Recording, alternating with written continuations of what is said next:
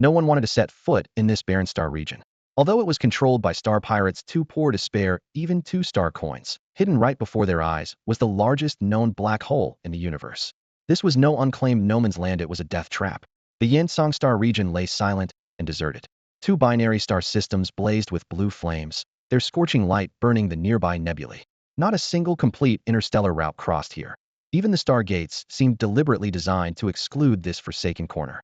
Only today was the silence broken. A trespasser had entered the edge of the binary system, touching down on that forgotten, lonely planet.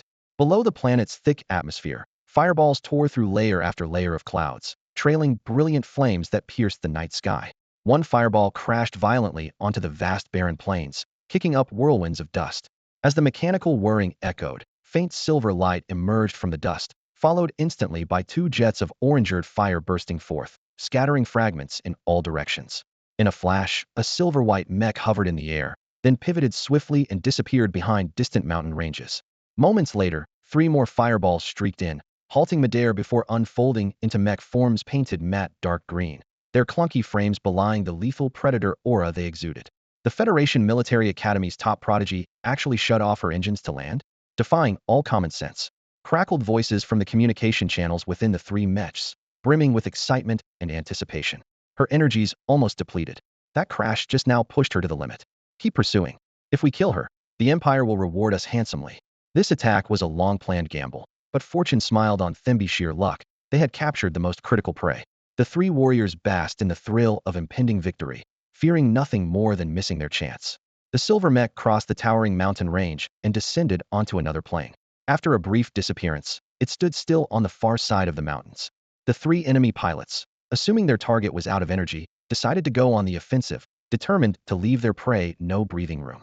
Climbing over the ridge, they suddenly came upon an oasis. Clear lakes, shaded groves, and a golden wheat field shimmering quietly under the star dust. The miracle of a habitable planet left them gasping in awe. Fortune surely favors us. This is the start of our prosperity. In the Federation, even toddlers understood the priceless value of a livable world. Though seemingly ordinary, this planet was enough to nurture the miracle of life. But as they approached the dormant silver mech, they noticed its power core had long since shut down, with a faint wisp of black smoke rising. This wasn't a simple overload. Before anyone could finish speaking, space near the wheat field warped suddenly, and a massive mech laden with farming tools emerged quietly. It trundled forward on caterpillar tracks, its exposed engine lacking any of the agility or armor of a military mech, yet it advanced toward them with the slow, menacing growl of a predator. The 3 were stunned, unable to understand how this agricultural mech could withstand their fierce attacks. In a blink, the mech lifted its short-barreled cannon and unleashed a furious barrage. Like a torrential downpour, fist-sized shells rained down at blistering speeds, precisely locking on all 3 targets with nowhere to run. They activated high-energy shields to block the hailstorm of fire, but alarms blared inside the cockpits. Just as they exhaled in relief, a thunderous crash shook the battlefield. The farming mech, wielding its massive excavator arm, suddenly leapt before them. Sweeping across a shield as easily as a gentle embrace, it grabbed one mech and dragged it before itself. The cannon barrel aimed squarely at the cockpit boom. The explosion roared like thunder, the blast concussion scattering the other 2 pursuit mechs. The colossal machine landed solidly, bracing itself with the digger arm, utterly unstoppable. However, all 3 were desperate outlaws willing to risk everything. After one of their mechas suffered a breach in its cockpit, they reacted quickly. 2 autocannons opened on either side of their midsections, aiming at the spot where the agricultural mecha had just fallen back. Rat-a-tat-tat. Blazing tongues of fire tore through the air. The Hunter 3 was built for overwhelming firepower, and its 40mm autocannons were more than enough to rip open the thin armor of the agricultural unit, which was as fragile as cheap latex. The 2 pilots were confident this volley would finish the target, but they were stunned to see the enemy's engine count and output far exceeded expectations. Above the tracks, at the mecha's waist, 2 sets of engines fired simultaneously. 3 smaller nozzles on the left side spewed blue-white flames. The powerful thrust made the agricultural mecha retreat while sliding sideways. Streams of bullets whistled past, kicking up rocks and dust, but failing to land hits. The agricultural mecha raised its strange short cannon, locking its muzzle steadily on a Hunter 3. Damn it! Why does this farming mecha have auxiliary thrusters? The pilot's pupils shrank in shock. The answer came in the form of fiery explosions around the cockpit, caused by a dense barrage. Another ally barely moved to help when he saw the engine flames on the agricultural mecha's back suddenly change color. Though the earlier leap had seemed almost defying physics, He had to admit now that this mecha's power far exceeded appearances. The next instant confirmed it. The agricultural mecha landed, and the short cannon rapidly reconfigured. The barrel shortened, while the muzzle expanded, now aimed at the ground. Boom. A shockwave sent the massive frame airborne again. The auxiliary thrusters adjusted its posture mid-flight, while the main engines spewed roaring flames. The entire mecha charged forward with brutal momentum toward its prey. Holy hell, is that thing even human? The hunter pilot shouted in disbelief as he hurriedly shifted his cannon. Rat-a-tat-tat-tat. The barrage rained down on the agricultural mecha. At that moment, its front loader arm lifted like a shield, blocking the energy core inside the chassis. The hunter lifted his cannon slightly to fire at the upper body. The agricultural mecha directly crossed the loader and mechanical arm over its chest to protect its core. Here, the difference between combat and agricultural mechas finally became clear. If not for that bizarre short cannon, the farming unit never would have pierced the hunter's defenses.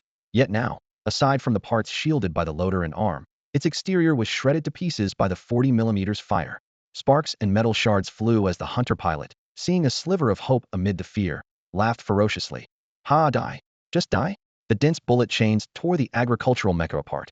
But its greatest advantage was ruggedness. The core module remained intact, and the engines kept pumping power. Seeing the enemy's reckless fearlessness, the hunter's heart raced, but he chose a cautious move. Climb higher. Once aloft, this agricultural mecha with barely any flight capability would be no threat. Holding air supremacy meant invincibility. The heavy armor of the excavator arm couldn't withstand the tearing any longer. The Predator sneered uncontrollably, having already spotted the cockpit of the agricultural mech. Massive shocks twisted and strained the joints of the mechanical arm. Metal groaning painfully, it looked like the entire arm was about to snap off. Inside the cockpit, the pilot clearly realized that holding on any longer would mean being ripped apart along with the machine. Without hesitation, he pushed open the hatch and leapt out. The Predator pilot's grin stretched from ear to ear in his eyes. The other pilot was nothing more than fragile flesh ready to be shredded by the cannon's barrel. He swung the 40mm autocannon around, locking his sights tightly on the young parachuter. But the next moment, after landing, the boy raised his hand into a gun shape, squinted one eye, and softly whispered a single-syllable bang. In the blink of an eye, a searing white beam pierced the battlefield.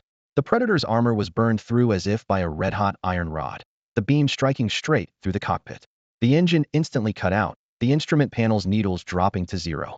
The pilot bowed his head, barely seeing his lower half vaporize into nothingness under the intense heat, his last thoughts fading as darkness took over. SSS. SSSSS. SSS. The hissing of some jetpacks thrusters leaked through the damaged sensors of the mech. Linyin suddenly opened her eyes. The neural link flared back to life in her mind, and the cockpit's display flashed a system alert. Sympathetic link detected. System initiating self-check beep. Remaining energy, 17. Overall armor damage, 89. Energy shields offline. Mechanical damage, 81. Data scrolled across the screen. Linyi's throat was dry, but she forced herself to stay calm. Xiao, analyze current situation. I need an escape route. Received. Planning route now. The AI's voice was steady as ever. Main engine module disconnected. Flight paths excluded. Limb actuators offline. Auxiliary power escape routes unavailable. Hatch sealed. Ejection escape impossible. Current escape probability, 0. Collecting environmental data interference detected. Unable to gather. The hatch sealed? Linyi's expression darkened. In response, an automatic surveillance feed popped up. An exterior camera caught a pair of silver-white aviation boots stepping firmly on the Mech's chest armor. Bright arcs of electric sparks flashed. The screech of a welding torch became unbearably loud. The intruder was using a handheld welder to forcibly seal the hatch shut. If her mech were intact, she could just blow the hatch off from the inside.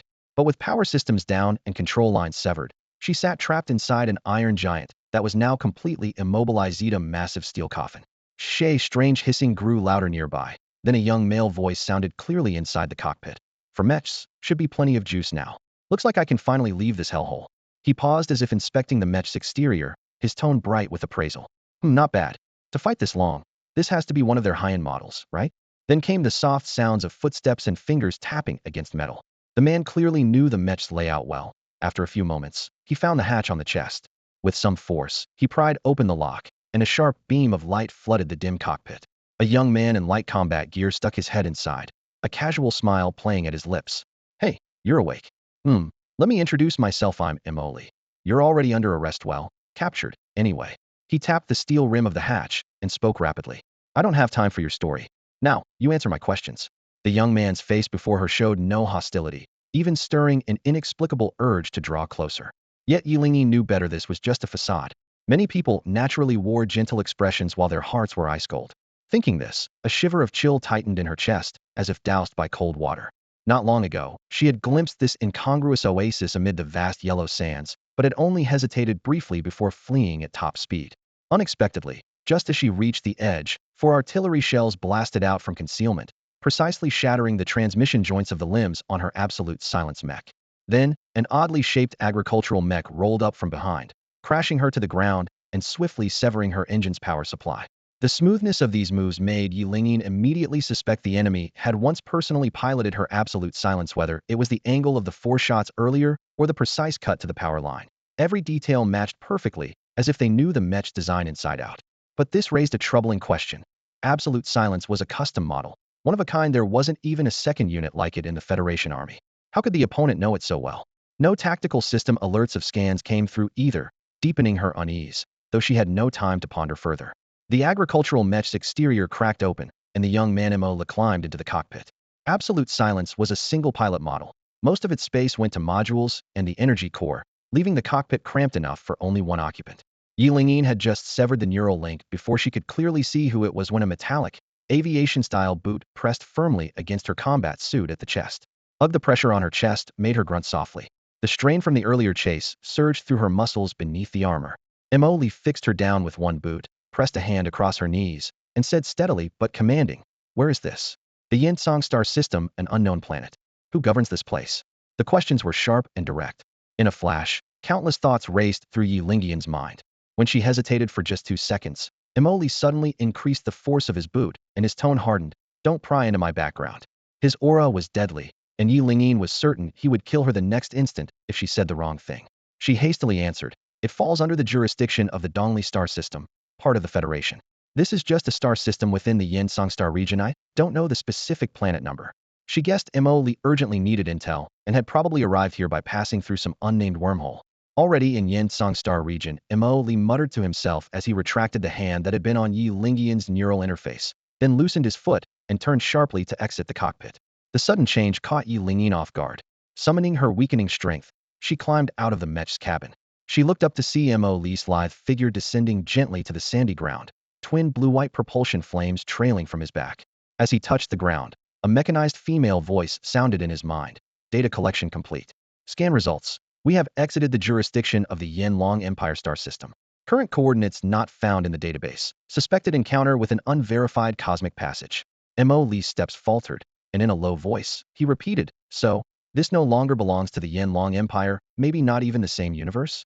The star system was absent from any known universe cataloged by the Yanlong Empire. He raised his gaze to the vast night sky, the unfamiliar star map stretching like a new celestial canopy. With a wry breath, he muttered to himself, "Well, here we go again, another crossing." Jet flames erupted from the combat suit on his back as Mo, expressionless, flew forward a good distance. The air was torn open by intense heat into 2 rolling white streaks, while the roaring wind and the deep growl of the armor's engines intertwined at his ears. After adapting to the thrust of this temporary battle suit, he folded his arms and stabilized his posture in midair. In his mind, the AI Xuan Ji reported the intel just parsed from the remains of the Jian individuality was a completely unfamiliar universe. The Federation, the Empire, and the Zerg-like species divided the territory, with a complex and shifting situation. To put it in terms of a web novel, he had truly crossed over. Zerg-like species? Mo's heart skipped slightly. They have those here too? What about the info? Are they the same as the ones back home? Based on cross-referencing public databases, the local Zerg species' behavioral patterns match 98 with those from the original universe, but no exact corresponding individuals or types have been identified so far. The engines flared again, and Mo took advantage of the thrust to leap forward, gliding into a sparse woodland area known as the Oasis. The patchwork of vibrant green plants and pale rocks stretched before him, but his gaze dimmed with overwhelming unfamiliarity. After a moment, he suddenly smiled faintly. "When I piloted the universal pardon through the black hole and caused the jet stream, I was prepared to sacrifice myself. Since I didn't die, then it'll live on. This place's technology is just as advanced. Maybe I can really find a way back." Xuan Ji continued the report. According to battle damage records, the Divine Machine 10 Direction Silence caused 96.2 damage to the Mother Hive. If the 4 main fleet forces outside follow your coordinates and assault it, the probability of exterminating the Zerg is 97.41. That's reassuring. Mo exhaled slightly. On the condition, however, that they execute your plan. But the last message received by the Universal Pardon was a retreat order. Impossible. With the jetpack cutting out, he slammed down heavily, dust exploding beneath his knees. His thoughts plunged instantly into the battle replay that forced premature decapitation strike, led by him commanding the 5 elite fleets of the Flame Dragon Empire, penetrating deep alone into the Mother Hive to clear the path for the Divine Machine 10 Direction Silence. As the youngest and highest achieving commander in Imperial history, he had fulfilled expectations. The Mother Hive was shattered and the Zerg leader executed on the spot. But the Zerg had left a final desperate move, anchoring the Mother Hive on the edge of the black hole and using endless waves of Zerg to forcibly seal off the singularity. Mo Li's fleet was forced to enter the black hole in the Zerg's dying counterattack, essentially exchanging themselves one for one with the Mother Hive. In theory, it was a guaranteed win. The 4 external fleets just had to wait for the Zerg swarm to wane before sweeping the remnants, since the Zerg couldn't survive without the Mother Hive. But they received a retreat order. Mo Li clenched his fist. Without outside forces eliminating them, the Zerg would soon devour each other and raise new leaders through parasitic breeding, rebuilding the Mother Hive. The order came from the Imperial rear. Judging by the situation at that time, it was very likely targeted at you personally, Xuan Ji concluded calmly. Mo Li saw through it in an instant. His rapid rise had already unsettled the old powers, who lost sleep over him. The Zerg rebellion might also have been their orchestrated scheme to kill 2 birds with 1 stone. Heh! He exhaled with self-mockery, his gaze settling on a capsule base no bigger than a fingernail nearby, strangely precious in this moment. The strongest commanders were trapped too on this barren rock that not even birds visited. The Divine Machine 10 Direction Silence and Universal Pardon were battered, barely able to muster enough energy to break the atmosphere. What's done is done. He'll start by dismantling the armor to scavenge resources. He strode quickly to the hatch, swiping his finger across the gauntlet's light panel. Xuan Ji, prepare to repair the armor. The alloy hull hummed as it split open, light strips glowing from floor to ceiling. A gray-white repair mech about 2.5 meters tall rose slowly. The center had a humanoid recess, lined with hydraulic locks in neat rows. Mo Li took a deep breath, turned, and stepped in with arms outstretched, fitting precisely into the cavity. Then the armor plates on either side clicked shut, hydraulic locks sealed one by one, and the plating beside the mech activated, enveloping him inside. Click, click, the clasps securing the mech loosened one by one. Mo Li clenched his fist, and the mech mirrored his movement by forming a fist of its own. He guided the small engineering mech forward. The engine roared to life instantly as the machine skimmed above the oasis, speeding low toward the desert's edge. Given the current limits of energy technology, small mechs couldn't yet replace large combat machines, but were more than capable of handling construction tasks. Just after leaving the oasis, Mo Li spotted a figure on the distant wreckage of the destroyed Tian mech Sumion, cautiously climbing out of the cockpit. The tight battle suit outlined a sleek silhouette, and her delicate but steely face was etched with tension. She clearly knew this place was far from safe. Mo Li paid her no mind. Before the first wave of combat, Xuan Ji had already scanned the Jian mech. Its weapon systems were nearly destroyed, and the pilot carried no personal weapons, posing no real threat to him. If it weren't for the fact that the mech's engine deserved a closer look, Mo Li would have blown the cockpit to smithereens during the ambush. On the ground, Linyin had also noticed the approaching engineering mech. As an expert pilot with exceptional physical fitness, she understood that fighting a mech unarmed was sheer madness. Not understanding why the mech didn't attack her, she could only jump off and raise her hands to signal that she meant no harm. Mo Li didn't even glance at her. Hovering the engineering mech over the Julian's back, he flipped the right arm armor open. The modules reconfigured quickly, and a finger-length laser cutter extended. Following Xuan Ji's real-time structural projection, he began dismantling with precision and speed. Linyin looked up from the sand, her heart aching. She had personally customized the Jianth Academy, only provided raw materials, but she collected parts and stayed up late adjusting the assembly. And now, a stranger was treating her creation like scrap metal. Clang! A chunk of armor was pried off and dropped heavily onto the sand. Linyin couldn't hold back any longer. She called out, "Who are you?" Xuan Ji had already analyzed the local language, and Mo Li, fluent in Federation common tongue, gave no answer. The laser cutter flickered again, slicing off a sharp piece of armor which he flung back with force. The armor spun through the air with a roaring whistle. Linyin jerked backwards just in time as the blade, carried by a gust of wind, drove into the sand at her feet. Under the twin suns, this planet's average temperature was 60 degrees Celsius year-round, but at that moment, Linyin felt as if she had fallen onto an icebound world. If she hadn't dodged, she would have been dead. The faint hope she had felt when the mech spared her vanished instantly. Helpless, she watched him tear the Jian apart. Within moments, a huge hole had been carved in its back. Mo Li planted the mech's feet on either side of the breach. The shoulder armor opened, and 3 pairs of small thrusters buzzed to life, stabilizing the hover. Then, Reaching deep inside, he yanked the core engine free with brute strength. Seeing the engine, Linyin was stunned into silence. The size of the engine had already surpassed that of Mo Li's mech. At this moment, he looked like an ant carrying prey larger than itself. The engineering Mech's engine roared at its limit, its blue-white exhaust scorching the ground beneath.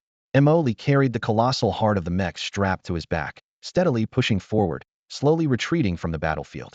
Elsewhere, Linyin watched as the engineering mech disappeared into a distant oasis, her heart pounding like a tidal wave.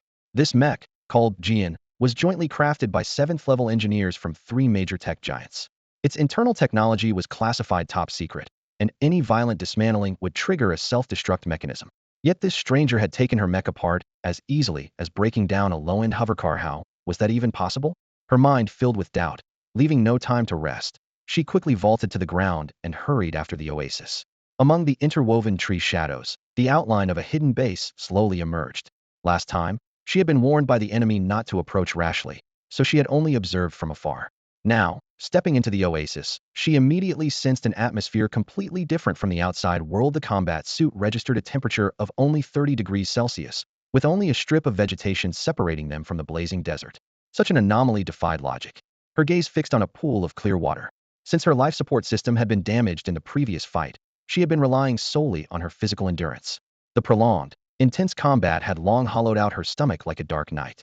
Linyin rushed to the water's edge, leaned over, and saw schools of fish swimming beneath the surface. Forgetting all caution, she bent down to drink deeply. Although this planet's climate was friendlier than other barren ones, humans still found it hard to fully adapt. Just a few minutes of exposure had drained most of her Bodis water, and the energy consumed in battle left her parched and burning with thirst. As she raised her head, she noticed a planting zone next to the base, branches hanging heavy with unknown fruits. Their sweet aroma teased her tongue.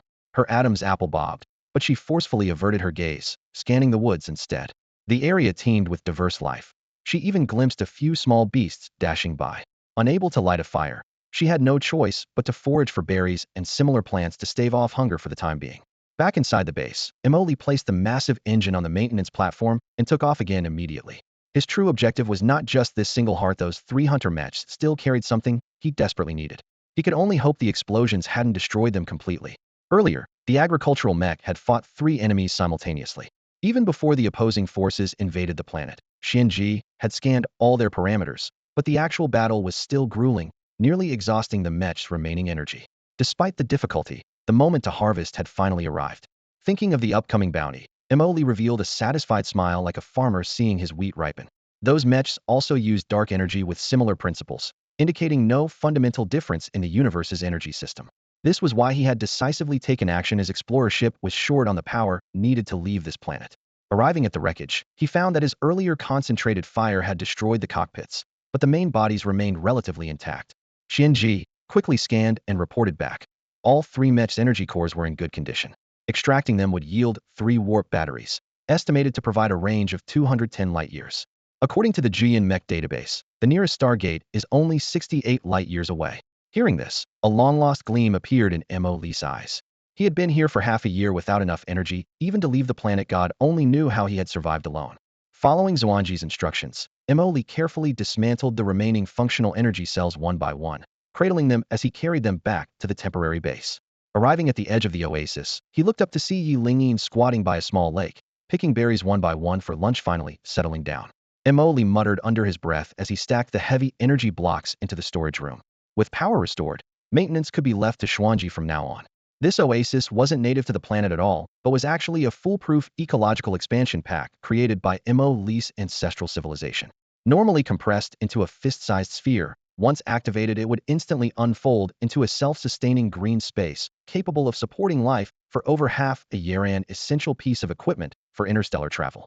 Every ship in the Yanlong Empire, no matter the size, came equipped with Onino. One could predict when they might crash land on a barren world. The expansion pack ran continuously on sunlight, making it both efficient and worry-free. For the past 6 months, Emoli had relied entirely on it for food and water. Survival wasn't a problem, but happiness was another matter. This vast oasis didn't even support a single other living person. Were it not for Xuan Ji's company, he would have long ago gone mad from the oppressive silence. At first, he found ways to amuse himself, but with time, the urge for conversation began sprouting uncontrollably inside him like wild grass, though he hadn't yet revealed it outwardly. Just as he was about to enter the capsule base, Xuan Ji suddenly spoke, stopping him. I've detected something interesting on that individual called Linyin. Interesting? Emily followed the prompt to look toward the distance. Linyin sat cross-legged on a stone under the shade of a tree, staring blankly. A network access device, possibly the star network interface mentioned in the data. Star network? Emily's heart skipped a beat. It was an immense communication web covering the entire observable universe, using stars as relay stations to provide connectivity in any star system. He thought of the Imperial Virtual Dream Network, a similar concept, though the Empire had expended vast resources just to barely cover the core territories, leaving distant provinces without access. Xuan Ji continued, it's not much different from the Virtual Dream Network. If we can use this interface, our intelligence sources would no longer be limited to the remnants of Julian's data library. Emily's eyes brightened. Perhaps sensing he was being watched, Linyin looked up and met his approaching gaze. Immediately tense, she crossed her arms tightly over her chest, muscles taut like drawn strings. Star network access device handed over, Molly said evenly, without emotion. Linyin Froziet was genetically bound to her, useless to him in any case. Besides, the device had been mysteriously jammed since entering this star system, making even the faintest star network trace impossible. But their brief earlier skirmish had made her realize this man would strike without hesitation. She wasn't ready to die yet. She still had questions to answer. Taking a deep breath, she slowly extended her wrist.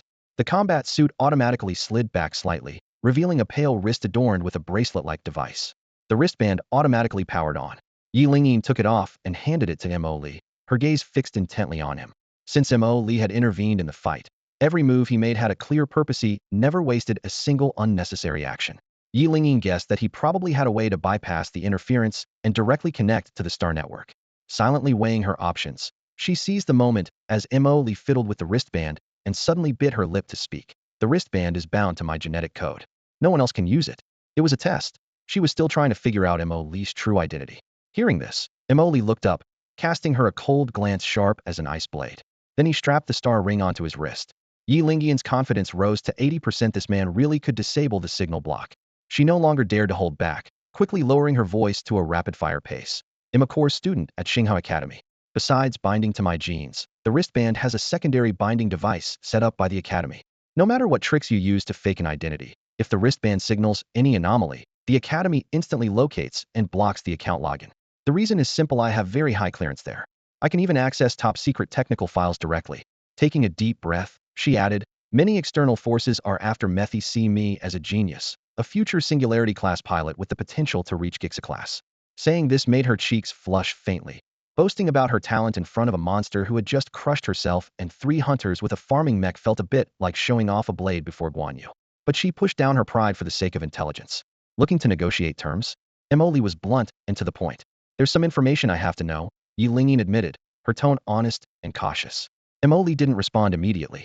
Instead, he communicated rapidly in his mind with Xuan Ji. Moments later, he said, if that's the case, you must have a way for me to log in normally. Exactly. Linyin nodded, speaking more slowly now. It's simple.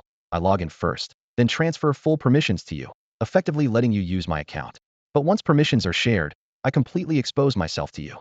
When she finished speaking, she took a deep breath and raised her hand to activate the wristband. Iridescent patterns lit up along the band, and she closed her eyes to log in. Detecting special energy. Analyzing. Analysis failed. Energy not recorded. Current conditions insufficient for parsing. Xuan Ji's voice echoed in Mo Li's mind. At the same time, Linyin logged out, removed the wristband, and handed it to him. Done. Mo Li instinctively took it, immediately feeling the wristband grow slightly warm. Then a clear electronic female voice echoed in his consciousness. Connecting to Star Network. Connection successful. Welcome, core member of Xinghao Academy, Ms. Linyin. The surrounding scene instantly twisted and expanded. Neon-lit skyscrapers, endless streams of hovering vehicles, floating islands, and buildings all unfolded before his eyes. Armored figures soared through the air, and massive mechs occasionally swept past. Virtual reality? Mo Li's pupils contracted sharply. Although the Yanlong Empire also possessed VR technology, it was nowhere near this seamless. Just a single wristband granted full sensory immersion. What startled him even more was that the moment he logged in, he barely felt his physical Bodhi's presence. It was as if the self standing in this virtual city was his true reality. It was like this body in the virtual space was the real him. Wait. Emoli sensed something and slowly lowered his head. His toes were completely hidden from view. All he could see were 2 full, imposing peaks. "It's so heavy, huh?" He gasped sharply and instinctively reached to support his chest. Indeed, it felt weighty. Thinking of that acquaintance from the Yanlong Empire who always bore this burden during training, he couldn't help but feel deep respect. Carrying such an exaggerated load, yet maintaining balance, must multiply the difficulty of combat many times over. Behind him came a strange, sinking sensation, reminding him that this body was not his own. Not very smart.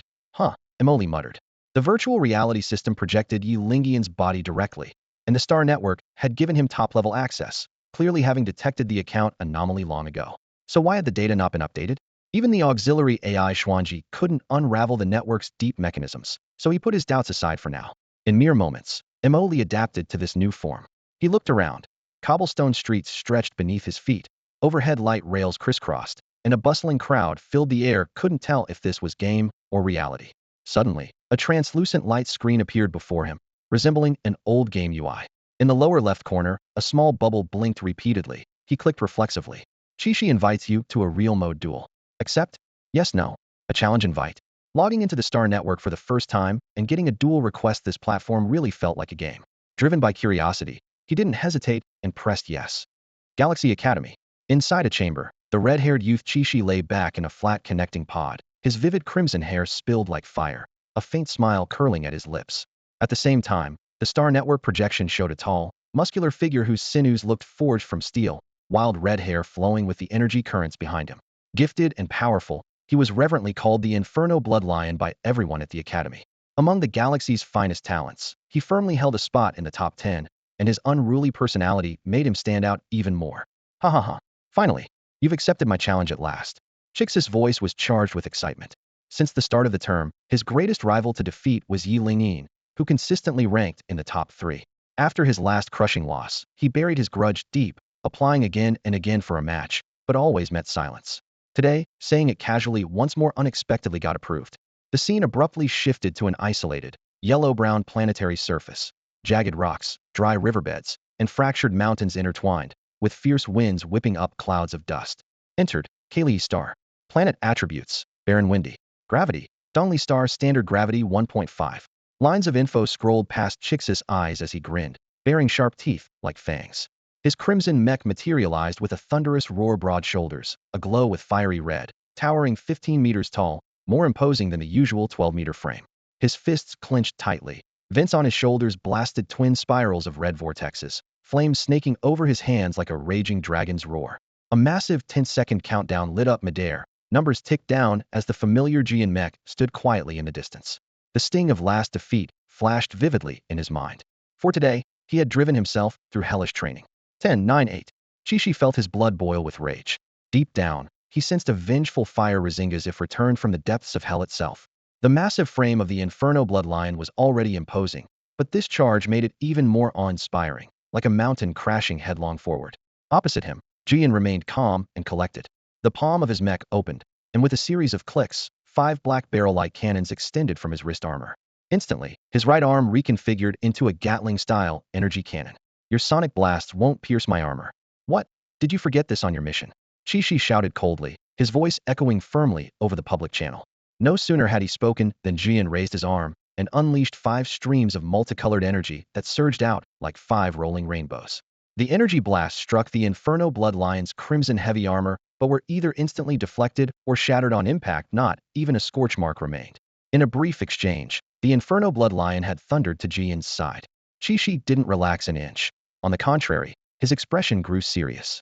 At this moment, both combatants entered their optimal range. Jian was famed for agility and maneuverability, while the Inferno Blood Lion was a pure melee beast. He swung his iron fist fiercely, the energy conversion engine at his wrist roaring to life as scorching flames licked his knuckles and surged forward. Boom!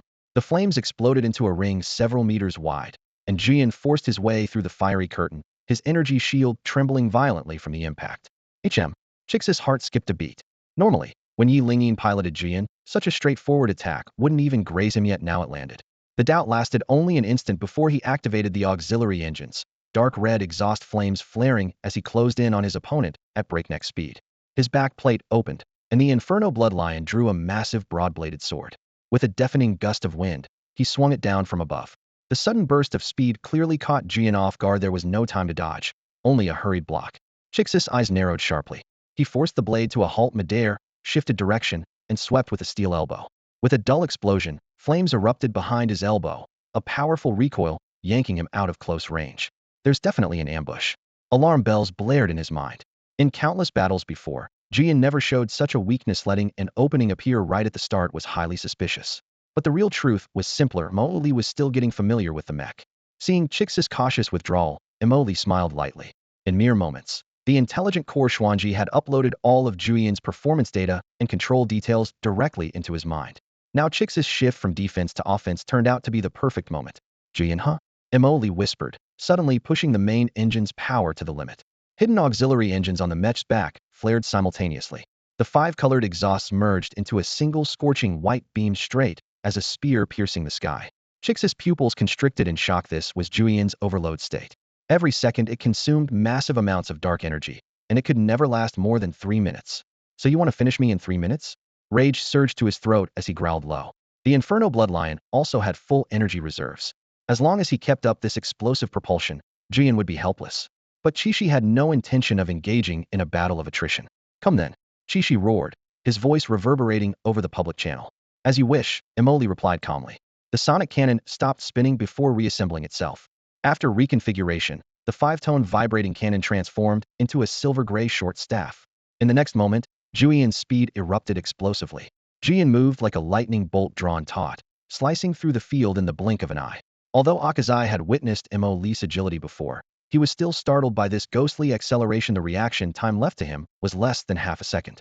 The silver-gray staff swept horizontally with decisive force plane, but heavy, striking squarely against Akazai's hastily raised elbow armor. Sparks flew as his defensive readout spiked just in time. Emoli pressed one hand firmly against Akazai's chest armor, anchoring himself and flowing like quicksilver to flip behind his opponent. The staff then hummed its ends, suddenly spread apart, converging high-frequency, oscillating particle streams into double blades. Akazai whirled sharply, throwing a punch, but Emoli flicked a spinning arc with the staff, reversing the grip to slash upward with the particle edge, carving ripples along the shield's surface. My defense, he started to say, but before he could finish, Emoli's knee rammed hard, breaking Akazai's extended right arm. Two mechanized suits collided with a shower of sparks. Julian's engine roared at full power, and that knee strike surged with overwhelming force, pushing Akazai back half a step. In this lightning-fast interval, countless cold gleams flickered before Akazai's eyes like a torrential ice rain, forcing him to squint instinctively. The next second failure, two vivid red characters suddenly flashed. Startled, he realized he was back in the training chamber, his body intact, but his face blank with confusion. I lost. He hung his head, palms open and trembling slightly, questions swirling through his mind. What exactly had just happened? After a brief daze, he hastily pulled up the combat replay, dragging the timeline to the moment of Emoli's knee strike. In the third-person view, every detail was crystal clear. The moment of impact coincided with all auxiliary kinetic boost engines on Emoli's staff-wielding right arm, igniting a device normally reserved for speed and power enhancement. Oddly, the engines did not immediately surge, but seemed to charge momentarily. At the instant the knee connected, the staff flashed like lightning, stabbing forward, retracting, and stabbing again, all within less than 1/10 of a second. Akazai's scalp tingled in disbelief. Was this truly humanly possible? The ensuing rapid stabs shredded the prison fire bloodlion's shield to pieces, and before it could stop, the particle blade had already pierced the cockpit. The frame froze on countless interlaced cold lights, situating Akazai in a frigid hellscape, rooted to the spot as the dazzling silver glimmers played repeatedly in his mind. Elsewhere, the victory notification flooded the screen, registering in Emoli's eyes. Right arm engine system overloaded by 382. Engine system has exceeded critical overload threshold and is about to fail. Right arm engine system offline. Less than 2 seconds of extreme overload completely destroyed the entire right arm module of Jian, but unleashed a terrifying destructive force that instantly shredded the prison fire bloodlion's prized armor. Exiting the combat map, Emoli nodded with satisfaction. The mech system here is pretty impressive. His gaze landed on the data window. As for the engines, there are still secrets in this technology beyond my understanding. The universe is vast, Xuan Ji. That's why I have never stopped learning. Emoli returned once again to the bustling street. The nearby bubbles still flickered, and he was eager to tap one again, but Linyian's voice interrupted him. Can you hear me? Only then did he remember that he had promised to help her. Though it was strange how she could communicate with him inside the virtual starnet without any devices, he held back his curiosity and calmly replied, I can hear you. What do you want to know? Hearing his voice eased Linyian's anxiety halfway. If Emoli broke his promise, she would be helpless. She forced herself to stay composed and quickly explained, you should see a game-like interface. On the right side, you can pull out a friends list. Emily thought for a moment and reached out to tug at the empty air. Sure enough, a translucent panel appeared, with the friends list clearly displayed on the right. Got it. What next? Linyin struggled to keep her voice steady. My mentor is on that list. Please contact him for me. Emily scanned the list and quickly found a contact named Mentor, whose avatar was an elderly man with white hair. Without him doing anything, a flood of messages popped up in the info window. Mentor, Linyin, something's happened in the Yanlong Star region. How are you all? Mentor, no contact. Reply if you see this. Mentor, no contact. Reply if you see this. The timestamps showed the mentor had been messaging almost daily for over 2 weeks. Now that Emily had logged in, the frequency increased, though he had been distracted battling with Gui Xu and hadn't looked earlier. Mentor, what's the situation? Why no response? Mentor, video link won't connect. Where are you? The Academy has sent a fleet. Mentor, can't talk openly? Please answer. Emily summarized the messages briefly. Your mentor's worried. He says the Academy has dispatched a fleet to your location. Tears welled up in Linyian's eyes. After several deep breaths, she steadied her voice. Tell him I'm fine. Then she paused and asked about the others. Emily relayed her exact words. Shortly after, new messages appeared. Mentor, no news on the others so far. Mentor, you're the only one responding. Those 2 lines shattered Linyian's last shred of reason. Explosions, flames, and screams replayed in her mind as her body trembled uncontrollably. After a long silence, she whispered mechanically, sorry. Emily gently asked, is there anything else you want to say? There was no reply, just the repeated apologies. Suspected severe trauma and mental breakdown, Xuan Ji calmly informed him. Emily could only respond to the mentor, she's not doing well. I'm stuck on a planet. Mentor, where exactly? What are the star system's characteristics? Emily hesitated as he read the messages. The mentor clearly had considerable strength if he could organize a fleet to cross star systems in search of them. It meant that fleet was no small force. With that thought, Emily began to assess his own strength. If the other side truly was a fleet capable of interstellar travel coming to their rescue, he would need to prepare for possible conflict. In space, maneuvering speed is often directly tied to technological advancement, and a fleet qualified as a rescue force obviously wouldn't be slow. Should he take the risk? He pondered silently. In his earpiece, the AI core Xuan Ji seemed to sense his hesitation and calmly reported its analysis. Based on interactions between the individual named Linyin and her mentor, the probability of conflict with this unknown fleet is below 39%. On the contrary, if a friendly relationship can be established, they could become a bridge for us to enter the interstellar civilization. They use the same energy system as we do. Successful cooperation would be crucial to restarting the universal pardon and silence of 10 Directions projects. 61% chance of success. Are you really willing to gamble on that? Emily frowned. Xuan Ji, this doesn't sound like you. This is the best available option based on current assessments. Xuan Ji remained unfazed. Although we have conditions to withdraw immediately, both our new identity and follow-up supplies would become very complicated. Moreover, I am confident I can increase the chances of success. Explain. We can start with the woman in front of us. She is currently psychologically vulnerable due to severe trauma and thus highly suggestible. With my guidance, there is over a 91% chance of successful brainwashing. Judging from her communications with the fleet-controlling mentor, she holds a significant position in her civilization. If we gain control of her, stable energy supplies can be assured. These resources outweigh the option of simply leaving. During the conversation, Linyian's mentor had already sent multiple urgent messages pressing for a reply. Emily was taken aback. Was this still the Xuan Ji he knew? We must break the deadlock soon if we want to return to the Flame Dragon Empire, Xuan Ji pressed. Emily inhaled sharply. Forget brainwashing for now. First, we need to gauge their strength. The remaining energy of silence of 10 directions is enough to fight one battle. That is your trump card. Recklessly using it is not optimal. Xuan Ji couldn't seem to understand his insistence. Emily refused to explain further and directly sent coordinates to Linyian's mentor via the virtual terminal. Upon receipt, the mentor immediately replied, instructing them to ensure survival first and dispatching the fleet at once. After the connection ended, Emily looked up at Linyin, who was still crying.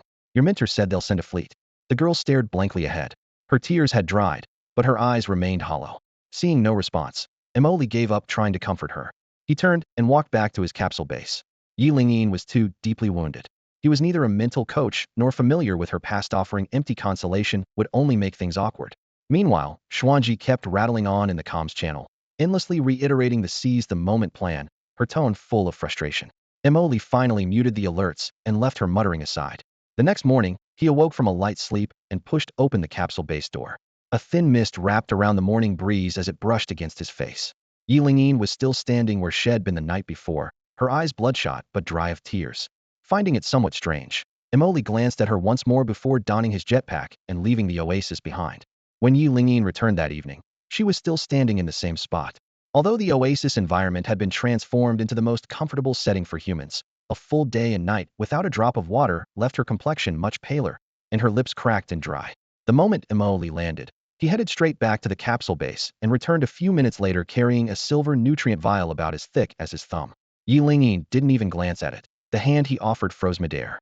Li, unwilling to waste words, suddenly grabbed her cheeks.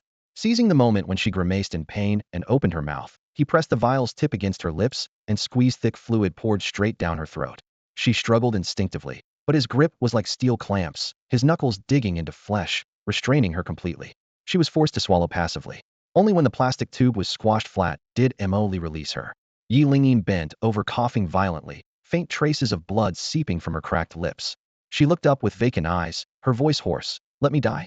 Wait until the fleet arrives to die," Li said coldly, arms crossed. "Once the hatch is open, you can jump into open space if you want. I've already transmitted our coordinates.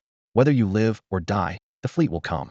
But if you die first, they might come after me, and I still need this planet." The harsh logic was laid bare before her. Linyin closed her mouth, her breathing faint. As long as she lived, she was more valuable to Li. One vial of nutrient would last 3 days. After feeding her, Li turned and returned to base without another word.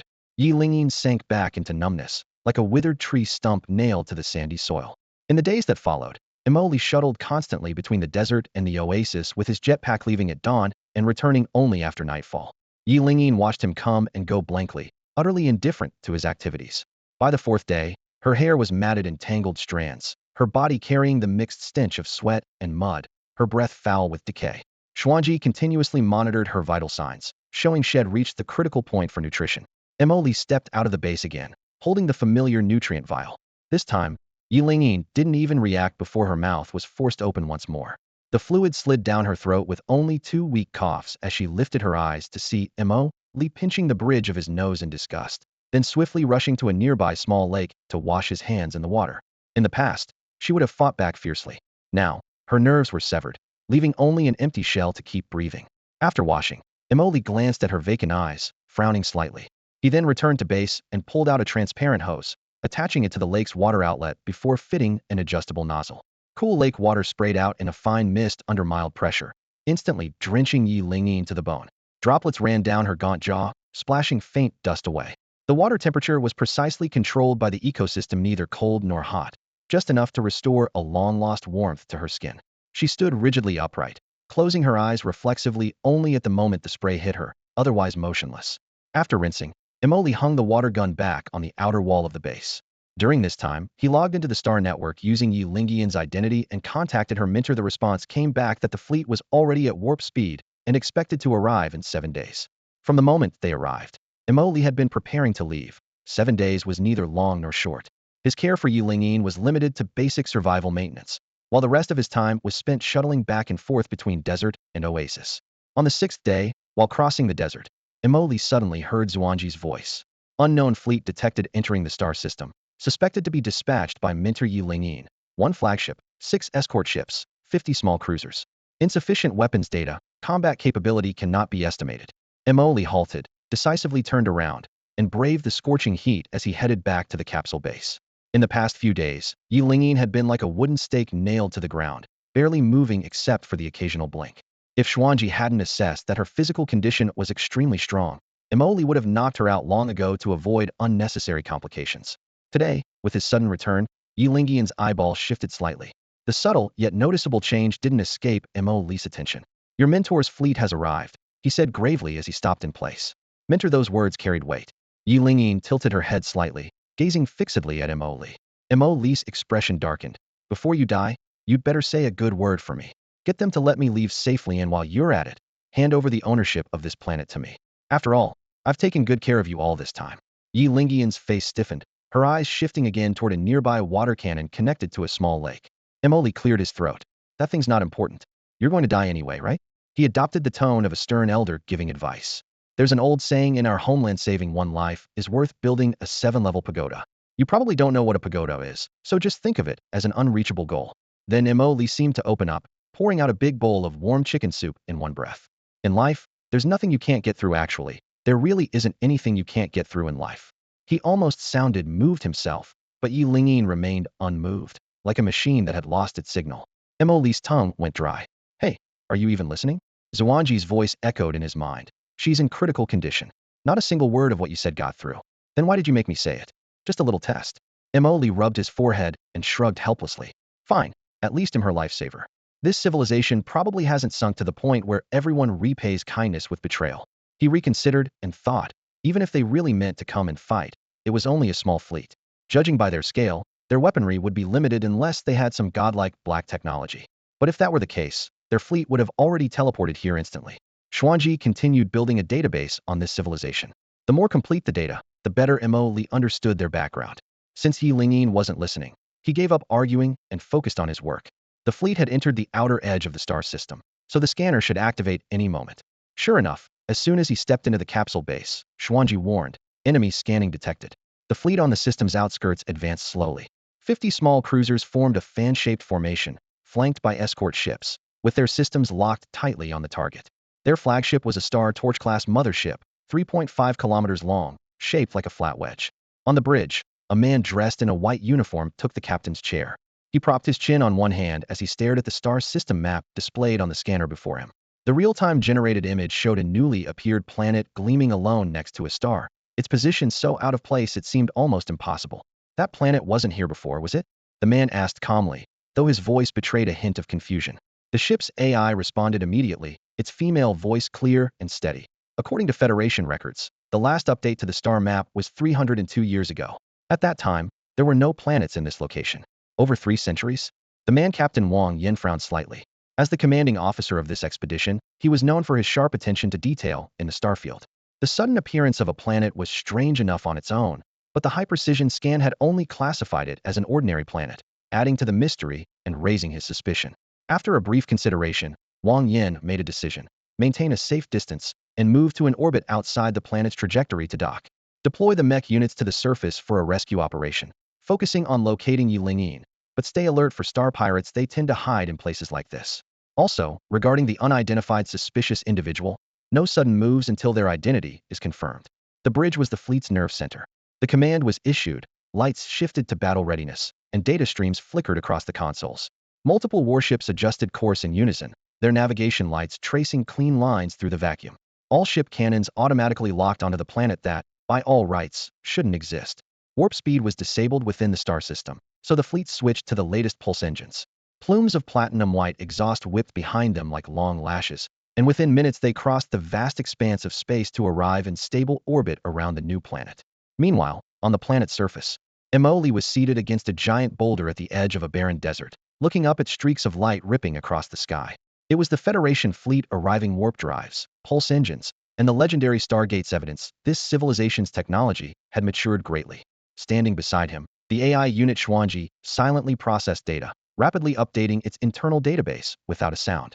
The main ship's hangar bay opened like a giant honeycomb lid, releasing hundreds of black mechs spewing blue flame as they formed multiple arrow-shaped formations descending into the atmosphere. Their scanners were highly precise, directly locking onto the lush green oasis deep in the desert where Yi Lingyin was located, and even detecting Mo Li's life signs. These mech soldiers, veterans of countless planetary landings, moved with practiced efficiency. The roar overhead grew louder, with blazing trails behind them casting an orange glow on the sand. Towering metal giants 15 meters tall advanced in tight formation, the air torn by their sharp whistles. The lead mech's armor was distinct, sleek lines and thrusters more powerful than standard models. It was the first to break through the clouds, landing heavily at the oasis edge and kicking up a swirling dust storm. The rest fanned out behind it, but stopped short of stepping into the verdant forbidden zone. Inside the oasis, Yi Lingyin remained unconscious, showing no response. Seeing the iron giants just meters away, Mo Li sighed, then slapped his cheeks to force a wild expression of joy and hurried toward the tree line. This is great. Finally, someone's here. He ran up to the lead mech's feet, waving and shouting upward, I'm a Federation citizen. I was chased here by star pirates, please, help me. But the mech did not respond. Its thick shoulder armor slowly parted, revealing a cold black cannon that hummed as it locked onto him. Mo Li's heart tightened. He raised both hands. You're looking for Yi Lingyin, right? She's in there. Hearing this, the cannon remained trained on him. The mech's mechanical head tilted slightly, eyes turning toward the distant oasis. As Wang Yin said, this planet exuded an eerie atmosphere everywhere. Whether it was suddenly appearing in the star system or this oasis itself, nothing here belonged in such an environment.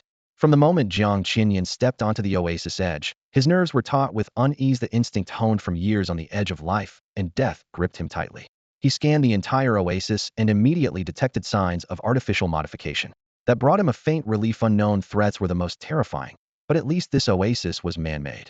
The scanning beam swept across the lake's surface and locked onto a slender figure standing silently. Linyin. Target acquired. Jiang Qinyan quickly reported via the mothership's temporary channel. Target located, confirmed to be Miss Linyin. Rescue the target immediately. Wang Yan's voice remained calm. Take the person next to her as well. We'll investigate later. Other mechs arrived one after another, maintaining unbroken perimeter vigilance.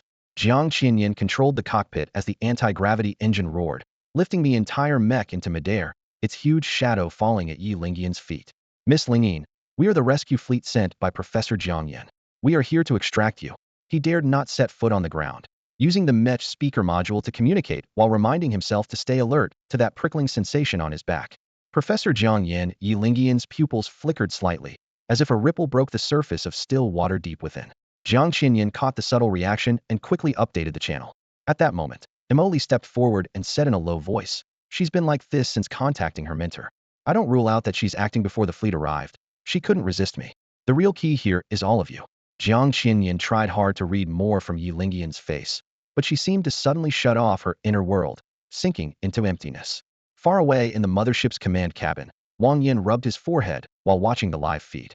The female officer who had once led troops with vigor was now left with only one persona one could hold up under such pressure. Reluctant to forcibly drag her away, he called Jiang Yan. The connection was immediate. The professor's hologram appeared in the cabin. "Captain Wang, have you retrieved her?" "Yes, but Miss Yi is in an abnormal state." Wang Yan shared the footage. Jiang Yan's brow furrowed deeply. "Connect me to that channel." Inside the oasis, Linyin and Emily stood side by side, as if time had frozen them in place. The huge mech hovering above continued operating its anti-gravity engine. Strong currents on the lake's surface left ripples, tree trunks bent, and leaves fell like rain. Around them, newly arrived mechs formed a tight defensive line, magnetic railguns and energy rifles fully charged and ready to fire. "Linyin." An aged but resolute voice came through the communicator. Linyian's body suddenly trembled. "I know your pain." Jiang Yan's voice cut through the air like a rasping file. "All this is the Empire's conspiracy with those worms." Linyian's head shot up. The madness in her blood-red eyes made even Emily's expression twitch at the corner of his eye. Seeing her like this, Jiang Yan's heart felt as if it were being pierced by needles. Yet his tone remained calm and steady as he quietly revealed a cruel truth. Their target was her, and this mission had been planned well in advance. As he spoke, his face seemed to be covered in a layer of frost, but his cold words struck Linyian's desolate heart like a heavy hammer. "Who is it?" Linyian's hoarse voice cracked and rasped as it tore out, like sandpaper scraping metal. Emily followed the sound, catching sight of her eyes filled with deep hatred, while the blood-red color bloomed sharply around her pale lips. Jiang Yan clutched his chest in pain and added in a low voice, "We have some clues, but the mastermind behind it hasn't revealed themselves yet." Linyin slowly approached the holographic display, her gaze drifting through the virtual data before regaining some composure. "I will kill them." Watching everything unfold, Emily quietly murmured to Xuan Ji in his mind, "Such strong killing intent looks like she really was set up badly." "Miss Yi, come back with me," Jiang Yan said, gathering his emotions and gesturing politely. "All right," Linyin replied simply, then turned to walk out beyond the oasis. At the edge of the oasis, a gray and white landing ship had already touched down on the yellow sands. Its metal hatch slowly opened. Emoli followed closely behind, thinking to himself, this was the most reasonable and safest chance to leave this hellish planet. With his old exploration ship, it would be hard to explain his identity, plus he'd have to traverse the entire Yanlong Star region. If he ran into star pirates, the trouble would be huge. Unless he used the last bit of energy from Xuan Ji, his final trump card. As for gathering fuel on this strange and mysterious planet, no way. If it were possible, he'd have left ages ago. Inside the cabin, Emoli made up his mind. If no one guided him this time, he'd make a scene. Fortunately, Xuan Ji had judged correctly. This crew was reasonable. They didn't open fire on first contact, only maintaining sensible caution about his unknown origins. He admitted, if he were in their place, on such a bizarre world and confronted by a stranger next to the rescue target, he might have shot first and asked questions later. The landing ship was over 100 meters long, its interior corridors brightly lit with white light. Emoli was placed in a guest room of less than 20 square meters, its walls as smooth as mirrors, furnished only with a bed and a folding table if the door hadn't locked. It might as well have been a makeshift cell. The hatch sealed shut. The power core rumbled to life. Meanwhile, the ground team entered the capsule base inside the oasis to search, finding nothing but some bare essentials. Minutes later, the landing ship rose from the ground. Through the porthole, Emoli saw the scorched earth quickly shrink to stripes, clouds rushing toward them. His chest suddenly felt warm. 6 months had passed, and only he knew how he had endured it all. Though the chance to leave was precarious, at least he was finally getting out. The ship docked in a bay inside the mothership's hull. Linyin had already vanished. Just as Emoli thought he'd be left alone in the guest room, steady footsteps approached from outside. Knock, knock, knock. The visitor politely rapped on the door. Please come in, Emoli responded instinctively. The door slid open, revealing a resolute middle-aged man carrying a dark tactical helmet. His deep voice said, Hello, I'm Jiang Qinyan, captain of the Mech unit on this fleet. Oh, hi. Emoli immediately rose to greet him, bewildered and with nowhere to put his hands, looking exactly like a civilian awkwardly summoned by military personnel. Jiang Qinyan took it all in with a polite tone. Miss, he instructed us to take good care of you. Please, come with me. Emoli nodded hastily and stood up, noticeably nervous as he followed Jiang Qinyan, eyes flicking around the corridor. However, in a place where no one could see, control of the spaceship was slowly shifting hands. Linyin is under my surveillance. So far, she hasn't leaked any of your information and is following your instructions precisely. Breaking into their local network was almost effortless, but StarNet is a high-dimensional system beyond my ability to decode. It's strange, like 2 separate technology trees. Emoli nodded silently in his mind. Xuan Ji excitedly reported again. Oh, the takeover of the spaceship is complete. You can act as you please at any time. Hearing the AI's sudden playful tone, Emoli shook his head helplessly. True intelligence can be hard to manage sometimes. At that moment, Jiang Qinyan approached without any small talk, simply raising his hand to signal Emoli to follow. He led him past the dining hall, gym pod, holographic game lounge, and other communal areas. The corridors were filled with crowds. Thousands of passengers lived aboard the ship, their voices noisy and intertwined with the hum of machinery. You are free to move about these areas, Jiang Qinyan said calmly as they finished the last stretch of hallway. The dining hall offers unlimited food. We're now returning to Dongli Star, estimated arrival in 1 month. Dongli Star? Am finally leaving this hellhole? Emoli blurted out, unable to hide his excitement. Jiang Qinyan gave him a long, steady look and continued. Your identity information has been entered into the system. Doors you are authorized to enter will open automatically. If one doesn't open, don't waste your energy trying. With that, he turned and left with purposeful efficiency. The cabin lights flickered slightly as Xuan Ji spoke again. They are monitoring you. Would you like me to assist? No need. It's fine now, Emoli replied casually. After 6 months of waiting, a few more days wouldn't matter. Several days passed in a steady rhythm of inspections, meals, and rest, feeling rather mundane. Just when Emoli thought the journey would end quietly, Linyin suddenly knocked on his cabin door after a long silence. Her expression seemed normal, but as she stepped inside, she spoke coldly. You're in disguise. Emoli's smile faded. He moved to sit on the edge of the bed, leaning slightly forward. What? You think you've got me figured out now? For some reason, Linyin felt a chill run down her spine. She lowered her voice. I don't want to expose you. Whatever you want to do is none of my business. Right now, I have only one goal. Revenge, Emoli said calmly, finishing her sentence. Linyin paused. This man had saved her, enabling her to seek revenge. There was no denying that. I know you're an undocumented person. She looked him straight in the eye. Once we reach Dongli Star, I'll arrange an identity and funds for you. Then you're free to act as you like. We'll owe each other nothing. That works. Moli smiled faintly, not pressing to satisfy any curiosity about his background. Grown-ups know some things are safer left unspoken. Linyin finished speaking and turned away. Emoli didn't get up to see her off. Back in her room, she lay down expressionlessly, her fingers touching the interface as her consciousness instantly connected to StarNet. She once had many reasons to live, but now there was only one. Linyin, just wait. They'll make sure they all come down to join you, the girl whispered softly, closing her eyes. Her mind sank deep into StarNet. Once inside, she immediately chose virtual combat. The training facilities on this Star Torch-class fleet were limited, so she preferred to hone her skills through the Star Network. After connecting successfully, Linyin had just opened the matchmaking queue on the virtual battle network when a flashing notification popped up on the Sidea battle invitation from Qixi. Since she relogged into the Star Network, this guy had gotten noticeably more impatient, sending invitation after invitation. Having been his defeated opponent before, Linyin couldn't be bothered and closed the window without hesitation.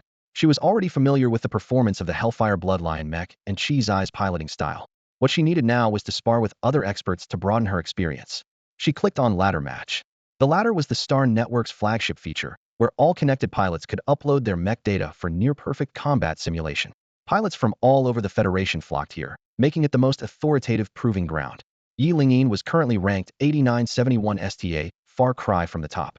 The match loaded almost instantly, but as the countdown ended, the screen lit up with the familiar Redan Black Hellfire Bloodlion. Linyin remained expressionless.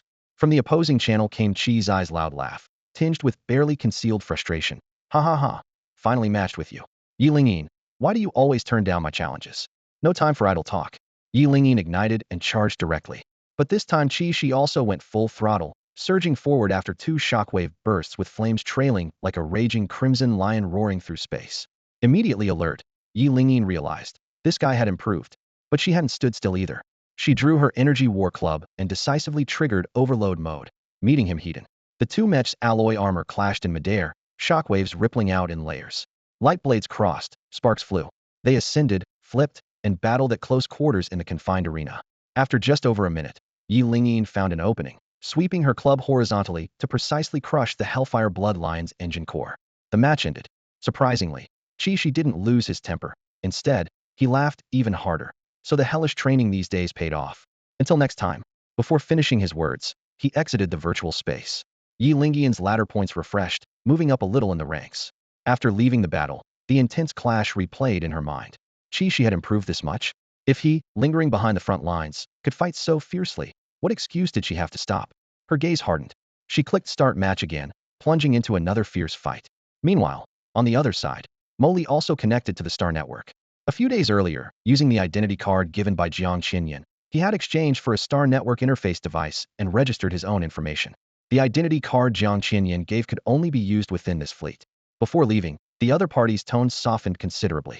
The Star Network device was handed over as well, along with a casual remark. If you want to jump in and battle, go ahead. Emoli memorized this carefully. Once back in his cabin, he eagerly connected to the Star Network. The login screen immediately popped up with a prompt guest login. Please enter a nickname. A name, huh? He murmured, casually typing the 6 characters that had been circling in his mind for some time. Universe Invincible Tyrannosaurus. The system scanned and responded, ID not registered. Use this ID? Emoli paused for 2 seconds, surprised. Such a fierce username was still available? Then it clicked this place wasn't the Yanlong Empire. So even though Tyrannosaurus was popular there, it was normal no one here had claimed it yet. With the ID secured, he felt a small rush of excitement. He had never managed to snag this name across various apps in the Yanlong Empire before. Now, finally, he got to use it, though could he not feel thrilled? The Star Network main interface offered no newbie tutorial. After all, every user from toddlers to centenarians in this network-covered zone knew how to operate it. But for Mo Lee, chatting and shopping were just side perks. His real goal was singular mecha battles. The adrenaline from his close combat fight last time still surged through his veins, and he couldn't wait for another round. Soon, he spotted a crosswords icon and clicked it. A clean, straightforward interface appeared. Virtual battle, just what he wanted. In the next moment, countless mecha models filled the screen, a dazzling variety of designs. At the bottom, the display read, total number over 100,000. Mo Lee's mouth twitched slightly as he called out, Xuan Ji. Xuan Ji. No response. At that moment, Xuan Ji was fully immersed in the Star Network's massive data streams, running at full capacity, already miles ahead of her master. Mo Lee thought, with a network civilization at this level, Xuan Ji must be thrilled and probably busy working on something big. So, he'd just play on his own for now. He casually selected a silver-white mecha with 4 wings on its back, the Aurora Judgment. Just as his finger touched the purchase button, a line of red text popped up. Purchasing Aurora Judgment costs 1 million star coins. Current balance, 0. Top up? Mo Lee's eyes widened. He rubbed the bridge of his nose to double-check, then exploded in anger. Dude, 1 data string costs 1 million? Mentally, he slapped the system with the label, a scamafuth, same old cash grab trick. If Xuan Ji were here, I could have had 80 cooler ones in no time. He grumbled silently. Not giving up, he tapped the filter in the top left corner. A long list of categories popped up. Fantasy, offense, speed. The abundance of tags only confirmed his suspicion. He scrolled down until 2 simple words caught his eye. Free. That's the one. A smirk tugged at the corner of his mouth. After confirming, for plain, basic mechas appeared on the page. Their color was all steel gray, exuding a heavy military vibe. The designer had clearly abandoned any frills or decorations, retaining only the most direct power frames and armor plates, completely discarding traditional aesthetics, leaving purely simple and brutal mechanical lines behind. The names were straightforward and blunt. Military Model I Speed, Military Model I Assault, Military Model I Defense, and Military Model I Balanced. Whether the suffix or the title, each clearly spelled out the strengths and weaknesses of these 4 mechs. Lee decisively chose the speed version. He quickly assessed in his mind. Insufficient defense could be compensated with quick reactions. Firepower lacking could be made up by maneuvering to buy time, but speed lost meant everything was lost. So Lee's eyes locked onto the mech, emphasizing raw velocity. What caught his gaze even more was the standard particle stream. Soar the blade could freely extend from 6 to 12 meters, oscillating at an amplitude of 1 million hertz, enough to slice through most armor in close combat. As for ranged firepower, just a single focused particle cannon, its punch barely above negligible. But this setup posed no problem to Lee. The whole mech was essentially a vessel for the engine, and that giant sword, with defense and endurance pushed to their limit speed, was everything. Since it was his first time in this mode, he entered the training arena to warm up. The system's simulation cockpit perfectly mimicked real controls, directional impulses, power distribution, thrust vectoring, all seamlessly linked to reality. A few simple jumps, dives, and turns elicited crisp feedback from the mech, giving Lee immediate confidence. Exiting the training interface, he resolutely clicked Start Match. The StarNet covered the entire known star region, with a vast player base, so even his first ranked match found an opponent instantly. Match info popped up: player Cosmic Invincible Tyrant Beast versus Higuang. The opponent's mech image appeared side by side with his own, each hand wielding long blades, with two wing-like auxiliary flight devices hanging from the shoulders, the lightweight armor gleaming with a dark metallic sheen. The visual impact stunned Lee. His own dusty gray, clearly starter military model, I looked like a country bumpkin beside the flashy rival. An absurd feeling of pain washed over him, and he muttered under his breath, "So if you don't spend, you really can't compete?" Half skeptical, he stepped into the official battlefield. At the same time, in an ordinary apartment on a normal planet, Li Qinyun ended another grinding day as an overworked wage slave, dragging his aching body home. The moment he stepped inside, he seemed to transform, quickly attaching his StarNet connection device and closing his eyes to submerge into that virtual star sea. Only during these mech battles online did he truly relax. Whether in the Federation or the Empire, not everyone could bond with a real mech and become a pilot.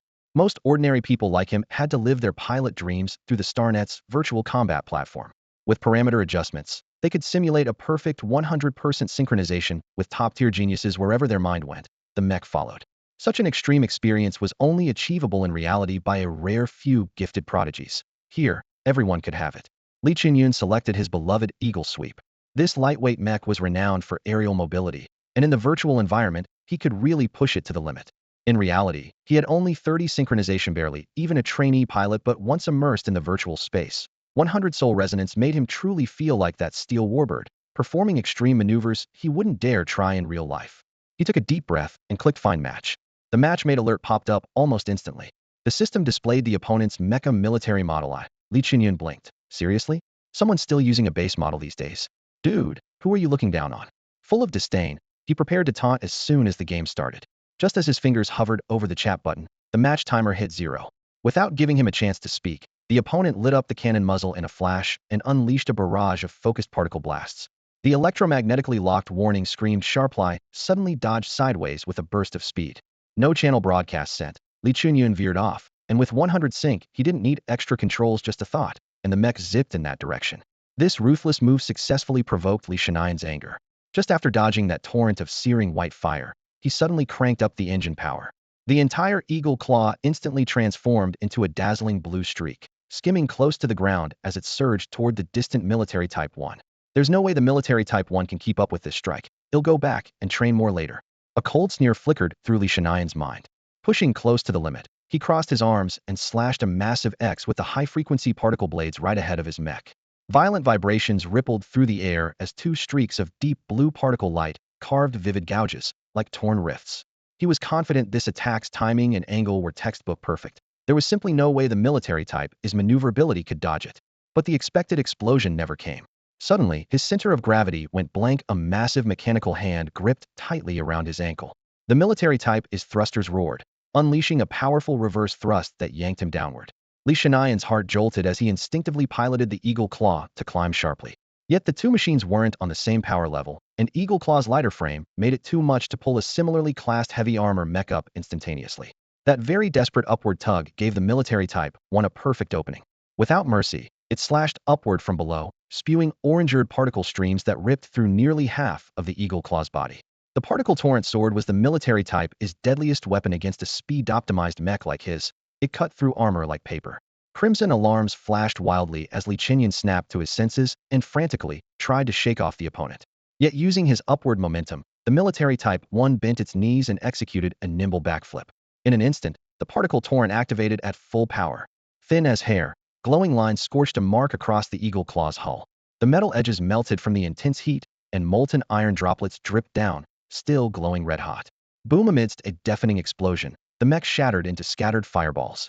Even as his machine blew up, Linyin remained bewildered. Could all that really have been done by a military Type 1? He paused, and the screen displayed only system notifications the opponent had exited the match. When he tried to trace their ID, they had already vanished without a trace.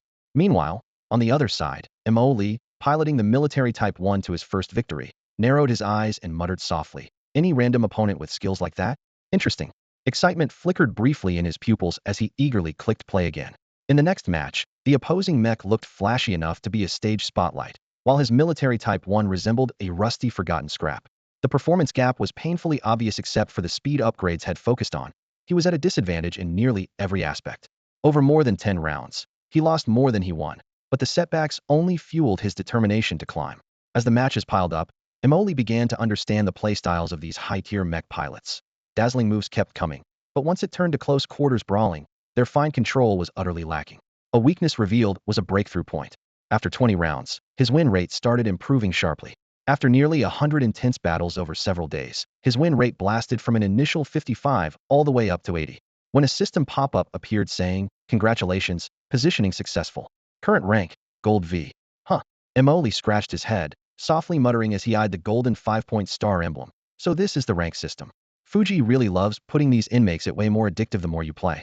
Thinking that, Emoli closed the window and queued up for the next match. As expected, Gold V is a whole different level. The moment Emoli entered matchmaking, he noticed that his opponents either piloted flashy, over-the-top mechs with firepower that made his skin crawl, or were simply more skilled. Just a few subtle moves from them were enough to put him under intense pressure. Yet none of these challenges pushed him to his limit. He still steadily climbed the ranks. With 3 days left before the starship landed on Dongli Star, he had already surged all the way up to Diamond Eye. During this time, something rather amusing happened. Several people sent him friend requests one after another. Without exception, their opening lines were, "Who are you? Add me if convenient, so we can talk." It was textbook scammer talk. Emoli couldn't be bothered to reply. After several of the same attempts, he simply disabled friend requests and private message. She had seen so many of these scams before. They were about as reliable as someone claiming to be the emperor of the empire. With only 3 days left until landing, Emoli decided to log off the StarNet altogether. Looking back, aside from supplementing some nutrient fluid, he had spent almost all his time lying in his cabin. Fighting and leveling up. The real battles on StarNet were exactly what gave him that rush. Surprisingly, under such intense combat, he sensed his own skills were subtly improving. He asked Xuan Ji to analyze this change, and she concluded it was normal. Facing formidable opponents consistently naturally led to growth. Yet, when building a personal database for Emoli, Xuan Ji grew puzzled. Did this civilization really have so many top-tier pilots? In fact, over the past few days she had poured all her computing power into decoding StarNet's architecture, captivated by the massive and intricate system, leaving little attention for Emoli's status. So both of them had dived deep into the StarNet, each absorbed in their own focus, with only a vague understanding of the other's situation. Until the final 3 days of landing preparation, Moli was busy organizing supplies, while Xuan Ji remained deep inside the network. 3 days flew by, and Linyin appeared again. "I've arranged your identity. This star ring will allow you to live normally on Dongli Star." She handed the ring to Mo with a complicated expression.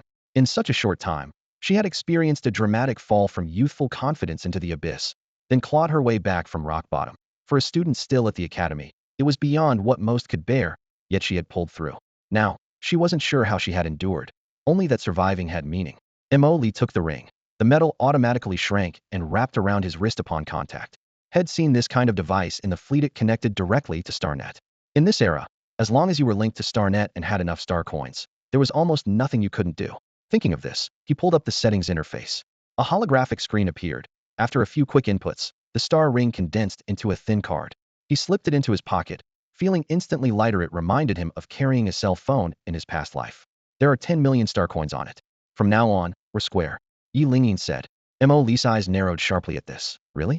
Seeing how quickly his expression changed, Linyin let out a dry sigh. "Yes." "All right then, you can leave now. I'm going to pack and get off the ship."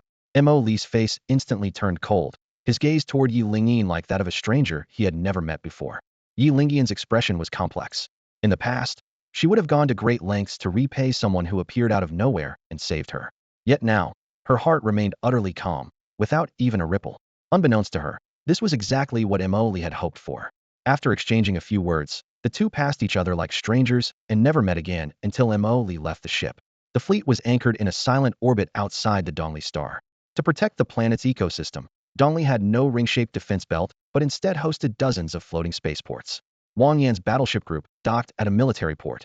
When the hatch opened, Emily stepped off the bridge and immediately glimpsed the dazzling planet near by its surface like polished crystal, with emerald continents and pale blue seas interwoven, reflecting the starlight so brightly it was almost blinding. Outside the spaceport, a row of silver-gray shuttles stood neatly lined up, connected to the surface. Carrying only a portable backpack with his identity pre-registered, Emily walked into the scanning tunnel. A flash of light past the words verification complete appeared and he boarded directly. Dongli had been unusually lively lately. The hottest topic was the triumphant return of Linyin, one of the Aurora twins and pride of the Galaxy Academy. Just months ago, the graduate expedition she led vanished without a trace in a remote star system, shaking the entire Dongli star cluster. The Galaxy Academy, a colossal institution rooted here for centuries, had supplied countless elites across the Federation, and most of its higher-ups had close ties to it. Every previous graduation expedition had ended with the eradication of star pirates, never a single failure. Yet this disappearance included Linyin and her twin sister Linyin, famed as the most brilliant twins in a decade. Alarms instantly blared. After the incident, the Dongli star system went on full alert, but the perpetrators seemed well prepared. Multiple foreign factions simultaneously claimed responsibility to sow confusion. With no confirmed culprit and the lost squad still missing, Dongli became the laughingstock among Federation stars. In the age of star networks, the news spread throughout the Federation, making the Dongli authorities even more desperate to uncover the truth. Now, Linyian's solo return immediately caught the entire star system's attention. Yet the information she brought back enraged everyone anew. Except for her. The entire team had likely fallen victim to an ambush by Tianfa-class mechs. Trying to battle these top-tier mechs capable of independent planetary annihilation missions with only one fortress-level psychic force was akin to smashing a stone with an egg. The so-called planetary annihilation didn't mean destroying the planet itself, but wiping out all defenses, infrastructure, and ecological safeguards, leaving the world utterly defenseless. Federation records showed only about a dozen foreign powers could deploy pilots of Tianfa-class mechs, making the true culprit impossible to identify. This disgrace left the Dongli star system's reputation in tatters, promising a thunderous retaliation soon. As the public held its breath waiting for the officials to act, a small virtual battle frenzy erupted on the star network. An anonymous pilot flying a military-grade Type 1 mech fought against waves of challengers, unexpectedly storming all the way up to Diamond 1 rank. Virtual battles aren't like real-mode combat. Here, all combat operations can be simplified through settings, and mini-mechs are concept machines. In terms of pure power, they completely dominate real simulation battles. In this entertainment-focused battlefield, players generally max out their assists and pilot concept machines with exaggerated appearances and off-the-charts performance. The battlefield blazes with dazzling lights, like a never-ending carnival. But amidst this riot of colors, a gray-black military Type I mech with hard, angular lines forces its way through the siege, like a steel beast crashing into an amusement park. Its appearance is jarring even without knowing how much assist the pilot is using. This extremely plain, yet solid military Type I alone is enough to crush those attribute-inflated concept machines, instantly making the arena both silent and restless. There's no shortage of smart people among the spectators. Someone quickly realizes that Universal Invincible Tyrannosaurus, piloting this military Type I, not only has a mysterious synchronization rate, but also possesses operational talent that makes others take notice. StarNet's virtual battles were originally created to let ordinary players experience the thrill of mechs, while helping officials and major factions screen for low-sync, high-talent, potential prodigies, people who can't operate mechs in reality, but can train truly high-sync elites in StarNet. Now, this Tyrannosaurus is exactly what everyone dreams of finding. In just a few days, he's fought his way to Diamond I using only a military Type I, with at least half his opponents piloting concept machines with absurdly high stats. This achievement is enough to set the entire platform ablaze. Consequently, countless factions quietly launch a hunter operation across Darknet and StarNet forums, trying every means to add him as a friend, but all messages sink like stones into the sea. In fact, Tyrannosaurus, that is, Mo Li, has just arrived at Dongli Star. He's been busy finding accommodation, renting a place, and planning future itineraries with his partner Xuan Ji, with no time to go online. It's not until 2 days later that he logs back into StarNet, casually closes the chat window crammed with friend requests, and cues directly for matchmaking, completely unaware of the frenzy outside.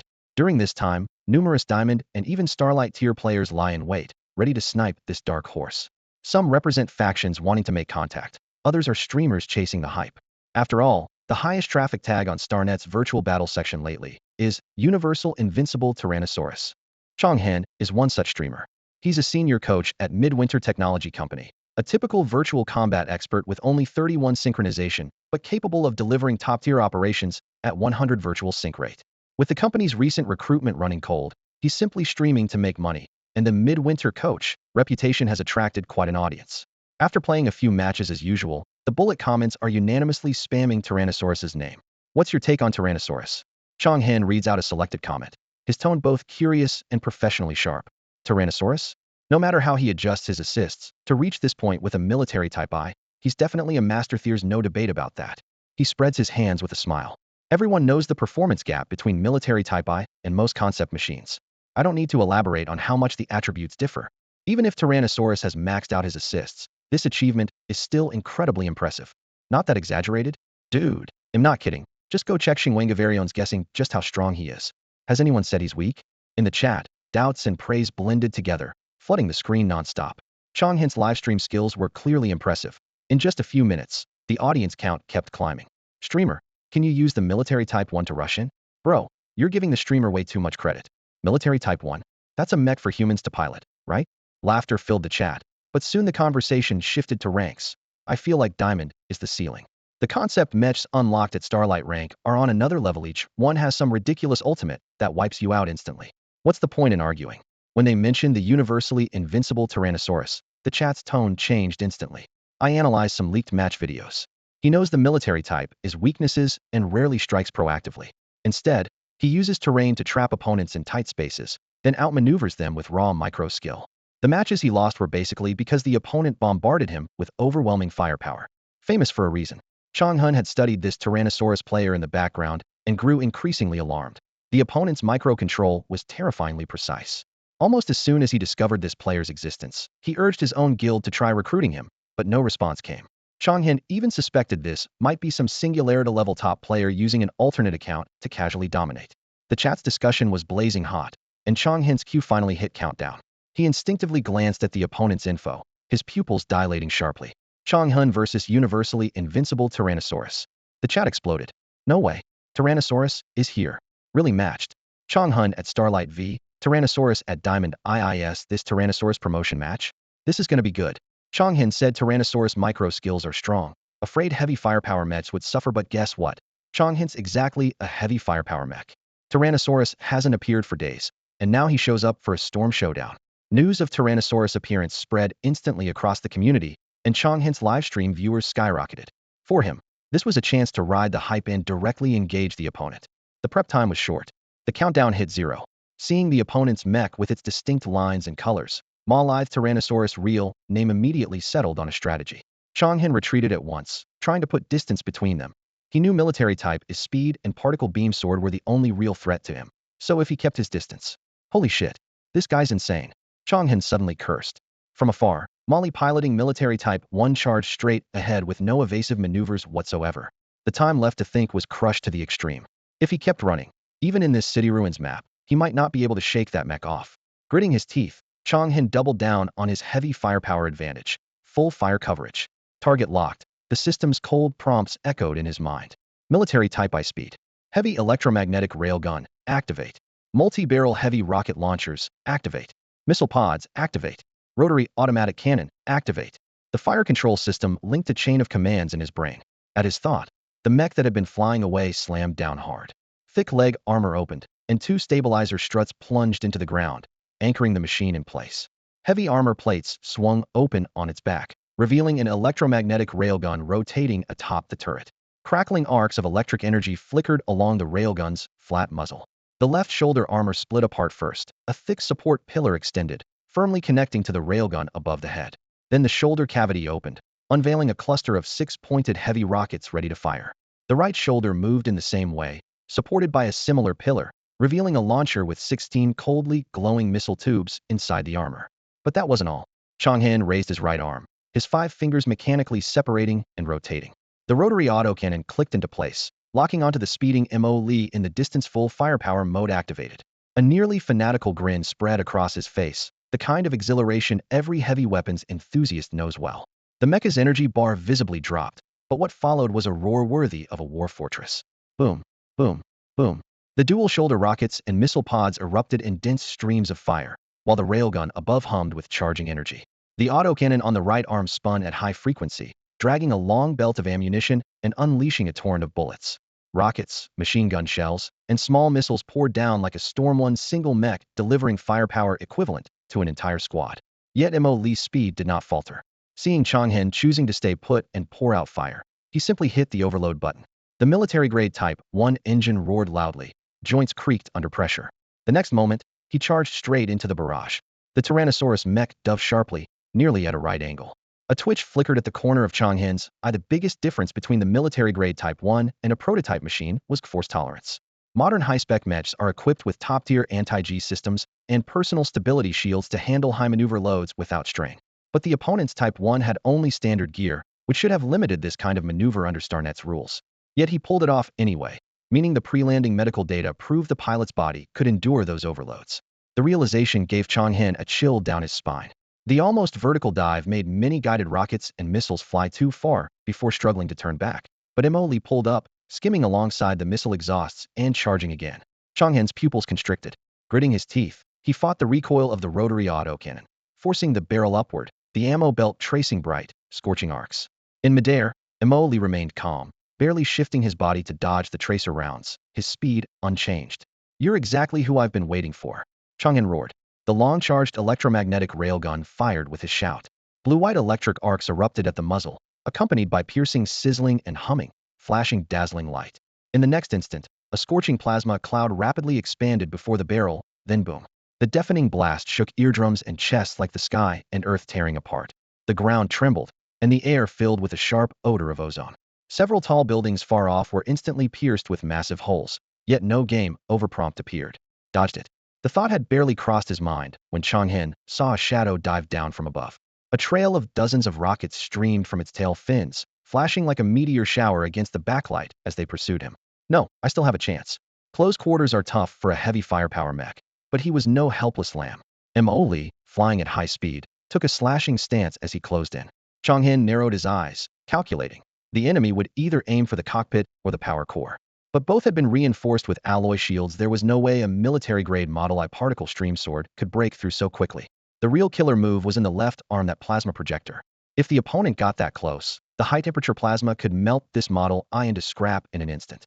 Unexpectedly, Mo Li didn't attack the cockpit or core. Instead, he went straight for the left arm. Accelerating to the limit with high-frequency vibration, his particle stream sword struck precisely at the most fragile joint, transmission shaft crack. A clean cut. Power was severed, and the plasma projector's glow vanished immediately. Using the momentum, Mo Li slipped past. The sword's edge traced a bright blue arc in the pitch-black space, but he did not stop. Behind him, the rockets and missiles lacked such precise evasive programming, they held directly into Changhen's mech. The first rocket's explosion sent rogue flames racing, then the following warheads detonated in chain reaction. Boom. The energy core ignited. The blast wave from this heavy firepower mech was several times larger than normal, and the flames bloomed into a massive lotus of light in the vacuum. In the distance, Mo Li cut off the particle stream's power supply, and the system automatically declared exit from the match. Winner, the invincible Cosmos Tyranno. The screen flashed with the victory message. Changhen stared in disbelief. Could human skill really produce movement like that? A brief silence was followed by a flood of question marks across the screen. Well, did I just see that right? He literally slipped through Changhen's barrage. No way. How is the military Model I that agile? It can be, but only if you can withstand those insane forces. The military Model I maxes out at 51 XStat pilot must have fortress-level physical conditioning in real life, right? Maybe, but I'm a fortress-level pilot, and I wouldn't dare fight conceptual mechs in a military eye. The debate grew heated. Only then did Changhen come to his senses and pound the table. Genius. Absolutely a super genius. The military Model I isn't like other concept machines. He raised his voice to explain. The data in real combat matches reality exactly. The real-life, sympathetic input limits the combat effectiveness. The mech's parameters are solid. That military I just took those extreme Turnzik forces he can truly withstand in reality. There was one more absurd thought he didn't dare speak aloud, just a guess. Since the opponent chose the military I, Maybe he turned off all virtual assistants in the simulation? In other words, he was using real combat data to dominate concept machines in the virtual fight. As the idea flashed through his mind, Changhen shook it off desperately. No way, absolutely no way, such a monster could exist. If there's anyone who qualifies, it would have to be a top-tier Gui Xu level pilot, the highest rank in the legendary hierarchy. The Galactic Federation has extremely strict classifications for mechas: Sentinel, Raiders, Fortress, Retribution, Star Ring, Singularity, and at the pinnacle, Gui Xu's 7 major tiers. To pilot a mecha of a given tier, the pilot's mental strength must match as well, divided further into 1 to 9 stars. Falling short by even 1 star means the pilot can't fully unlock the mecha's potential. In everyone's eyes, a pilot who can control a Retribution-class mecha is already a King Makurtho's gray forces operating beyond the borders usually establish a foothold around such pilots. Above that, Singularity-class mechas are seen as the Federation's mobile nuclear weapons. Pilots of this level rarely have time to mess around in the star network. Based on this, Chang Hung suspected that the mysterious player causing waves in the star network and nicknamed the universe's invincible Tyrannosaur was most likely just a bored top-tier Retribution-class pilot maxing out support skills. After one legendary battle, Mo Lee's military-grade Type 1 mecha successfully advanced to the Star Radiance rank. Eagerly, he jumped into ranked matches, grinding out several wins through high-level maneuvers and unexpected tactics. The Star Radiance rank was indeed much tougher, but he was completely immersed, unaware that outside, the galaxy had erupted with rumors. What did it mean for a military Type 1 to break into Star Radiance? Most ordinary players had no clue, but major factions and corporations immediately halted their recruitment efforts. Through data analysis, they concluded that even with maxed-out network support, the universe's invincible Tyrannosaur's minimum power level rivaled a Retribution-class pilot. Such a figure could easily go rogue and establish their own faction. Furthermore, the Federation knew very few solitary Retribution-class pilots, all of whom had already been contacted one by one. No one anymore dared to doubt the Tyrannosaur's empathy talent. Physical fitness was a rigid standard in evaluating pilots, and without exorbitant gene enhancement drugs, one relied on highly efficient empathy talents paired with breathing techniques to gradually refine their abilities. These two elements worked hand in hand and were indispensable. Thus, all sides were almost certain that the Tyrannosaur's real-world identity was indeed a top-tier pilot. At this moment, Emoli was completely unaware of the turmoil around him. All he felt was frustration. Consecutive small winning streaks had raised his hidden rating, which attracted a fearsome player calling themselves the pay-to-win warrior. The opponent's mech raised its arms at the start and bellowed, "Coronal collapse." The next instant, a scorching white wave engulfed the entire battlefield, and the screen flashed the word defeat. Emoli was stunned, barely caught a glimpse of the enemy before being one-shot. How was this even a game? He didn't yet know that his adversary piloted the Heat Death Flame Sovereign, a fantasy-class mecha built with enormous funding, far surpassing conceptual-level machines. Legend had it the Flame Sovereign's pilot was the only son of a major company chairman, who lacked any empathy talent and could only live out his dreams in the Star Network. The Mech's signature move, Coronal Collapse, covered an absurdly vast area, making Mo Lee's military Type 1 seem like an ant colliding with a volcano. After the victory, the Flame Sovereign's pilot casually posted a screenshot online, which instantly exploded with comments. For the first time, onlookers clearly saw that to deal with that strange military Type 1, all you needed was one pay-to-win ultimate move. In the days that followed, Emoli kept running into similar pay-to-win players. All of them started matches by unleashing ultra-wide-ranged ultimate attacks. No matter how desperately he pushed his military Type 1, speeding away for half a minute, he couldn't escape their range, and the screen repeatedly displayed defeat. As expected, Emoli completely lost his composure. Damn, how the hell is this even winnable? Every single one of these guys feels stronger than the mythic 10 Directions Silence. Emoli was stunned. Ever since that battle with the fool shouting about the corona collapsing, this kind of thing kept happening. With his mind blank, he couldn't help but replay the fight in his head while constantly comparing prices on the in-game market. That opponent's mech same model as Fujikosh had deliberately checked it out. The lowest price was 10 million star coins, and the advanced version went over 100 million. In the Dongli star system, Emoli had already grasped the value of money. Ordinary people earned just 3 to 8,000 star coins a month, and 10 million could support a small city for a lifetime. No wonder everyone hated whales. Their casual spending outweighed everyone else's entire savings. What's worse, these players liked to steamroll with sheer stat stacks, barely bothering to rely on skill at all. His defenses finally broke down. Trash game. No one, not even dogs, would play this. Emoli bit back his frustration but quickly logged in again with a thud. Maybe Fujiko used some kind of hyperspace matcher, because the system's normally ruthless yellow ranking suddenly showed mercy. The opponent this round chose not to overwhelm him with stats, but to face him heat-in with pure skill. If that's how it was, Imoli wasn't scared. Once loaded, he dove into the battlefield, driving his mech to close quarters and strike fiercely. The other side was clearly a concept model and stubbornly held back their big moves, proving they wanted skill to decide the outcome. Their mech darted and flipped through the light barriers, energy blades sparking showers of embers. The performance gap was still immense, but each time Imoli closed in, his micromanipulation felt like gripping the opponent's throat-precise chains, extreme pushes, zero-point spins, every move leaving the opponent helpless to respond. Yet when the victory notification popped up, all he felt was awkwardness. His attacks never broke through. The rival's shield was ridiculously tough. Imoli fought cleanly and beautifully, but didn't leave so much as a scratch. What was the point then? Fujiko, you really are deadly. Imoli howled as he quit. In the Yunming Star region, the federal central sector, both the political hub and commerce center, on a private planet owned by the Bai family, a three-story mansion stood by a clear lake shrouded in mist like a fairyland. Inside a sealed stealth chamber by the lakeside, the hollow capsule hatch suddenly sprang open. What do you mean? Do you look down on me? Bai Qinghe, a silver-haired man, propped himself on the hull's edge as his knuckles cracked from the grip. Why did you quit? His finely sculpted features were like art, smooth and flawless, except for the fury burning across his face that marred the perfection. I was already using the lowest grade mech, and I chose a pure skill fight. He's insulting me. That's outrageous, absolutely outrageous.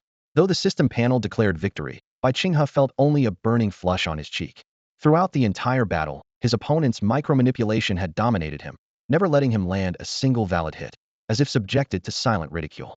Bai Qinghe had originally stuck to the real combat zone, but rumors about Imoli had been spreading rapidly. Some claimed that with his skill, entering the real zone would mean total dominance.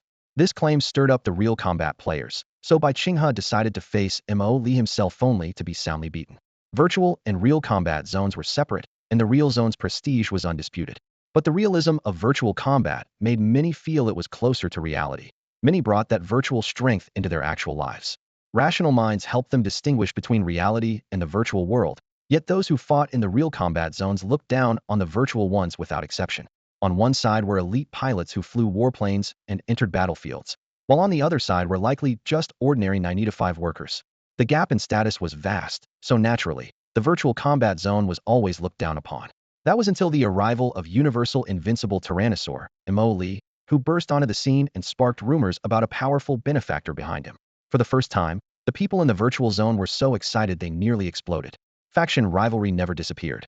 Soon, the virtual combat zone, implicitly led by Imoli, began pushing back against the real combat zone. So you say our virtual zone is no good?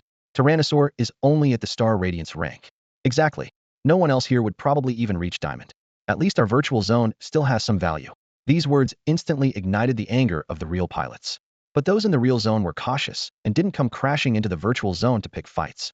Besides, a few sharp-eyed experts noticed that the Universal Invincible Tyrannosaur was no ordinary player. Bai Qinghe was one of the first to become alert. Born with a perfect empathic talent and recently admitted to the top academy of the Federation, hailed as a super genius, he was proud, confident, and thrived on pushing limits. He decided to personally test just what Imoli was capable of.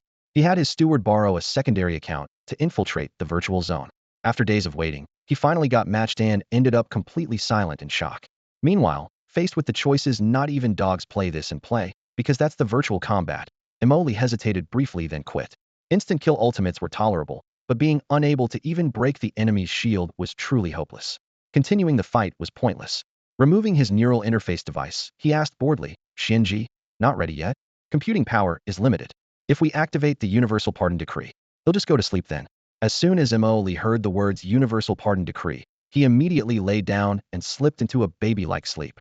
The next day, instead of logging back into the network, he took a shuttle to a spaceport in outer space. Before long, a slightly chubby man with a beaming smile approached. Lord Imoli, I thought you seemed young when chatting on the Star Network, and sure enough, is the Nightingale ready?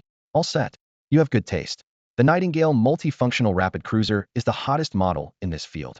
It can be flawlessly controlled solo with AI assistance, and the endurance equals a fully equipped small craft an entire 512 light-years. Plus, by trading company supply stations are spread across the Federation's 8 major star systems, guaranteeing you the lowest prices anywhere. The man swiped through a holographic screen and continued, per your request, we've procured the Razor Bore series of mechs for the cockpit. They've been modularized and stored in the ship's cargo bay. Imoli nodded, clearly impressed by Trading Company's efficiency. Though called a trading company, Bay's business network extended throughout the Federation. That trustworthy reputation was exactly why he bought the ship and the mech all at once here. The Nightingale was a mid to small-sized ship, its price reasonable enough. The real expense was the mecha price of 10 million li gifted by Linyin, with 6 million spent solely on it. Besides the mech itself, an additional set of weapons was purchased. On the range side, a high-energy charged particle beam generator known as a particle beam cannon was firmly mounted on the Mech's right shoulder. Its capacitor glowed with a faint blue arc, ready at any moment to unleash a beam powerful enough to tear through fortress-class mech armor. For close combat, there was a Judicator high-frequency, oscillating combat sword. Its full power output was already impressive, but at Mo Li's request, it had an unlocked overclock overload mode. Once activated, the blade would suffer irreversible damage but instantly release a far more brutal cutting force. Out of the 6 million star coins budget, 3 million was spent on just these two weapons. As for the mech itself, it was only the most common, easily available Raider-class model.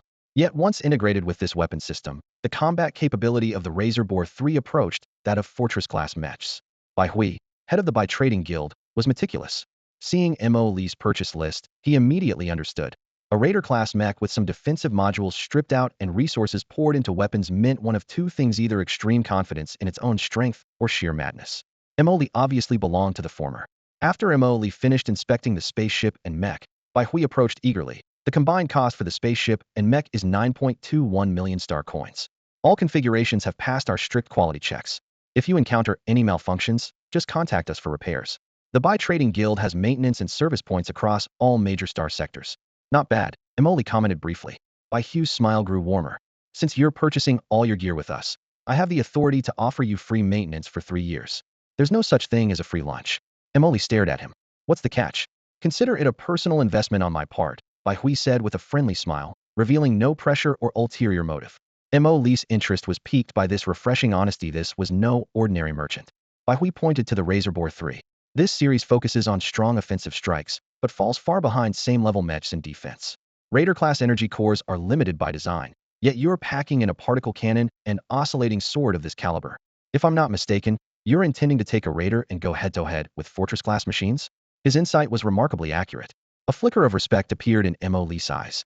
The entire setup was tailor-made for him by Xuan Ji. His immediate priority was acquiring enough energy to restart the Universal Pardon and 10-direction Silence projects. But after surveying the energy market, 10 million star coins barely made a ripple. After Xuan Ji accessed the local world database, she proposed two fastest ways to raise money. The first was reselling some of the Yanlong Empire's technology. However, the Federation's internal politics were deeply entrenched. Its technology networks were tightly controlled by 71 lawmakers who secretly manipulated countless corporations and families, using them to steer the Federation's economic lifeblood. In this civilization, mech technology had advanced to an extraordinary degree, creating unparalleled individual combat power. Xuan Ji opened her data screen and projected a dense stream of numbers onto the whole wall. The cold blue light reflected on her face. The energy required to reactivate the Universal Pardon was astronomical. Once activated, it would continue to consume a massive stockpile of rare materials. After all, its transmission target was a real black hole. The situation with 10-direction Silence was similar. In Xuan Ji's view, that supply line stretched endlessly out of sight. Selling technology might help quickly gather resources in the early stages, but once the senators set their sights on it, the trouble would multiply exponentially. Xuan Ji's intelligence network picked up suppressed, but still simmering dark signals across regions. Those rare small companies that occasionally developed supertech all ended up disappearing. Right after, the same technologies would be launched by a senator-controlled consortium. The implications were obvious. Without enough strength, neither she nor Mo Li dared to jump headfirst into these deep waters. Mo Li's plan mirrored hers. Wait until 10-direction Silence was restored enough to effectively fight the bug swarms. Compared to Universal Pardon, 10-direction Silence was much simpler to restart. The former's black hole traversal was more complex. The latter's damage mainly came from exterior cracks sustained in fierce battles with the bugs and depletion of power. Still, simpler meant a shortfall in the hundreds of millions of star coins. After an all-night discussion, Mo Li felt a surreal illusion, like suddenly buying a planetary villa with zero down payment complete, with a limited edition flying car attached. He was now practically drooling over a single star coin. So Xuan Ji proposed a second, more down-to-earth fundraising plan: star pirate hunting. Across the vast universe, star pirates bred along star gates and trade routes, pillaging under the slogan "What you take by force comes faster than what you earn." Xuan Ji's strategy was: pirates attack convoys, Mo Li would attack pirates. With her analysis methods, they could capture targets alive, trace them back to their strongholds, and wiped them out entirely, claiming official bounties while seizing pirate stockpiles at once. Star pirate hunters were no different from mercenaries of the Flame Dragon Empire. Whoever paid got their blades, since running into pirates wasn't a daily occurrence. Bai Hui had already guessed Molly's intent. He knew Molly was tight on resources, but didn't confront him directly. Aren't you worried that I'm just an inexperienced kid reckless enough to rush into the universe? Molly pulled his thoughts back, staring at Bai Hui. Not at all, Bai Hui answered sincerely. Molly stared at him for a moment, then raised his hand to reveal a star ring. Use this to pay the balance. Bai Hui immediately switched to his trademark smile and swiftly transferred full access to the ship and the mech. Mr. Mo, the flowing light-class escort ship and that heavy mech are now yours. As a bonus, hey, race a tip. Last month, Caxier was spotted near the Blue Bait Star Gate on the edge of the Dongli sector. Molly paused while boarding, turned back, and his gaze shot through the air like a laser. Got it. Caxier Star Pirate, Fortress-level pilot, piloting the Fortress-class Mech Skull Crusher, worth 30 million star coins as a single unit. Molly's mind flashed through the bounty info. Caxier's blood debts were massive, with an official bounty to match, but the real prize was the loot he had accumulated over the years. Just this trail alone could fetch hundreds of thousands of star coins on the black market. For a pirate hunter with enough skill, it was a juicy, lucrative target. Bai Hui handed over the information, so willingly was he eager to see Molly's potential. Giving away such intelligence like that felt like he was impatient to witness what Molly could do. The airlock sealed shut, and after letting Xuan Ji take over the ship's systems, Molly sank into deep thought. There's never such a thing as a free lunch in this world. Even though Bai had openly said he wanted to invest in him, Molly instinctively probed for the real agenda behind it. Considering Bai's actions buying his mech at an exorbitant price and chartering the entire ship, Molly began to sketch a mental picture. Bai assumed he was a Fortress-class pilot with scarce funds, but remarkable skills. After confirming that, Bai reached out warmly. But upon closer contact, Bai seemed to realize his intelligence wasn't entirely accurate and kept upping the ante, eager to assess his true capabilities. Following this line of reasoning, the most plausible conclusion was that Bai urgently needed a Fortress-class pilot. Yet the Bai family, a massive clan, never lacked top-tier pilots unless this was an internal power struggle unfolding. Reflecting on that possibility, Molly restrained his thoughts for the time being. If the payoff wasn't enough, he wouldn't rashly get involved in Bai's family affairs. Before buying the ship, Xuan Ji had already lined up a target for him, but the potential profit paled compared to the deal Bai was offering now. Flight route set to Blue Bait Stargate, star chart loading complete. 3 stargates to cross, estimated travel time. 4 days, 7 hours, and 21 minutes. Xuan Ji, it's all yours. Molly didn't even bother going to the cockpit and turned toward the resting quarters. Meanwhile, the Galaxy Academy in the Dongli Star region was in turmoil. The so-called Aurora twins, considered the most promising candidates for Singularity-class pilots, had been attacked with only Yi Linyin returning alone. The incident left the Academy unsettled. After Yi Lingyin's return, calm seemed to return on the surface, but everyone awaited the Academy's response.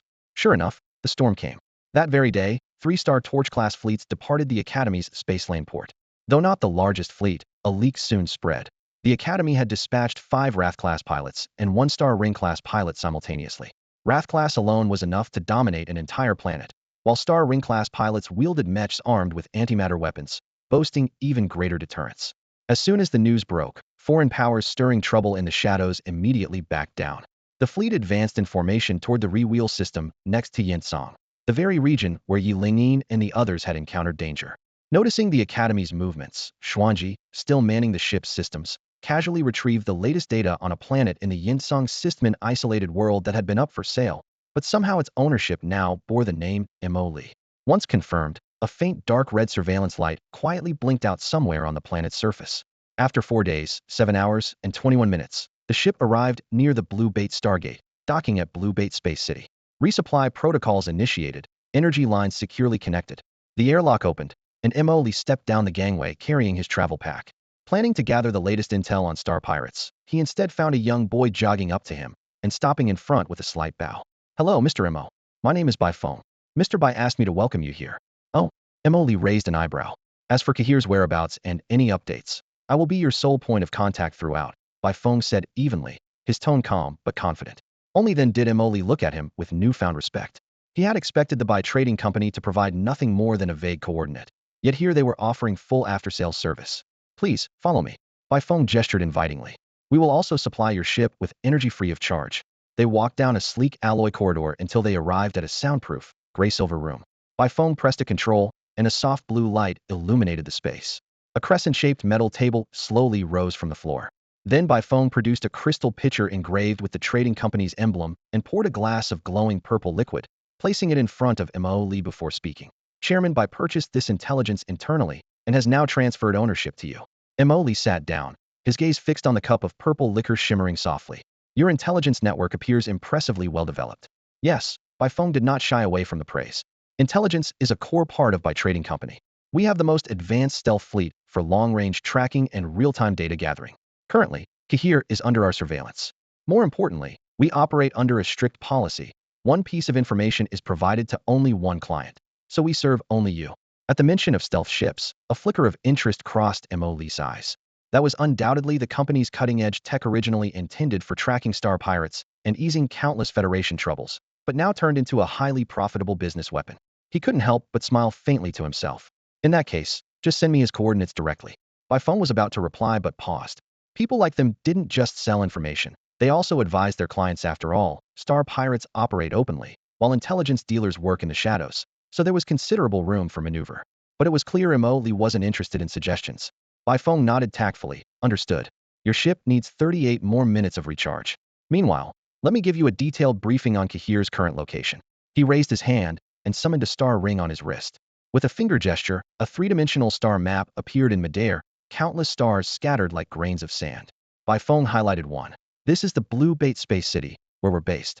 Within a radius of 100 light years, there are 7 star systems. Kahir is hiding in one of them. He zoomed in on a bright spot. This is a binary red dwarf system with 3 planets. It was developed 10 years ago. One of its stars contains rare minerals of exceptional value and was later bought in its entirety by a mysterious buyer. Darkness under the lamp, Mo Li suddenly remarked. Bai Feng looked up, admiration in his eyes. A fitting description, Mr. Mo.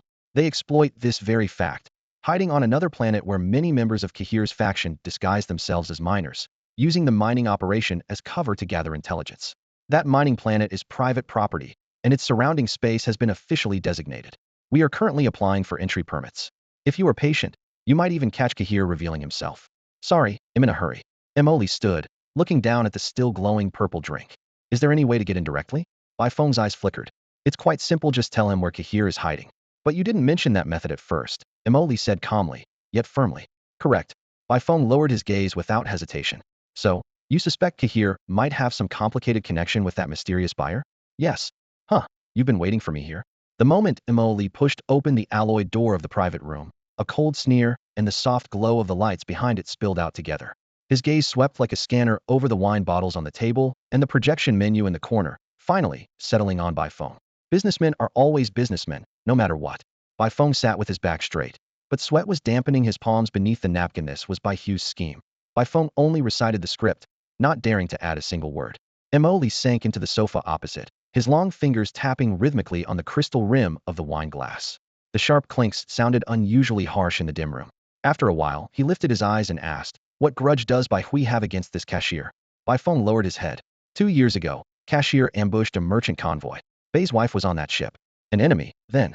Mo Li nodded, quickly piecing together the clues in his mind. Back then, Bai Hui thought cashier was just an ordinary space pirate. But as he dug deeper, he found cashier was closely tied to the owner of that mining planet. It was very likely the bounty came from that person. That meant cashier's value needed to be raised another notch. His interest peaked. He fixed Bai Feng with an unblinking stare. What would happen if I killed him? Mr. Mo, cashier is a space pirate. Bai Feng cupped the bottom of a bottle of rare whiskey, sitting upright and staring straight ahead. Got it. You've arranged everything except you need a fortress-class pilot. Mo Li snapped his fingers and put away his smile. Problem is, I hate being played. Bai Feng's expression twitched. Then he recovered his professional tone. According to Bai Corporation rules, if the target info is faulty and you can't complete the hunt, we can replace the target with another of equal value. I also have. I don't think you understand me. Mo Li's fingers froze on the glass rim as he looked at him coolly. Bai Feng blinked in confusion. Mr. Mo? All right, extra pay. Bai Feng hesitated, then caught on. I don't have the authority to decide payment. Should I put you through to Mr. Bai? Fine. The hologram sparked to life, and Bai Hu's face was projected in midair. Mo Li raised a courteous smile. Long time no see. Bai Hui was silent. Mo Li initiating contact at this point was never a good sign. Judging by the private room setup, something had gone wrong with the intel exchange. He quickly weighed his options and decided to get straight to the point. Mr. Mo, I suppose you've learned everything. I don't want to kill cashier. Make your offer. Straightforward. Mo Li raised a hand and snapped his fingers. Cashier's a Fortress-class pilot. I want a Fortress-class mech in return. Isn't that fair? Of course, I don't need the thing. Just convert it into equivalent credits. Besides, the person behind him is using Cashier as a puppet. If I move, the real trouble will start. That's the main issue. Cashier's a space pirate. Kill him, you kill him, was something Mo Li never believed. Why would someone willingly be a pirate except to handle dirty work for their master? Seeing this clearly, Mo Li decided to squeeze Bai family for a good price. Bai Hui took a deep breath. Fortress-class Mets go for 100 million to 5 billion credits. Gritting his teeth, he said, 3 billion, that's the highest I can offer. Mo Li's fingers twitched slightly, but his expression remained calm. Bai Hui added, as for the man behind him's basically acting on behalf of a counselor. The Bai family serves Counselor Chen Xingkai. Mo Li waved him off. Save it. One sentence, price is right. The counselor's finished. Bai Hu's eye twitched uncontrollably. From Mo Li's gaze, he could see no hint of joking, though the words were exaggerated. Bai Hui realized how obsessed Mo Li was with the star coins. This makes things easier. It's not that I'm afraid he'll be greedy, but that he might not be greedy enough. Bai Hui felt relieved and immediately raised his offer. Let me be straight, 20 billion. Mo Li raised an eyebrow. So you factored in compensation for offending some senators? Bai Hui shrugged. Even senators wouldn't tear relations with Star River Academy just over a star thief. Looks like Linyin inflated the status he gave me quite a bit. Mo Li muttered under his breath. Still, Bai Hui had a point, backed by Star River Academy and the Bai family. Once Cashier was dead, Star Thief was his only path left. Fine. Mo Li spread his hands. Pay me for the Fortress-class mech first, then arrange the navigation route. He stretched. It's about time. It's already been transferred to your account. Boss Bai is straightforward. We'll definitely have more collaborations in the future. Mo Li's eyes lit up. No matter how sweet words were, nothing was as direct as cold hard cash. He had planned to make a move anyway. This was just a convenient way to squeeze some extra profit. Bai Hui understood perfectly, but was happy to comply, a win-win for all. Once the Nightingale's energy was fully charged, Mo Li returned to the bridge. A secret hyperspace route was projected onto the holo display. Xuan Ji began receiving it immediately. The ship pulled away from the spaceport, its bright thruster trails slicing through the darkness. In the port control room, Bai Feng watched the light enter hyperspace. Sir, he's already left. Is placing such a huge bet on him really worth it? Bai Hui responded coldly. You know, I just want Cashier dead. During hyperspace travel, Mo Li ran his final system checks. This route goes straight to Cashier's planet. The moment we exit hyperspace, it might be fight or flight. The distance was short. Moments later, the soft blue glow vanished. The view was filled with a vast gray rocky planet. Xuan Ji, shield all signal fluctuations. Activated. The ship's pulse engines roared as it slid along the planet's flank. The surface was utterly silent, but Mo Li knew they had already been scanned twice right after leaving hyperspace. As the planet's gravity began to pull the ship in, the cargo bay doors opened. The razor bore broke down into several huge modules, ejected into vacuum. Xuan Ji remotely ignited the thrusters to assemble the pieces in space. Rapidly, the 12-meter steel giant quickly took shape. The Nightingale was too small for this job. Modular loading was the only option. Mo Li donned his battle suit and leapt outside. The razor bore dived to meet him, docking at the chest cockpit. Lights came on, revealing his expression cold but excited. Initiate empathic connection. Begin. Connecting. Successful. Current linkage 100. Xuan Ji, take over. Received. The onboard synthesized voice instantly shifted to a familiar female tone. Estimated arrival at target point, 8 minutes. Route optimized. The 4 main engines of the razor bore spewed scorching white flames like shooting stars plunging into the atmosphere. The planet's gravity gripped the steel giant hard. Mo Li tightened the safety harness as engine power surged for a fast descent to the surface. The surface of this planet was completely barren, covered only with bare rocky mountains. As Mo Li landed, he immediately locked onto a direction and took off. Thousands of kilometers away, a towering mountain had been hollowed out and transformed into a small base capable of housing hundreds. At this moment, the central plaza of the base blazed with lights and deafening music. Men laughed wildly, while women's cries were shredded by the pounding beat. Inside several crude iron cages, barely clothed men and women huddled together, terrified, forced to witness this merciless party. Deep within the mountain wall, in a bare-chested room, Kahil's muscles tensed as he spoke on a screen to a mysterious contact. The Blue Bait Stargate will see a convoy arrive in 3 days. 5 Raider-class mechs on the surface, but secretly 2 Fortress-class. Do not engage. Understood. Kahil bowed his head in acknowledgement. The communication cut off. He threw open the door and shouted angrily, 7 days off. The revelry instantly reached a fever pitch. Wine spilled, lights went wild. The plaza became a forge of desire. Suddenly, a deafening blast tore through the music. Bang! The 20-meter-high alloy hatch on the base's exterior buckled inward. Bang, bang, bang. A second barrage deformed the steel plates. The crowd fell silent. staring toward the distant metal dome. The final blow struck. Bang! The hatch lost its support and crashed backward to the ground, sending up a cloud of dust. Behind it stood a massive blackened mech. Its high-frequency oscillating combat sword flared to life, burning bright red like rising flames of blood. Enemy attack. Someone screamed as hundreds scattered in terror. Emily didn't hesitate. The Judicator mech dove in, and where its giant sword slashed, the very air seemed torn apart. Those nearby didn't even scream before their flesh was shredded by the high-frequency vibration, limbs and blood splattering through the air. Amid the chaos, Emily locked onto Cahill. The engines roared as dozens of tons of steel leapt forward, crushing Cahill to paste on impact. Blood splattered across the alloy floor, steaming hot. With their leader's instant death, screams rose even higher as the crowd surged to flee. Xuan Ji, take over. Emoli barely got the word out before an alert flashed at his chest. He swerved sharply as a blade of energy whizzed past, scorching a black crack into the ground. A cold laugh echoed from overhead. The dome's alloy plate sliced open into a circular hole, and a pale blue mech looked down, its optical lens glowing icy blue. Emoli glanced up briefly, then spun around. His shoulder armor popped open, revealing 3 miniature missile launchers aimed at the fleeing crowd. Boom, boom, boom. 3 small missiles streaked out with blazing white tails, locking onto targets with precision. Though the pale blue mech moved immediately, it was too late to intercept, helplessly watching as 3 people were consumed by explosions. When the fire died out, only 3 charred craters remained, still smoking with burnt flesh and bone fragments. What should I call you? Cahill? Or do you have another name? After killing the pilots here, Emoli watched the mech inside the cave with great interest. You're looking for death. Cahill's voice rang out like clashing iron. The 3 wrecked bodies on the ground were his squad's most trusted Raider-class pilots. Emoli's strike had severed Cahill's left and right arms in one fell swoop. The energy spine of Emoli's purple combat blade ignited, the blade sheathed in rampaging particles. Cahill crouched and surged upward, slashing down with a scream that tore through the air. A Fortress-class Mech craftsmanship far surpassed a Raider-class. This strike hit like a mountain. If Cahill took it heated, Emoli could only watch him split in 2 on the spot. Yet the blackened razor bore shifted its footing, turning its body halfway to evade the fatal blow. At the same time, the Judicator close combat sword in his hand activated high-frequency oscillation, its blade instantly glowing a fierce crimson. The danger made Cahill's hairs stand on end. A Raider-class mech equipped with a Judicator sword powerful enough to slice through Fortress-class armor? Instinctively, he activated his energy shield and adjusted his thrusters, trying to break through past Emoli. SSSSH. The high-frequency Judicator struck the shield, sparking a piercing hiss. Exploiting the momentary gap from blocking the blade, Cahill's engines roared as he lunged forward. ZZZT. 3 particle beams followed in rapid fire, hitting the shield's surface. Blue-purple energy ripples erupted wildly. The energy readout plummeted instantly, chilling Cahill's scalp. Particle beams. This Raider-class mech wielded weapons specifically designed to kill Fortress-class units. It was clearly targeting him, and with terrifying confidence. Rage surged. Who the hell did this guy think he was? Cahill was a Fortress-class pilot. Damn it. Caught briefly off guard, he sped along the ground and spun, landing hard. His feet gouged long scars, crushing 2 unlucky soldiers in his path, blood trailing behind.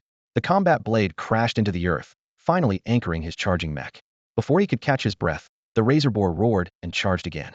The Judicator was raised high, its glowing crimson edge slashing down. Cahill was forced to hold up his shield once more. But the shield's energy was being savaged. If he kept blocking like this, even the power to drive his sword would run dry. He had to turn defense into offense. Suddenly, he drew his blade back and shut off his power-draining shield. As Emoli's second strike fell, the purple blade lifted, meeting the attack in midair. Electric particles crackled as red frequency met dazzling violet light, sparks flying. Thanks to the Mech's superior performance, Cahill swiped up to parry the Judicator away. He prepared to counterattack, but saw Emoli use the momentum to leap high into the air. Shoo! Emoli's left hand spread wide, the particle beam cannon in his palm locking on. Cahill reflexively reactivated his shield. But in the next moment, no beam fired, only the roar of the blackened Mech's thrusters, shooting straight up into the sky. I've been tricked. Cahill's face went ashen. The shield's rapid activation and deactivation drained massive energy. Was Emoli playing a war of attrition? How could a Raider-class mech trade energy reserves with a Fortress-class? His mind raced, but his movements didn't slow. The ground suddenly cracked beneath him as he thrust his mech into a wing-like leap, pursuing Emoli. Seeing this, Emoli's lips curved slightly. His long-prepared particle beam cannon fired without hesitation. Seeing the particle beam cannon in Emoli's palm, Cahill had no choice but to grit his teeth and activate his shield again. If Emoli didn't fire now, the high-energy charged particle generator would overload and be damaged. Whoosh, the dazzling white-blue beam shot out instantly, slamming hard against the shield. The energy barrier trembled like a hammered honeycomb, rippling with shockwaves as the energy meter dropped sharply. You think you're the only one with long-range attacks? As the shield retracted, Cahill sneered. His shoulder armor plates sprang open with a sharp metallic snap, reflecting cold light. Two lasers streaked through the darkness. One aimed straight for Mo Lee's mech core, the other targeted his right hand gripping the judicator. But Mo Lee merely tilted his head slightly, raised his wrist, and dodged with millimeter precision, barely moving, without even raising a shield. Cahill's eye twitched in disbelief. This guy actually predicted everything? Mo Lee gave him no time to think. The next second, he dove fiercely, using gravity and full engine thrust combined to swing his sword down. The judicator clashed with Cahill's battle blade midair, sparks flying, perfectly matched in force. Mo Lee's left hand charged and aimed for Cahill's chest armor, prompting Cahill to instinctively unfold his shoulder plates again. In a flash, Mo Lee retracted his arm and tossed the judicator downward, then slammed his mech body like a steel beast, crashing into Cahill's. A thunderous crash echoed. Sparks from clashing armor lit up the area. Cahill just raised his sword to counterattack when Mo Lee instantly overloaded his main engine, the explosive thrust slamming both mechs into the alloy floor, denting it half a meter deep. Mo Lee's knee pressed heavily on Cahill's raised right arm, and he seized the fallen judicator beside them. Boom. Cahill unleashed everything with no hesitation. His legs, feet, auxiliary side engines, and main engine overloaded simultaneously. The massive recoil dragged his mech skidding wildly across the metal floor, gouging fiery scars as he fired two particle beam cannons in retaliation. The beams had barely touched the air when Mo Lee lunged forward, nearly stepping on the lingering glow of the light. Cahill was forced to raise his shield again. The nearby underlings had long since retreated, too afraid to witness this duel of two towering steel beasts alone. With all engines overclocked and shields at full power, dark energy reserves drained like a breach in a dam. Cahill glanced at the tactical map, knowing there was still an escape route behind. Gritting his teeth, he reversed thrust at maximum power. In theory, Fortress-class mechs should be faster than Strike-class, yet he felt a chill down his spine. Wait, how is he catching up? Cahill looked down, eyes wide as the engine module warning lights flashed wildly. The shield had consumed most of the energy, overloaded engines couldn't maintain control, and his mech wobbled. Yet Mo Lee's crimson mech was already right on him. What followed was a storm of slashes, crimson judicator arcs slicing the air, almost weaving a luminous curtain. Cahill's vision filled with layers of red as his shield energy plummeted rapidly, the percentage dropping 2 ticks per second. His breathing tightened involuntarily. He feared even a single extra breath would make the number fall faster. Alarms blared while the crimson warning lights flared, energy slipping further. 1918. Once below 20, the shield, fragile as a bubble, shimmered and vanished in an instant. Kashir suddenly saw a flash of crimson sword light before his eyes. The blade flickered and disappeared in an instant. He hadn't even had time to exhale when his vision abruptly went black. The neural link was violently severed, and a piercing pain swept through his consciousness. In the next moment, his thoughts completely collapsed. Mo Lee drew the judicator, still dripping blood, and turned to face the group of star pirates nearby wielding electromagnetic pulse guns, clearly preparing to rush in and support. The scarlet electronic eye on the mech's chest glowed fiercely in the darkness. Immediately, the star pirates turned pale. Their screams and alarm sirens blended into an unbearable cacophony. The formation they had been trying to regroup instantly fell apart. Weapons dropped to the ground, and they all scattered in a frantic run. Mo Lee scanned casually, locking onto the fleeing figure of one desperate pirate. Razorbore's tail thruster blazed as the heavily armored mech launched forward in a leap. The thunderous roar of its massive frame slicing through the air pounded the heart. The man scrambled to escape, tumbling on the ground, but human speed was no match for the mech. After disabling the high-frequency vibration, the judicator slammed its dark gold alloy foot into the ground directly in front of the runner like a wall. A deafening crash followed as Razorbore descended from above, its shadow completely engulfing the man.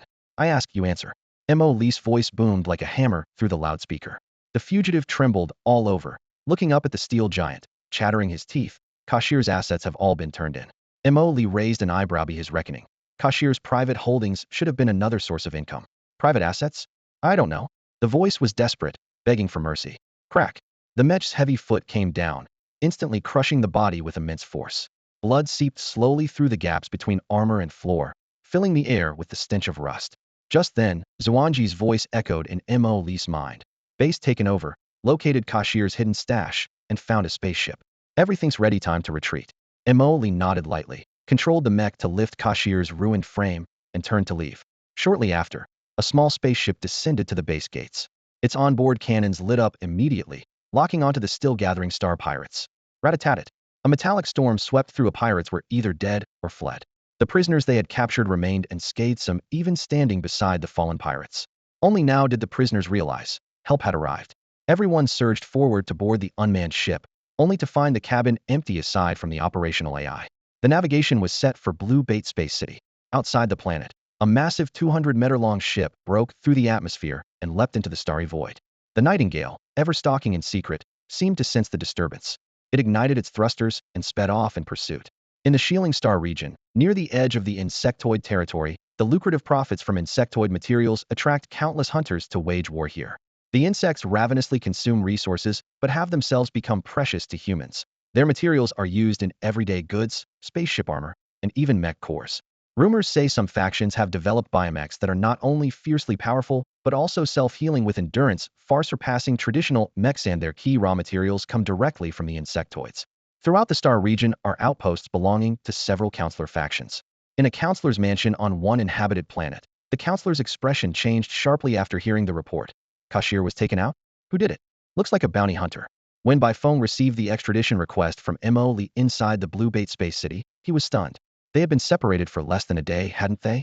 Could it be that the Kashir was playing some trick using his star ring?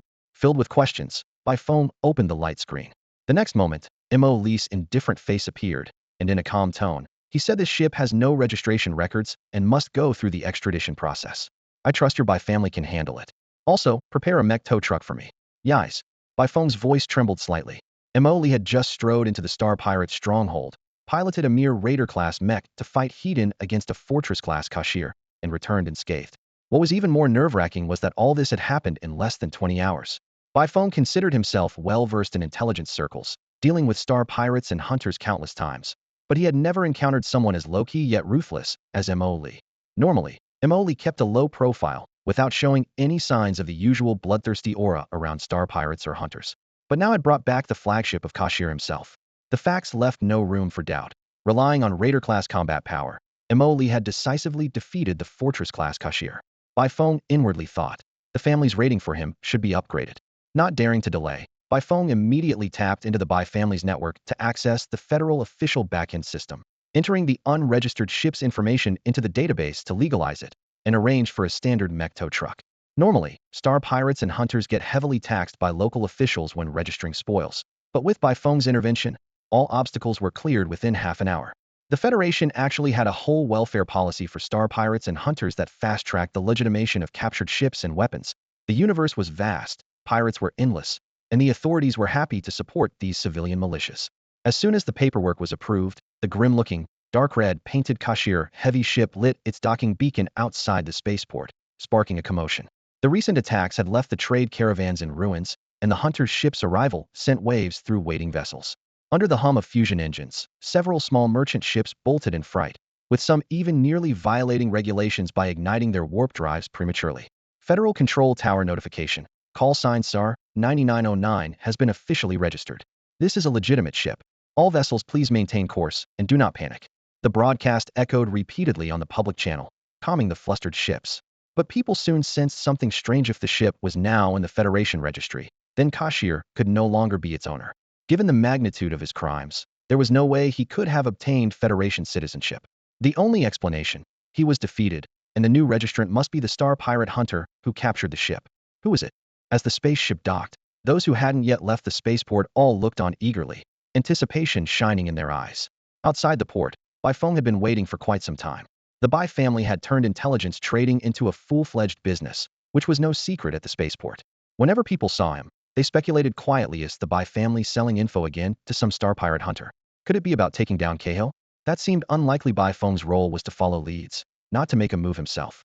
More probable was that some Star Pirate hunter had bought Cahill's whereabouts. But then the question arose, who would dare act? Cahill was not only cunning, but also a genuine Fortress-class pilot. Murmurs rose and fell among the docked ships, while those who hadn't boarded stayed behind, ready for a show. At that moment, Mo Li's ship slowly pulled into the berth. The hull was covered in fine scratches, its metal plating dull and dim. The lack of proper maintenance was the best proof of its identity as a pirate vessel. When the hatch opened and Mo Li appeared, Baifeng couldn't help but tense up. The first time they met, He took Mo Li as merely a capable assault class pilot. But after just one battle, Mo Li had proven to be fortress class and top tier at that. Killing a fortress class pilot with an assault class mech spoke volumes. Just moments ago, when by phone contacted the Bai Council, they had given explicit orders. At all costs, keep this person alive. The reason was simple. Mo Li was not only incredibly powerful, but also absurdly young. Looking no older than 23 or 24, the typical age of a recent academy graduate. The so-called prodigies might reach assault class upon graduation. A rare few barely touched fortress class. But Mo Li was pushing the very peak. Considering the speed of the battle, the Bai Council even speculated Mo Li's true limit lay well beyond fortress class. Mo Li stepped down the ladder and immediately caught the gazes fixed from all directions. Everyone recognized this sure pit was Cahill's ride, well known in this business district. Where's the tow vehicle? Mo Li asked calmly. By phone, intending to make small talk, froze when Mo Li looked at him, then reflexively raised a hand. Who on this side? He stammered, pointing toward a massive hovering tow truck nearby. All right, Mo Li nodded. Then, the metal plating on the ship's belly slowly unfolded, forming a landing platform extending outward. The crowd didn't disperse yet. As the mech appeared on the platform, gasps rippled through them. No way. Isn't that Cahill's blood debt? Yeah, I recognize that battle sword. There's blood on the cockpit. HSS, could Cahill still be inside? Now that's really Cahill, all right. In just a few words, shock showed on every face. No one had expected Cahill not only to lose his ship, but also that the mech, blood dead, would have been retrieved almost intact, with very few scars, only a through wound on the cockpit indicating the battle hadn't been prolonged. All eyes returned to Mo Li, as if staring at a monster. Cahill was a fortress-class pilot, after all. To have fought a battle like this, how strong must Mo Li have been? By phone was stunned as well. He had thought Bai Hu's assessment was already top tier, but Mo Li's abilities seemed to be even on another level. Are there any well-known repair shops nearby? Mo Li asked casually. Yes there are. Bai phone suddenly straightened up. To him, Mo Li seemed like a monster. His strength was nearly on par with the legendary Heaven's Punishment tier, a level even the Bai family treated with great respect. Thinking this, Bai phone mechanically steered the tow vehicle toward the closest repair shop. The spaceport area was always crowded with repair shops, many clustered together. Inside the cabin, Mo Li remained silent, without any hint of pressure or aggression. Bai phone relaxed and quickly tried to strike up conversation. There are quite a few mech technicians around here, but I recommend one in particular. Her skills are top-notch. Your mech's surface damage isn't too bad, but the cockpit is the heart of the symbiotic connection. If you want a thorough fix, I guarantee only her shop on Blue Bait Stargate can handle it. Oh, Mo Li showed some interest. Truth be told, he could repair this mech himself, but the Federation's sympathetic connection was subtly different from the Flame Dragon Empire's supersensory connection. That subtle difference created distinctly different styles between the two systems. The Flame Dragon Empire's supersensory mode connects directly to the mech's nerves. When the mech is injured, the pilot feels the pain simultaneously. The Federation's sympathetic mode weakened that pain feedback. Each had pros and cons. Feeling pain allowed pilots to immediately interpret the mech's condition and react quickly, but if it surpassed a threshold, it would hinder combat unless the pilot was a pain-immune maniac. The sympathetic mode kept the pilot calm, but sacrificed some of the fine sensitivity to the mech's condition. Mo Li had not fully mastered the symbiotic connection, so he decided to leave the mech to the pros. Besides, money was no issue now. The repair shop Bai phone mentioned wasn't far. The tow vehicle took just over 10 minutes to arrive. The whole site looked like a giant ship cabin, with an elliptical dome, nearly 200 meters tall and roughly 600 to 700 meters wide. By interstellar repair standards, it was still relatively small. They usually worked on all kinds of ships, including cargo ships that were huge and packed the bays full. When they arrived, a newly repaired spaceship was closing its hatch and roaring off, leaving a trail of exhaust from the repair dock's main gate. Bai phone parked the vehicle to the side, ready to greet the technician. Hey, little Bai? A familiar voice made him duck his head reflexively. Mo Li looked toward the sound and saw a woman striding over. She wore a white strapless top revealing streamlined abs, with a dark ponytail tied behind her head and skin tanned a healthy wheat color. Bringing business back to your sister again? She wiped the sweat from her brow, her eyes blazing as she sized up Mo Li's mech. Hey there, are you here to get your mech fixed? That mech is something else. She had already seen the massive sword scar across the chest of the blood dead, but as a seasoned mechanic, she had encountered all kinds of scenes, even once facing a cockpit containing a corpse. Just as she was about to check the instruments to assess the mech's damage, she froze on the spot. No way, there really is a corpse? And it's still warm? Mo Li caught up and stood beside her, eyes falling on the light screen that popped up in her hand. On the screen, Caxel's body remained posed as if still piloting, the blood not yet cooled. Yeah, it's definitely still warm, Mo Li coughed. Li Mayan turned her head stiffly. She had long recognized this mech. It belonged to Caxel, the notorious madman from the Blue Bait Star sector. His fortress-class mech, Blood Debt, was feared by all. Many of the derelict ships and mechs she had repaired were wrecked by this guy. Now here lay Blood Debt before her, and she didn't know whether to cry or laugh. Was this fate or karma? Baifeng poked his head over. What? You can't fix it? Kid, move aside. Li Mai's expression hardened. I can fix it, but this is a fortress-class mech. Costs extra? Baifeng instantly jumped in. Li Mai's eyes lit up. She nearly blurted hell but quickly coughed it down. No, I mean it'll take time.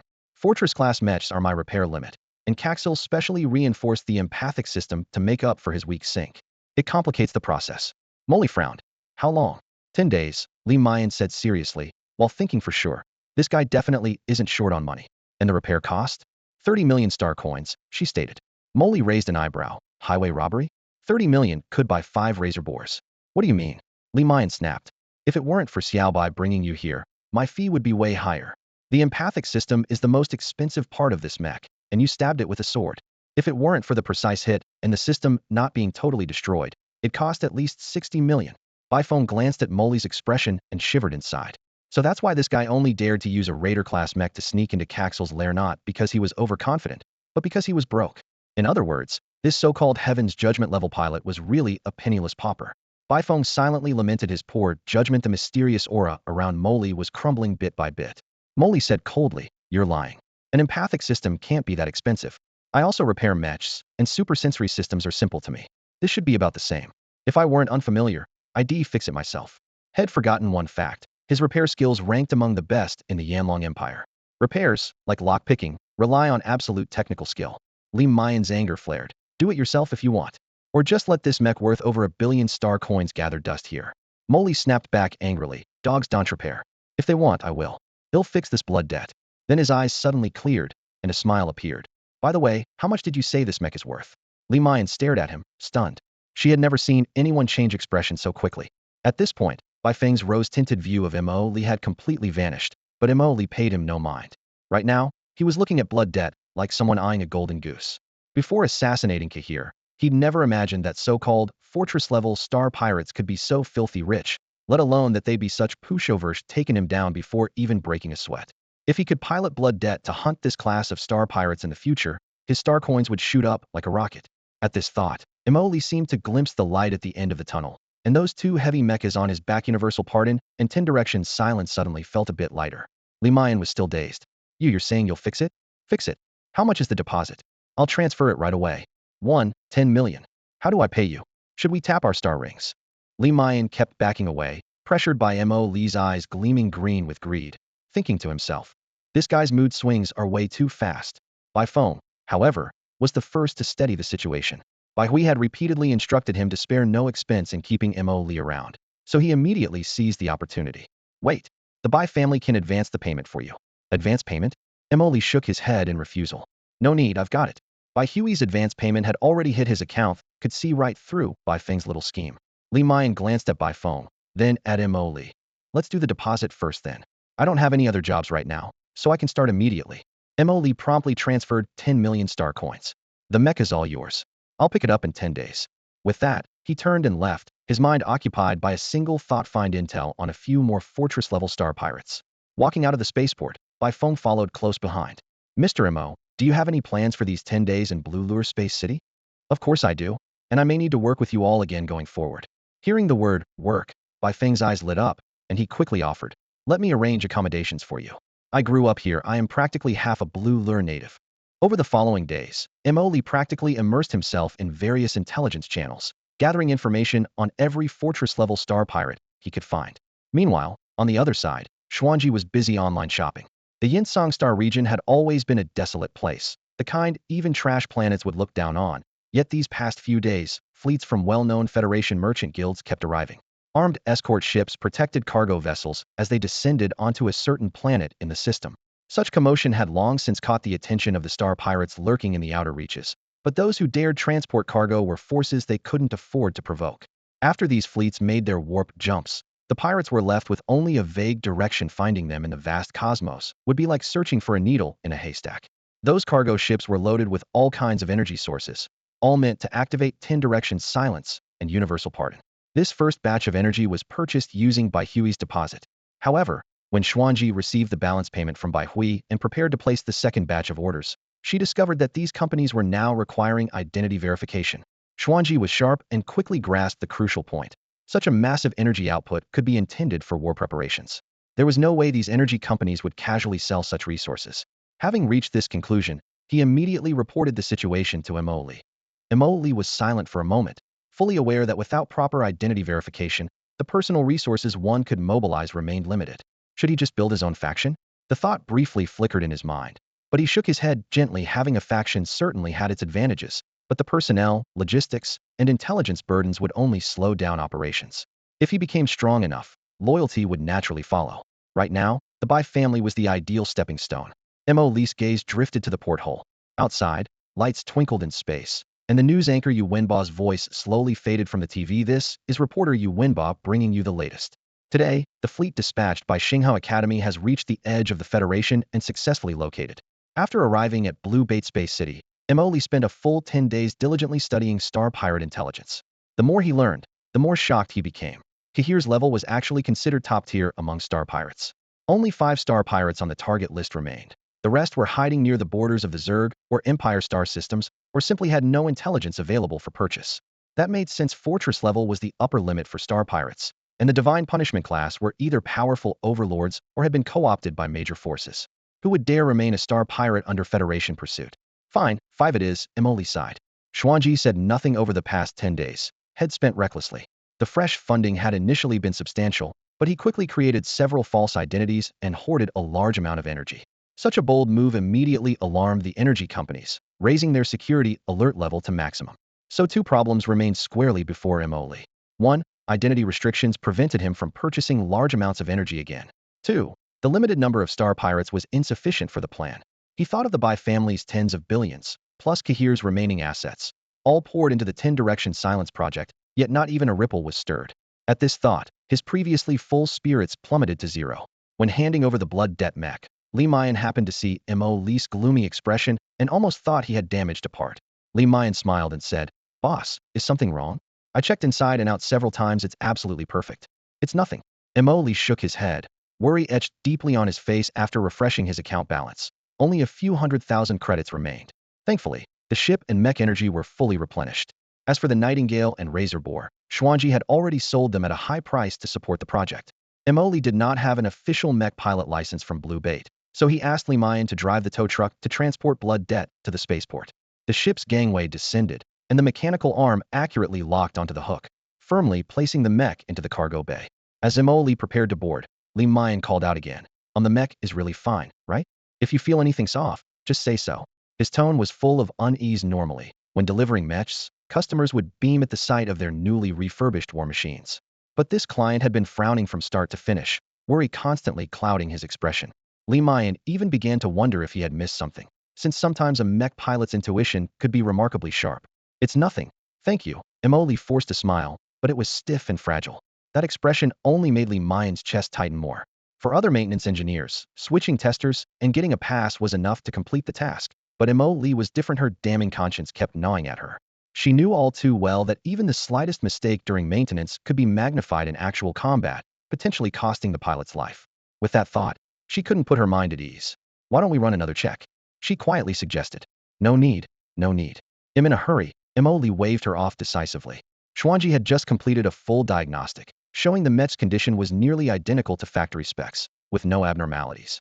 Unable to argue against Mo Li's insistence, Linyin could only watch helplessly as he boarded the ship and the airlock snapped shut without mercy. Once control of the ship was handed over to the AI Xuan Ji, the navigation system locked on to a target immediately. Tang De's last position was in the Kret Star region, approaching the Empire border. He just hijacked a large freighter from an energy company. Big score. Highly likely he's hiding within Imperial territory.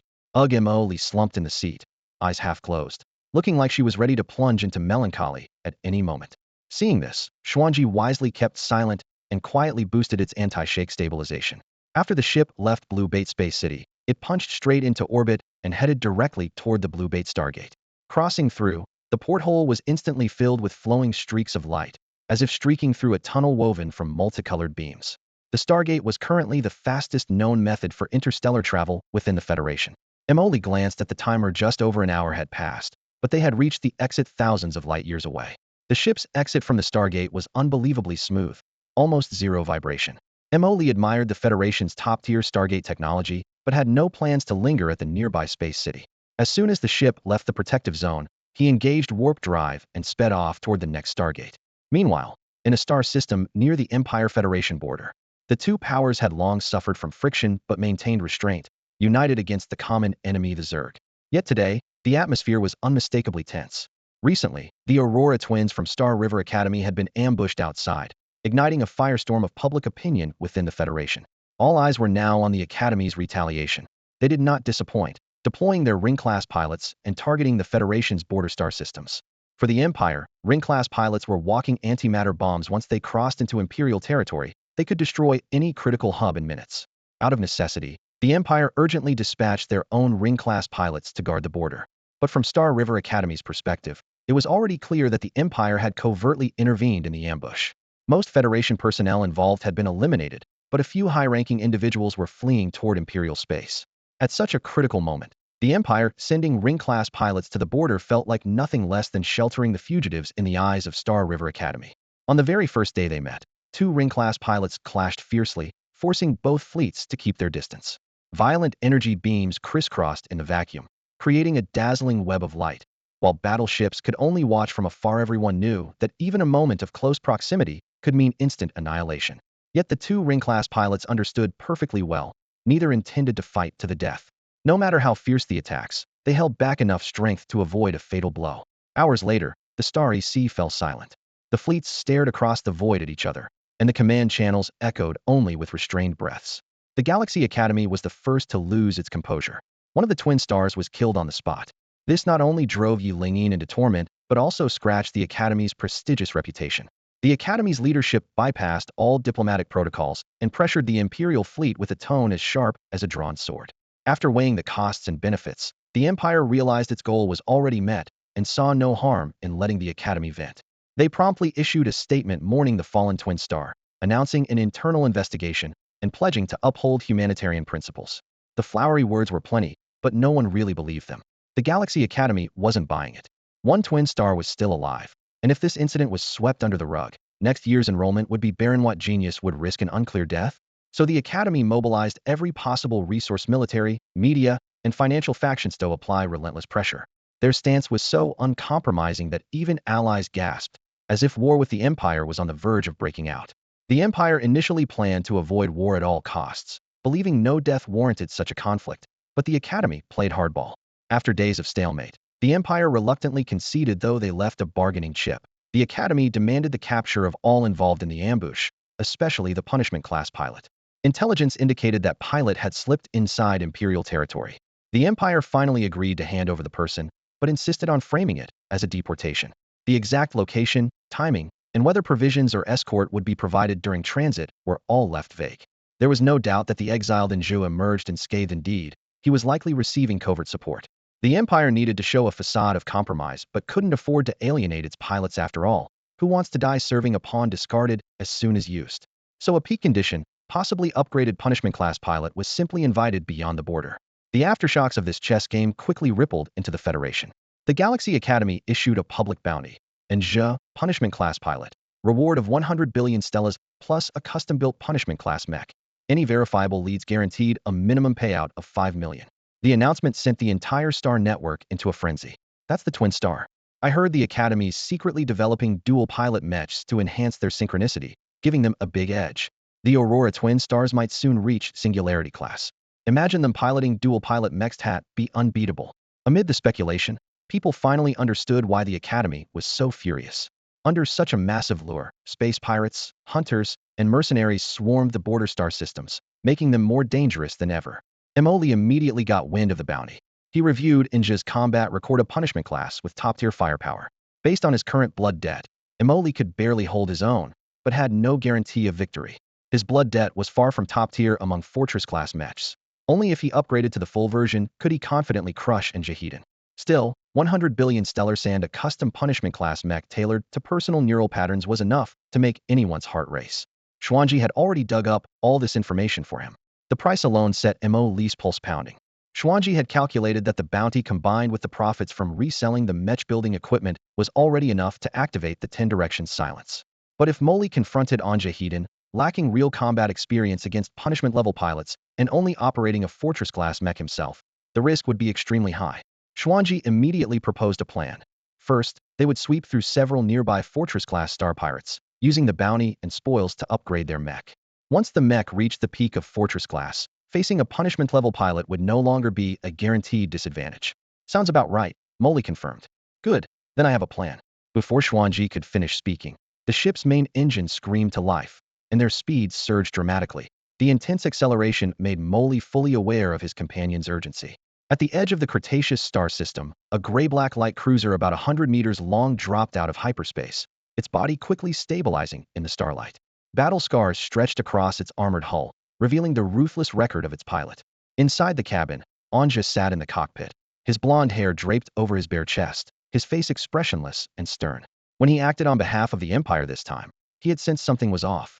Now that the dust had settled, it proved he had indeed become a discarded pawn. Though the Empire promised to station him in a remote Federation system, upgrade his mech, and provide him with a false identity and ship, it could not hide the fact that he had been abandoned. What frustrated him even more was that if he had known how fiercely the Galaxy Academy would fight, even going so far as to have the Twin Stars pilots operate a dual-person mech via ultrasynchronicity, never would have accepted this mission, even if it meant his death. Damn the Duke. Anja cursed quietly. If I'd known those siblings had that trick, I never would have taken this job. A beam from the cockpit ceiling projected a holographic bounty interface. The staggering bounty amount made Anz's eye twitch. Not just the other Federation members. Even he was tempted. But the stars themselves were secondary. The real allure was the punishment-level mech custom-built by Galaxy Academy. Among the Federation's top 5 academies, Galaxy Academy's research was legendary, famous for its black tech innovations. For a moment, he even entertained the absurd thought of turning himself in. Still, the new identity arranged by the Empire was decent enough, as long as he kept a low profile in the remote star system and waited for things to cool down before returning to the Empire. Even under a new name, he still had a shot at a comeback. Meanwhile, after Galaxy Academy issued its bounty, the brief standoff with the Empire was forced to subside. The Empire had always been tough, but now it had taken a step toward concession. Pushing too hard risked provoking open conflict, which was not an empty threat. In front of the panoramic viewport of the Academy flagship, Linyin stood side by side with her mentor Jiang Yan. The starry sky outside was dim, with occasional streaks of meteoric fire skimming over the ship's armor. Linyin, the latest intel has arrived, Jiang Yan said with a weary sigh, his aged face showing fatigue. The Aurora twins he had poured his heart and soul into were now hanging by a thread, and he could only rely on the most extreme measures within the system to try to maintain order. Since returning to the ship, Linyin had spoken noticeably less. Hearing her mentor's counsel, she clenched her fists until her knuckles whitened but restrained her emotions. She understood that both her mentor and the Academy had done everything they could. She held no grudges, only frustration at her own lack of strength, unable to take Anz's life herself immediately. She took a deep breath, letting the tension in her chest dissipate with the exhale, then said softly, "Mentor, don't worry about me. I know. As long as Anja stays within the Federation's borders, he can't escape. I've already stabilized at Fortress level. Once I reach Judgment level, it'll be the end of him." Linyian's tone was calm, as if she were merely stating the weather. Jiang Yan stood nearby, but his chest felt as if gripped by an invisible iron. Honda had long regarded the two sisters as his own daughters. Every injury they suffered in this ordeal weighed heavily on him, yet no one shared that burden. Since that day, Linyin seemed like a different person. Whether at the Academy training grounds, the virtual bays, or on the ship's deck during expeditions, she trained without rest day or night. When battle erupted, she was always the first to charge forward. Even Jiang Yan found himself sweating nervously at her reckless determination. Back on the ship, she would first complete her routine combat drills, then log into the Star Network to continue mech sparring matches. As usual, she scanned the forums hoping for any trace of Anja. But all the posts were flooded with two stories: the Empire's concession in ongoing negotiations, and the entire Star Network searching for the so-called universe's invincible Tyrannosaurus. The Empire actually backing down? Star River Academy is incredibly tough. Where did the Tyrannosaurus disappear to? A player of that caliber just vanishing? After equipping Starshine, the stats crush everything else. That explains why they stopped fighting. The properties of Starshine really aren't human. Linyin glanced a few times before closing the page to focus on ranked matches. The relentless training pushed her rank steadily upward to over 6,000. The leaderboard combined elites from both the Empire and Federation territories. Many Singularity-level pilots hid their identities, making climbing the ranks no easy task. The higher she got, the tougher her opponents. Feeling her performance slip, she immediately quit matches to review every frame with Jiang Yan, analyzing details and refining strategy. 2 weeks flew by. There was still no sign of Nzifi Trail had gone cold, as if he had vaporized from the universe. The Empire's royal ban was public knowledge, and no one dared disobey. He had no choice but to hide within the Federation. But the galaxy was vast. If he truly went into hiding, the Federation was powerless. Yet Linyin paid no mind to such rumors, dividing her days strictly into training, and even more training. Back at the academy, the once sunshine goddess had transformed into a piercing blade of ice. Students groaned in despair, while some secretly admired her new, steely demeanor. Meanwhile, barely anyone noticed. Emily quietly took out 5 fortress-level star pirates and absorbed their assets. During negotiations with the White Council, Xuan Ji appeared in person, but talks broke down. White Council admitted they were helpless because this mysterious civilization's control over energy far surpassed imagination. Still, Emily pressed forward, his wealth skyrocketing. Killing 5 fortress-level warlords made him infamous in the Star Hunter community. No one knew his origins, only the red-black Mech Blood Debt. Over time, Blood Debt became his moniker. At a bustling spaceport, Emily docked his ship smoothly. Closing the hatch, he removed his helmet and walked down the dimly lit corridor toward the local hotspot bar Nightfall. The intel here came from a star pirate hunter he had rescued from a fortress-level pirate. The game was quietly shifting across the stars. Rumor had it that behind the Nightshade bar stood a politician, whose real purpose was to gather information. Here flowed many secrets that couldn't be obtained through normal channels. Emily made no effort to conceal his face. After arriving in his hovercar, he pushed open the door and stepped inside. Inside and outside the doorway seemed like 2 different worlds. The deep drum beats, sharp electric guitars, and hoarse shouts surged instantly. A mix of alcohol, sweat, perfume, and an undefinable stench overwhelmed the senses, flooding his hearing and smell instantly. He frowned, raised a hand to cover his nose and mouth, then hurried toward a passage on the far side of the dance floor. In the center, swirling lights pulsed over bodies pressed close, swaying to the music. Surrounding booths held a mix of gangsters with tattoos, nightclub women, and information brokers. Even through his hand, the pungent odor churned his stomach, making his steps falter as if he might turn and leave. Suddenly, a large hand like a palm fan reached in from the side, grabbing his shoulder. Emily reacted quickly, slashing down with the side of his hand. A crisp snap echoed over the music, followed by a piercing scream tearing through the air. The revelers were stunned into silence, instinctively stepping back to give space. Lights flicked past to reveal a heavily muscled man kneeling on one knee, clutching his wrist twisted into a strange angle, lips pale from pain. "That's him. That's the one." Whispers among the crowd only deepened the man's humiliation. A tattooed man with a mohawk clenched his fists and stepped forward with a low growl. "Kid, do you know where you are? You don't throw punches here. Blood debt. He's got blood debt." From a corner, a skinny man dropped his drink, trembling as he pointed at Emily, his voice broken and sharp. The words blood debt hit the crowd like a bomb, and the noise instantly shrank. In just 2 weeks, 5 fortress-level star thieves had been slain. Such a brutal reputation crushed most of the low-level enforcers present. People instinctively stepped back, some turned to leave, while others leaned forward to see if this was truly the infamous killer they'd heard about. The lights flickered again. The skinny man sagged against the wall, shrinking into the shadows like he wanted to disappear. His name was Liang Tsong, formerly a low-ranking member of the Berlik Star Thieves gang, whose fortress-level pilot had been killed by Mo Li. Liang Tsong remembered Mo Li's face. Clearly had been hiding at the edge of the battlefield, watching Mo Li leap from the mech cockpit and snatch away their heavily invested personal positioning device. Mo Li wasn't one to slaughter every last one. With so many scattered low-level thugs, he found no point in chasing them all down. But to these men, the name Blood Debt was deadlier than any blade. Several drinking companions sitting at Liang Tsong's table went pale when they heard he used to serve under Berlik. Their drunkenness evaporated in an instant. Someone tried to pull Liang Tsong up, but he shook off the sweaty hand fiercely. The dance floor lights spun around him, casting his shadow like one hanging over water without a place to stand. One swift hand chop and 2 sharp cries had instantly frozen the bar's wild atmosphere to ice. All eyes locked on Mo Li, yet no one dared to take another step closer. At that moment, Berlik could never have imagined that the positioning device he had just purchased, never even used, had been snatched away before he could wield it. The entire Star Pirate crew was scattered. Star Pirates always prey on the weak and fear the strong, and Liang Tsong had witnessed the entire battle firsthand. That scene was seared into his memory like a brand. Berlik, who was close to the fortress-level peak, didn't even last 3 minutes before being struck down by Mo Li's sword. The cockpit exploded on the spot. Sparks flew from the Mech's hatch, but Mo Li had already jumped out of the cockpit, his brow deeply furrowed, as if dissatisfied with such an easy victory. In that moment, Liang Song silently mourned for Burlik. I'm sorry, Lord Emoli. You didn't get the satisfaction you deserved. Since then, Liang Song had been on the run across multiple star systems, thinking he had escaped this fearsome god of death. But now, here he was meeting Emoli again at the Nightfall bar in the darkness. His legs went weak. Could Emoli have come to collect a debt? Unfortunately, Emoli didn't recognize him at all. The other patrons instantly avoided Emoli's gaze, as if he were a walking plague. Even the burly man who had been flaunting his strength just moments ago trembled like a leaf. Rumors said blood debt killed without mercy and especially hated star pirates, wiping them out completely. They said his family had been killed by star pirates, and now he made a living hunting them down. The man frantically searched his memory for anyone related to Emoli he might have wronged, but with so many unpaid debts, he couldn't keep track. Emoli glanced at the man with disgust and realized he wasn't the muscle-bound brute he appeared to be. Instead, there was a scholarly paleness about him. Emoli instinctively shook his sleeve, as if even the man's presence sullied his hands. The bar staff dared not ignore the situation. The bartender behind the counter hurried over.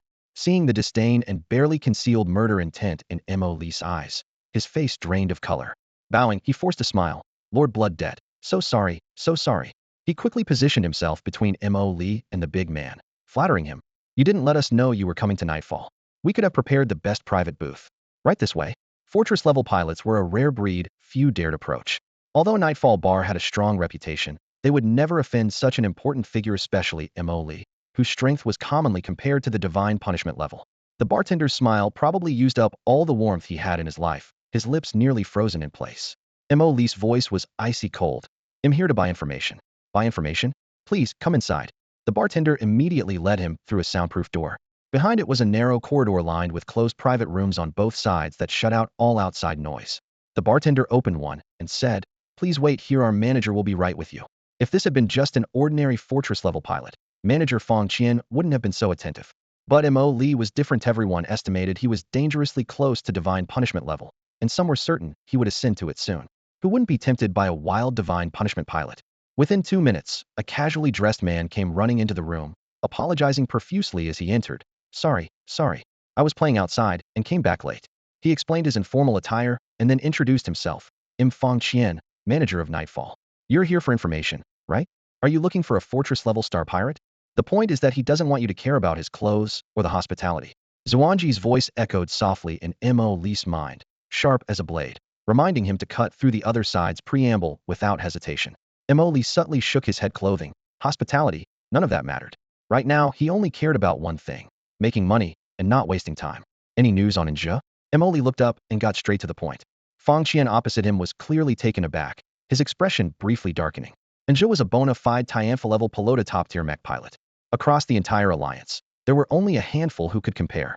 What's more, intelligence suggested that although the Empire publicly expelled Inja, they likely provided covert assistance, upgraded mech tech, logistics support, anything to help him escape. If that were true, this so-called blood debt pilot might be far more dangerous than assumed. And Fong Qian hesitated, then shook his head. We don't have his exact whereabouts for now, but we're getting close to unveiling the truth. Oh, Emoli raised an eyebrow. The Empire naively thinks changing his identity will hide him for 10 years or more, but they underestimated the Federation's data analysts. Fong Qian lowered his voice, as if sharing a secret victory. At least 100 factions within the Federation are simultaneously running data analysis, satellite tracks, resource allocations, flight logs, everything is being filtered. Soon, we'll pinpoint his star sector. Then, he gestured lightly across his neck, his time will be up. The reward from Xinghe Academy is too tempting. The star pirate hunters are openly after him, and in the shadows, intelligence brokers have their eyes locked on him. Fingertips tapped rhythmically on the table. After a moment's thought, Emoli spoke again. So you really have first-hand intel? To be honest, no one can guarantee it, Fong Qian admitted with a bitter smile and shrugged. With anyone else, he might bluff and dodge, but this was Emoli who wouldn't lie. The sudden appearance of this blood debt pilot meant their databases didn't even have a full profile: personality, background, fighting style, all unknown. Better to keep a low profile for now. What about other Fortress-class pilots? Any news? Emoli asked. They've all gone into hiding. Fong Qian sighed deeply, reluctant. As for why, he glanced instinctively at Emoli. Emoli looked back casually. Why look at me? It's not like I'm the one chasing them. I've only taken down 6 so far. Only 6? Fong Qian twitched, half wanting to grab Emoli by the collar and shout, Do you know what you're saying? But he just smiled and replied, Don't worry, the moment I get any news on Inja, I'll be the first to tell you. Fine. Emoli nodded, then changed the subject. I want to upgrade my Mech configuration. Do you have a good channel for that? There are several options, but since yours is a fortress-class mech, the best is definitely Xinghe Academy. Fang Qian quickly gathered his thoughts and answered. Xinghe Academy? Mo Li drummed his fingers on the table, a hint of contemplation in his eyes. He remembered a few old contacts there, though they probably wouldn't welcome him. Tell me the details. Fang Qian took a deep breath, organizing his words carefully. If I'm right, you plan to track down and hunt Ji yourself, relying on this blood debt mech. But its current setup still hasn't reached your true limits. Xinghe Academy holds the most complete fortress-level module database, plus secret workshops that can push your mech to a whole new level. He deliberately avoided eye contact, but his shoulders tensed involuntarily. Emoli narrowed his eyes, voice cold. No need to test me. That's exactly what I want. You don't need to test anything else going forward either. It was practically a warning, and cold sweat dripped down Fang Qian's forehead. In the current Federation, core technologies were almost entirely controlled by large corporations owned by Congress members. At fortress level, many technologies were classified as restricted. Buying even a single item required a huge sum of money. But the Galaxy Academy was different. Some of its technologies were freely available to outsiders, and many top-tier engineers were permanently based there. Mo Li listened quietly. His expression was strange. Fang Qian possessed all the advantages he mentioned. The Xuan Ji database contained most of the Yanlong Empire's technology. The mech system was complete and flawless, and Fang Qian himself was a top engineer. These enticements were nothing to him. Yet Fang Qian was unaware and kept talking. Moreover, Galaxy Academy grants special privileges to truly powerful pilots. For example, if you are a fortress-level pilot, simply registering as an honorary pilot gives you free access to some of the Academy's core equipment. And also, wait, Mo Li raised his hand to interrupt. What did you just say? The Galaxy Academy has a lot of technology. Not that, the fortress-level pilot part. Mo Li's eyes lit up. Fortress-level pilots can use the equipment for free? Yes, exactly that. Fang Qian nodded, feeling he had finally hit the key point. You just need to take on an honorary title, like an external instructor. The Academy has never been strict about that. Mo Li savored the word free for a moment, increasingly tempted. How do I get access? We can write you a recommendation letter. The process is quick. In that case, please arrange it for me. Mo Li decided immediately. Galaxy Academy was located in the Dongli star system, home to the star Dongli. The system had 3 terraformed life-supporting planets, one of which was entirely owned by the Academy. Mo Li piloted his ship through several star gates, then jumped to faster than light speed, arriving at the destination 2 days later. The last time he had left this star region, so soon to return, was unexpected. Following Fang Qian's instructions, he submitted a docking request at a space station orbiting the Academy's main planet. As the ship approached, it automatically linked to the defense network. Any unauthorized flight would be shredded into pieces by the swarm of orbital cannons the next second. Thanks to the letter of introduction, the procedures went smoothly, and docking clearance came quickly. Stepping out of the airlock, the space city ahead bustled almost like a major metropolis. Floating billboards flickered, shops lined the streets, crowds surged, and a variety of docked ships filled the docks. Compared to the quiet ports Mo Li had seen before, this felt like a true city entrance.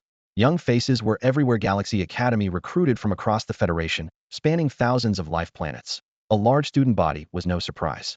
Guided by the introduction letter, Mo Li arrived at the reception area designated for senior pilots. In fact, once he had submitted his docking application, the Academy had already begun reception procedures within systems where ordinary citizens made up the majority. Any senior pilot received VIP treatment. The spacious, bright reception hall already had quite a few people waiting. Mo Li nodded silently. Clearly, Galaxy Academy's external pilots were an organized group. Combined with a widespread alumni network, it was no wonder the Empire had bowed after the Twin Stars attack. Mo Li felt he might need to reconsider his view of this Academy faction. The Starry River Academy before him was astonishingly vast, spanning the entire star region, hinting at its deep-rooted strength. Scanning the hall, he noticed a glowing sign on the wall that read exclusive passage for Fortress class and above pilots, and immediately turned toward it. The corridor was nearly empty, with only 7 Fortress-class pilots scattered about. Mo Li murmured to himself, there are quite a few Fortress-class pilots in total, so why did the Star Pirates send so few here? Before he could figure it out, his skin suddenly tightened. An icy chill, like a blade pressed against his back, flashed and vanished. The other pilots also abruptly looked up and scanned around, but found nothing unusual. Mo Li kept his head down, his hood shadowing his expression, so they couldn't detect any reaction. After all, this was the heart of the Starry River Academy. The ominous chill came and went quickly, and everyone soon relaxed. Among the 7, 3 obviously knew each other and leaned on the corridor railing, chatting casually. I plan to stay here 2 years, just to exchange for that ion drill technology. The ion drill really suits your style? One companion shook his head. I'm aiming for other tech, but don't have enough points. Just keep saving them. The Academy isn't going anywhere. Noticed the new research results on the exchange list recently internal updates are scary fast. Another nearby added, I want to become a full-time student. The tech you can get as an external hire is too limited. Why are the bounties so tempting? Because the Academy custom mechs are way better than outside gear. Their conversation reached Mo Lee's ears, stirring his curiosity. The Academy was hiding so much more than he realized. Before, Linyin was highly respected, but the mech she piloted didn't show any special technology to him. That was a Raider-class mech, already quite mature in the Federation, with little room for improvements. Fang Qian had also mentioned that only after Fortress class can higher-level tech be integrated. Pilot level up can pilot higher-tier mechs can carry more advanced technology. If a Raider-class pilot tried to forcibly control a Fortress-class mech, the neural link alone could overwhelm the pilot. Without proper mental defenses, even the forces from high mobility could be lethal. Technologies that reduce force impact are equally precious. Thinking this through, Emily felt a surge of anticipation for the next steps. Fortress-class pilots still received the Academy's attention. Soon a staff member came over for unknown reception. A well-proportioned woman greeted him, her uniform sharply tailored, steps light and confident, a professional smile constantly warming her face. Hello, she said softly. Honor pilots need to complete a strength verification and information registration process, which will take some time. They'll be with you the entire time, so if you need anything, just let me know. How does the strength test work? Is it a mech combat, or just measuring stats? Emily asked. You can show your star network ranking, or participate in our practical test. Both options are acceptable. She gestured politely. They'll first take you to register your personal and mech information. Entering a grand hall, in the center stood a massive square counter. The woman walked up to a window, performed some operations, then input the information Emily had provided. Do you have a letter of recommendation? Please follow me. After confirming the details, she offered a professional smile. With a recommendation letter, you can be exempted from the usual competency verification steps. They weaved through the crowd and arrived at a modestly decorated yet refined VIP room. Once the heavy soundproof door shut, the noise outside was completely cut off. A young man sat in the sofa, airy arms crossed, head slightly tilted back, eyes closed as if resting. Hearing their footsteps, he just lifted his eyelids to glance at Emily, then closed them again, his expression aloof to the point of arrogance. Emily ignored him and took a seat. Please wait here. They'll go enter your information, the receptionist said softly before leaving. Once the door closed, silence filled the room. After a moment, the young man suddenly spoke in a low, straightforward tone. You were brought in through a recommendation too? Yeah, Emily replied curtly. He was never one for small talk with strangers. Which company? The question wasn't really a question, it was more like an evaluation, laced with superiority. Emily met his gaze briefly, then lowered his eyes without answering. The young man frowned and speculated on his own. Not many companies can get a recommendation into Galaxy Academy. You're a Tianfa-class pilot, right? Fortress class. Emily replied flatly, with just 3 words. The young man's eyes snapped sharply to him. No faction would write a recommendation for a Fortress-class pilot. You're lying. Emily found the accusation ridiculous. This guy didn't even give his name or show any cortesiso, he just smiled knowingly and threw back. Believe what you want. The atmosphere instantly went cold. The young man clearly hadn't expected to hit this wall. After a brief pause, he averted his gaze and fell silent. The awkward quiet lasted until another staff member entered and escorted him out. Shortly after, the woman who was assisting Emily returned. Hello, Mr. Mo.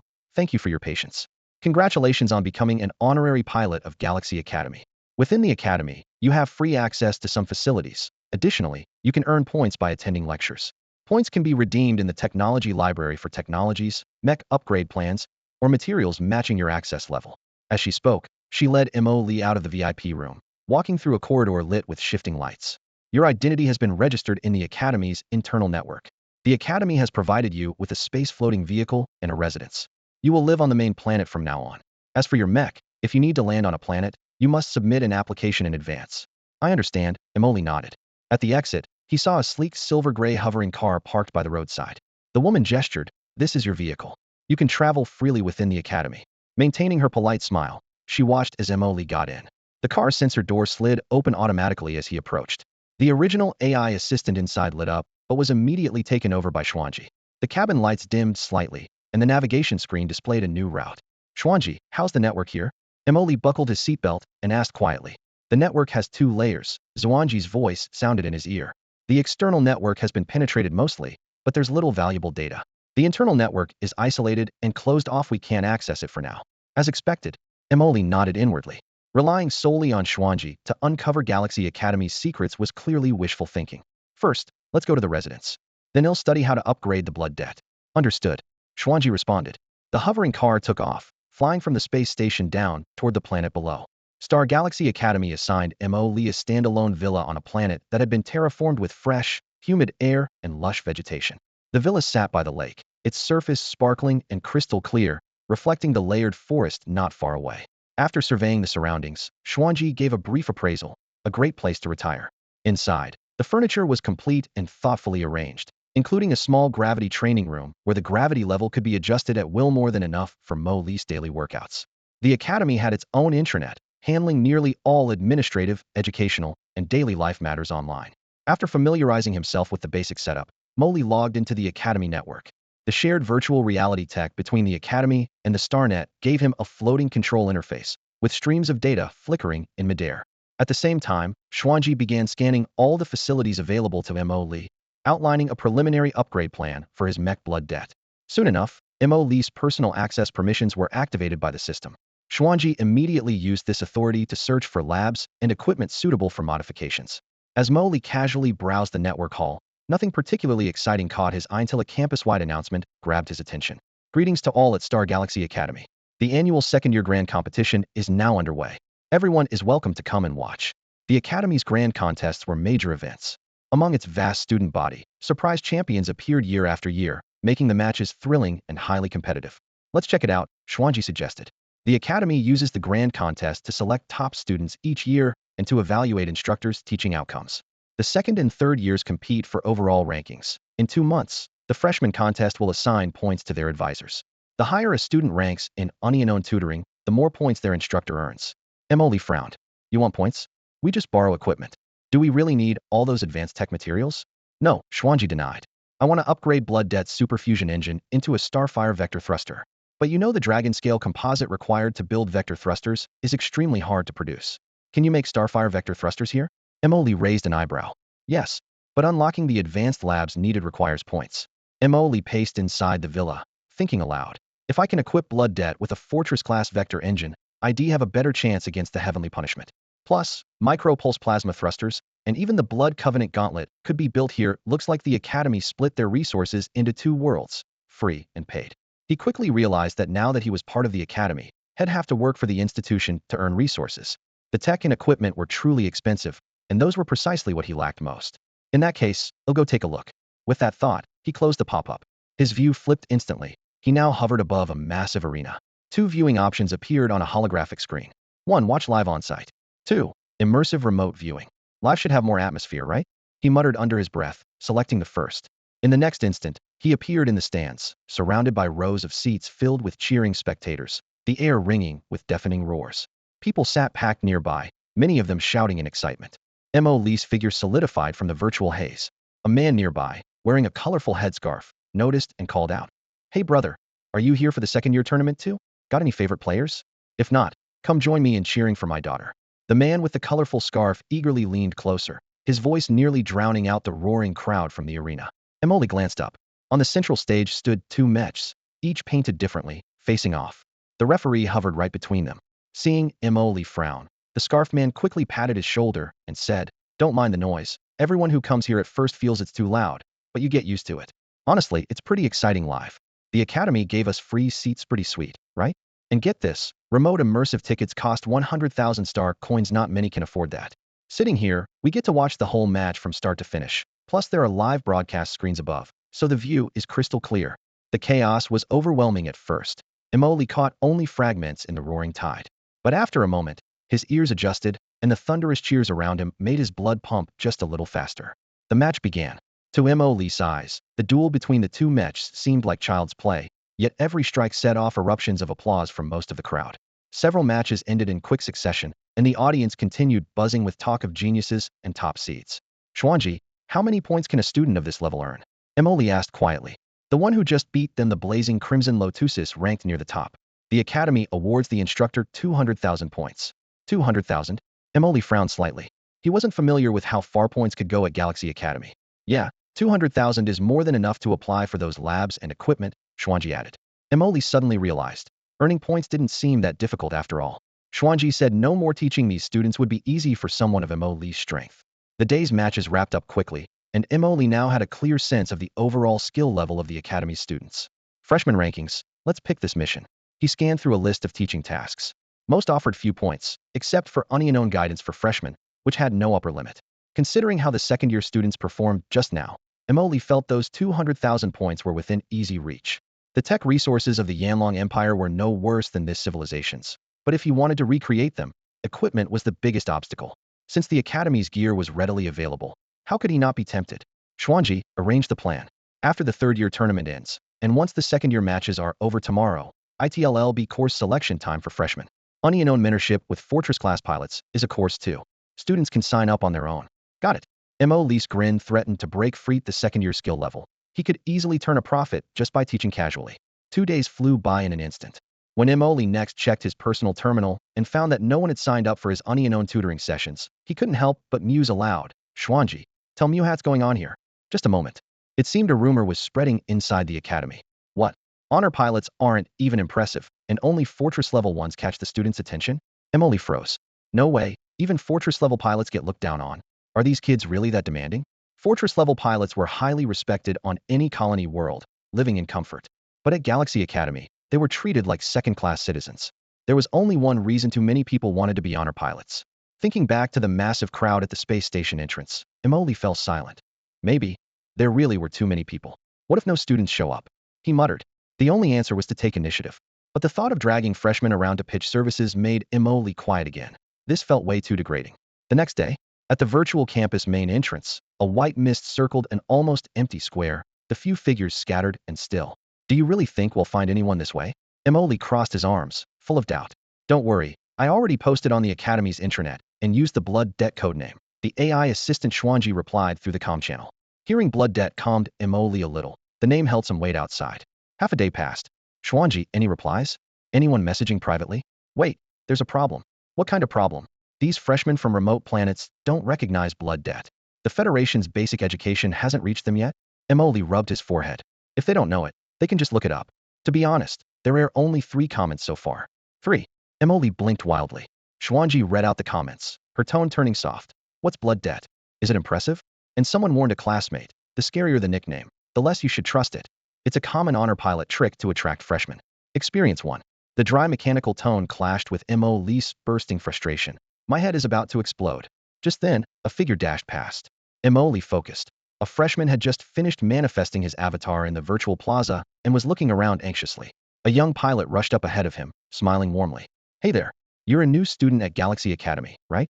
I'm an honor pilot with Fortress-level skill. I can guide you unknown, and I guarantee you'll shine at the freshman competition in 2 months. Are you really Fortress level? The freshman recoiled slightly, startled by the enthusiasm, but eyes gleamed with hope. Definitely. See, hey, race my personal certification on the Academy intranet validated by Super AI monitoring, no fakes. A golden Fortress level badge gleamed on the interface. Really Fortress level? The freshman exclaimed, excited. Can we really do unknown training? Of course. If you want, we can sign the Academy contract right here and now. People from my planet are careful. Signing a contract is best. No problem. The Fortress-level pilot promptly pulled up a pre-prepared contract, patiently guiding the freshman through confirming the terms and embedding the mental imprint. Backed officially and reassured by the pilot's eagerness, the freshman signed without hesitation. Laughing and chatting, they left side by side, leaving only the fading glow of the signing effect on the square. Emily stood dumbfounded. This works? Seriously, in Fortress Level 2 I could beat him single-handed. He clenched his fist and growled, chest tight with frustration. Why don't they choose me? Xuan Ji fell silent. Even he found it hard to respond. Molly's mind was a bit chaotic as his eyes caught several figures slowly materializing on the open ground ahead. Instinctively, he wanted to rush over, but when he saw that they were all elder mentors, his strong self-control forced him to halt. After all, they were colleagues. Before long, 2 more figures appeared on the other side. The moment their faces showed, the surrounding mentors swarmed in like sharks sensing blood, instantly surrounding the 2 new students with no way out. In just a second, the scene looked like a fierce close-quarters battle. Molly was completely stunned. He hadn't managed to snag a single student all day. That night, he collapsed onto his bed, replaying in his mind the mentor who had successfully signed a student. Inside his head, 2 voices clashed fiercely. One was cheering for points and cutting-edge technology. The other was roaring about face and pride. Maybe I should just recruit someone. That thought stubbornly popped up like a weed. After a long pause, Xuan Ji spoke softly, only urging him to hurry and find a student. Molly snapped his eyes open but remained undecided. The next day, Molly didn't show up at the mentor square. He hadn't slept all night. caught in a mental battle between the advanced technology of the Yanlong Empire and his concern for face. The fight went on until dawn without a winner.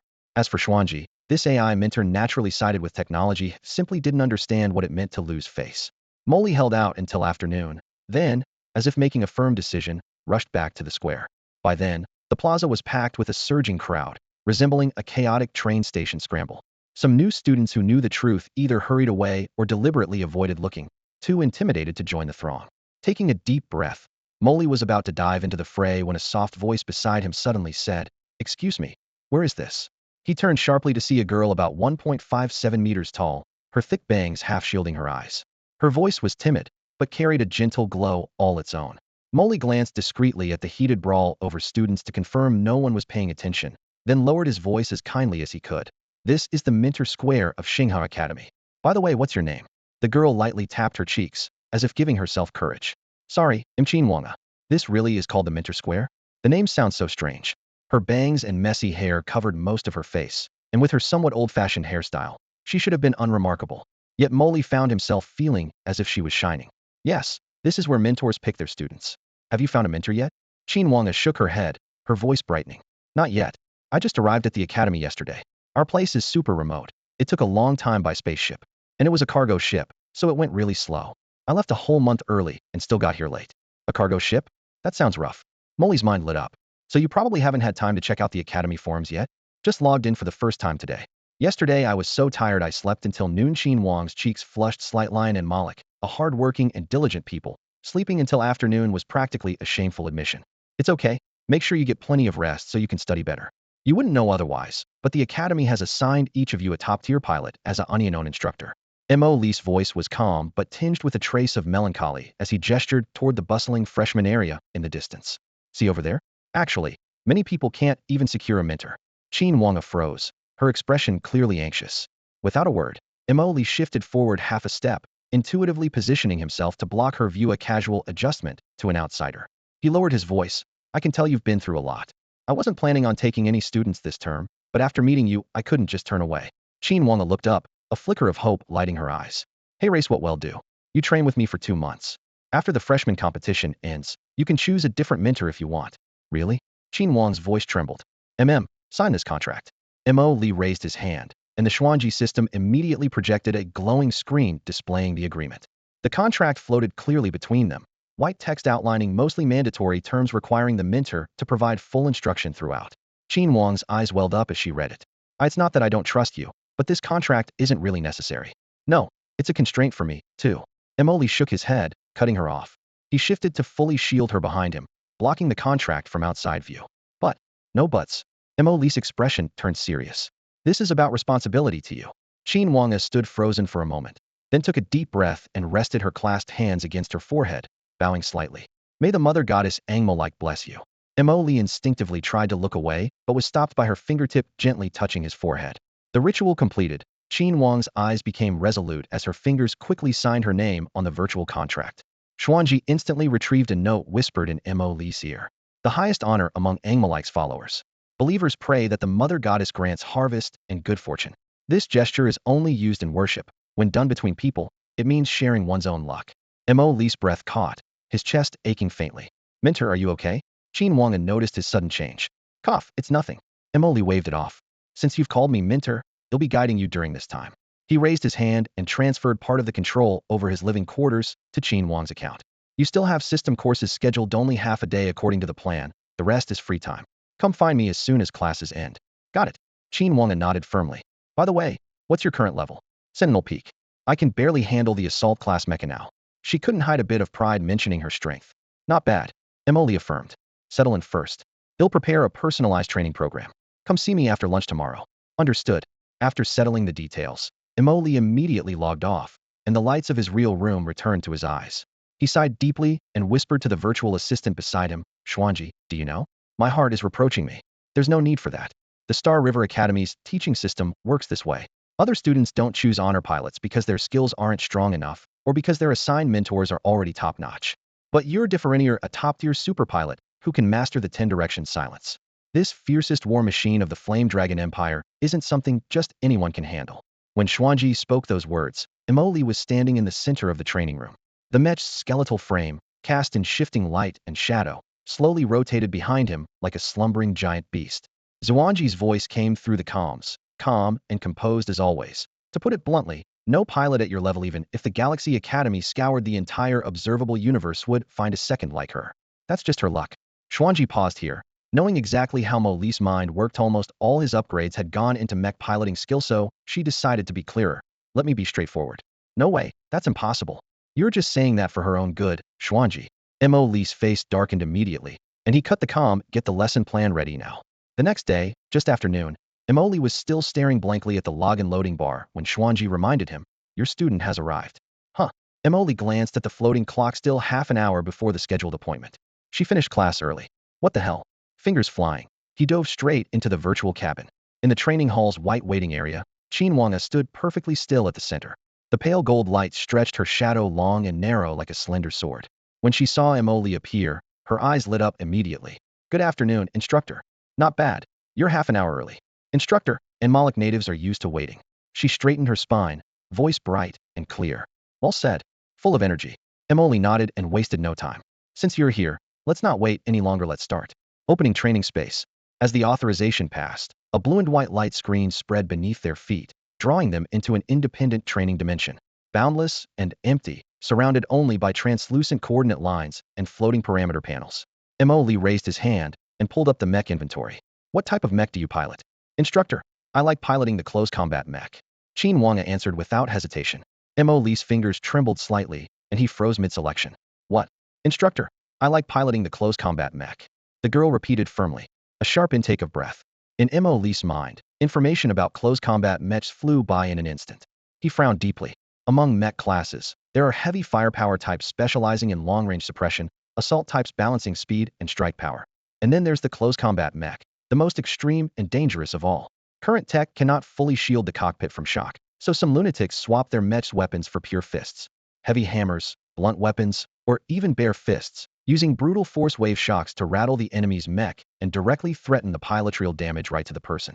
If you seize close quarters, the initial burst might destroy the opponent's cockpit instantly. But its weaknesses stand out just as glaringly. 1. In melee, against cold weapons like blades or swords, close combat mech armor often can't withstand more than one break. 2. Against firepower covering enemies, you have to dodge through a hail of bullets. One slip can mean your cockpit gets blasted through.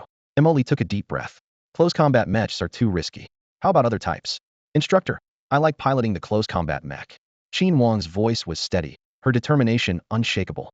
There was a stubborn fire in her eyes now. Mo Li's trouble was Rial had experience with close combat mechs, but when it came to this girl, he truly didn't want her touching that kind of machine. You really want to learn this? Mo Li rubbed his forehead, knowing it wouldn't be easy. Master, I'm determined to learn it. Qin Wang said firmly. All right, but if you don't mind, can you tell me why you have to learn this? The fighter mecha was the one that liberated our Malik star back then. Qin Wang blurted out. Mo Li tapped his forehead. Okay, I get it now. Fighter mechas are different. There's a lot to train for, and the process will be tough. I'm not afraid. The girl's eyes burned with unwavering resolve. Good.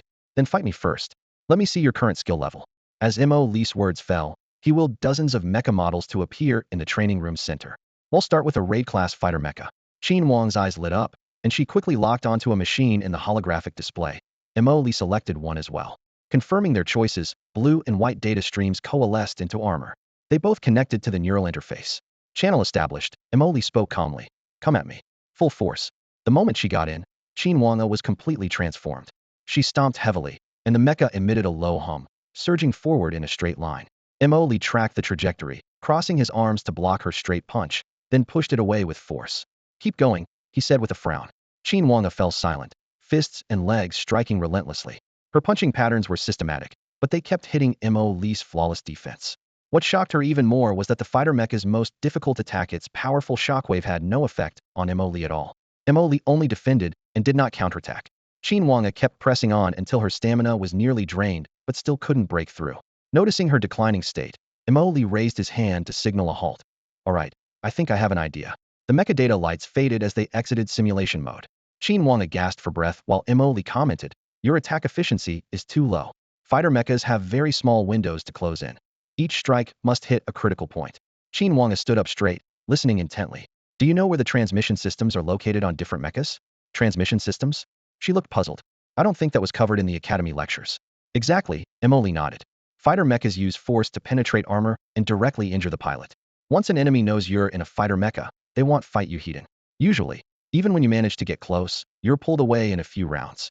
That's why you have to hit vital points. The transmission systems are one of them. Seeing her breathing even out, Emily summoned the mechas again. Let's go again. I'm turning off pain feedback. This time, ill attack. Qin Wanga nodded, and they both re-entered the simulation. The fight started. Emily quickly closed in and threw a heavy punch at her cockpit. Qin Wanga instinctively raised her arm to block, and Emily followed with a knee strike, hitting her mecha's waist precisely. She immediately activated the auxiliary engine to retreat, but panicked when she noticed a momentary delay in her machine's response. In that brief instant, Emily surged forward again. His heavy punch smashed into her mecha's shoulder joint, and Qin Wanga once more felt that unpleasant lag in control. From that moment on, she could only watch as Emily's mech transformed into a true weapon of destruction. Fists, elbows, legs, shoulders all became tools of relentless assault. Qin Wanga sharply raised her arm to block, but again and again she found her mech dragged down, her movements always half a beat slow. In the next instant, Emily's punch wind slammed down. Boom, boom, boom. The towering 15-meter steel giant unleashed its power, metal joints creaking as fists and feet rained down on Qin Wang's armor like a storm. Deafening clashes echoed through the cockpit, red alarms flashing wildly, and the dense damage reports on the HUD made her heart pound.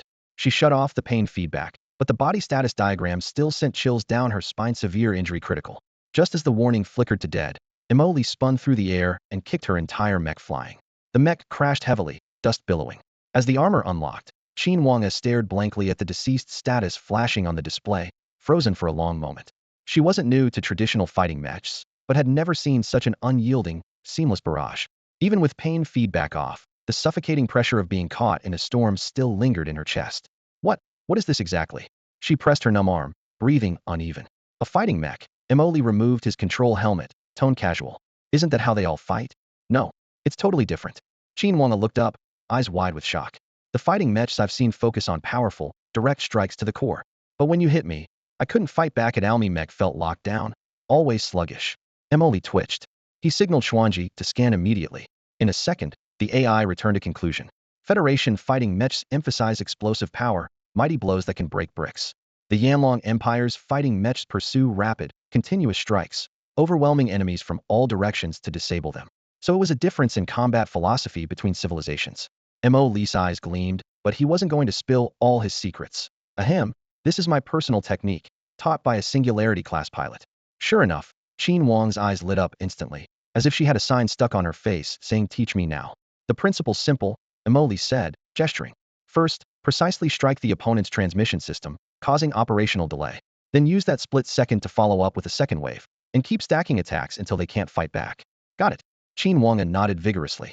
But to pull that off, you have to memorize roughly where the transmission systems are in different mech models and pinpoint them in battle immediately. Noted. As Emily trained Qin Wanga, Star River Academy grew livelier. The annual new student tournament had always been the school's highlight, not only filtering out promising rookies, but also a private proving ground for top pilots' rivalries. Someone had taken the initiative to compile a freshman ranking based on college entrance scores, combat records, and other data. Though listing only 100 names, it was recognized for capturing almost all potential standout newcomers. Copies were everywhere on campus, generating huge buzz. After a day of training, Qin Wanga rubbed her throbbing temples and slowly opened her eyes in the dorm pod. She had entered Star River Academy as the top scorer of her region, but here she was only assigned a decent two-person dorm, far from the glory she once had. Her roommate Chen Xinshin hadn't logged into the Star Network yet. Seeing Qin Wang arise, she glanced briefly while putting on makeup before looking away.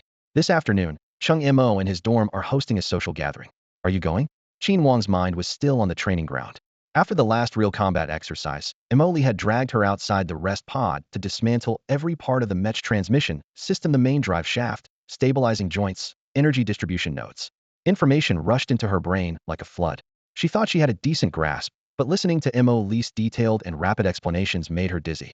Emily was in a hurry but genuinely wanted to teach, so despite the headache, Qin Wanga forced herself to memorize everything. Are you going? Chen Xinshin asked again, lowering her eyelash curler when Qin Wanga didn't respond. Huh, where? Qin Wanga looked up, confused. To the social dorm. Social. Chen Xingxin's tone was tinged with impatience. It's not just our dorm. Chung Mo's dorm is coming too. Many of those guys have already advanced to breaker class levels. It's a great chance to meet people. Qin Wanga had never been to an event like this. On Angmalic planet, except for her grandparents and relatives, peers her age had long since left. She hesitated in a low voice. So, should I go? Of course. Chen Xinshin raised an eyebrow. You're still just at Sentinel Peak, right? Not to mention Sheng Yamo, and Gao Fanyuan is coming to Breaker Peak. He might become a seed player in the freshman competition. Getting to know them can only help you. She eyed Qin Wang's somewhat old-fashioned school uniform and frowned more deeply. She didn't understand why Gao Fanyuan insisted on inviting someone from such a remote star system who looked so out of place. Qin Wanga was about to explain she could already pilot a breaker-class mech, but Chen Xinshin waved her off. You probably don't have many friends in the academy, do you? Networking is important. No more ex-Casesco change your clothes. In front of the mirror, Chen Xinshin added the final touch of lipstick. Her makeup technique was a bit stiff, but she still nodded in satisfaction. Qin Wang's grandmother's words echoed in her mind. Wanga, you're too shy. When you get to the academy, you need to make good friends. She pictured her grandmother's weathered, you've darkened face full of wrinkles, yet warm and reassuring. All right, I will. Just wait a moment. She jumped off the bed to look for clothes. Galaxy Academy had no traditional walls. The whole planet was Academy territory. Chun Xingxin's chosen spot was in another city. On her phone's navigation, the address was marked as Chaoga Food City. Skyscrapers towered. Hover cars came and went. There was no biting UV light, nor the rustling noise of the wind in the ears. In that moment, Qin Wanga felt utterly out of place here. Is there no warm breeze that brings a bountiful harvest? Qin Wanga didn't know. But when she saw Chun Xingxin's boyfriend Qing mostering that sleek silver-gray hovercar to a slow landing by the curb, she suddenly felt like an ugly duckling who had wandered into a flower garden by mistake. Cheng Mo was tall and lean, easily 6 feet tall, his black trench coat outlining strong, capable shoulders. His handsome features stood out even more under the night sky, glowing neon lights adding an almost dazzling halo. Chen Xinshin practically bounced over to him, unabashedly linking her arm through his. Cheng Mo casually glanced at Qin Wanga, who kept her head lowered, a strange flicker passing through his eyes before he looked away. Let's go. Everyone's waiting for us. Sorry, darling, took me a bit to finish my makeup, Chen Xinshin teased in a playful tone. The two of them laughed as they walked side by side toward the car door. Qin Wanga stood by the road, clutching her simple canvas bag, completely at a loss. Fortunately, Cheng Yamo had not forgotten her. He lightly touched the door, which slid open automatically. Chen Xinshin poked her head out from the passenger seat, waving. Get in. Rushing toward the meet-up Spoda lavishly decorated private room in a downtown restaurant, Qin Wanga said nothing. The crystal chandeliers scattered brilliant light, and as she took in the scene, she noticed everyone was dressed to the nines, their wrists and necks adorned with dazzling, expensive jewelry. Already introverted, she instinctively lowered her gaze, fingers nervously tugging at the hem of her dress. Glasses clinked and plates were cleared as the group shifted to another location to continue the party, conversations and laughter flying around. Yet hardly anyone paid any attention to Qin Wanga. She didn't notice the quiet gaze repeatedly falling on her from the corner. When others formed chatting clusters of 3 or 5, a gentle voice suddenly called out beside her, not feeling quite at ease. Qin Wanga looked up instinctively. It was the organizer of the meetup, Gao Fanyuan. He was even taller, his features more sharply defined than Cheng Mo's, with warm, light brown eyes carrying a friendly smile that seemed to ease any awkwardness. A little, she whispered. Don't worry, everyone here is nice, Gao Fanyuan said calmly, as if wanting to soothe her nerves. Then, as if remembering, he added, You're Qin Wanga, right? Yes, I am. She looked down again, as though trying to keep a safe distance from the room's scentless air. Not impatient with her shyness, Gao Fanyuan remained, chatting casually. Even when Qin Wanga responded with only a faint or a nod, he appeared unbothered, his tone always gentle. Partway through, he chuckled softly. I'm a bit thirsty, let me fetch some drinks, and he'll bring you one too. No need, she started, but he had already walked away. Soon he returned carrying 2 tall glasses filled with a shimmering purple liquid that caught the light with a faint glow. Seeing that familiar hue, Qin Wang's heart skipped, though she dared not be sure. When Gao Fanyuan handed her the glass, the scent of ripe fruit mingled with a subtle spice hit her like a wave, and her face instantly paled. What's wrong? Gao Fanyuan noticed her reaction. This is wine brewed from mutant Li Sui, she stammered, voice trembling. Isn't this kind of wine an illegal controlled substance in the Federation? Her anxiety was clearly written on her face. Li Sui is the most important crop on Angmalic, the planet's economic backbone. Normal Li Sui undergoes multiple purification steps to produce a smooth, fragrant wine that calms the mind and refreshes the spirit. Many pilots, drained by empathic exhaustion, rely on a sip to revive themselves. But the purification is costly, and Angmalic converted 80 of its farmland years ago to Li Sui cultivation just to maintain yield.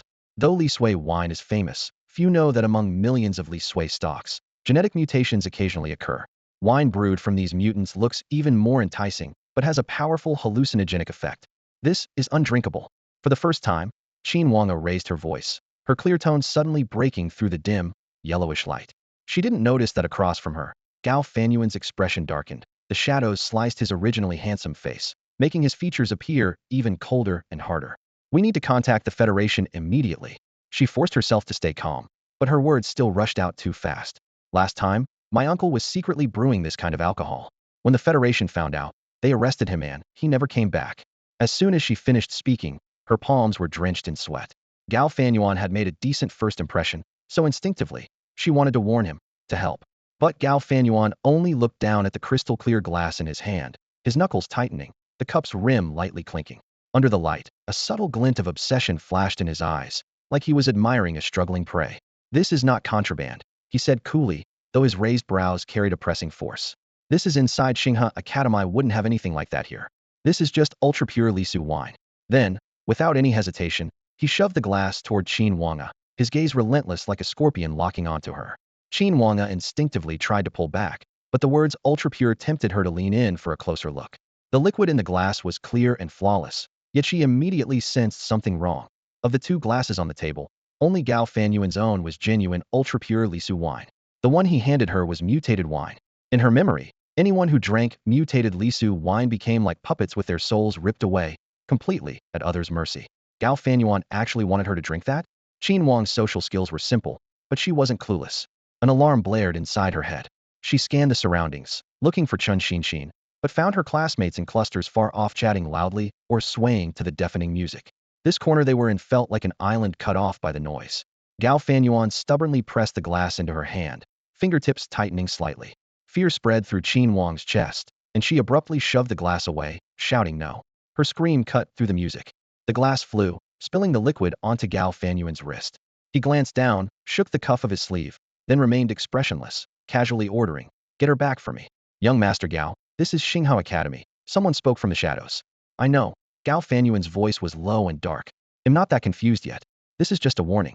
Meanwhile, the terror swirling inside Qin Wanga nearly drowned her reason.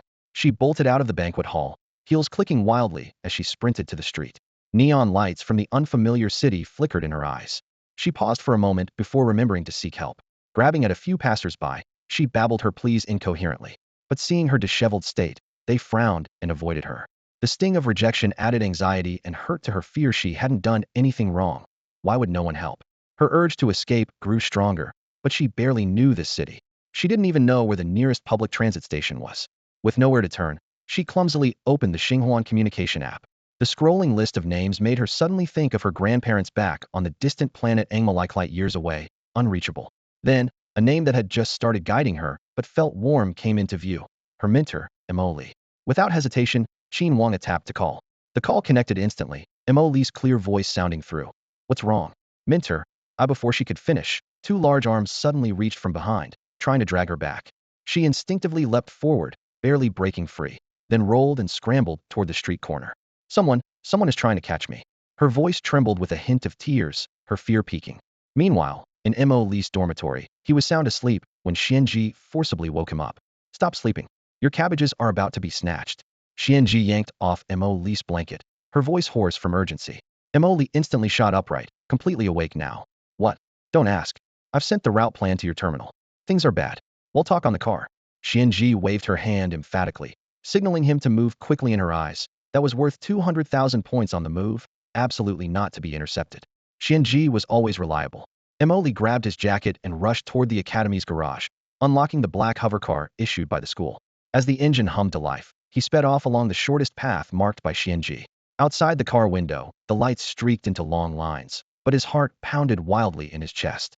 At the same time, Qin Wanga was rendered speechless. A crushing fear like an icy hand gripped her heart as she ran desperately.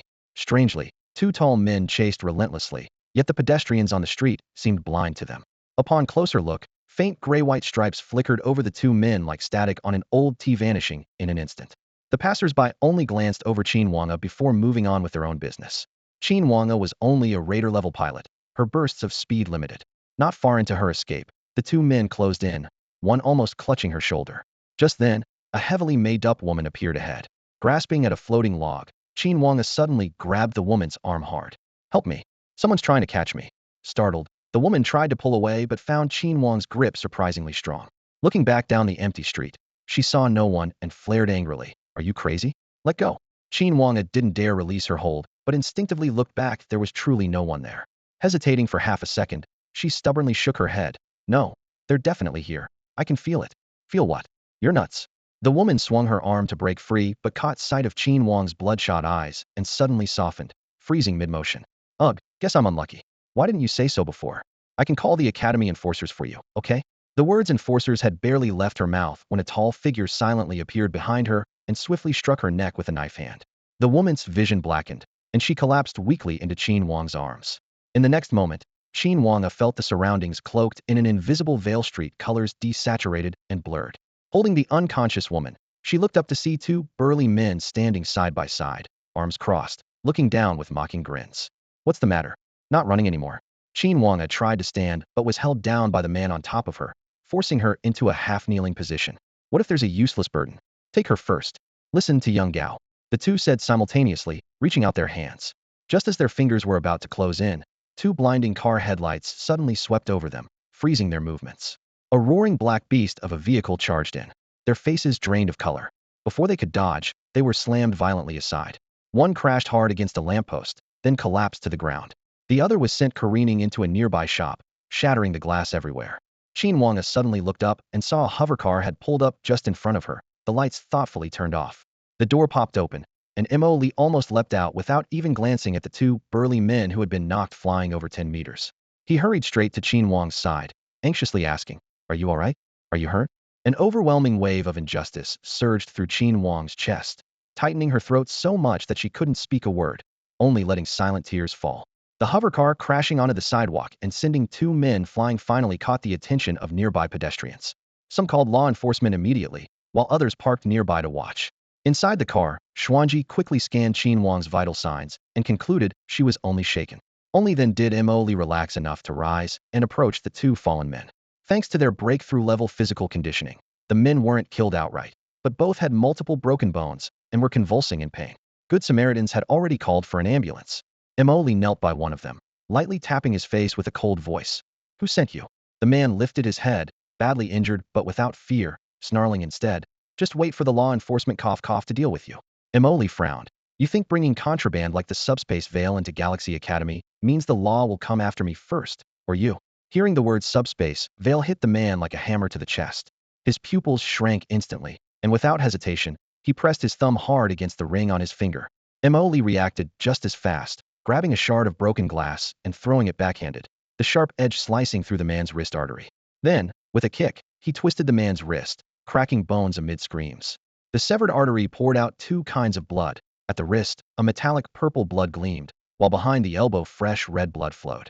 Mo Li tore off a corner of the man's shirt, stomped on the left hand the man tried to reach out with, then quickly bandaged the wound with a strip of cloth to stop the bleeding. Galaxy Academy had law enforcement squads stationed in every district, and within 5 minutes, 2 officers wearing light-powered armor arrived. Only after witnessing Mo Li's ruthless efficiency did the onlookers dare to move, scattering to the sides to give space. The lead officer frowned at the chaotic scene. What happened here? Mo Li tossed a square box to him without looking. The armored officer caught it effortlessly. Subspace veil? The officer paled at the mention. That's contraband. How did it end up here? Mo Li's eyes darkened sharply. Maybe you should ask your own academy. If I hadn't arrived in time, my student would have been killed. The officers' faces grew grim. One of them checked the accomplice had crashed through a neighboring room was already dead, a trace of purple blood at the corner of his mouth, obviously having taken his own life out of guilt. The captured man still struggled desperately, but the suicide ring Mo Li had removed was useless to him now. The squad leader took a deep breath and said quietly, "This is on us. We failed in our duty." The law enforcement officer removed his helmet, revealing a determined face. With a serious expression, he said to Mo Li, "We'll take this person into custody and make sure you get an explanation." "Let's hope so," Mo Li replied, projecting his personal ID chip toward him. Then he gestured toward the girl lying not far away. "The victim is my student, Qin Wang. I need to take her back first." "No problem," the officer nodded. "No need for a formal statement. He'll retrieve all the surveillance footage from the scene and get back to you with results by the day after tomorrow at the latest." As he spoke, he glanced at Qin Wang and sighed softly. Mo Li studied the officer serious and reliable then asked, "What's your name?" "Zhang Gui. Add me as a contact." We'll notify you immediately if there's any progress. Okay. After handing the matter over to the enforcement team, Emily returned to Qin Wang's side. By now, the unconscious woman had awakened, looking around in confusion as if she had suddenly been thrust into an unfamiliar world. She rubbed her eyes hard, and when she spotted the restrained man in the distance, her expression changed dramatically. She didn't even hear Qin Wang whispering thank you. Before she fully recovered, Emily was already helping Qin Wang into the hovercar, which hummed softly as it lifted off and departed. Inside the vehicle, soft lighting swept over the two. Qin Wang's breathing gradually steadied, and Emily lowered his voice to ask, "What exactly happened?" "I am not sure." The girl's voice trembled. "At the dorm social, someone forced me to drink forbidden alcohol. I refused and ran out, but they chased after me." "Dorm social?" Emily frowned. "Preliminary analysis. Probably someone has taken a liking to her." The intelligent core, Xuan Ji, offered a calm conclusion inside his mind. "Taken a liking? That can't be right." Emily argued silently. By human standards, out of 100 points, Qin Wang scores 95. Emily instinctively turned his head. Heavy bangs covering half her face, a slightly dark complexion, slight stoop from always looking down at 95? "Disguise." Xuan Ji replied with just 2 words, then fell silent. Emily was even more surprised. A disguise, and he hadn't recognized it at all. But right now, the bigger issue was which blonde-haired brat dared lay hands on a student whose tuition fees totaled 200,000. "Who forced you to drink the forbidden alcohol?" he asked directly. "Gao Fanyuan." Upon hearing the name, Qin Wang hunched her shoulders, clearly uncomfortable. "Gao Fanyuan, huh? Top-tier break-in pilot." "Mentor is Yin Zhan, a peak-level punishment class ace pilot." The Gao family's influence in the Federation stems from their expertise in driver technology, holding dozens of cutting-edge driver tech patents. "I have sent all related info to Zhang Gui." Xuan Ji added quickly. As expected, a wealthy heir. Emily sneered. "You've met Yin Zhan, the pilot who accompanied you to collect your recommendation letter." 9 times out of 10, Gao Fanyuan came to Galaxy Academy as some kind of positive influence or chaperone. Emily narrowed his eyes. No wonder the guy acted so arrogantly. Judging by the attitude of the 2 henchmen earlier, Zhang Gui might have a tough time getting concrete evidence. His intuition was soon confirmed. Just after Emily settled Qin Wang, Zhang Gui's call came through. "Hello, this is Zhang Gui. Any new developments?" Emily asked bluntly. The guy said nothing except that he was tempted by looks. Emily's eyes hardened instantly. "That's a lie. I figured. How about Gao Fanyuan? Any leads?" "Not a trace. No evidence." Zhang Gui's answer was curt. Short phrases can carry surprisingly complex meanings. The 2 people carrying the subspace curtains were clearly hardened operatives employed by some faction. Ordinary people wouldn't carry suicide rings on them. Following the clues, Zhang Gui tracked the area where Gao Fanyuan was located, but everything was orderly, and there was no direct evidence to take away a student from Galaxy Academy. Even so, he didn't give up and continued collecting clues covertly. The next day in class, Qin Wang's mood was visibly low. The events from last night had shaken her deeply, and she failed to successfully perform her cultivation method even once during the entire lesson. Emily noticed she was distracted and stopped the teaching, asking, "Still thinking about yesterday's incident?" "Ah, sorry, Mentor, I was daydreaming." "That's okay. It's your first time facing something like this. It's understandable to feel unsettled." Qin Wang's mind was troubled not only by the shadow of Gao Fanyuan, but also her roommate, Chen Xinxin. She had stayed overnight in Emily's villa guest room, and even by dawn and now, Chen Xinxin had not reached out. "There aren't many good people in this world." Emily gently patted her shoulder. "Just assume every other guy is some scheming yellow-haired brat. Remember, strength is everything. If you're strong enough, Gao Fanyuan won't dare cause trouble. That roommate of yours might even end up fawning over you." "Mentor, what's a yellow-haired brat?" Qin Wang still looked confused. Emily could only shake his head and decided to teach her about life gradually. Fortunately, Qin Wang's resilience was admirable. By the 3rd day, she adjusted her mindset. On that day, Chen Xinxin finally messaged her through the Academy's network. The very first message was an accusation. "Where did you go? Why couldn't I find you?" Qin Wang pressed her lips and didn't reply. After a moment, the messages became more insistent. "You're the person Gao specifically wants to see. Stop fooling around and come back to the dorm." Seeing this, her pupils contracted as the earlier doubts suddenly connected into a clear picture. "No, I won't go back." She replied with only those words. That night, Qin Wang submitted an urgent dormitory transfer request. When moving her luggage, Chen Xinxin was nowhere to be found. Her new roommate was very enthusiastic, firing question after question, but Qin Wang was mentally exhausted from the recent upheaval and remained silent, wanting only peace. In the following days, she attended classes as scheduled during the day and trained Onion with Mo Li in the afternoons. As for Gao Fanyuan, the academy had no further developments, and the matter seemed to have quietly stalled for the time being. In the blink of an eye, the Freshers' Grand Competition came 2 months later. The intensive training had transformed Qin Wanga completely. Her gaze was sharp, her movements decisive, surprising even the surrounding students. The competition's rules were simple. Random pairs face off in 1v1 duels. Losers drop to the losers bracket, winners advance. The matches took place in a virtual online mode with pain and stamina feedback indistinguishable from reality.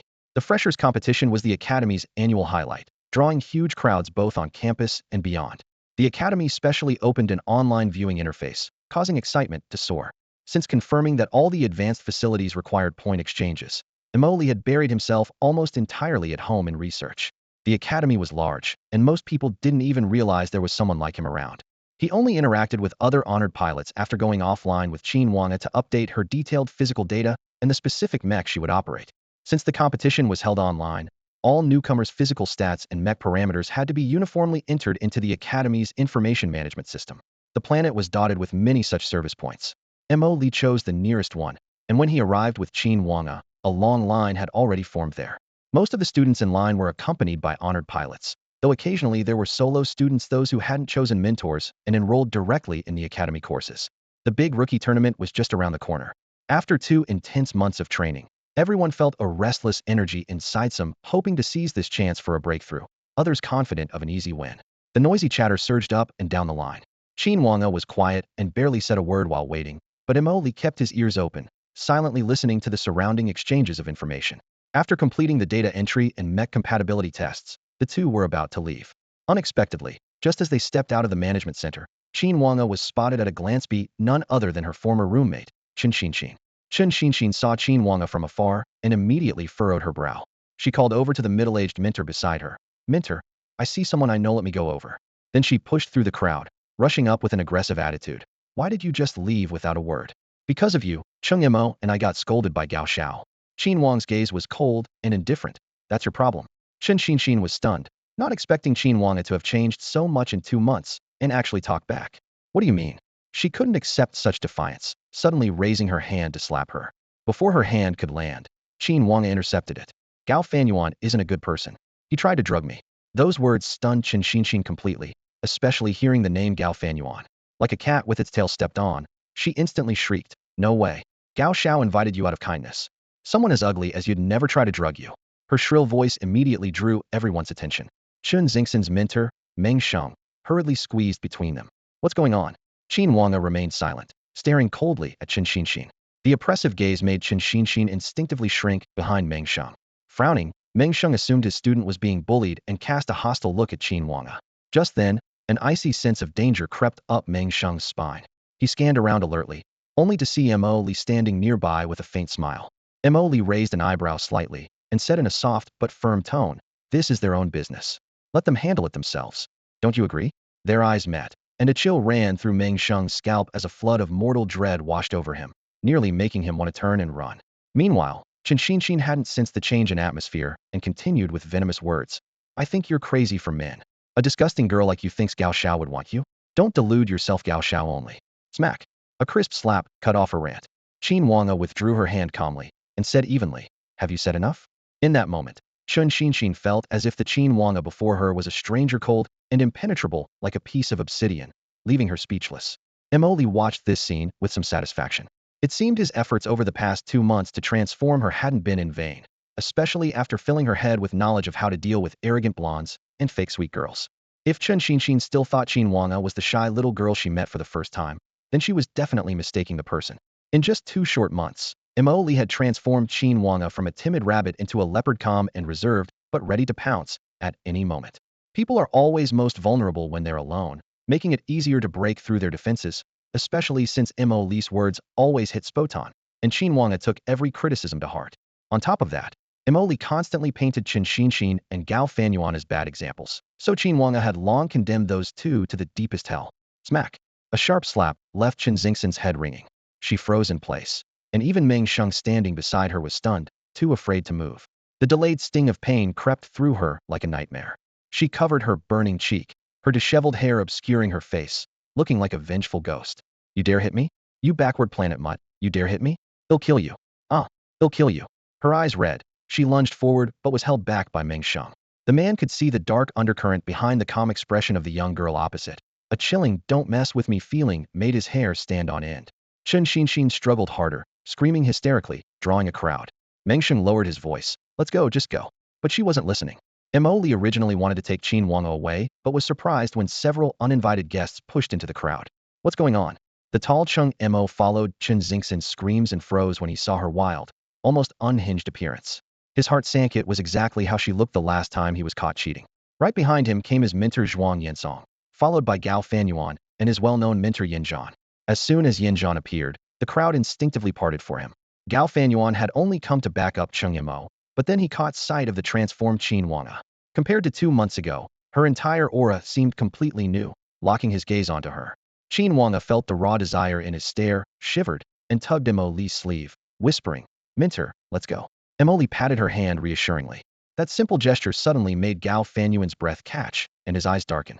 He had investigated all of Qin Wang's background and knew Mo Li's status as a fortress-level pilot well, but to him, a retired pilot didn't deserve a woman like her. "Do you know how many years it's been since anyone dared to look at me like that?" Gao Fanyuan's gaze pierced Mo Li like a nail. The next moment, time seemed to vanish. The noisy voices, cramped hallway, cold white lights all rapidly faded from his sight, leaving only Mo Li standing there. The slender, upright figure grew enormous in Gao Fanyuan's vision, as if a blood-red tide surged behind him. Broken warship steel, shattered mecha parts, and nameless insectoid corpses stacked into a horrifying mountain of death and gore. A wave of nausea overwhelmed him as if his stomach was being twisted. Gao Fanyuan's face turned pale, bitterness rising in his throat. His insides churned violently, and he could no longer hold back, bending over and vomiting uncontrollably. The sudden turn of events left Chung Mo and his mentors stunned. Chen Xinshin didn't even have time to panic. She hurried over to check on him. A crowd quickly gathered in circles around Gao Fanyuan, their voices hoarse as they shouted his name. But to Gao Fanyuan, the calls sounded like distant echoes from across the ocean, faint and unreachable. His stomach was already empty from vomiting. He knelt on the ground, hunched over, waves of acidic fluid mixed with a sharp stench spewing out. The retching sounds, accompanied by the foul odor, made nearby students instinctively step back. "Let's go." Mo Li smiled softly and beckoned Qin Wanga with a wave. At this moment, all eyes were on Gao Fanyuan. One noticed the two of them. They walked side by side, and as they passed Yin Zhan, he suddenly spoke up. "It's you, right?" "Yes, it's me," Mo Li nodded. "Blood debt, huh?" "Interesting." Yin Zhan's voice was low and threatening. "You'd better pray we don't run into each other outside." Without definitive proof or understanding of Mo Li's exact methods, Yin Zhan knew he couldn't do anything to him inside the academy. A threat? Mo Li stopped walking, a hint of anticipation in his eyes. "I love threats." Yin Zhan glared coldly. "If we meet outside, they'll kill you." As an Apex Tier Tianfa pilot, Yin Zhan thought he was intimidating enough. But Mo Li just raised an eyebrow, as if hearing a bad joke. He pulled up his star ring, displaying his profile on a holographic screen. "Hey, race my info. Wanna add me as a friend? He'll share my location once we're out of the academy. Remember, bring more people, just you isn't enough to be entertaining." Yin Zhan's face flushed red instantly. Mo Li saw him only as practice, completely dismissing his peak Tianfa status. After sharing the info, Mo Li turned away. Beside him, Xuan Ji's mechanical voice whispered, "What if he comes alone? Wouldn't that be a bit unfair?" "Not at all," Mo Li replied casually. "We have a saying back home: visitors are guests. A Tianfa-class mecha is a fitting welcoming gift." Gao Fanyuan was dazed all day, his mind gripped by relentless fear. Only as night fell did he regain enough clarity, though his face remained ghostly pale. Seeing him finally awake, Yin Zhan asked, "What did he do to you?" "Corpses, so many corpses." Gao Fanyuan covered his head, his voice trembling. "Hallucinogens?" Yin Zhan crossed his arms, leaning against the wall. "When did it happen?" "Too many corpses." Gao's words were disjointed and repetitive. Chung Mo and the others waited silently in Yin Zhan's villa living room, exchanging uneasy looks. Yin Zhan pulled out a calming pill and slipped it into Gao Fanyuan's mouth before giving him a sip of water. The medicine took effect quickly. Gao soon drifted into a heavy sleep. "It was that blood debt who did this," Yin Zhan said coldly. Someone whispered, "His mentor?" "What if Gao Xiao stays like this? What about the big competition? Just keep him down." Yin Zhan sat on the sofa, tapping the armrest. "A good sleep should be enough." Though, he hesitated. It seems he cares a lot about that Qin Wanga. Hearing Qin Wang's name, Chen Xingxin's anger flared. Qin Wanga is just a bumpkin from some remote star system. Her family farms Li Suo, fruit she knows nothing. A fierce glint flashed in Yin Zhan's eyes. "When you encounter her, don't let her lose so easily. When you meet them, don't let them lose so easily." On the other side, Mo Li placed his hands on Qin Wang's shoulders. "I can't make a move inside the academy right now, so you have to help me get this revenge." Qin Wanga was a bit stunned. She couldn't believe she heard her mentor right. He actually wanted her to go all out against Gao Fenyuan's group in the freshman tournament, but did she really have that kind of strength? Thinking back on her month-long grueling battles in StarNet, she had more losses than wins and was often beaten down by flashy mechs that seemed to fly and teleport. Her confidence had taken a serious hit. Yet her mentor insisted that the virtual modes exaggerated. Intense mech battles were perfect training to get her used to that high-pressure rhythm ahead of time. Recalling that conversation, Qin Wanga clenched her fist without realizing it. Wanga, let's call it a day, Emoli said as he retracted the cockpit's light screen, his tone layered with meaning. Spend the rest of the time in StarNet's virtual battles. That place is filled with top players, go get tougher. At that moment, her mentor's expression imprinted itself on her mind. Even though she often lost or got reduced to critical health in StarNet, her skills were undeniably improving. If Emoli said she could do it, then she could. After that, the registration and waiting for the competition all proceeded smoothly. Following Emoli's advice, she deliberately cut back on daily training to conserve her stamina. Before she knew it, the day of the freshman tournament had arrived. Qin Wanga logged into the academy intranet right on time, and Emoli entered the spectator mode through the mentor channel. The virtual reality main arena built for the tournament resembled a giant starport, with tens of thousands of freshmen packed densely in the seating area. A few academy leaders gave inspiring speeches that almost lulled Emoli to sleep. Official platitudes were the ultimate universal snooze fest no matter the star system. Then came the random draws. Emoli clicked on the new spectate option and entered Qin Wanga. The opponent's profile popped up, an unremarkable, unknown boy whose name she had never heard. Once the draw ended, the competitors each chose their battle zones and vanished in a burst of starry light. Emoli's viewing angle jumped to a desolate rocky planet, jagged reddish terrain, exposed basalt resembling frozen waves, few places to hide, perfect for mobile combat. The system gave the two fighters a brief preparation window. Neither immediately summoned their mechs, a phase jokingly called the trash talk round by officials. Emoli studied the opponent through the light screen average looks, even somewhat timid. Yet when he saw Qin Wanga, the corner of his mouth tilted into a confident smirk, as if he already considered half the match won. Preparation complete, pale golden dots converged as mechs materialized beside both fighters. The boy's eyes shifted to Qin Wanga, and he froze. The girl's mech was neither tall nor bulky but pulsed with black-purple energy veins, its sharp lines like exposed fangs radiating a repressive, sinister aura. The stark contrast between her innocent, harmless-looking face and the menacing mech sent chills down his spine. Battle start. As the countdown hit 0, Qin Wanga slammed the control stick. Her mech shot forward like an arrow released from a bow. The boy panicked, immediately launching a missile salvo to create distance. Flames and missile trails scorched white streaks through the air, but she deftly twisted her waist, dodged, and slid close to the ground as the missiles missed one after another. Just as the homing warheads turned back to track her, she activated the pulse shockwave engine. Her mech's exhaust flared into a brilliant blue halo, boosting her speed drastically. The boy's heart tightened. He took a deep breath and forced himself calm. It was just close combat. He still had his high-frequency combat sword. He lowered his mech's center of gravity, bracing for impact. In a lightning flash, Qin Wanga lunged to close range and slammed a fierce punch into his left shoulder. The boy's combat sword ignited an electric arc as he reflexively raised it to block her blow. Qin Wang's heavy punch was a feint. Her real lethal move was a high-speed knee strike from the side. The knee pierced the metallic air like a shooting star, striking hard at the transmission joint around the waist of the boy's mech. The sudden impact caused the gears to slip out of alignment, and the lower half of the heavily armored mech momentarily froze. Almost simultaneously, Qin Wanga shifted her center of gravity sharply, dove downward, and thrust her arms forward. Her fingers curled like steel hooks, locking onto the boy's thigh. The main engine of her Yuxia Bonebreaker series mech flared wildly, emitting a high-pitched screech as it overloaded. Blinding white exhaust flames instantly dragged the two machines more than 10 meters apart.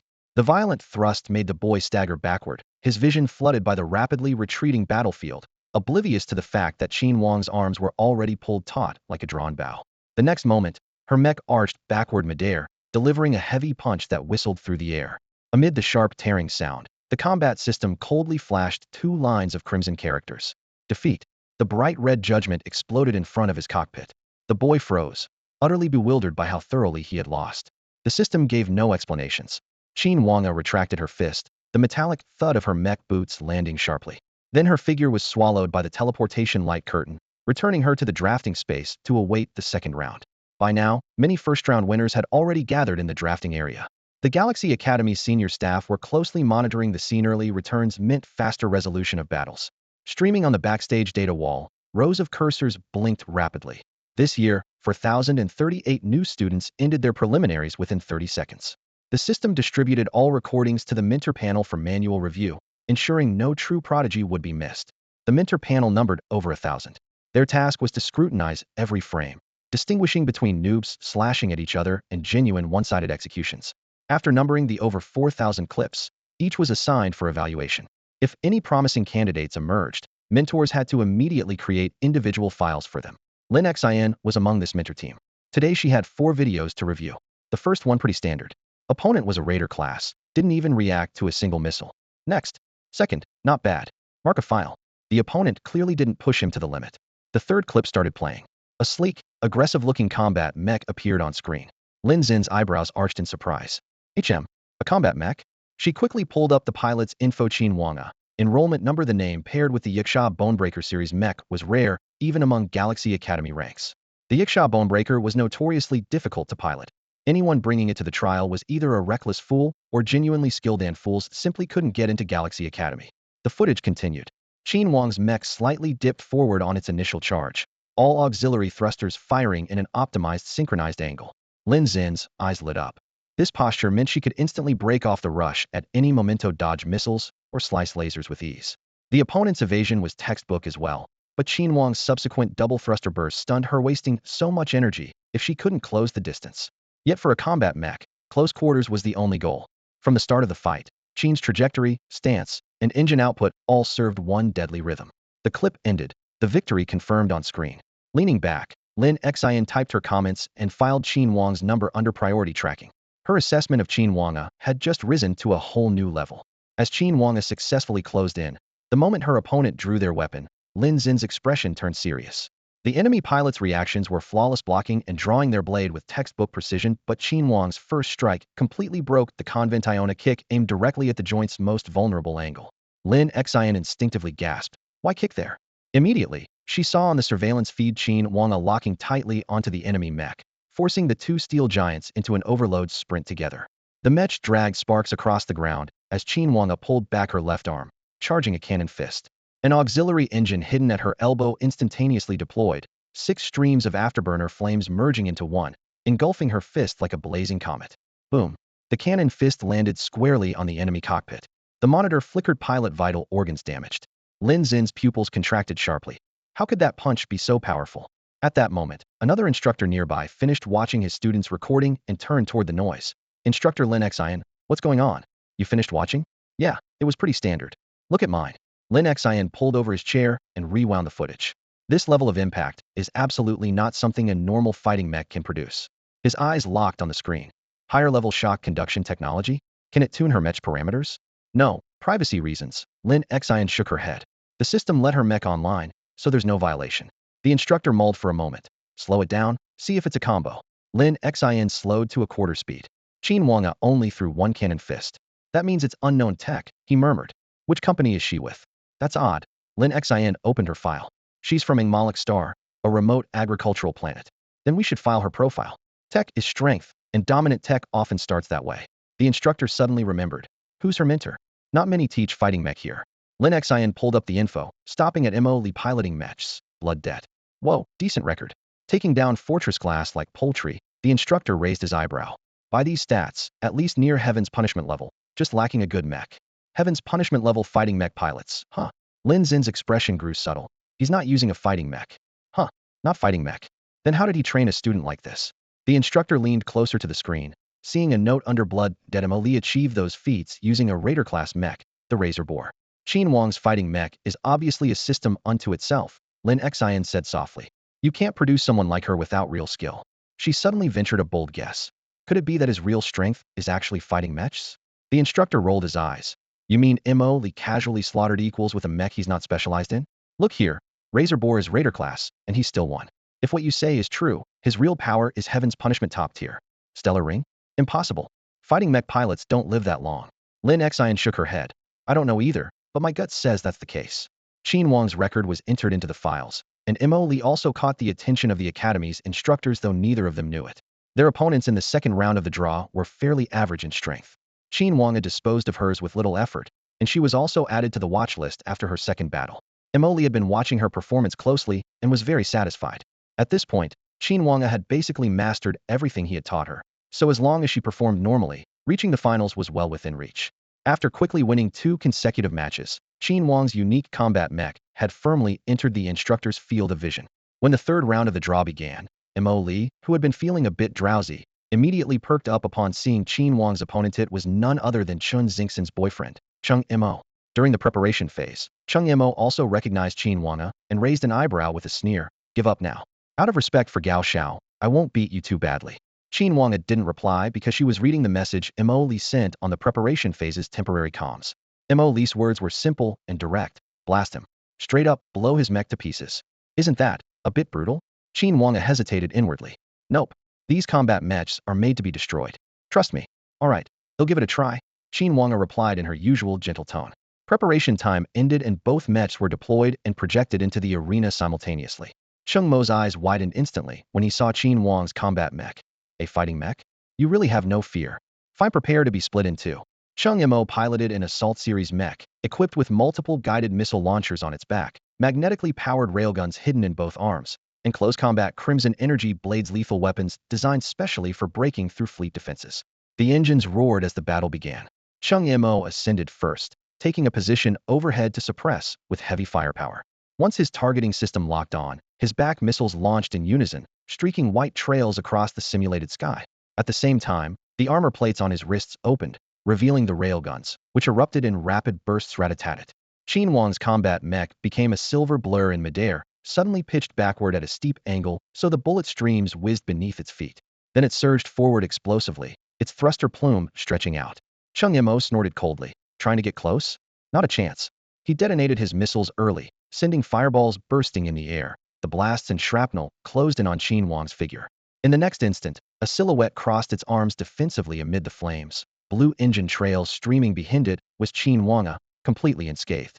Chung Mo's heart tightened, and he immediately pulled back, while drawing his back-mounted thermal blade. But in acceleration, his assault mech was always a split beat slower. Qin Wang closed the distance like lightning, the gusts whipping around her. Chung Mo swung the blade horizontally, expecting her to widen her evasive moves or brace with specialized armor. But Qin Wang only sidestepped slightly. The edge of the blade grazed her shoulder guard. Then, with precise timing, she landed a sharp elbow smack on the right arm joint of the assault mech. The sensory feedback sent a numbing jolt through Chung Mo's arm. He scrambled to raise his left arm to fire the heavy pulse cannon, but Qin Wang punched his shoulder socket again. The other arm went numb too, causing a brief lag just enough to open a vulnerability. What followed was an onslaught like a sudden storm. Fists, elbows, knees, and legs all struck relentlessly. A straight punch broke through his defense, then a spinning whip kick slammed into his chest plate, blasting him backward. Before he could regain his footing, Qin Wang's mech ignited its thrusters and charged in with a shoulder ram that sent Chung Mo stumbling wildly. Under the furious barrage, Chung Mo felt searing pain and sluggish controls overwhelm his senses. The more he tried to correct his posture, the worse the delay became. He felt like a tiny boat being tossed by a violent storm. Attempts at counterattacks were met only by fiercer pursuit. Onlookers could see had become Qin Wang's live target. In real-time mode, the simulated pain was excruciating. Chung Mo screamed repeatedly until the system automatically called the match. This one-sided massacre would not stop. The Galaxy Academy didn't care if their students were left with psychological scars after all. If they couldn't endure pain, even in virtual mode, how could they survive real combat without fleeing at the first sting? Qin Wang's assault pressed on relentlessly, and Chung Mo felt his consciousness fading. The suffocating pain subsided only briefly just when he thought relief was at hand. He saw Qin Wang's mech suddenly surge upward, soaring high into the clouds. At that moment, Chung Mo was like a wild target he could barely control, his grip on the mech's controls slipping. Boom, boom, boom. Through his blurred vision, Chung Mo glimpsed shockwave clouds detonating in the air, their sonic booms tearing downwards toward the ground. The next second, a blazing fireball crashed upon him like a wall. The crimson words failure engulfed the entire display.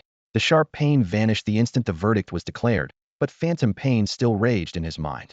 Chung Mo sat stunned in the cockpit, unable to gather himself. Meanwhile, back at the academy, the panel of instructors began the third round of even stricter elimination. Those still fighting were all top-tier prospects. Lin Xian quickly cross-checked the seed players she had marked in previous rounds against those advancing to round 3. Qin Wang isn't on the list? She frowned. Based on Qin Wang's earlier performance, she should have passed this round easily. She pulled up the established combat files and opened Qin Wang's third-round footage. As the image flipped to a frontal view, she gasped. The match was a complete one-sided slaughter. Chung Mo never launched a proper counterattack, while Qin Wang's every strike deliberately avoided fatal hits, dragging the fight on indefinitely extended torment. When the final finishing blow struck, Lin Xian couldn't help but knit her brows. His temperament needed to be reevaluated. In rounds 4 and 5, Qin Wang returned to her original style, lightning-fast close combat and swift kills. The more Lin Xian watched, the weirder it seemed. The third round's drawn-out torment looked like a blood feud had been ignited between the two. On an impulse, she used her instructor authority. Xinghe, help me retrieve all info on Qin Wang and Cheng Mo's relationship, and check on Gao Fanyuan as well. The display flickered 3 seconds before the super AI Xinghe compiled a summary. Lin Xian skimmed through it, frowning. I see. These guys are not to be underestimated. She stood up and headed to the director's office. Director, I've uncovered something. Jiang Wensheng put down the files in his hand and joined her. What is it? Lin Xian began with a report on Qin Wang's potential. A close combat mech pilot? Jiang raised an eyebrow. Those kinds of pilots are rare. But the risk is huge. Many die before even reaching the enemy. They're worth investing in. But you have reporting privileges yourself, right? Yes, Director. But there's something else I haven't said. What is it? Jiang asked curiously. Lin Xian pushed all the information she retrieved across the desk. Jiang Wensheng reviewed it silently for a moment, then sighed softly. This Gao Fanyuan does pose a problem. The Gao family, huh? When these family-run businesses send their heirs here, they're definitely not letting their guard down. Wherever there are people, there's society, and the inner workings of Galaxy Academy are far from united. Otherwise, those family-run enterprises wouldn't dare extend their influence so brazenly. The ties run deep. There must be someone inside the Academy pulling strings for these businesses. Mo Li quickly issued a directive. Put Gao Fanyuan on the watch list, priority 1. Got it. After this brief exchange, the morning arena matches resumed. Qin Wang fought in the holographic battle chamber, winning 7 consecutive rounds, 7 victories in a row. During the 3-hour noon break, the lights in the training zone gradually dimmed, and the simulation pods automatically disconnected from the network. Qin Wang, having just removed her neural interface, flushed slightly on her cheeks, and sweat glistened at her temples. She rubbed her stiff neck as Mo Li strode over, smiling warmly. How do you feel? Holding up okay? Qin Wang shook out her arms. I feel great. Mentor, they seemed kind of weak. Nah, you're just too strong, Mo Li said, giving her a thumbs up. Qin Wang blushed even deeper at the praise. Others might find it easier to admit compliments. But when she remembered how Mo Li had defeated her using the same model mech, controlling only one arm and a single engine, her small spark of pride immediately fizzled out. She was still far from being good enough. Mo Li didn't notice the subtle change in her expression and waved her off. Let's go. Time to eat. Food comes first. The two hurried down the steel corridor and picked a nearby buffet. The aroma hit them instantly as robotic arms placed sizzling steaks, vegetables, and energy bars on their trays. Mo Li devoured his meal with whirlwind speed, while Qin Wang ate slowly, occasionally gazing out at the training ground's flight trails. Meanwhile, in another dorm building, the atmosphere was tense. 5 people were gathered in a cramped room, watching a replay of the fight between Cheng Mo and Qin Wang on a holoscreen. Sparks exploded and metal joints creaked in a looped soundtrack. Chun Xingxin's face was full of worry as she stared at Cheng Mo, looked dazed, fingers trembling slightly. Gao Fanyuan and the 2 mentors, Meng Sheng and Yin Zhan, studied the footage intently. This combat mech isn't ordinary, Meng Sheng finally spoke in a low voice. Yin Zhan rubbed his chin. Its style changed too much, and I've never seen a combat mech like this before. Could it be her mentors? Mentioning mentor made Meng Sheng recall that cold, oppressive aura. Yin Zhan's expression visibly darkened as he thought of Mo Li. Do you think you can handle him? Yin Zhan asked Gao Fanyuan. They'll blow her cockpit to smithereens. Gao Fanyuan smirked, his voice icy. He was well aware that Qin Wang's frenzied attacks only worked because Cheng Mo had no effective countermeasures when pressed closely. If it were him, he wouldn't be caught so off guard.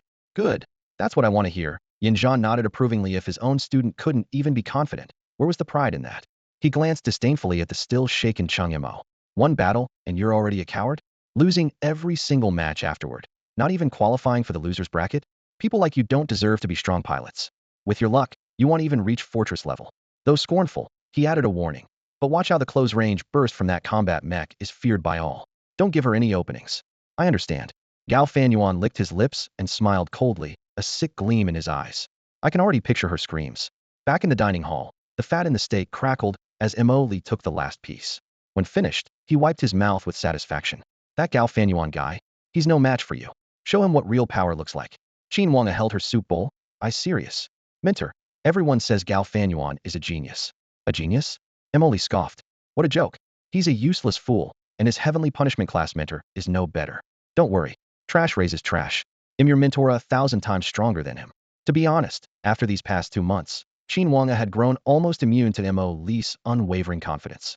Now, whenever she heard it, she would quietly continue eating without a word.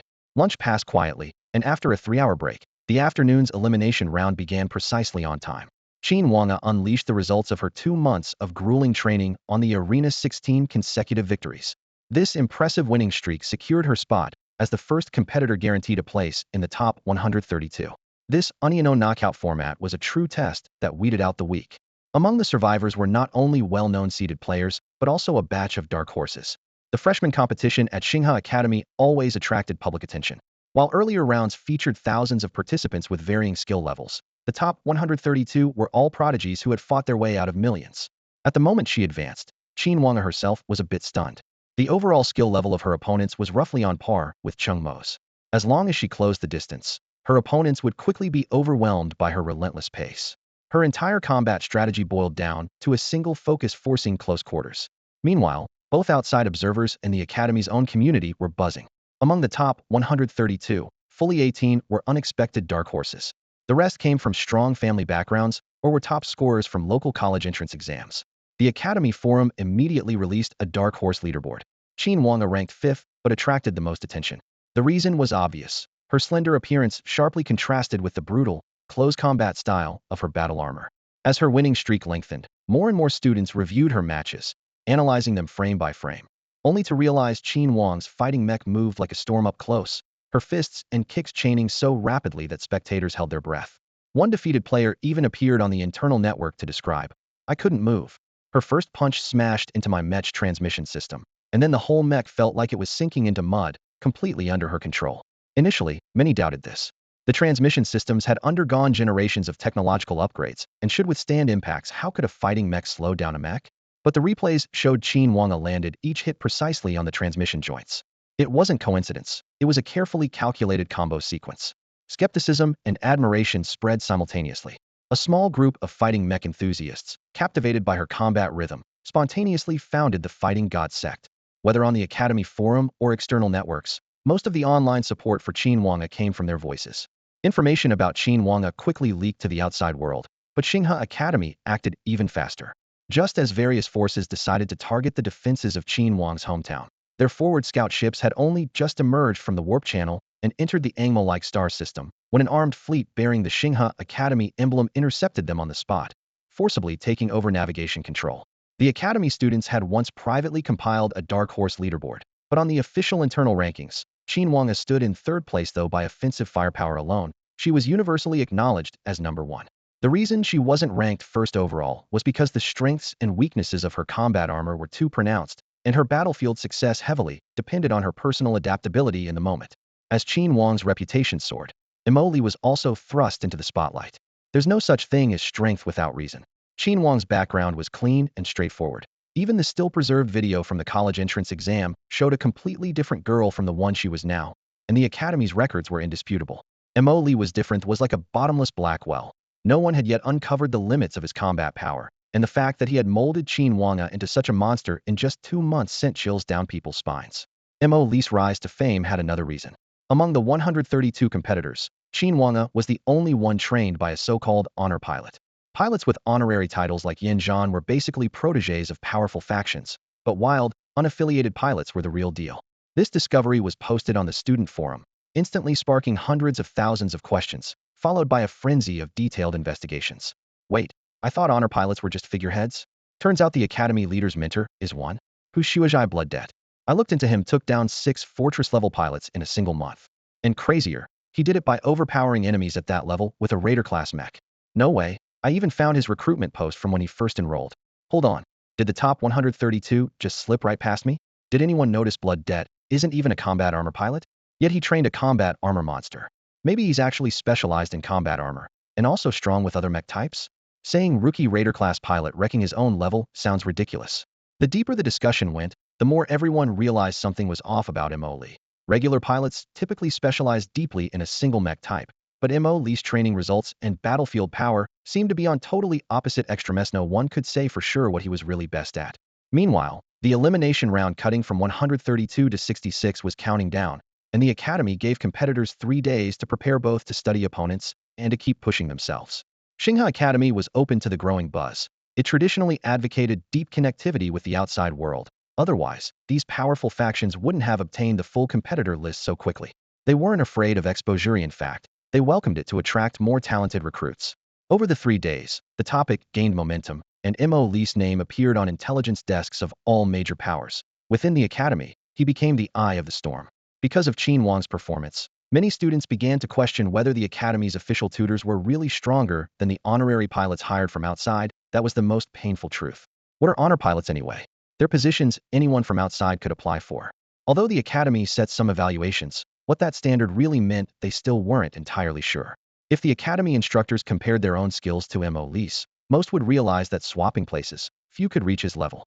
Putting aside the match records, what truly shocked them was the conclusion drawn after repeatedly analyzing Qin Wang's combat footage. This was a whole new fighting system, fundamentally different from the traditional battle armor style, yet comprehensively superior. For instructors trained by the academy, any new system is an enormously difficult challenge, but clearly, Qin Wang's style already showed the early formation of such a system. Because of this, the academy's focus on Qin Wang was far greater than outsiders realized. Had it been otherwise, they would never have spared any cost to hold onto the Yang Malik Star region. On the surface, it was just an ordinary agricultural planet, but on the black market, the mutatedly spike wine produced there was a prized hard currency, drawing multiple grain-interest factions. Even so, the academy braved immense pressure to protect the entire star region just because it was vital to Qin Wang's development. Qin Wang's mentor, Mo Li, was at the center of attention. Instructors who tried to trace the origins of this mysterious trainer were surprised to discover he had been personally assigned by their own professor, Jiang Yan. Immediately, all suspicions vanished. When Jiang Wenchang, head of the freshman competition, heard this, he finally felt a weight lifted from his chest. On second thought, it made perfect sense. Anyone who could draw Jiang Yan's direct involvement, combined with a nascent new system, was obviously the professor's latest masterpiece. Jiang Wenchang originally planned to report immediately, but paused. Aurora's twin stars were Jiang Yan's most treasured students, and with one of them fallen, Jiang was busy using the academy's super light brain to search for Inja's whereabouts. Outsiders were better off, not making trouble. Moreover, the newly approved dual mechasynchro system also originated from Jiang Yan. Aurora's twin stars along with Mo Li and Qin Wang were nearly the culmination of his years of effort. Thinking this over, Jiang Wenxing and the competition committee tacitly understood, and much of their private resentment faded. Only some second and third year instructors, who lacked context, remained a bit prickly about Mo Li. At the same time, Mo Li's name quickly rose in popularity among students, many subtly watching the course enrollment lists, eager to secure a spot in his class. Meanwhile, Linyin had returned to the academy days ago. She kept to herself, immersing fully in the Star Network, spending her days online without paying attention to external news, unaware that Mo Li had returned and stirred up the storm. 3 days flew by, and the top 132 to top 66 elimination round began amid widespread anticipation. The thorough preparation beforehand made this match surge to the top popularity in the Dongli Star region rankings. Besides the early famous prodigies, several dark horse competitors were gaining momentum, but among all the attention, Qin Wang's popularity was in a league of her own, not necessarily the top dark horse, but unquestionably the best in terms of spectacular battle performance. This time, her opponent Nanshingshan was no pushover either. He came from a major company in the Nanming Star region, one of the local giants. The rumor was that he had offended the Galactic Academy over there, which is why he had enrolled here instead. He had advanced early into the Breaker class, with estimated spirit power reaching 6 stars. Now it was Breaker 1 star versus Breaker 6 star, an intensity gap that instantly raised the stakes. Spectators eagerly watched, and many were convinced. Qin Wang, the dark horse, was about to be defeated here. In both individual strength and mech technology, Nanshingshan was clearly superior. After reviewing Nanshingshan's profile, Mo Li briefly advised, he's a pure close combat fighter. His mech is built for up-close brawling. When you find an opening, overload and go berserk, blast him to bits. I got it. Qin Wang nodded seriously. If Mo Li said she could win, she believed it. During the match's preparation stage, Nanshingshan flaunted his dazzling golden hair, his flamboyant personality bordering on cocky, chatting nonstop. I heard you're the dark horse. Qin Wang kept silent. Too bad he specialized in beating dark horses. Since you're a girl, never mind. Fighting someone like you from a guy's perspective just isn't pretty. TSK, why so quiet? As his chatter died down, the countdown hit 0, and both mechs materialized simultaneously. Nanshingshan spoke again. Everyone says you're strong at close combat? What a coincidence, I'm into close combat too. He laughed loudly, suddenly swinging his elbow. 2 scarlet high-energy particle blades, the scarlet bloodthirst sprang from his wrists. Their light, scorching bright. Come on, let me see if your fists can block my scarlet bloodthirst. Rumors said Qin Wang's close combat was fierce and unmatched, yet Nan Xingqian aggressively advanced without fear. The duel between the Academy's top 132 fighters was streamed fully publicly. Anyone could enter the combat interface online and switch between first or third-person views at will. Huge crowds flooded in, chat streams instantly exploding with excitement. When Nan Xingqian revealed his twin blades, many gasped. Earlier intel had shown he wielded a single-bladed laser sword. Now he had switched to dual blades right before the final. Anyone with experience realized this was a carefully crafted strategy against Qin Wang. Dual blades enable faster, more direct, and savage close combat. And with the advanced Scarlet Bloodthirst tech, everyone feared those light blades would slice through a breaker-class mech like a hot knife through butter. Qin Wang herself felt the looming threat. At the moment he closed in, she surprisingly chose to retreat first, a rare move for her. The audience's jaws dropped. Her usual style was to charge recklessly, even through incoming missile fire. Now she actively dodged. Could Scarlet Bloodthirst really be that terrifying? Amid the crowd's shock, Mo Li smiled slightly. This meant Qin Wang's composure was solid, enduring verbal provocation and facing targeted weaponry without losing her cool.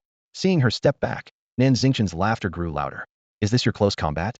Run all you want, you can't escape me. He activated 2 auxiliary thrusters, the thrusts skyrocketing, instantly tearing through the air as he launched. His arms crossed at his chest and in shaped slash flashing like lightning. At this critical moment, Qin Wang made an unexpected move. She ducked her head and squeezed through the space beneath the X slash, forcing her way through so tightly that both of the spike horns on her shoulders were sliced off. This gave her the perfect chance to close in. Qin Wang gritted her teeth. This fleeting moment before her was the only opening that would decide the outcome. Without hesitation, she pushed the control sticks all the way forward. Boom. The tail flame of the Yaksha Bonebreaker's main engine first blazed yellow, then flickered to deep blue, and suddenly flared into a scorching white. The auxiliary thrusters at the joints shrieked simultaneously. The 2 mechas pressed almost face-to-face, and Nan Xingqian could even catch a glimpse of that eerie, cold light in Yaksha Bonebreaker's eye panel through the narrow armor seam.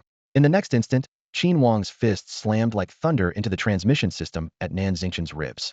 Despite the 1-level difference between the 2 mechas, even in overload mode, Nan Xingqian's transmission chains faltered. His expression shifted. Rumors about Qin Wang's delayed punch were indeed true. He instinctively tried to use his superior power to pull away suddenly, but Qin Wang had already drawn back her fists to her waist and struck again in perfect sync. The massive shockwave rattled the armor and struck Nan Xingqian directly. He jolted violently, a thin trickle of blood leaking from the corner of his mouth. Impossible. Alarm surged through him. His mecha integrated his family's hegemonic technology, equipped with a structural stability module designed to redistribute impact forces, yet it was still unable to fully neutralize that blow. Before the thought could fully form, Qin Wang leapt up, locking both arms tightly around his right arm. With one foot firmly planted on his knee armor, she flipped him over her shoulder with a powerful throw. The Yaksha Bonebreaker roared deafeningly under the strain of extreme overload. Nan Xingqian snapped back to awareness, forcing his crimson sword upward. It crackled with angry thunder as he slashed downward. Clang! Sparks flew as a mechanical arm, still sparking with electric arcs, crashed to the ground. Qin Wang's face instantly turned pale, waves of pain flooding through the sensory link. Gritting her teeth, she drove her knee into him. Nan Xingqian's right arm exploded in an electric blaze, and Thirst Blood lost power supply, its blade's edge collapsing immediately. This brutal exchange left everyone in the crowd speechless.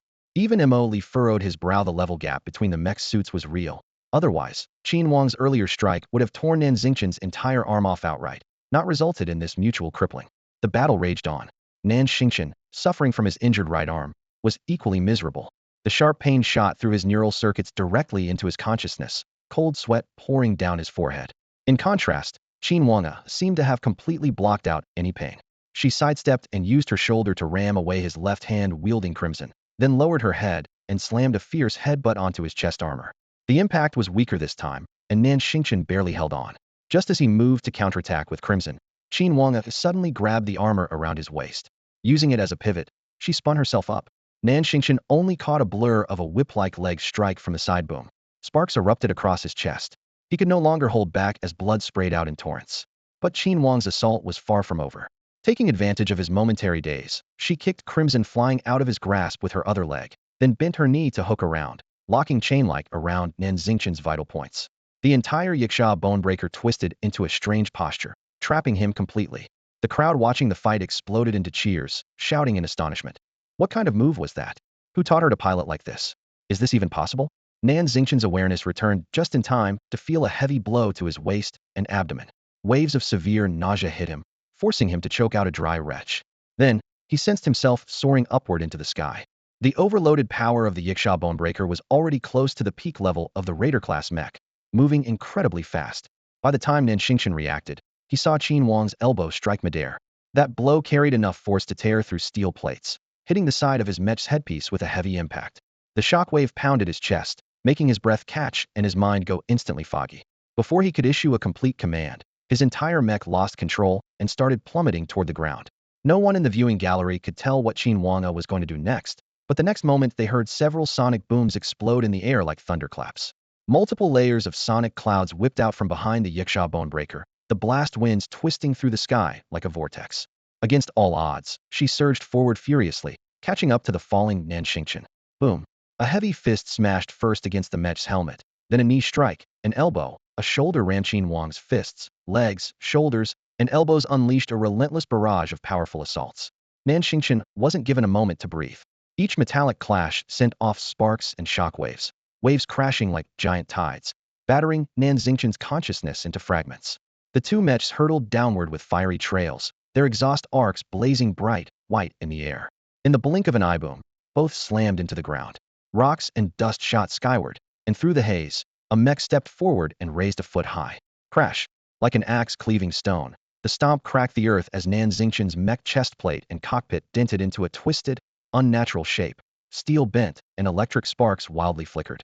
The winner, Qin Wang. The referee's announcement barely echoed before the audience sat stunned in disbelief.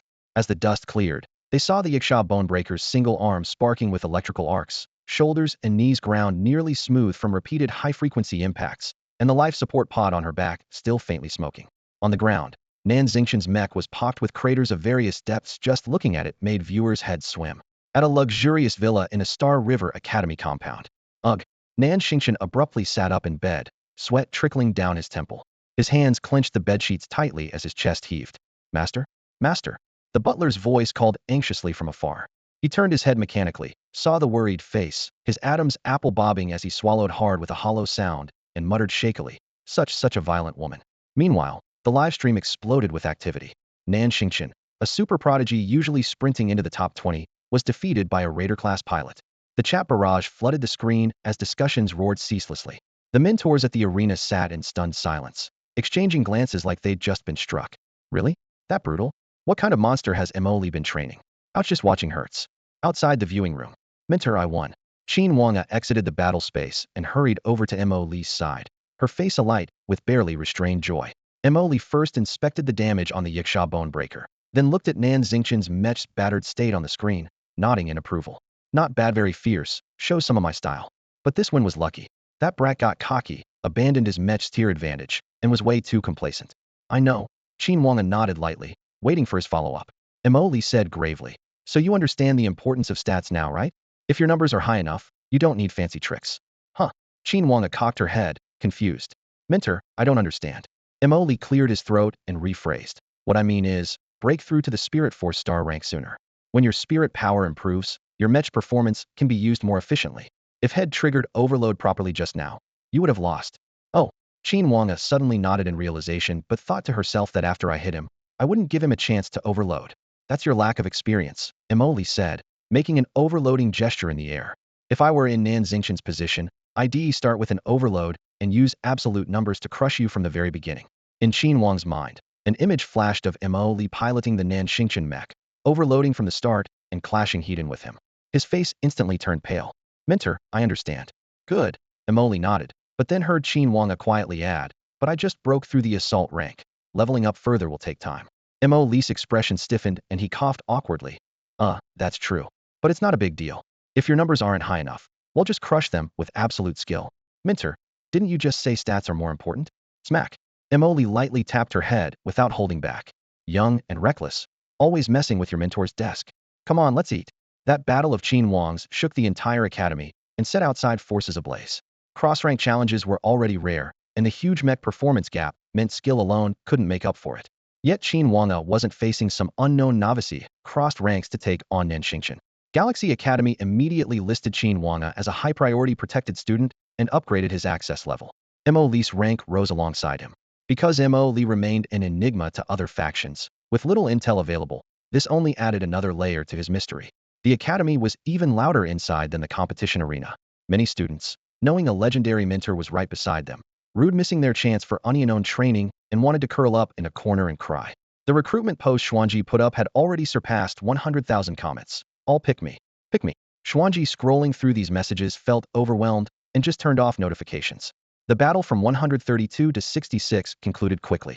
Only 7 of the 18 dark horses advanced, raising the intensity further. By this round, many showed their true colors.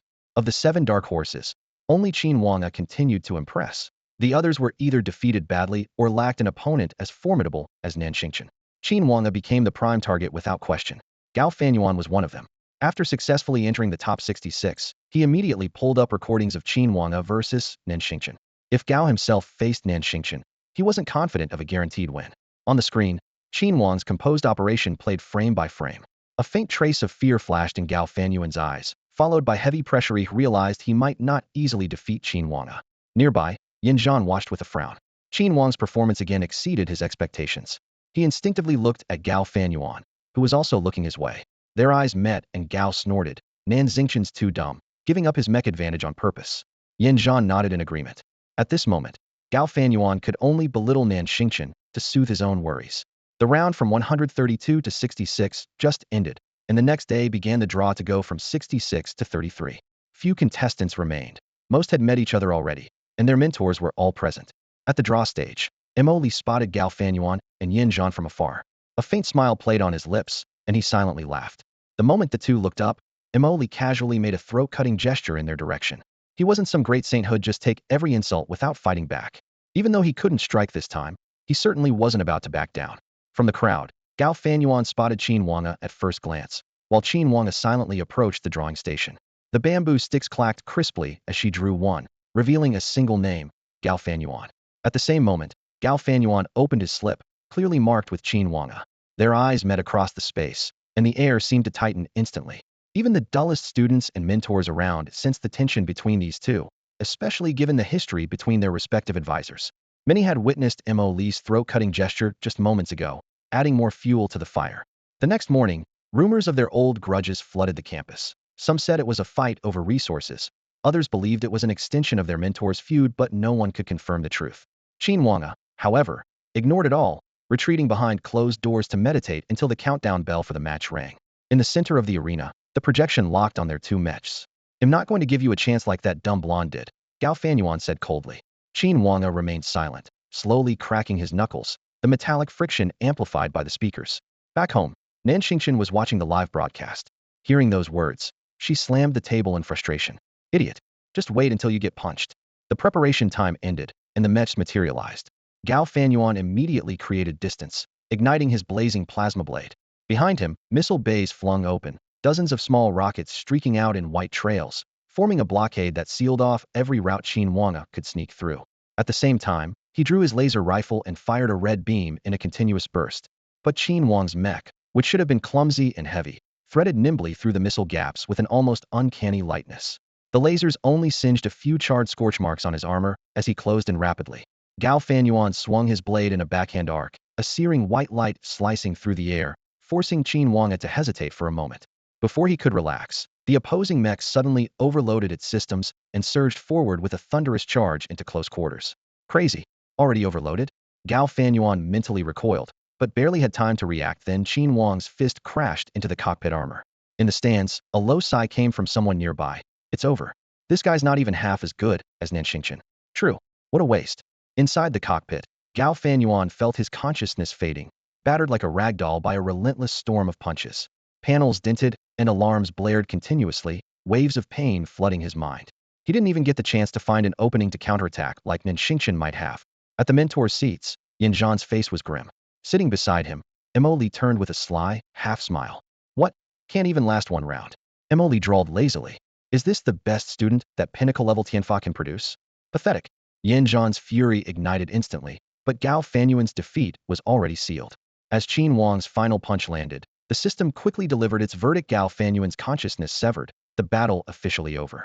Faced with Mo Li's cold taunts, Yin Zhan found himself at a loss for words. The facts were undeniable. Gao Fanyuan was 5 full star levels ahead in mental power, yet Qin Wanga still decisively crushed him despite the rank gap. He clenched his teeth, painfully aware that this loss not only cost Gao Fanyuan face, but could further diminish his standing within the Gao family. Cross-rank combat. At that thought, a spark lit in Yin Zhan's mind suddenly came up with an idea. Cross-rank fighting is scary, no doubt. But what about you? He fixed Mo Li with a sharp, challenging stare. Mo Li raised an eyebrow, unimpressed. He clearly recognized the cheap provocation, but Yin Zhan's strategy was clever. The crowd was mostly focused on Qin Wanga, but the insiders cared more about Mo Li after all. Qin Wanga was the monster Mo Li had personally trained in just 2 months. If Yin Zhan could drag Mo Li into the arena and defeat him here, he could steal the spotlight back and wipe the slate clean. Will you take the challenge or not? Yin Zhan's gaze locked onto Mo Li's eyes, relentless. I will. Mo Li pinched his wrist and answered decisively. But let me be clear, it's not because I'm riled up by you. I just never liked you. Several instructors gathered nearby. When word spread these two would fight, interest surged. Mo Li versus Yin Zhan. Now this is worth watching. A fortress type against a heavenly judgment type. Their mech performance differs a lot. Let's see what Mo Li's really made of. The buzz grew louder. Yin Zhan scanned the crowd with a cold smirk. This was perfect. The more spectators, the faster his reputation would spread. In the next moment, both figures vanished and reappeared in the vast training chamber. Yin Zhan immediately summoned his recorded data mech. Inverse Flame Annihilator deep crimson armor emerged in a glowing aura, fiery patterns crawling over the shell like living creatures. Mo Li opened his database to browse mech options. His blood debt wasn't fully upgraded yet. Directly facing Yin Zhan's top-tier Heavenly Judgment mech wasn't wise, needed to conserve strength. Xuan Ji, help me choose. Analyzing and retrieving matching complete. 4 mechs filtered, the cold mechanical voice responded. Mo Li furrowed his brows in confusion. Where did that guy run off to this time? 4 candidate mechs appeared on the holographic screen. After a brief scan, his gaze settled on a fully black machine radiating fear suppression. The Abyss of Decay? You it is. Once selected, the black armor swiftly took form, enveloping Mo Li within. The 13-meter tall mech stood like a dark knight before Yin Zhan. Symbiosis system connecting, connection successful. Current synchronization rate, 100. Gorilla mech. Yin Zhan growled in frustration. Known for speed, but lacking firepower to break shields, gorilla mechs were notoriously tough opponents for cross-rank duels. I'm going to crush you mercilessly. Yin Zhan locked eyes with the Abyss of Decay, every word dripping with deadly intention. Humph. Mo Li animated his mech and drew the matching weapon, the particle sword Cold Abyss. Its blade shimmered blue with flickering energy flows, a lightweight, deadly weapon favored by gorilla mechs, though it consumed enormous power. Fully prepared, the system's light flickered again and instantly transferred them. Moments later, they stood inside the challenge zone array modeled after a mountainous planet, complete with valleys and rivers. As the reverse flame ignited the gaps in the mech's armor, faint flickers of fierce fire appeared along its arms and legs. The flames suddenly exploded outward. The missile bays at the waist sides popped open, unleashing dozens of missiles trailing blazing tails.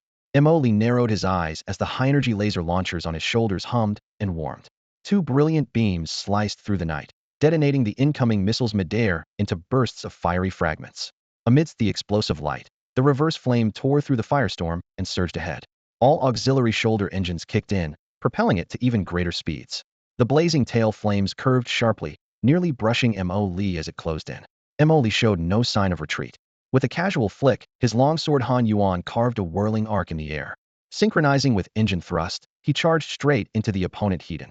Looking for death, Yin Zhan sneered coldly, revving the reverse flame's main engine to full power. Boom velocity skyrocketed once more as the mech's surface flames raged like a fireball streaking through the sky. The 2 mechs narrowly passed by, Mo Li dipping his body at the last moment. The brief near collision triggered high-temperature alarms in his cockpit. Both pilots sharply turned, but Mo Li's reaction was half a heartbeat faster. The observing instructor's faces tightened at such speeds. A steep turn meant extreme forces. Yet Mo Li seemed to handle it with surprising ease compared to Yin Zhan. Before Yin Zhan could fully respond, 2 laser beams struck him Hedon. His adaptive energy shield rippled with dense waves. Boom. Pushing his engines to the limit, Mo Li's thrusters unleashed a dazzling blue flame trail. Yin Zhan frowned deeply, finally realizing how formidable his opponent was. With the metallic screech of armor unlocking, the outer plating on Yin Zhan's shoulders detached, transforming into 2 hovering turrets that opened fire with rapid energy blasts. Mo Li had already shut down his shield and slid his mech sideways, narrowly dodging a volley. Then he swung Han Yuan in a wide strike, sending sparks of energy scattering and lighting up the sky. Yin Zhan seized the opening and lunged forward. Just kidding. Mo Li grinned as Han Yuan's blade shifted instantly from ice blue to blazing red. The two mechs clashed, the metallic collision deafening. Alarms blared again from overheating systems.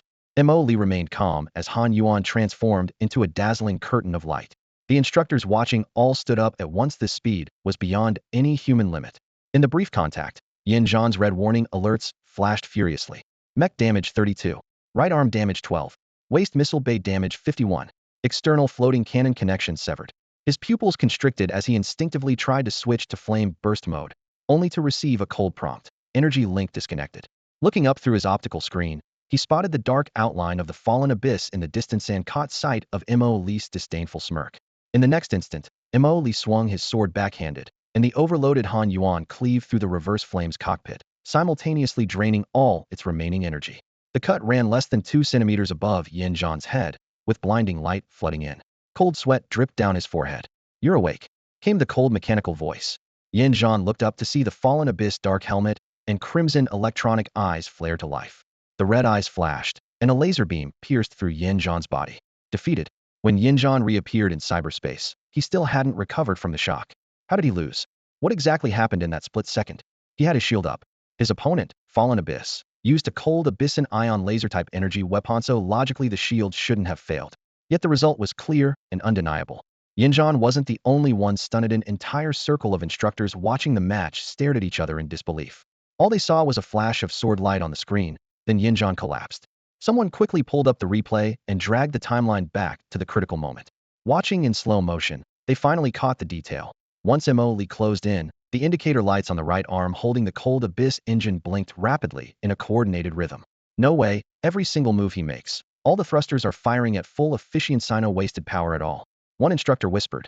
Even more unbelievable, the mech was nearing its speed limit, but Mo Li's hands still switched postures with unerring precision. Is that even humanly possible? They slowed the footage even further to reveal the right arm's complete propulsion system, 12 auxiliary engines, 32 micro-adjusting thrusters, the entire transmission line in full view. In under a second, Mo Li completed a rapid ignition, rotation, and power adjustment cycle across all engines, executing a swift, clean strike. Masterful engine control beyond the limit. How am I supposed to learn this? One muttered, his confidence shattered by Mo Li's flawless rhythm. Meanwhile, the shield of the peak Tianfa-class mech held against that sword light for less than a second before collapsing. Hearing this, the instructors' hearts collectively sank. If even a Tianfa-class shield fails that quickly, how long could the Fortress-class one last? But such high output came at a price. At the replay's end, they clearly saw that over half the engines in Fallen Abyss right arm had overloaded and exploded. After that strike, the mech was basically combat ineffective. Just surviving that one slash is a victory for now, someone said bitterly. At that moment, Mo Li's avatar appeared in cyberspace and waved in front of Yin Zhan. Wake up, no zoning out here. Seeing Mo Li, Yanzhan's face went deathly pale. The oppressive feeling of that strike still haunted his mind. So this is the Tianfa class? Almost scared me to death. Mo Li's tone was sarcastic, making Yin Zhan feel even more crushed. His earlier bluster now hit him like a boomerang to the face. Beaten outright by a Fortress-class pilot way above his rank, it was a complete humiliation. Yanzhan's pride was legendary, and he had many enemies. He could already hear their mocking laughter in his head. He wanted to lash out, but couldn't find any excuse. After suffering such a direct defeat, he truly regarded Mo Li as a serious nemesis. Next time we meet, I won't give you another chance, Yin Zhan spat before decisively logging out. Staying would only mean further humiliation. He knew Mo Li wouldn't miss the opportunity. Quick to run, Mo Li snorted, intending to say more, but Yin Zhan had already disappeared, so he gave up. Yet inside, alarms were ringing loudly. Yanzhan's silence meant he had accepted Mo Li as his top target. Their next encounter would surely be with Yin Zhan giving it his all. Of course, Mo Li wouldn't stop either. Once he fully enhanced his blood debt system, the next battle wouldn't be the embarrassing mech overloads with just a little maneuvering scenario. Instead, it would feature fiercer, more coordinated assaults. By now, the instructors had all gathered around. Each pair of eyes burned with intensity. Everyone wanted to be on good terms with a super pilot like this. Rumors were already quietly circulating within the academy. It might not be long before mentor Mo Li was officially listed on the roster, and perhaps even teaching alongside others one day. Mo Li swept his gaze over the crowd before him, raised an eyebrow, and simply logged off on the spot with a sharp sniff. Had no interest in cozying up to these ambitious lot. Having just given Yin Zhan a thorough thrashing, Mo Li felt a rare surge of exhilaration coursing through him. The footage of that battle was currently confined to a small circle of mentors. The students were still in the dark, so there was no uproar in the academy. In truth, this was by design. Just the example of Qin Wanga had already made many students fixate on Mo Li. If they made public his ferocious record of victories over Yin Zhan, who would bother taking any other mentor's class? It would seriously undermine the overall prestige of the Academy's instructors. The Academy's leadership understood clearly that the true strength lay with Mo Li as an individual, not with the title of honorary pilot. But once the information spread among students through word of mouth, it would inevitably become exaggerated into claims like, there are super strong pilots even among the honorary pilots. That would damage the mentor's authority. Keep in mind, the honorary pilot system existed as a fallback for mid to lower tier students. Misleading the truly gifted ones with false hopes would be counterproductive. Signs were already emerging. More and more top-tier students were watching the honorary pilot system closely, some even harboring wishful thinking that they might someday encounter a super pilot like Qin Wanga. Until the Academy devised a better solution, they dared not release any new information on Mo Li. Mo Li, however, couldn't be bothered with these convoluted politics. He was the type to never let an offense go unanswered, and this time he figured he'd collect a bit of interest from Yin Zhan. Most likely, Yin Zhan wouldn't dare act arrogantly around him anymore. Meanwhile, Qin Wang's victory pushed her popularity online to new heights. She was the only pilot in the top 33 who had just broken into the Raider class. The rest were elite prodigies born with golden keys and premium resources from childhood. So the phrase low-born genius carried an instant undertone of class conflict, igniting a fiery debate among netizens. Yet when the tournament bracket narrowed from 33 to 17, Mo Li glanced over the remaining contestants and shook his head slightly. Qin Wang's journey would probably end here. Her Sui Gu Mech had to enter short bursts of overload just to barely keep pace with 5- or 6-star Raider-class machines. Her weaknesses had already been exposed in the first 2 battles. That kind of reckless, almost suicidal close combat had even overwhelmed Nan Xingqian, and the remaining opponents wouldn't give her an inch to get close. Judging by the matchups from 32 to 16, Mo Li predicted her next adversary would very likely use a kite tactic leveraging superior machine performance to continually pull away, draining Sui Gu's energy and shortening her ability to sustain attacks in overload mode. Given Qin Wang's current setup, this was almost an insurmountable challenge. After all, Sui Gu was not a top-tier Raider. Matchmaking it this far was already extraordinary. The draw came out, and she missed the only by spot. Her next opponent was a girl of equally impressive background. "You're really strong to have made it this far," the opponent said during preparations, her voice coming through the public channel. Qin Wanga remained silent, her demeanor inside the cockpit completely different as she fixed her gaze on the tactical screen. The audience erupted in whispers. The girl candidly added, "If you were piloting a mech of the same level, I definitely wouldn't match your ability to channel more energy under resonance." Her frank admission caused an uproar in the livestream chat because the girl herself was no ordinary contender. Or rather, anyone who had fought their way to this stage had some kind of powerful backing. Chun Xingxuang, from the Qin family, hails from a lineage that controls several major transport routes across the Dongli star system. Their fleet of massive star gates gleams like beacons scattered across the star maps, and the tolls collected daily are so enormous that the family's accountants often lose count. Riding on these huge revenues, the Qin family quickly expanded from transportation into scientific research, investing heavily to seize multiple monopoly technologies, several of which directly govern the operation and defense of the stargates. These stargates are an absolute strategic lifeline, and not even politicians wielding legislative power dare to infringe upon the Qin family's interests. As the pride of her clan, Chun Xingxuang's reputation precedes her everywhere. With a perfect public sentiment rating of 100, she had already reached the assailant class before even taking the college entrance exam. The mech she pilots boasts thrusters embedded with several exclusive Qin family monopoly technologies, making it impossible for rivals in her tier to catch Yup. An insurmountable disadvantage for Qin Wanga. The battle began, and Chun Xingxuang immediately put distance between them without hesitation. Qin Wanga was even more decisive, instantly activating her overload mode. She knew well that this gap might be the closest she'd get to Chun Xingxuang throughout the entire fight. The thrusters of the Yasha Shattered Bone roared to their limit, the overheat sped by the overload causing the armor temperature to spike wildly. Across from her, Chun Xingxuang spared no power, pushing her mech to full capacity while opening missile bays, bombarding Qin Wanga in an attempt to cut off her advance path. Yet reality was harsh. Even forced into overload, Qin Wang's speed couldn't catch the full-throttle Chun Xingxuang. Monopoly technology earned that name because it was exclusive and outclassed conventional tech. This was a naked numerical chasm. The overload mode could only last moments. Under the blistering heat, the frame of Yasha Shattered Bone emitted ominous resonances. Qin Wang's flight posture visibly trembled. With near textbook precision, she carved the tightest arc, narrowly dodging missile trails while struggling to maintain sprinting speed. Yet in the end, she still fell short by half a step. The crowd, originally hoping for another miracle from Qin Wanga, fell into a deathly silence. For the first time through the display, they saw a crack named class, not just mech performance, but even one's background written bare on the battlefield. Alarms shrieked incessantly. Yet Qin Wang's expression remained calm, eyes locked unwaveringly on the speeding mech ahead. Temperatures spiked past limits as the Yasha Shattered Bone's core structure fought against melting point. Intricate components began fusing apart, controls failing, energy containment breached. Boom. Raging energy tore the frame from inside out. The explosion blossomed like an iron lotus, instantly swallowing the Yasha Shattered Bone. Chun Xingxuang retracted her thrusters, hovering just outside the explosion's remnant flames. On her HUD, the word victory blinked with cold white light, but her gaze was complex beyond words. She didn't truly feel she had won, nor did she think Qin Wanga had truly lost. In the live stream chat, watchers' throats tightened. Did she at least go down standing? Feels like she lost, but also like she didn't. If only she'd been born higher up, she'd definitely be among the super prodigies. Even the current sect leader is formidable. So unfair, all she does is run. If she were a man, she'd just charge and heat. She really isn't one. Back in the unfolding of the battle dimension, Qin Wanga had just landed when she saw Mo Li waiting at the corridor. She had been expressionless throughout the fight, but now she glanced shyly at Mo Li like a schoolgirl who failed a final exam, then bowed her head, nervously rubbing her fingers together. What's the matter? Mo Li asked curiously. I lost. Isn't that normal? The opponent is basically a stats freak. Their speed is almost at fortress level. If you manage to win, that would be the scary part. Mo Li reached out and rested his hand on Qin Wang's shoulder, his voice cheerful. Don't dwell on it. Come on, let's go grab some food. For Qin Wanga, the freshman tournament was already over. To reward his student, Mo Li went ahead and reserved a table at the most popular food court in the academy, then drove them there. The silver-gray hovercar shot forward with a hum.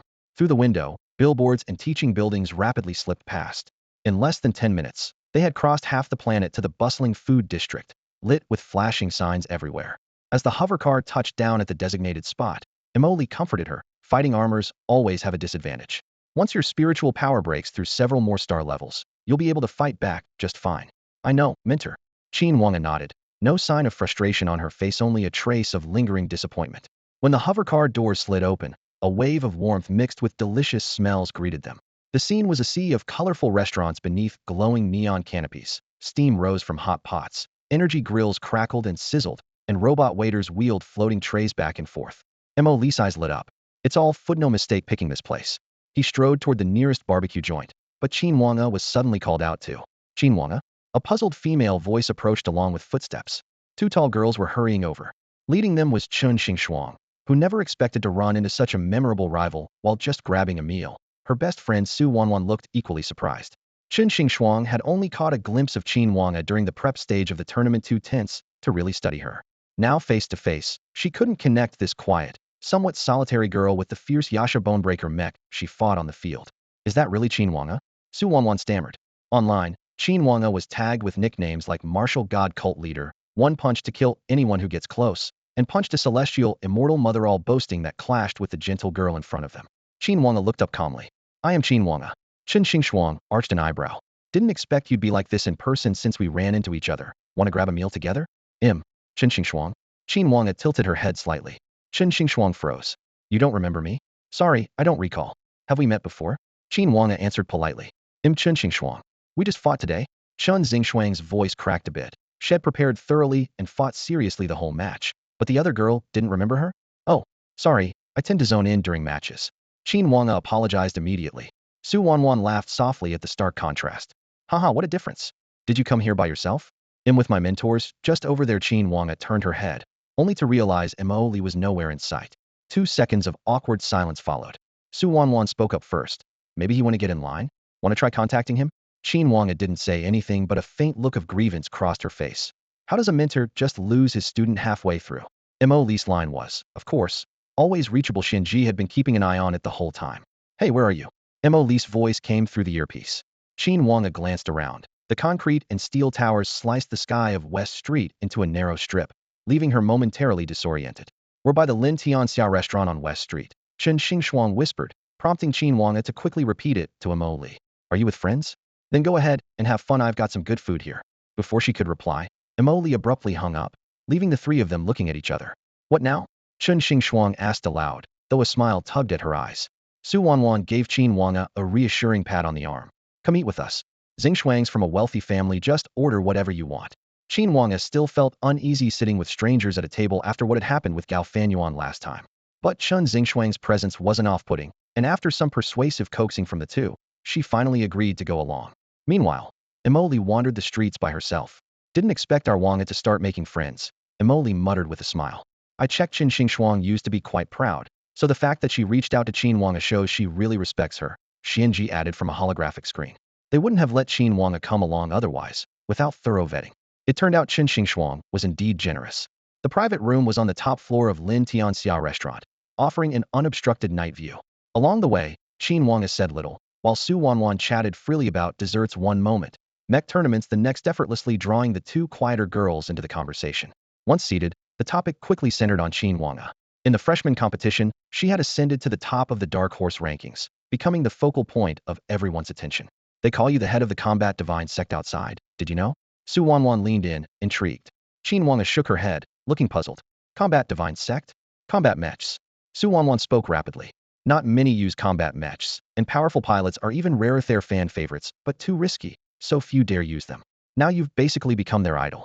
That can't be true, Qin Wanga said, confused, half thinking Shed just heard some cult chant. Qin Xingxuang took a small bite of her steak and said earnestly, not an exaggeration. Close quarters fighting in combat mechs is way more exciting than regular mechs. There are lots of upsets where underdogs win big. When I battled you, I was terrified of letting you get close. That'd be an instant loss. Qin Wanga nodded. She hadn't chosen combat mechs for show. They were the same type used by the hero who liberated their planet years ago. Putting down her knife and fork, Qin Xingxuang locked eyes with her. If I beat you, you'll carry on with your legacy. Oh, thank you, Qin Wanga replied sincerely. Anyone who knew her well understood this was her deepest response. When your spirit power matches mine, I'm afraid you'll have a hard time winning. Qin Xingxuang smiled wryly.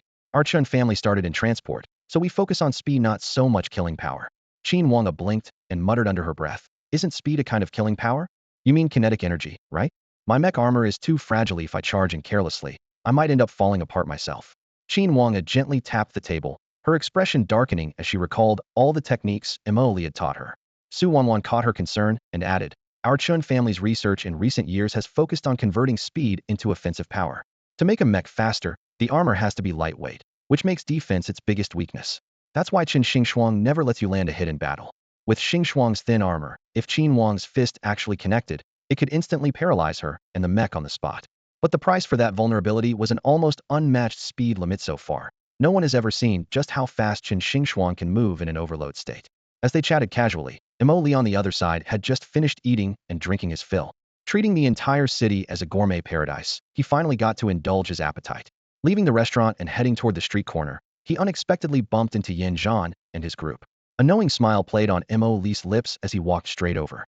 Yin Zhan spotted him immediately and instinctively wanted to turn and run. Wasn't this the guy who had just beaten him? At the thought of that defeat, his face darkened like the bottom of a pot. Meng Sheng, Gao Fanyuan, and the others all wore similarly sour expressions. Emily, what do you want? Yin Zhan lowered his voice and frowned deeply, feeling for the first time just how annoying this guy truly was.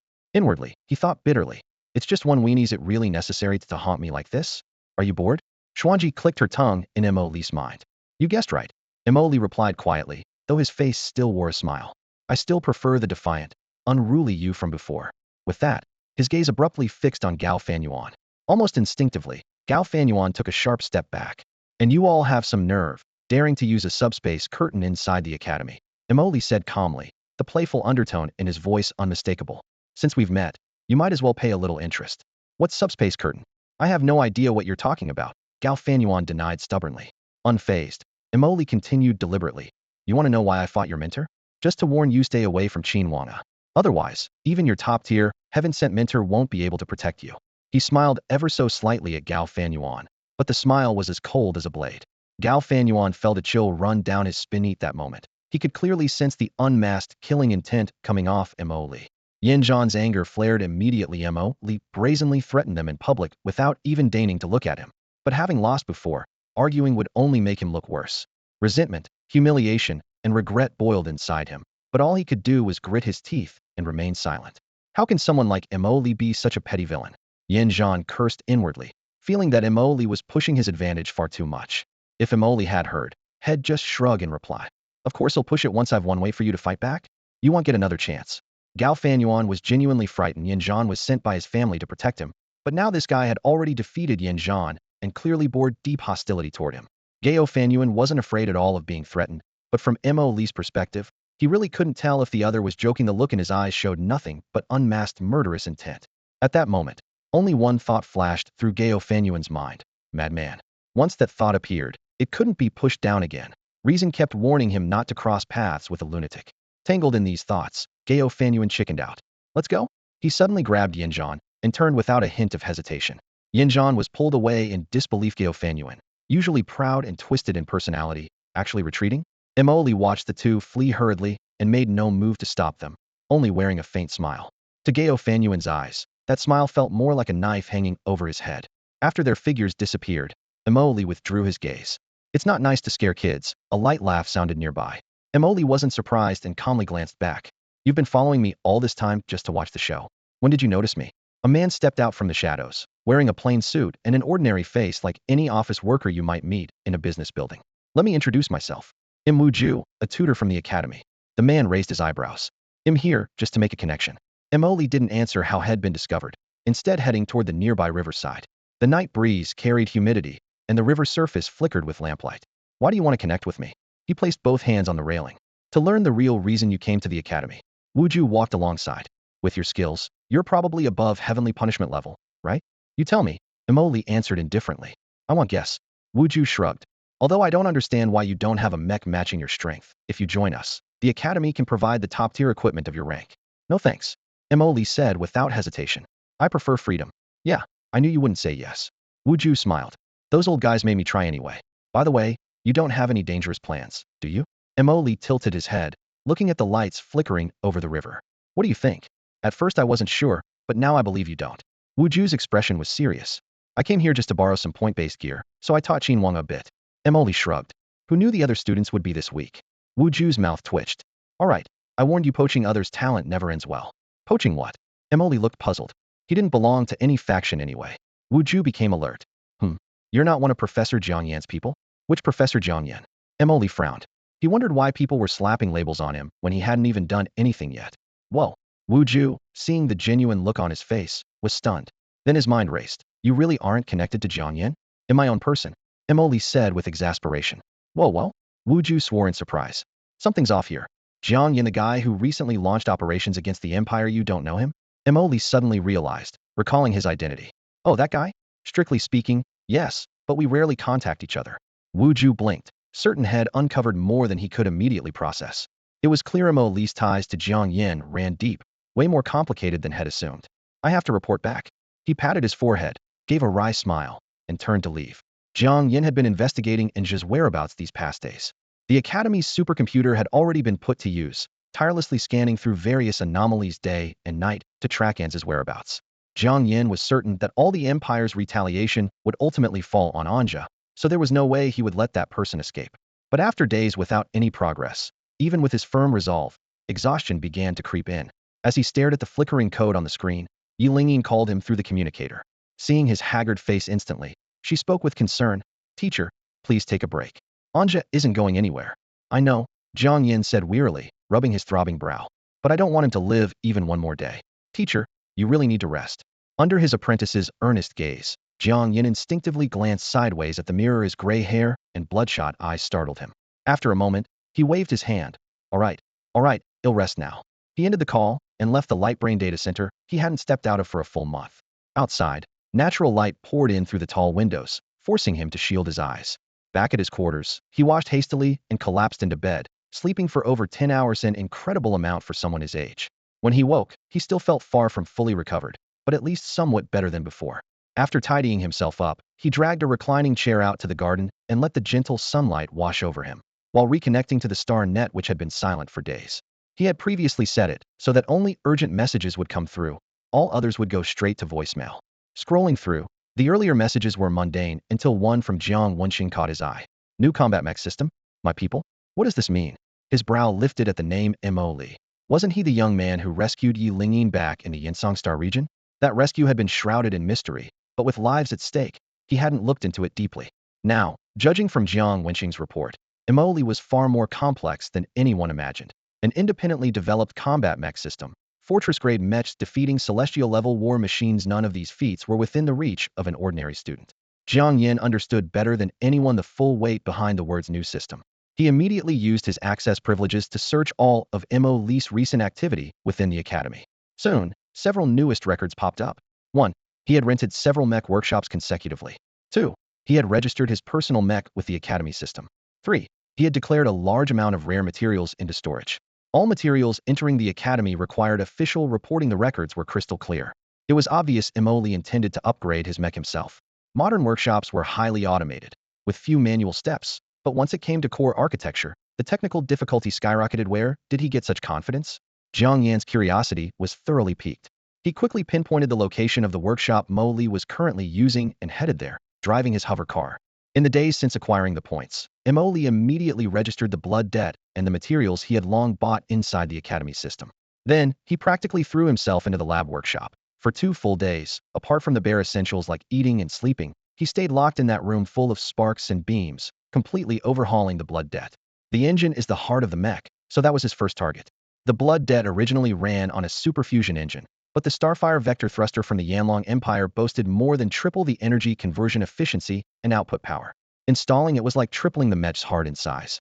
To grant the blood debt more precise control in close combat, he also fitted a set of miniature pulse plasma thrusters acting as a secondary heart, capable of delivering subtle but powerful instant postural corrections, giving Mo Li a decisive advantage in hand-to-hand fights. He completely revamped the weapon system as well. The Bloodbound Fistblade is one of the most revered melee weapons among the Yanlong Empire's close combat fanatics. It has 2 modes. 1. Fist mode, a pure brawling module for heavy punches. 2. Blade mode. Activates a high-frequency vibrating particle field that seemingly enchant the edge, drastically amplifying cutting power to easily slice through armor ranks above the blood debt zone. Inside the blade are 2 independent energy conduits, one converting engine output into scorching plasma that ignites on contact. The other sprays an ultra-cold coolant to first weaken enemy armor before swiftly switching back to fist mode for a shattering impact. If the situation demands, the blade can also combine into a long-handled double-head glaive for versatile offense and defense at all ranges. No wonder it's so popular in the Yanlong Empire. Today, Mo Li stayed late in the lab, synthesizing a critical composite dragon scales. This core upgrade material for the blood debt's outer shell matched high-end titanium alloys in toughness and heat resistance, but was several times lighter. Busy till past midnight, he finally shut off the last synthesis furnace and prepared to step out for food. The alloy lab doors hissed softly as they opened, and when he stepped out, he found an old man standing there. The man's face seemed familiar, but he couldn't immediately place the name until the AI assistant Xuan Ji quietly reminded him. Academy Professor Jiang Yin. Long time no see. Jiang Yin broke the silence first. Long time no see. Mo Li replied with a knowing look, trying to mask the awkwardness of not recognizing him at first glance. Jiang Yin glanced at him oddly. You didn't recognize me just now. Professor Jiang, you're not here just to bring that up, are you? Mo Li interrupted without embarrassment. No, that's trivial. Jiang Yin waved it off and motioned to walk together. Want to talk? Sure. Side by side, they walked down the corridor, their shadows stretching across the glowing metal floor. You've caused quite a stir in the academy recently, Jiang Yin casually remarked. Many have come to ask me. After all, I helped set up your identity in the system, and some traces have been found. Not too bad, I guess. Mo Li shrugged, feigning indifference. By the way, old Jiang, your methods aren't too great. I barely made a move and someone already caught me. Jiang Yan's lips twitched. That's not a small move. Don't you have any clue what you're dealing with? Still, he maintained the demeanor expected of a professor. I set up your identity on a whim back then. Never thought you'd have this kind of power. Are you at the heavenly punishment tier? Or the star ring tier now? Mo Li suddenly stopped and smiled mysteriously. What if I said that if I told you my Mech's class, I could instantly rank up 1 level? Jiang Yin also stopped, tilting his head with a grin. Prove it to me. You boring old man. Mo Li muttered under his breath as they resumed walking. After a few steps, Jiang Yin asked abruptly, what's your goal? So straightforward, Mo Li said, genuinely surprised. My old man's on a tight schedule right now. If it weren't for the new identity I helped you get, I wouldn't have shown up this time. The warehouse was dimly lit, metal crates piled haphazardly, the sharp scent of machine oil mingling with dust. Jiang Yin leaned on a cane, his steps somewhat hurried as he looked up to study the young man before him. And Je? He asked softly. Mo Li replied with a slight tone drop, like a blade slicing through the air. Jiang Yan's brows twitched. There was a clear, deadly intent behind that one syllable. Mo Li shrugged. What a coincidence. I came here for his bounty after all. Jiang Yin frowned. He really couldn't understand it. With your strength, any faction would welcome you as an honored guest. Why bother? He stopped mid-sentence. eyes sharpening. Wait, you're short on money? And you're really confident in taking down Inja? Before he could finish, Emoli took a half step back, hands raised defensively as if the keen deduction hit a nerve. That's the professor's brain. Thinking that fast? Jiang Yin said calmly, not hard to guess. If you were truly wealthy, you wouldn't have waited on me to arrange a new identity after getting stranded on that barren moon. Nor would you be rampaging across the galaxy hunting star pirates like a mad dog. Old man here has been buried in the lab most of his life, but I know the smell of money. Even 6 fortress-class mechs couldn't fill your pockets. Yet you're after Inja's bounty. He slowed his words, growing more certain. So, you're at the pinnacle of the celestial punishment rank? You want that huge reward to build a top-tier celestial punishment mech? My mech is fortress class right now, Emoli admitted lazily. As for confidence, you just worry about whether the reward is real. Don't worry. The old man still has a few patent royalties coming in. That money's enough, Jiang Yin said, patting the light computer at his waist to reassure him. Emoli spread his hands. Then that's settled. But Jiang Yin didn't relax, his eyes flickering sharply. You're confident you can track Inja's location? Intelligence even I can't get. Where did you get it? Wait, you're from the Empire? Emoli's forehead seemed to raise a question mark. Jumping to conclusions much? Jiang Yin stopped, his gaze like a blade. The Yin Songstar territory is a borderland. When you showed up nameless and faceless, I was suspicious. Now you say you can track Inja, and you need me to clean up your identity. He raised a hand and pressed the terminal on his wrist, closely watching Emoli's expression. Emoli hesitated a moment, then smiled warmly and stepped forward. Jiang Yin instinctively took a step back. Oh, come on, old Jiang. Don't be so reserved, Emoli said, spreading his hands to show innocence. You've got the money, I've got the muscle, you provide the funds, we'll do the killing. A match made in heaven. Empire's man, Jiang Yin said, his voice suddenly cold and sharp. Emoli's expression darkened too. Old Jiang, that's unfair. If I truly belonged to the Empire, I would have slit Linyian's throat long ago. Would I risk throwing myself into Federation territory? I don't even have a mech, wandering alone like this. What would I gain? Jiang Yin remained cautious, but deep down was almost certain Emoli did come from the Empire, though something had gone wrong, and had been forced to wander here. Seeing that the skinny old professor kept staring, Emoli threw out his trump card. The Empire is dying. Those words hung heavily in the air. Jiang Yan's shoulders relaxed slightly, his expression softening a bit. Even so, I can't fully trust you. No need to trust, Emoli raised an eyebrow. We're just a business arrangement. For him, as long as Jiang Yin could pay, nothing else mattered. Otherwise, why waste words on a guy with an empty wallet? But that was fine to give him a layer of cover for his true identity. Emoli's identity still had too many holes. If something remarkable in technology caught their attention later on, and they started digging deeper, it wouldn't hold up. For now, Jiang Yan's timely imagination was his best cover, so he needed to quickly cement this misunderstanding. Whether Emoli was from the Empire or the Federation, he had only one goal at this momento: make money. Jiang Yin was wealthy and desperately needed a sharp weapon. Their needs matched perfectly. Usually, Jiang Yin would never listen to this kind of proposal, but Emoli's recent display of strength was truly tempting. The Academy did have top-tier pilots, but right now, there wasn't a single trace of them who had time to wait. Information about Inzhou was scarce and his movements unpredictable. By the time elite pilots were dispatched from the Academy, he would have long disappeared. The Academy could help, but they couldn't respond on demand. Jiang Yin understood this and knew his judgment was clouded by hatred. Seeing Emoli's faint, sly smile, he quietly asked, "So, you want to partner with me?" "Yes. With my background, I need you to help cover for me," Emoli said, shrugging as if it were only natural. All right.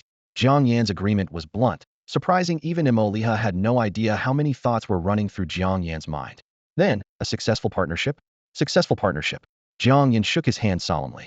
I'm using the Academy's equipment to track Inja's whereabouts. As soon as he slips up, they'll set out immediately. Emoli nodded. They'll follow you. Let's hope so. Jiang Yan tossed out the words and turned to leave. In the coming days, apart from assigning training plans to Qin Wanga, Moli was practically locked in the lab workshop all day upgrading the blood debt. He was gone from sight, but the Academy students were getting anxious. The freshman competition had just ended, and everyone's attention was all on this mysterious honorary pilot. But aside from the name on the leaderboard, there was no other information and no replies to any messages. Top 33, someone exclaimed. Qin Wanga had broken into the top 33 after just 2 months of Emoli's intensive training, sparking envy everywhere. She received special privileges from the Academy, free access to paid training rooms, and unlimited use of top-tier supplements. Her strength had improved dramatically. Posts searching for Emoli flooded the StarNet, and some students even asked the Academy directly. The Academy usually gave honorary pilots free rein and avoided encouraging unrealistic expectations from students, so they stayed silent. Even so, honorary pilots were finally enjoying a long-awaited springe. In the past, they had to beg. Now students came to them willingly. Everyone was deeply moved by this change. Of course, not all Star River Academy students blindly followed. Some knew the honorary pilot's real level. Most who followed the trend were just hoping for luck. After all, Mo Lee's early performance wasn't much different from other honorary pilots at first. Mo Lee had no idea the outside world had been searching frantically for him. After a whole week of Xuan Ji taking over the system and him handling the operation himself, he finally succeeded in upgrading the blood debt. The upgraded blood debt looked almost the same as before, except its fists now bore a striking, alluring crimson glow blood covenant fist blades. With these new blades, even if he faced sky penalty level armor, Mo Lee no longer needed to endure excruciating pain while blocking attacks. Back at his residence, he logged into the Star Network, planning to check on Qin Wang's training progress, but was startled by a flood of messages on his screen. Xuan Ji, what's going on? You're famous now, Xuan Ji replied tersely. Famous? Qin Wang? He casually clicked on a few messages. All were requests to become apprentices.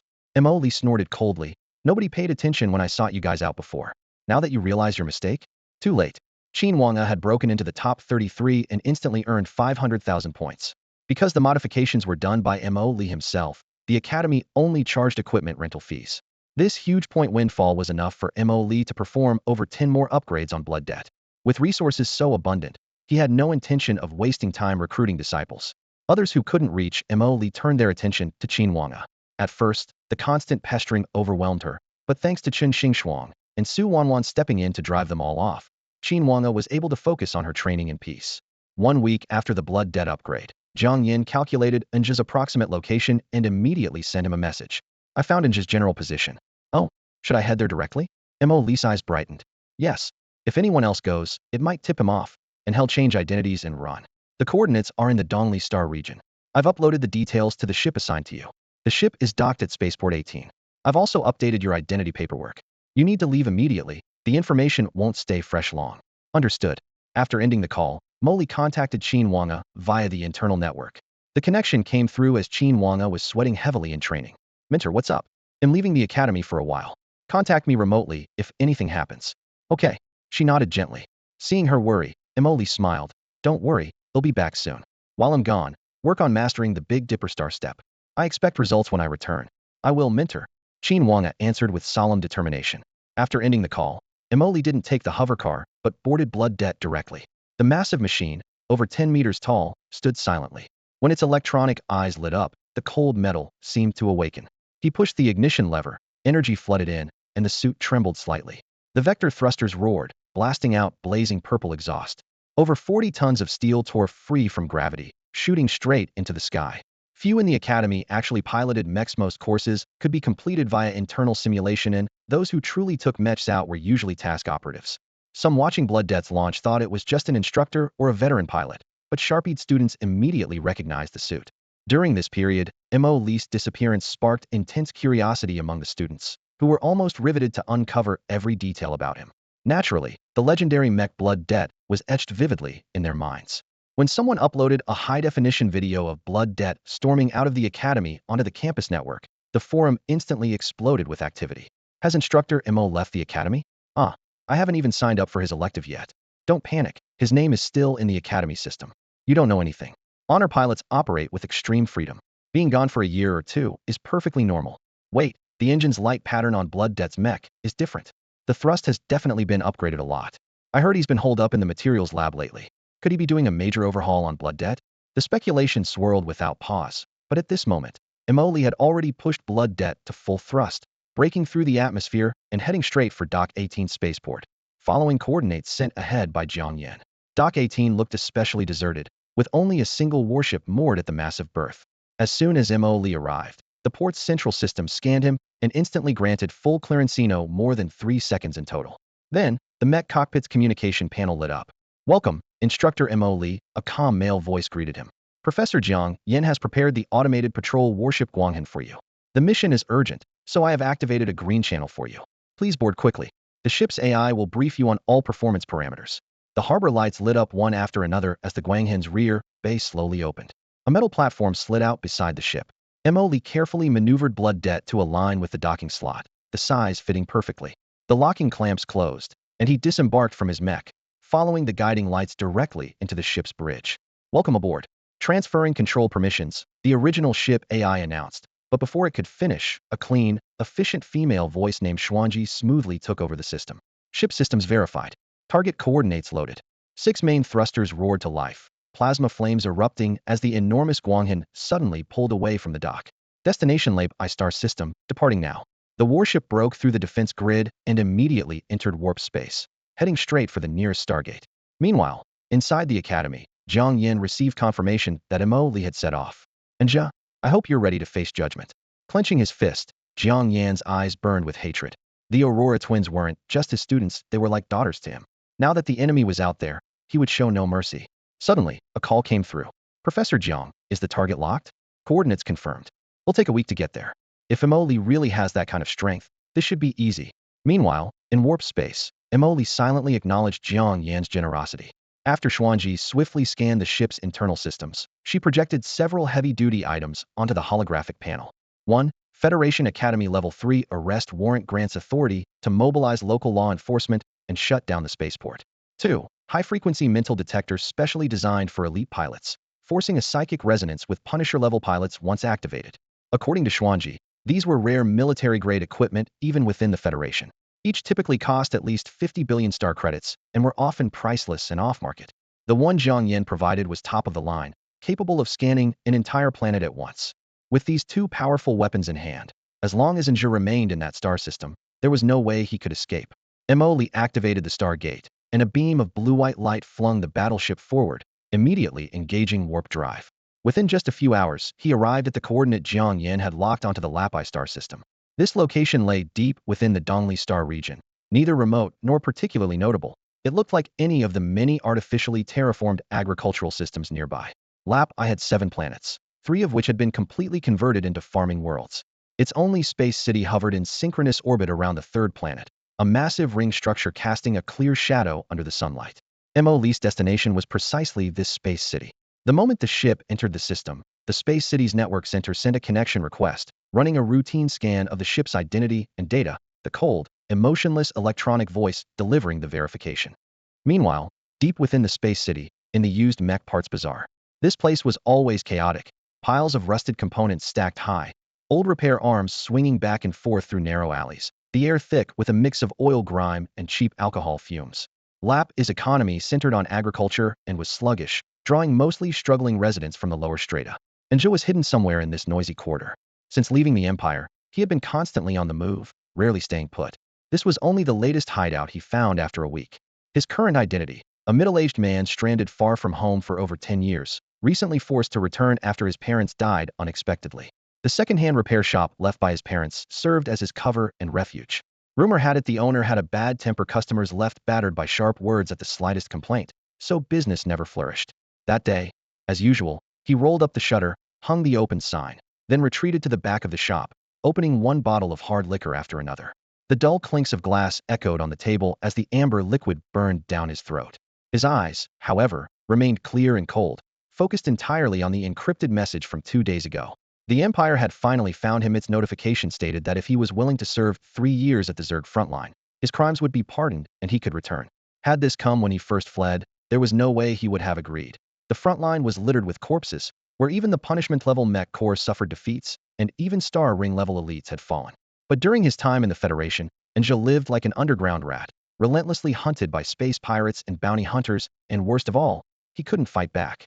Any energy discharge or battle damage could give him away. So the moment the message arrived, he accepted immediately.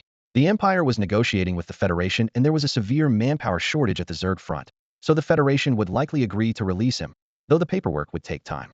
The punishment-level Mech Corps were key forces on the front line, and many who committed serious crimes took blood redemption. Their few returned alive, but Zhou no longer cared about survival.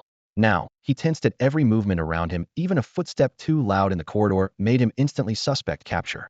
Some people even barged into his shop, scrutinized him top to bottom, then left. In the Empire days, Zhou would have slapped them down immediately. Not anymore. The Empire's underground network warned that inside Galaxy Academy, a super light brain was running simulations at full power, calculating every possible hiding spot. Any anomaly, even something minor like buying a few extra bottles of engine oil, would be recorded and prioritized for investigation. When he learned this, his whole body froze. He never imagined Jiang Yan, that old fox, would go so far as to throw nearly all available resources into the hunt. On top of that, The bounty amount was enough to make the entire star region salivate. Since being wanted, Anja had not experienced a single good day. Anja just wanted to get away from here. Hey, didn't care if it meant heading straight into the Zerg battlefield. He'd rather be on that front line that could be torn apart by claws at any moment than keep waking up every night drenched in nightmares.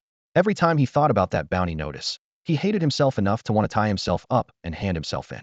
Damn, if those scientists really did have money. Nobody could say exactly how many top-tier Typha-class pilots were now patrolling in the best fortress-grade mechs, hunting for targets. For veteran pilots stuck with outdated mechs, the bounties were glaringly attractive, enough to make their eyes turn green with envy.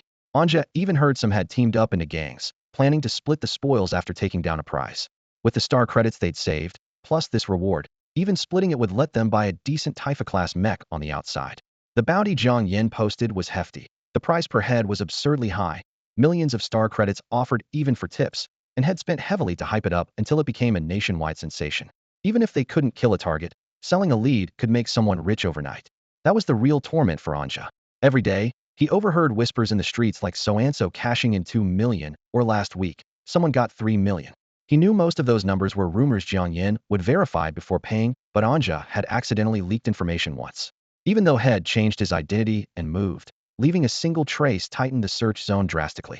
That lead was what let Jiang Yin make his breakthrough from nothing, and it made Anz's nerves shoot taut like a drawn bow.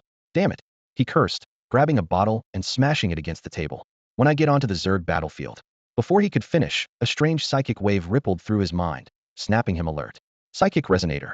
Driven by instinct, he sprang up from his chair and dashed to the back room, simultaneously opening the Imperial comm channel and shouting, "How's the paperwork for entry to the Zerg battlefield? I've been found." "What? Weren't you hiding well?" came the surprised reply. "Cut the crap. Give me entry immediately, I don't have time."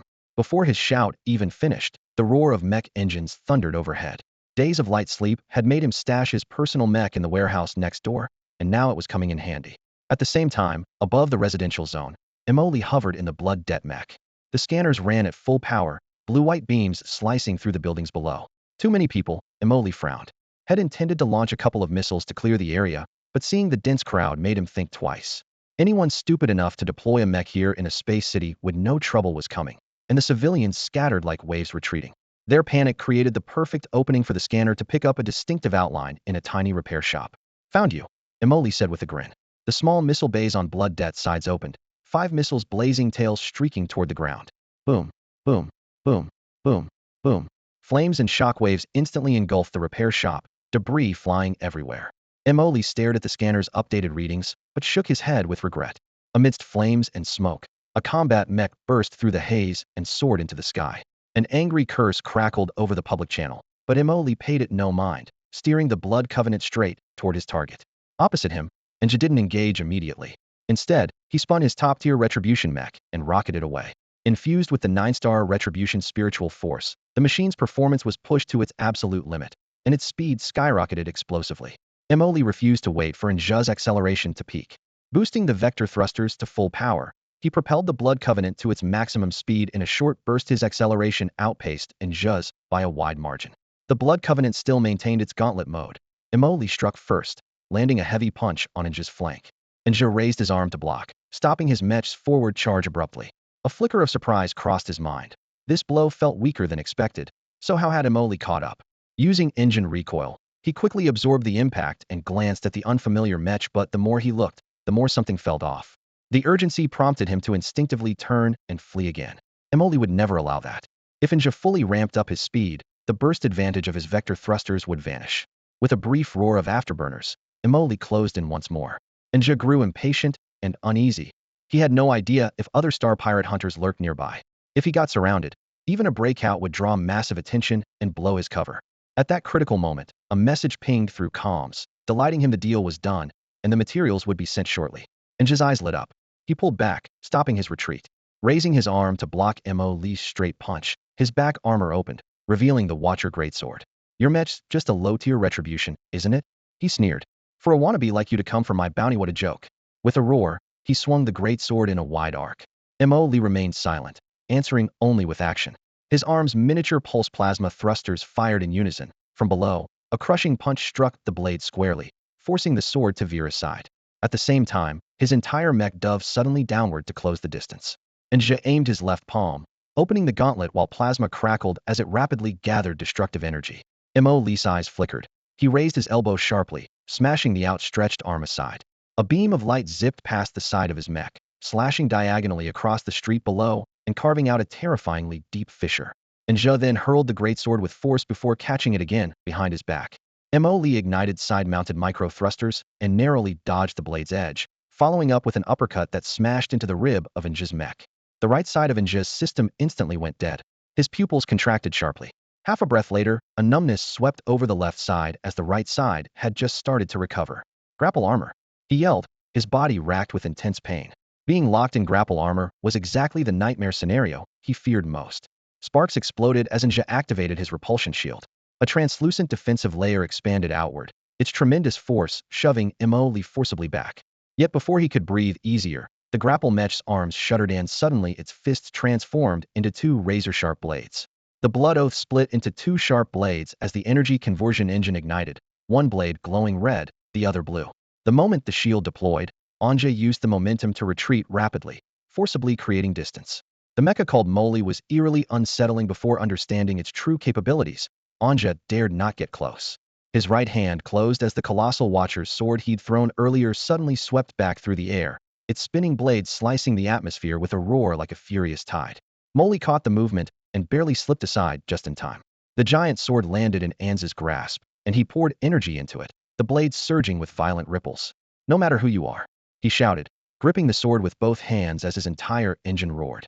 The penalty-class mecha launched forward with explosive force. "Today you all die here." That single sentence seemed to vent all the frustration had been holding in. His transfer order had already been approved. In a few minutes, he would become a pilot on the Zerg battlefield and finally settle the rotten debts owed within the Federation. Even if Moly was just an entry-level penalty-class mecha or joined by two top-tier penalty-class units, he still believed he could shake them. Thinking of this, Zhe almost howled to the sky as his giant sword danced wildly. A penalty-class mecha wielding such a massive sword could channel all its power into the blade. Moly could never block it hidden. Yet another strike missed as Zhe was shocked by the mecha's agility, not just raw speed or turning, but evasions so precise and flawless they seemed like a dance on the knife's edge. He couldn't even tell if Moly had a repulsion shield. If it did, yet didn't activate it at the moment they brushed past, Moly had a heart of steel. If it didn't, then Moly was utterly insane. Zhe swung wide with the sword to force Moly backward and prepare for ranged bombardment, but instead Moly climbed along the edge of the blade, narrowly brushing the watcher's sword. As Zhe glanced up, he caught only a glimpse of Moly rising, already too late to retract his sword. He absolutely could not let Moly get close. Noticing the blood oath morphing back into a fist, Zhe decisively launched mini missile pods. His shoulder and twin rib armor panels opened simultaneously, dozens of missiles firing point-blank, detonating midair. Using the blast wind to retreat, he felt a sudden jolt at his chest. "Madman," the thought flashed, and his right arm suddenly went numb. Attempting to raise his sword defensively, the mech's response lagged strangely. In that delay, Moly silently slipped behind him. Pressed nearly against Anz's mech, all the micropulse plasma thrusters blasted at once, fueling a wild spin followed by a whip-like roundhouse kick that sent Zhe flying. The blood oath transformed into dual blades, while the vector thrusters surged into overload mode, ejecting longer and paler exhaust flames. Boom. Acting swiftly, Zhe barely stabilized his mech and saw a war machine scorched with blackened marks hurtling toward him like a meteor. The two steel giants crashed together with a deafening roar, both collapsing onto the district below.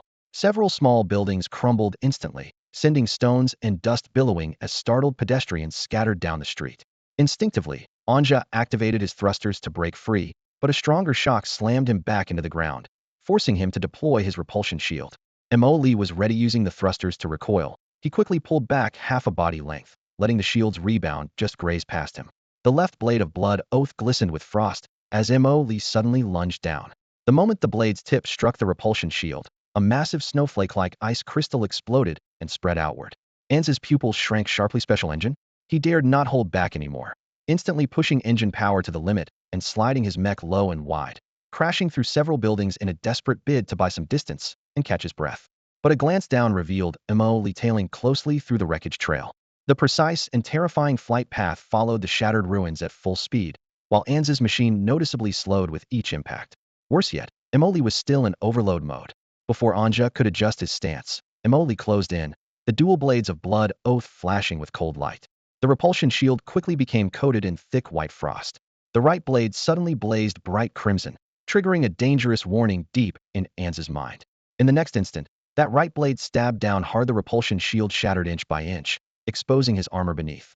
Almost instinctively, Anja raised the Watcher's greatsword to defend, but two simultaneous elbow strikes from Mo Li slammed into him, disrupting his controls and briefly paralyzing both arms. Immediately after, blue lights flickered across Mo Li's armor, miniature thrusters igniting in eerie constellation patterns all at once. An overwhelming cold gleam spread like a flood. Clang, clang, clang. The brittle sounds of metal rang continuously as frost instantly coated Anz's mech. He even felt the chill penetrate through the armor, seeping into his limbs. What kind of energy was this? Horrified, he realized his fingers were stiffening. Even a death penalty grade armor couldn't resist the icy infiltration. This was no ordinary exotic engine conversion. The stiffness rapidly spread across his body, a shadow of death descending upon him, filling Anz's heart with complete terror. At that moment, a lifeline came over the public channel. Your Zerg battlefield identity has been verified. Effective immediately. No time to think further, Anja shouted hoarsely. I am a Zerg battlefield frontline officer. You cannot kill me. Mo Li raised his left hand, hesitated slightly. What did you say? I am a Zerg battlefield frontline officer. Per Federation Imperial Law, Zerg frontline officers must be judged by the Joint Court. Huh, came Mo Li's puzzled reply over the public channel. Under the crushing weight of death, Anja nearly broke down, pleading loudly. Kill me, and you will face judgment by the Joint Court. The entire Federation will not tolerate you. Huh, what nonsense are you babbling? Mo Li rolled his eyes, and without hesitation injected blazing plasma into the Blood-Oath's blade, then bent down and drove it fiercely forward. The searing plasma easily pierced through the cockpit. The searing plasma instantly sent the temperature inside the cockpit skyrocketing. Anja screamed, eyes wide with terror. A sharp energy blade pierced through the hull, and he watched in horror as his own blood vaporized from the intense heat, splattering onto the control panel. The edges of the wound blackened instantly, and his life ebbed away at a painfully visible pace. On the other end of the comm channel, frantic calls for help echoed. Anja? What's happening? Anja, respond. But no answer ever came. Mo Li drew out the still sparking plasma blade and glanced at the armor breastplate, now brittle from the cryogenic fluid. With a powerful punch, he smashed it. The embrittled alloy cracked and shattered like black shards of ice, exposing the cockpit's intricate wiring. Anz's lifeless body, eyes wide open in frozen defiance, was laid bare. At this moment, both mechs were sprawled amid the wreckage. Mo Li swung his arm and broke through the wall ahead, crawling out first from the twisted metal shell. This reckless battle had long shaken the entire space city. Even though Mo Li had reported ahead, the mere presence of a top-tier punishment-class warrior acting inside the city sent officials into high alert. In reality, from the moment Mo Li handed Jiang Yin the credentials to when the plan was set, only 3 minutes passed. The entire operation was deployed in just 2 more minutes. Official surveillance hovercars scrambled desperately, but by the time they arrived, Anja and Mo Li were already engaged in combat. This was a remote development zone, nearly deserted, making evacuation a moot point. The space city, eager to curry favor with the Star River Academy, instantly broadcast the entire event live to the network, and viewership skyrocketed beyond 1 billion. Anz's huge bounty flashed across screens for days. Any hint of his whereabouts would spark explosive attention. Now officials only needed to manage how to contain this blazing heat. Behind the scenes, cameras switched angles and commercials played non-stop, but the audience couldn't look away from the mech duel unfolding. Viewers knew the opponent was from Star River Academy, but couldn't guess who exactly. The Academy boasted many punishment-class champions, most stationed on the insectoid war fronts, but this one had never appeared publicly. Some sifted through the Academy's mentor profiles, but found nothing on this mech. Outsiders were baffled, but the Academy's students instantly recognized. Isn't that mentor Mo Li? No way. How did he end up in such a far-off galaxy fighting Anja? This is insane. What the hell am I even watching? Students, desperately searching for their mentor, erupted in excitement. Their earlier frustration from being stood up vanished the moment they saw Mo Li dominating Anja throughout. Keep in mind, Anja was the peak of punishment class. No one could confirm Mo Li's exact rank, but his mech, bearing old blood debts, was no stranger to them. Outsiders dismissed it as some star pirate relic, but the students knew better in their eyes. It was just scrap metal, yet it could still tear through fortress-class defenses. It's hard to imagine a fortress-class mech without supreme tech. But now, Mo Li had forcibly pinned Anja down using nothing but sheer determination. Anja's mech was equipped with a repulsion shield, one of the Empire's core technologies, and a laser cannon with devastating firepower, also a pinnacle of hegemonic tech. Its other advanced features like power systems, rare alloy armor, and stealth modules were packed into this peak-level Heaven's Punishment mech. Yet no one could explain how exactly Mo Li had managed to suppress it so completely. Not just the students in the stands. Even the instructors on the observation platform were baffled. How was the shield broken? Why did Inja's movements seem delayed, as if someone had jammed his controls? That's Mo Dao's signature move. A player who had once been a victim of Qin Wanga in the Ultimate Tournament blurted out. When I fought Qin Wanga, my mech felt like it was glued down. Couldn't move at all. You're serious? Serious? Or maybe Inja was betting his life just to put on a show? Look at him's completely pinned down. Can't even launch attacks. As they spoke, the two mechs crashed through the outer wall of a commercial building. The hovering cam car filming had to brake sharply 100 meters away, only daring to film through the reinforced glass and high-strength alloy frame of this interstellar skyscraper. If it were a normal building, it would have been reduced to rubble already. But because it was so sturdy, the gruesome battle inside was invisible to outside viewers. The official surveillance deployed multi-rotor drones, but before they reached the breach, another wall was shattered by a mighty punch. The scorched, battle-worn blood-det mech stepped out first, its protective armor covered in carbonized cracks like hardened battlefield soil. The audience collectively held their breath. Was it already over? Who could walk so calmly after defeat?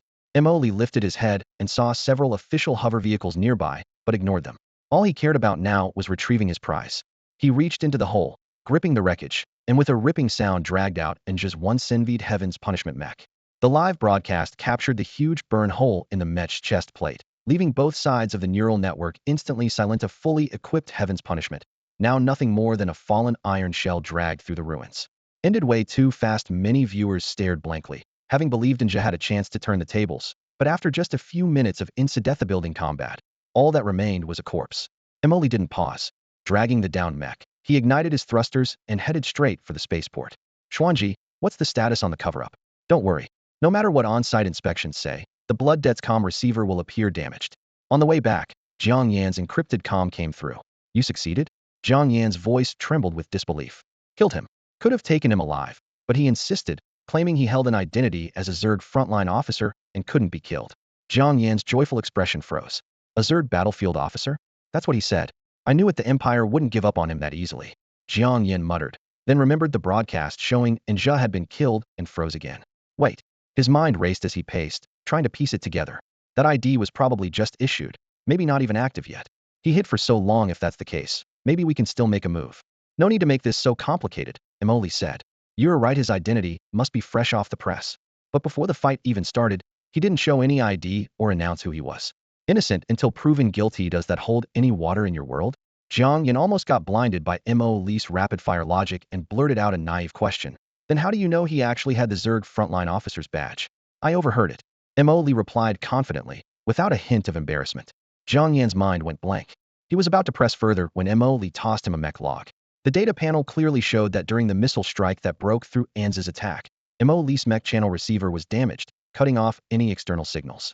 Jiang Yan's eyes immediately went wide, stammering dumbfounded. Thighs makes it so much easier. Don't you think? Of course it does, Emoli responded lightly. Absolutely easier. Jiang Yan instantly got excited. Now, even if the Emperor of the Empire himself comes down, I can get you out of this unscathed. His words may have sounded a bit exaggerated, but his confidence was unmistakable. All right. You really surprised me today, Jiang Yan said with a grin, feeling like he'd had more good luck today than in the whole past year. No other matters. I'm heading back now. Okay. The communication ended. Emoli dragged Anz's battered mech, flying back toward the spaceport for docking. But the Empire's response exceeded all expectations. At the spaceport entrance, 5 official guard mechs stood fully armed, blocking the path. Emoli immediately knew this was no coincidence. The Empire clearly had backup forces nearby. Otherwise, how could they appear so fast? Normally, in such disputes, officials would watch from the sidelines. On one side, the powerful and untouchable Zerg frontline officer. On the other, the equally untouchable local gangster faction of Galaxy Academy. According to Xuan Ji's analysis of local officials, they would most likely try to smooth things over quietly. But now, the 5 mechs had shoulder cannons locked and loaded, while from the shadows came a faint but unmistakable sense of targeting battlecruiser main cannons focused on the scene. Instructor Emoli, you are suspected of assaulting a Zerg frontline officer. Please exit your mech immediately. The official pilot's voice came through the loudspeaker, cold and unyielding. Emoli ignored it completely. His channel receiver was already broken. The shoulder cannons of the 5 mechs glowed with an eerie blue light as electromagnetic pulse energy gathered at the barrels. Alert! Emoli raised his mech's arm and casually tossed Anz's ruined mech to the ground like trash. The blood-packed dual blades extended with a cold gleam. The air turned tense instantly, thick with the smell of gunpowder. Behind him, several media hover vehicles arrived. their cameras all trained on the unexpected standoff, broadcasting the live unfolding scene back to the main city channel. Spectators were left bewildered, unsure of what was happening. We repeat, drop your weapons. Shut down your mech power. The opposing pilot's tone was clearly threatening. Even the Space City official in charge, Parson, was stunned, about to give orders when a call came through from his superior overseeing the sector. This situation is complicated. Do not intervene yet. The superior's voice was grave, clearly knowing more of the background. This was a direct confrontation between the Empire and the Academy. A strong dragon does not crush the local snake. But now this strong dragon of the Empire held the official agreement. What remained to be seen was whether the local snake of Galaxy Academy was tough enough to stand its ground. Parsons' superior was equally helpless. If the Federation were even a little more united, the Empire wouldn't be so brazen as to openly reach him like this. Inside the Federation, factions were deeply entrenched. Powerful senators ruled their own territories like kings, many already infiltrated by the Empire. The loosely structured parliamentary system was no match for the Empire's absolute monarchy. Parson had just received intelligence from the front lines and immediately ordered the hovering vehicle to halt. Those few mechs bore the official insignia of the Federation's regular army. But as a minor player, he only dared to act as a distant but faithful broadcaster. The Empire's moves went far beyond deploying mechs and warships. A synchronized barrage of online propaganda was underway. Massive batches of information about Anja flooded the data streams.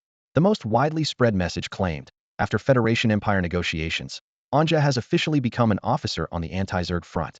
Behind the scenes, the Empire hired countless propagandists to push this story to the top of all trending lists. The so-called anti-Zerg front was originally a third-party force forcibly established during the joint Federation-Empire campaign against the Zerg. With the two powers constantly clashing, the short-lived alliance was unsustainable. So all combat forces were consolidated into a foreign system, even putting the worst criminals on the front lines against the Zerg, letting them shine and burn as expendable fighters. Suddenly labeling Anja with this identity naturally twisted the entire matter. After all, the Dongli Star region was the territory of Galaxy Academy. Once Anza's information spread, it was swiftly removed from all platforms, and the Academy's official account responded firmly. 1. The exact timing of Anza's identity change coincided precisely with his battle against Imoli. 2. In a life-or-death fight, it was understandable that Imoli was not immediately notified. This statement caused public opinion to fracture rapidly. Some mourned the loss of top-tier punishment-class pilot gone in battle, a tragic waste who should have been sent to the Zerg front. Others stood by the Academy's position, insisting the Empire's brazen move inside Federation territory demanded retaliation to preserve their prestige. For once, Galaxy Academy took a rare hardline stance. The Empire did not back down. To reassure those who might fight for them in the future, the authorities loudly supported Anzivan, prompting the Emperor himself to publicly endorse him. Within minutes, these messages swept across the Star Network like a storm. Meanwhile, Imoli still faced off against several mechs before him. The speed and precision of this information flow suggested someone behind the scenes was stirring the pot. Imoli had no time to ponder this. The Empire's warship main cannon was locking onto the space city where he stood. Neither he nor the AI Xuan Ji had expected the Empire to dare deploy warships within Federation territory with fire control locks. The universal space language scrolling on the screen felt cold and abstract, far from his focus. This is bad, Xuan Ji. Is the last energy of the 10 directions ready? Imoli asked in a low voice. Ready. We can tear through dimensions at any moment. Moli naturally had no intention of sitting idly by, though he seemed to act freely during this period. Every move was backed by a hidden safety net, the Empire of Flame Dragon's super mecha, called Xuan Ji. At its core was a quantum engine. With a single command from Moli, it could forcibly tear through dimensions using quantum entanglement and instantly teleport beside him. Its energy reserve was dwindling, but still enough to sustain about 10 minutes of full-power combat. Within that short window, almost no force could hold Moli down. Unlike the Huan Yu Shirling mecha that had emerged battered after traveling through black holes, the Xuan Ji itself remained unharmed, only lacking energy, with no real impact on combat performance. At this moment, 5 Fortress-class mechas arrayed to seal off the harbor passage. Seeing that Moli had no intention of surrendering, they all switched to combat mode. The main cannons of the fleet outside were charging up, their barrel gauges rapidly climbing. A cold, hard warning blared through the loudspeaker. Cease resistance, or the fleet's main guns will level this place. Moli sneered, eyes flickering to the gaps between the armor plates on the 5 mechas. Including you? The voice on the other side was grim. If you refuse to be captured, then yes, that includes us. Interesting. If you want to arrest me, then where is the warrant? Moli spread his hands lightly. Surely you have to show proof? No one answered inside the 5 mechas. Anja had just acquired temporary credentials, but was killed before any official arrest warrant from the Federation could be issued. Moreover, several Federation legislators were still locked in heated debates online at that moment. In truth, this squad of mechas wasn't part of the Federation's regular forces. They were covert agents planted by the Empire within Federation territory. The Empire's intelligence department had painstakingly peeled away the layers of Molly's identity once they confirmed this genius had emerged. Only murderous intent remained. Their analysts concluded that even with the most conservative estimate, Molly was set to become a peak-level stellar ring pilot. One step further, and he would reach the singularity rank capable of shaping interstellar warfare. Of course, the Empire could not stand by and watch such a power rise unchecked. Therefore, today's operation was, in the eyes of the Empire's high command, more than just vengeance for Ansheit was a lightning-fast assassination strike aimed at snuffing out the newborn supernova just breaking over the horizon. No one expected the Empire's deadly intent to come so swiftly and decisively. Even the 5 mechas on site weren't fully mentally prepared. The leftmost mecha, piloted by the codename San, suddenly locked its target forcibly. Accompanied by a high-frequency buzz, the cluster electromagnetic cannon tore through the air in a brilliant blue-white arc and fired sharply. Molly relied on battlefield instincts to dodge sideways. The searing electric arc skimmed his arm, then crashed through the alloy wall behind the harbor with a deafening blast. The roar shook the steel beams of the berth, the air seeming to be sucked out instantly. The atmosphere froze. "Son, what are you doing?" the other 4 pilots shouted. Their orders were to control the scene as much as possible, avoid direct conflict, but keep Molly contained. No one expected their comrade to suddenly pull the trigger. The scorching electric current still danced over the wall as Molly suddenly ignited his back engines. Blazing tail flames shot out. The sliding thrusters left a scorch mark on the ground. The other mechas reacted half a beat too late. Molly became a streak of light, charging directly at the fortress glass that had just fired. The thrust from his vector thrusters pushed his speed beyond what the eye could track. Just as the enemy pilot reflexively retreated, Molly closed the distance to less than 3 meters. The pilot inside the mecha was horrified, instinctively raising a right-arm energy shield. Crimson energy concentrated in Molly's hand as the Blood Covenant blades split into twin edges, striking in a cross pattern. Cracks rapidly spread from the center of the shield until it shattered into a shower of light shards. Before the shattering of the shield's sound faded, the other 4 mechas snapped back to focus, their cannons, arcs, and railgun barrels locking onto Molly simultaneously. An urgent and sharp command came through the loudspeaker. "Drop your weapons." As the light shield shattered, Molly activated his miniature thrusters and slipped around to the back of the mech. Just as it tried to overload its engine and flee, a crimson blade pierced through from behind him. The searing energy instantly melted a charred hole in the armor, and the twisted, burned corpse inside the cockpit flickered into view. The battlefield fell silent for less than a second before a blinding white light erupted in the distancia, massive fireball rapidly expanding outside the spaceport. On the surveillance screens of the 4 Imperial mechs, shards of the shattered warship rained down like steel bullets. A colossal mech, trailing a fiery tail, burst out from the explosion's core and sped toward the space city. Sparks scattered by the high-altitude wind streamed across its surface like a brilliant red glow, painting its metallic shell in blazing scarlet. Officials broadcasting live from the space city gawked in disbelief. How did the official warship explode so suddenly? More shocking yet, it seemed the attacker was that very approaching mech. Parsons' mind was torn apart by the unfolding scene. He zoomed in on the image, pupils contracting sharply. What the hell, Ember Breaker? At the same moment, the crushing pressure Molly felt from being locked onto vanished abruptly. Just then, Xuan Ji signaled an incoming unknown comm. "Connect." "Hey, kid, you sure kicked up quite a ruckus." A hearty laugh rang out. The light screen revealed a middle-aged man wearing a deep blue virtual mask and sporting a stubbled beard. "The Empire's long arm reached all the way here. Then let's cut it off. Go all out." Before the words finished, he piloted the Ember Breaker to plunge downward, crashing into the cluster of 4 remaining Imperial mechs. As he landed, an electric force field exploded around his mech, arcs of lightning swirling wildly, instantly slowing the enemy machine's movements. He moved with ease, punching down one mech with a single blow, elbowing another to bits, then smashing through the third and fourth with devastating body strikes. As the electric arcs faded, the 4 wrecks tumbled to the ground amidst flying sparks. The Empire's claws. Pathetic, he sneered. Watching the full display, Emoli finally spoke up. "Who are you?" The middle-aged man's grin froze. He raised his hand, pointing at himself. "See clearly now?" When Emoli still looked puzzled, he decisively cut the shared link to reveal his true face. Emoli remained confused. "Me? You seriously don't recognize me?" The man was stunned, yet a flicker of hope shone in his eyes. "No idea."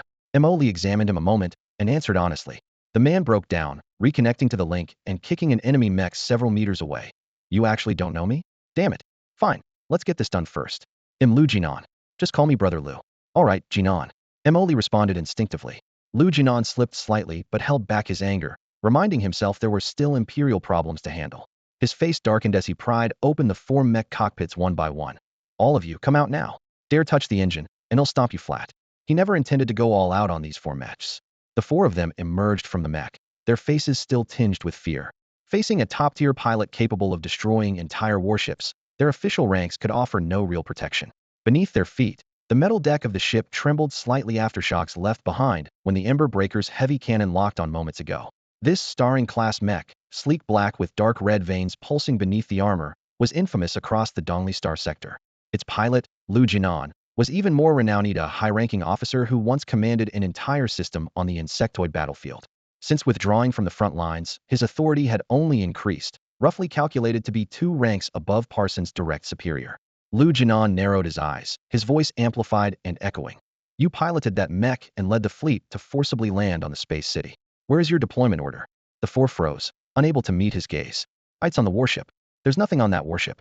I asked him to show it, and he didn't. Lu Jinan's tone was cold and sharp. He wasn't some hot-headed rookie blindly firing cannons.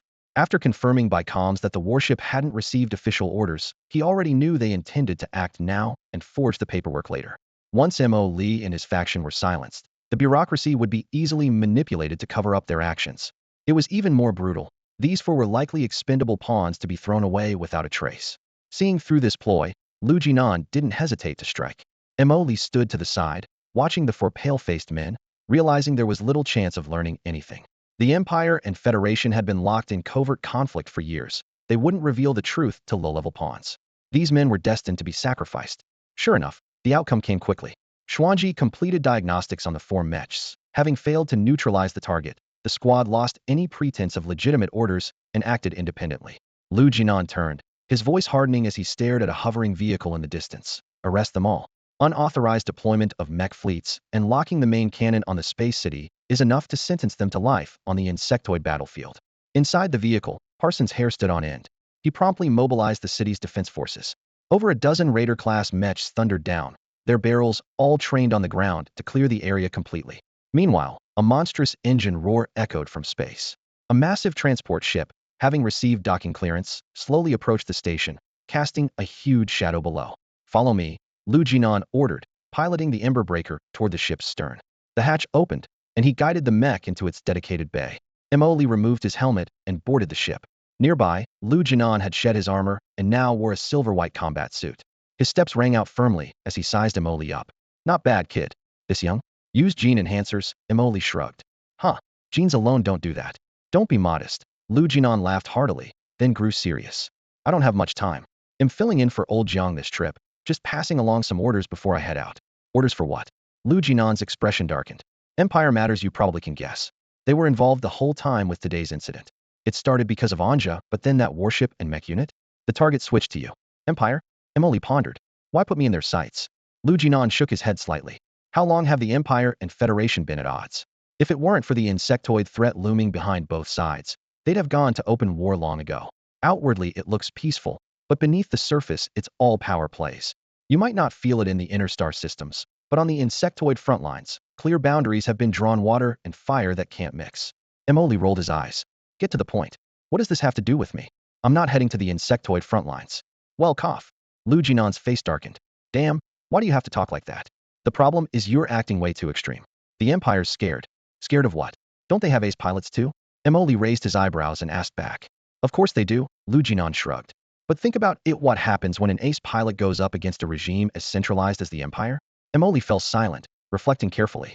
The terrifying thing about ace pilots is that once their mechas are packed with cutting-edge tech and massive energy, they can break free from the need for large fleets and strike alone on distant fronts. If a decapitation strike really happens, the Federation is a parliamentary system, where individual Congress members have power but aren't irreplaceable. Losing 1 or 2 would just cause a fuss. But the Empire is different. If the Emperor falls, the whole Empire could instantly fragment and fall apart. Emoli thought back. Had only just revealed the peak strength of a heavenly catastrophic-class fighter, and the Empire immediately mobilized against him? They clearly weren't leaving a single chance, trying to snuff out the threat at its root. That Emperor seems pretty scared of dying, Emoli muttered after a long pause. You could say that. Lu Jinan shook his head. He's terrified to the extreme. The star system, where that Emperor resides, The Federation still hasn't nailed down the coordinates. Some say he's hiding in dimensional rifts, some say subspace. There are even wild rumors that he lives on a super battleship. Emily's curiosity was piqued. How did it get like this? Why? Because the last emperor was assassinated. Emily blinked, confused. Lu Jinan sighed and spoke quickly. A few hundred years ago, the Federation had a returning Ruin-class ace pilot with a stellar flame cannon. He literally blew the Empire's capital into rubble just like that. No way, Emily exclaimed. Yeah, but the Empire's no pushover either. This emperor is a strong leader who rose from the outer systems, crushed the warlords, and unified everything. The Federation even has a lot of biographies about him now. After hearing all this, Emily finally understood. Despite the threat of the bugs, the Federation and Empire remain bitter enemies. Their deep hatred means that as long as the bug menace doesn't feel overwhelming, they're never going to truly join forces. Thinking of the Yanlong Empire, Emily shook his head slightly. The Yanlong Empire is unified, and their cohesion against the bugs is indeed stronger. But the bug scourge cannot be ignored. They grow horrifyingly fast. If the Federation and Empire keep fighting among themselves like this, it's only a matter of time before the bugs completely wipe them out. At that moment, Xuan Ji spoke softly. This place is really scary. We should get out of here soon. When she first encountered the bugs in this universe, she believed the Federation and Empire had strong foundations and could hold firm. But now it seemed they were too divided. If the bugs grow powerful first, any hopes of an alliance will come too late. Both Mo Li and Xuan Ji had experienced the horrors of the bug scourge firsthand and knew how terrifying it was. Yet Lu Jinan, a seasoned frontline veteran, remained calm and unconcerned about the ongoing tug-of war between Empire and Federation. Mo Li couldn't help but ask, if the Federation and Empire can't unite, aren't you afraid the bugs will pick them off one by one? Lu Jinan scratched his head, looking puzzled. The bugs are strong, sure, but they're not so powerful that the Federation and Empire have to be totally united. They've been around for thousands of years, and their expansion speed is not that great. I'm even more tempted to run away, Xuan Ji said quietly. Molly's heart tightened. Ed was thinking exactly the same thing. To him, this silent front line felt like a massive beast holding its breath, ready to strike at any moment. The insectoid swarm was clearly holding back, preparing for a big move. According to Xuan Ji's calculations, there was a 99% chance these creatures were only pausing because the star system they'd occupied hadn't been fully devoured yet. Devouring was encoded into their very genes. Since birth, Xuan Ji had immersed himself in insectoid research and knew this species better than anyone in the Yanlong Empire. He understood that the insects would never be content to stay confined to one territory. Their reproduction demands an enormous amount of energy and astronomical consumption that this star region alone couldn't satisfy. Unless, of course, there were rich resource belts hidden somewhere in the unobserved deep space behind the insectoid lines. But even if that were true, it would only delay the inevitable. These creatures would only grow more numerous and ravenous, eventually consuming everything.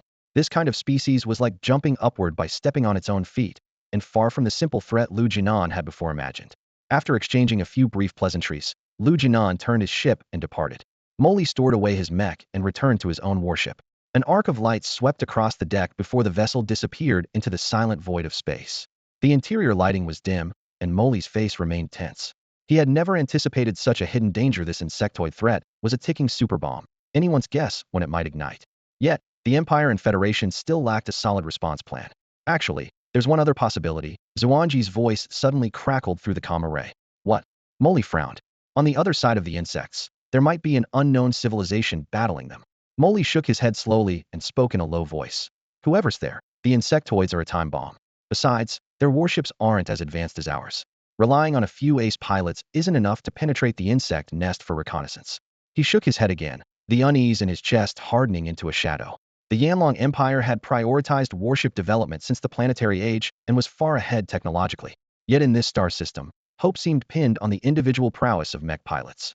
Xuan Ji fell silent, quickly running data analyses in the background. Molly stood by the viewport staring into the endless star sea and suddenly asked, but is our way home really through that black hole? It doesn't matter where the path leads. Xuan Ji's tone grew unusually serious. What matters is having the strength to survive and set foot on that path.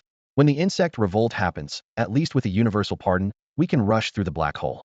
And this civilization might be more resilient than we think. Molly rolled his eyes. So you're saying, if the sky falls, there will be someone tall to hold it up? I'm not worried about the lack of a giant. I'm worried that giant won't hold. Xuan Ji fell silent, seemingly conceding the concern. Molly ran his hand through his hair and smiled wryly. Just don't make me have to use the universal pardon to decapitate someone I'm not signing up. If things get that bad, I'm the first to run. After a brief silence, the ship's jump engine powered up, the brilliant blue glow tearing through the darkness, and Molly's vessel vanished into the starlight stream. Molly was gone, and the aftermath seemed to be handled by Lu Jinan. After Lu Jinan's intervention, the Federation's stance hardened considerably. They had been able to pretend ignorance toward Molly before, keeping up appearances while profiting and indulging themselves, but Lu Jinan represented the Star River Academy's position, a line they could no longer ignore. Lawmakers scrambled to curry favor with the Academy, all coveting the most crucial asset. Those 5 neutral votes from the Star River Academy were always the coveted prize in any parliamentary session. If the Federation tries to pass any bill targeting Star River Academy later on, no one will be able to withstand it. The Federation quickly calmed public sentiment, but adopted an unusually tough stance toward the Empire. 3 lawmakers relentlessly grilled Empire officials, citing 2 reasons. Anza's status was uncertain at the start of the war, and communications with Molly broke down mid-battle, so the 2 sides couldn't coordinate. The Empire wanted to hold Molly accountable, but got dragged into a prolonged tug-of war by these 3 deputies. When it came to bickering, these lawmakers could tie down the Empire's representatives for at least half a year, and now they were unusually aggressive. The Empire officials understood deep down once the process began, it would end nowhere, but swallowing that anger was almost impossible. So, an undercurrent began to stir. The Empire's underground world received a bounty notice that very night. Target: Molly. Combat capability unknown. Ride: basic Tianfa Mech. The reward was outrageous: 1 customized Tianfa-class mech plus a customized Star Ring-class mech. The news instantly ignited the Empire's black market. Just days after the showdown between Anja and Molly, Federation border patrols surged, but every ship's credentials were flawless upon inspection. Molly only found out about the bounty after returning to Star River Academy. Meanwhile, Jiang Yan fulfilled his earlier promise. The bounty streamed out overnight, draining Molly's account instantly, and the Yansong star system erupted into uproar once more over this huge sum. The next morning, Molly sat on his bed rubbing his eyes, staring at the completely empty balance. I must be dreaming. Smiling, he lay back down, pulled the covers up, and lay as still as a corpse. Half an hour later, he turned over, stretched lazily, and checked the account against still 0. TSK, what a mess, a dream within a dream. He flopped back down. After who knows how long, Molly suddenly sprang up like had been ejected from a cockpit. Huh? With this much commotion, I bet I'm wide awake now. His hands twitched nervously as he opened the account. Xuan Ji, get the hell out of my head. His scream rattled the entire villa. On the way to the cafeteria at noon, Wang carefully watched her mentor's sullen face. Mentor, what's wrong? Is it the hidden injuries from that fight with Anja? Molly shook his head, voice low. No. The pain from fighting him doesn't compare to how bad I feel now. Want to get a full physical checkup? Wang asked worriedly. Molly stopped and looked up at the sky. Wang, you need to understand wounds of the heart are far harder to bear than those of the body. Heartache, so deep it's hard to breathe, isn't just a line from a script. Wang nodded seriously. I've seen that on TV dramas too. What dramas? Never mind. Molly waved his hand, then suddenly remembered something, his tone turning cold. I once knew someone broken by heartache so slovenly, he wouldn't wash for months. Who? Wang asked, intrigued. None of your business. Molly glared at her. In any case, whatever you do, don't ever be that sloppy. I'm somewhat famous. Know if you did that, I'd expose you online in a heartbeat. I wouldn't dare, mentor. I absolutely wouldn't. Wang's face instantly went pale. Molly had thought he could just casually grab a meal with Wang like usual. But when they arrived at their favorite snack street, he realized how naive had been. There were so many people, a dense black crowd blocking the signs of a dozen restaurants completely. Why are there so many people? He muttered, lifting his leg to push forward. Typical Dragon Empire nature kicked in immediately. Any kind of commotion meant you had to get involved. Wait here for me. I'm going to check it out. He waved back at Wang, then eagerly plunged into the crowd. Teacher, don't go. Wang raised her voice in panic. But Molly's eyes were locked on the sea of onlookers ahead, and he didn't hear her at all. Molly casually patted a young man's shoulder in front of him. Hey, what's going on here? Nothing really. Wait, whoa. Teacher, Molly. The guy answered without thinking, then caught sight of his face, and his voice cracked instantly. That shout was like throwing a spark into a powder keg. Dozens of students instantly whipped their heads around, their gazes burning hot enough to roast Molly alive. A chill ran down his spine as if had stumbled into a gathering of cannibals. After a brief silence, the crowd completely erupted. It's really Teacher Molly. You made it. Teacher, over here. The living Teacher Molly. The news was right. He's actually here eating. With a whoosh, the students swarmed like zombies hunting prey, surrounding Molly in an ironclad circle. What do you want? Molly tried to back away, but had nowhere to retreat, his voice trembling as faces pressed close enough to touch his nose. He recalled how students back in the Dragon Empire had been somewhat restrained around him. Why did they go wild at Galaxy Academy? Teacher, are you still accepting students? We want to sign up. Yes, please mentor me. Start a class. We beg you. We couldn't find any of your courses online. We're serious about learning. You can scold us all you want. Their excited chatter nearly burst his eardrums. Pressing his fingers to his forehead, Emoli quickly pieced together what was happening. These students had been staking out this spot, waiting for him. Qin Wanga had achieved legendary status after her performance at the freshman competition, envying everyone. Before the match, her skills were only average. Her Gaokao results were easy to find on the Ang Malik Star Domain website, ranking among the local elites, but only mid-tier at Galaxy Academy. Yet her one battle changed everything, and most believed Mo Li was the mastermind behind her success. Add Mo Li's own strength at Li's star ring tier. Even if his mech wasn't out yet, and who wouldn't want to study under him? Mo Li raised a hand to quiet them. Ahem, please everyone, don't be so eager. I'm not planning to take on new students right now. The crowd's excitement only grew louder. Please reconsider, teacher. We'll be very obedient. Please start a class, we beg you. Looking at their anxious, reddened faces, Mo Li felt a splitting headache coming on. He had come to Galaxy Academy for that Heaven's Punishment class Mech and the bounty. Now that the Mech was in hand and the bounty paid, all he wanted was to get out of here. Teaching here? The Academy's pay wouldn't even cover his toothache. Besides, he knew Xuan Ji was burning through hundreds of billions like it was pocket change. So he could only say gently, everyone, I have other matters to attend to lately. I really don't have time to mentor right now. At the classroom door, the crowd pressed around Mo Li with no space to slip through.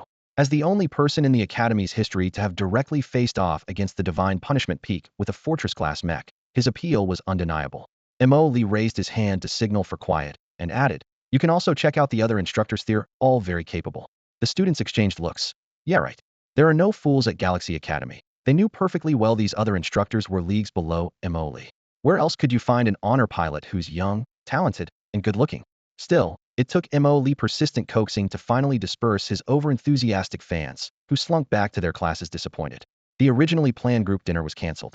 Mo Li had no choice but to spend some time browsing reliable rated restaurants on a delivery app. Boarding his hovercar, he shrugged with a long sigh. What can I do? This is going to be tricky. In the passenger seat, Qin Wanga covered her mouth, face flushed red, trying to suppress a laugh. Mo Li shot her a glance. If you want to laugh, just laugh. Instantly, Qin Wanga sat up straight, her expression frozen like dough.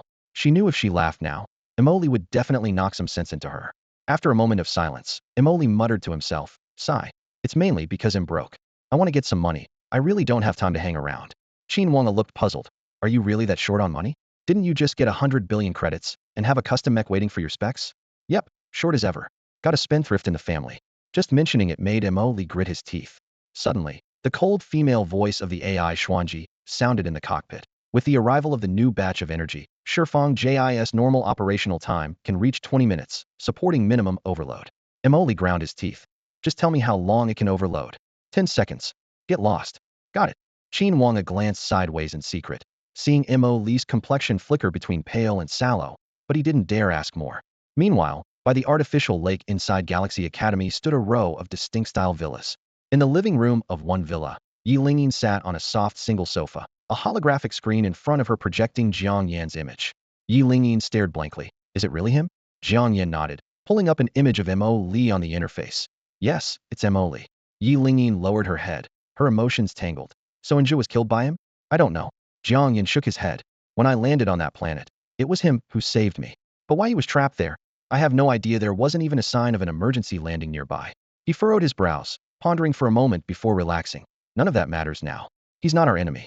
Jiang Yan had also seen the Empire's hefty bounty notice. Mo Li's actions were a harsh slap in the Empire's face, leaving no room for reconciliation. To survive in the Federation, Mo Li could never side against us. Wouldn't just defect to the insect race, right? Thinking that, Jiang Yan felt much calmer. On the other side of the screen, Linyin quietly agreed but still pressed her lips tightly.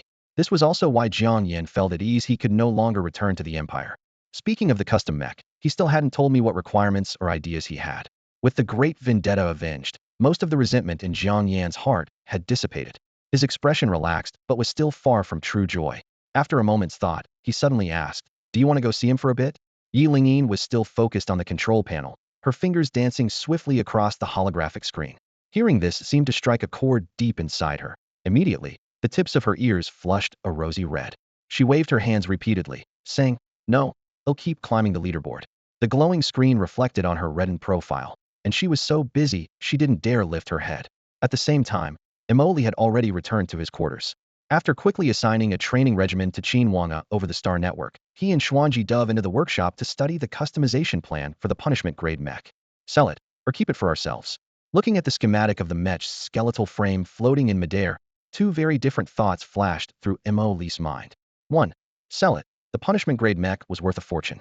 If put on the arms market, it would definitely attract countless powerful buyers bidding fiercely. 2. Keep it. Using the Academy's top-tier materials plus private customization, it could unleash starring-level combat power in peer battles. Reason told him that the blood debt mech in hand was more than enough for dealing with ordinary space pirates. With 10 Directions Silence as a trump card, even starring-level enemies could be handled. But Xuan Ji clearly leaned toward cashing in the mech. The huge upfront investment was mainly to charge 10 Directions Silence. The real pile of star coins going into the Universal Pardon would be a bottomless pit. While Mo Li carefully weighed the pros and cons, Qin Wanga was locked into a frenzy on the Star Network, training fiercely according to the key points he left her. Her virtual opponents grew increasingly outrageous, unleashing flashy ultimate moves one after another. In just a few rounds, she was beaten to a bloody pulp. Using real mode to challenge virtual battles really is hardcore. Once again taken down in a dazzling finishing move, she murmured softly but showed no hint of discouragement. Instead, her eyes sharpened with determination. During this period, besides listening to Mo Li's explanations, she had poured almost all her spare time into the virtual battlefield.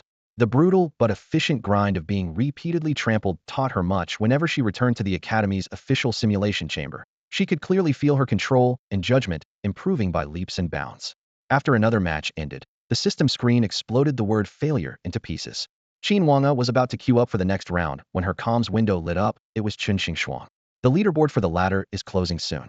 Are you pushing for a high rank? I'm not playing the ladder, Qin Wanga replied casually. Huh, you're not.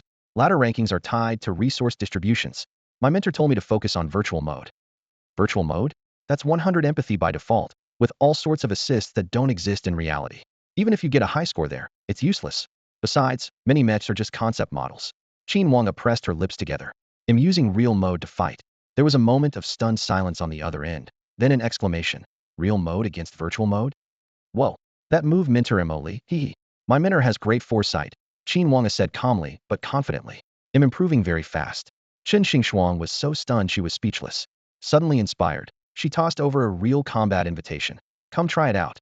10 minutes later, Chen Xingxuang exited the match room with a complicated expression, looking utterly drained as if her soul had been sucked out. Qin Wang's figure appeared beside her. She hadn't lost, but it felt as if she had. Qin Wanga still couldn't be caught, but she was basically untouchable by Chen Xingxuang as well. In the end, Qin Wanga only lost because her mecha's energy ran out. After slightly upgrading the mech's performance, Chen Xingxuang immediately realized that if the energy had been sufficient, she would have been the one defeated. Compared to the newborn tournament, Qin Wang's movements were faster and more agile, with a terrifyingly sharp sense of smell. The carefully laid traps Chen Xingxuang set were easily dodged by her. Stunned, Chen Xingxuang turned around, placing both hands on Qin Wang's shoulders, her voice almost stuck in her throat. How did you train like this? Real mode against virtual mode, Qin Wanga said, her spine tingling under Chen Xingxuang's intense gaze. At first, there was almost no improvement. But after getting used to it, the progress was frightening. Comprehensive, fundamental enhancement, Chen Xingxuang murmured, gradually piecing her thoughts together. The gap between virtual mode and real mode was huge. Everyone was a genius in virtual mode, and the mecha specs were outrageously exaggerated.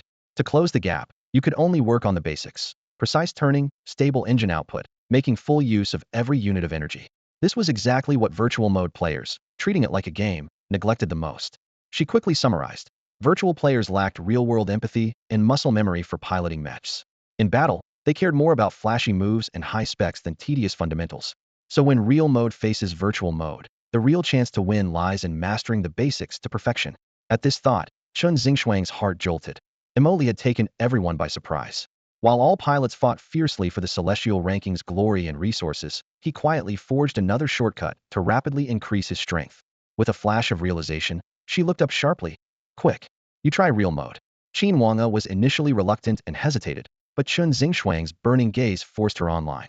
In the first few matches, she faced ordinary opponents and racked up kills effortlessly, winning consecutively. After her rank skyrocketed, she finally matched with pilots of equal strength. Yet as soon as the fight started, her opponent's flaws lit up like a bullseye, and Qin Wanga shattered their mechas with a few punches and kicks.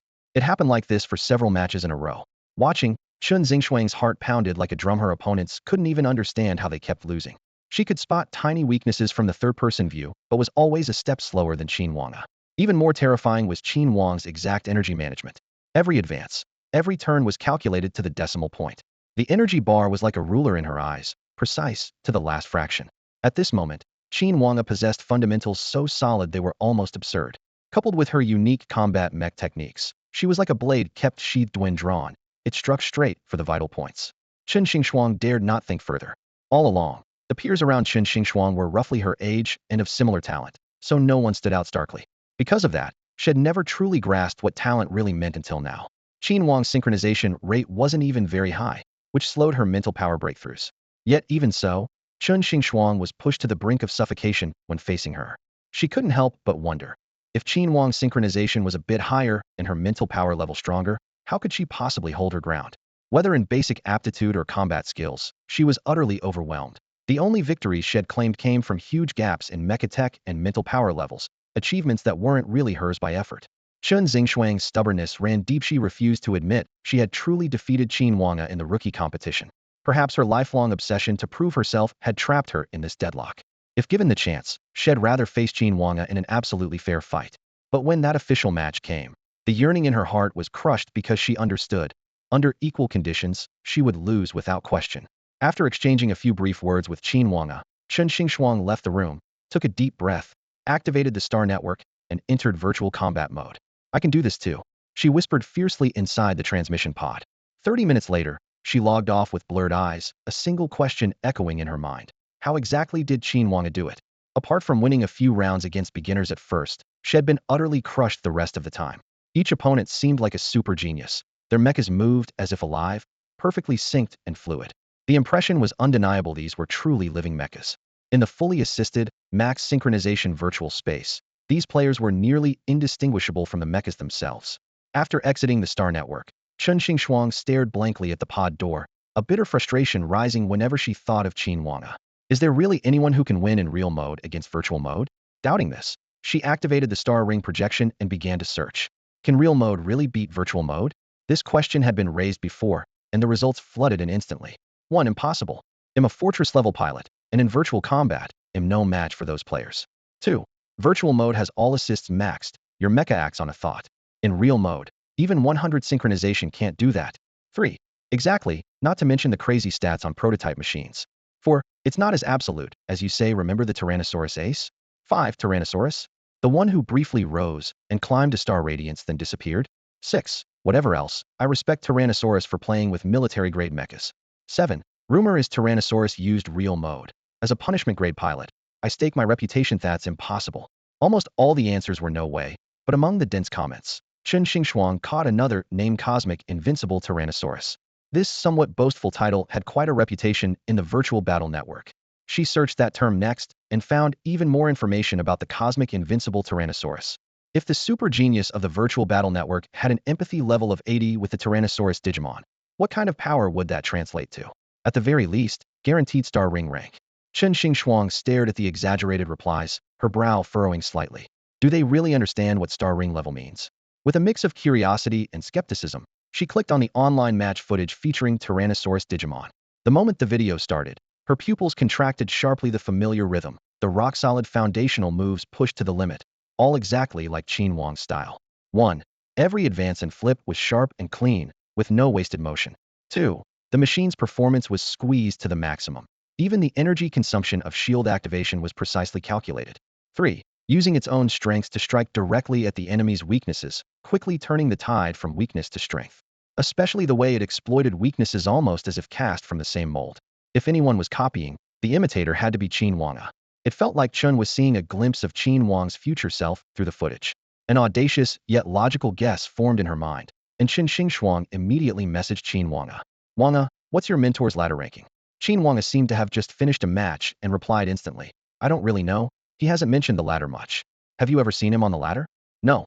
As soon as the answer came, Chen Xingxuang felt her heart drop. She had inadvertently uncovered a huge secret. Meanwhile, the real person in question, Mo Li, was completely unaware he was being probed. He was discussing with Xuan Ji whether to accept a customized Heavenly Punishment class mech exclusive to Galaxy Academy. After a long debate with no conclusion, Xuan Ji finally suggested, why don't we ask Jiang Yan? He's been a professor for years and has good insights. Maybe he can offer a unique perspective. As soon as the video call connected, Jiang Yin was stunned by Mo Li's words. You want to sell that qualification? Professor, I need to get star coins first. A heavenly punishment class mech made with Galaxy Academy's technology is top tier even at its worst. Many star ring class pilots would envy it. But I urgently need a huge amount of star coins. This is about my family. Mo Li shook his head with a bitter smile. Questions raced through Jiang Yan's mind. An imperial noble? A family forced to flee to the Federation? The more he thought about it, the more plausible it seemed. Lost in thought, Mo Li pressed on. Professor, is there any way to make this mech earn more value than it costs in a short time? Jiang Yan's eyes darkened. How much do you want to make? More than the mech's value. Mo Li didn't hesitate. He knew exactly what that implied, and thus didn't hold out much hope for the answer. But Jiang Yan gave him an answer. There are two ways. First, foreign powers. These forces don't belong to either the Federation or Empire, and their station pilots are often heavenly punishment or even star ring level, all with deep resources. Second, the Zerg battlefields. After Jiang Yan laid out the two options, he kept watching Mo Li's expression closely. Unfortunately, Mo Li's face remained unchanged. In truth, Jiang Yan was hoping Mo Li would choose to go to the Zerg battlefield. That was the true crucible of strength, the front line where civilizations clashed and stars shone brightest. If he could witness Mo Li's rise there, he would take pride in it himself. The Zerg battlefield, can you earn star coins there? Mo Li casually glanced up and asked.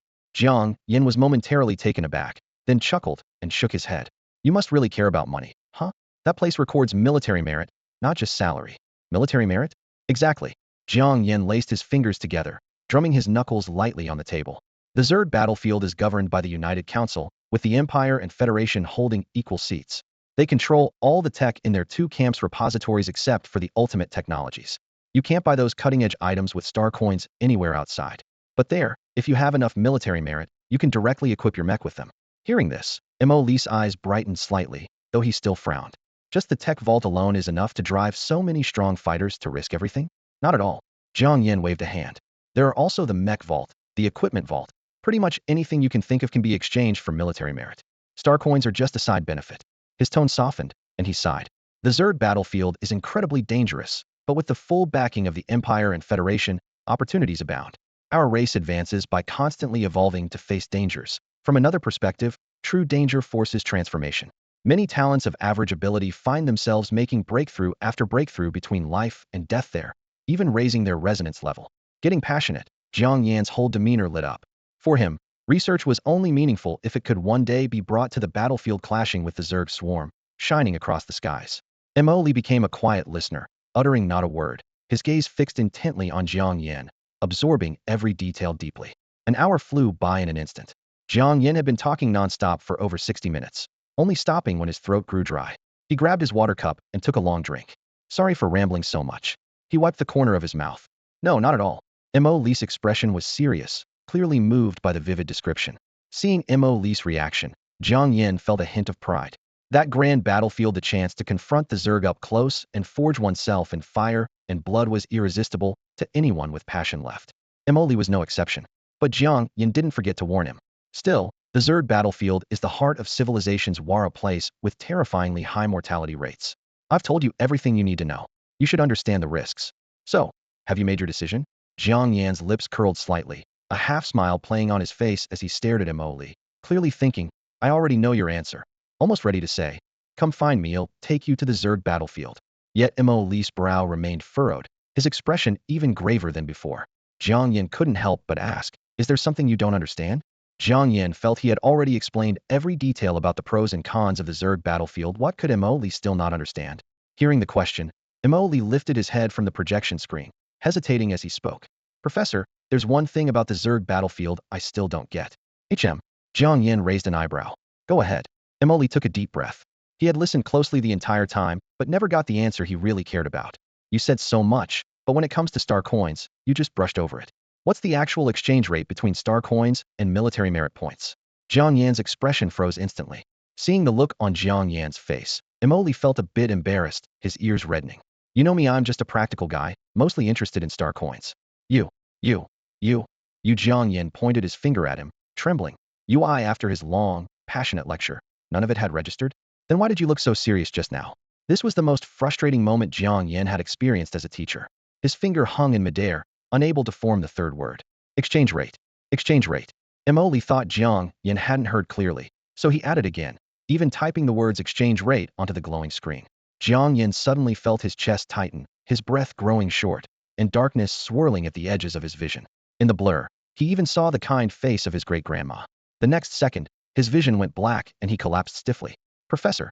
Emily's face changed drastically as he rushed over, muttering to himself, "Geez, he's been staying up way too late lately. Xuan Ji, call a doctor for me." The emergency alarm in Professor Jiang's room has been automatically activated. No manual intervention is needed. Furthermore, according to my analysis, there is a 99 chance he fainted due to your provocations. Xuan Ji's calm mechanical voice echoed in the room. Impossible. I'm not. I didn't. Stop making things up. I'm going to sue you for slander. Emily denied it vehemently. Had only asked about the star coin to merit point conversion. Was that really enough to knock Jiang Yin out?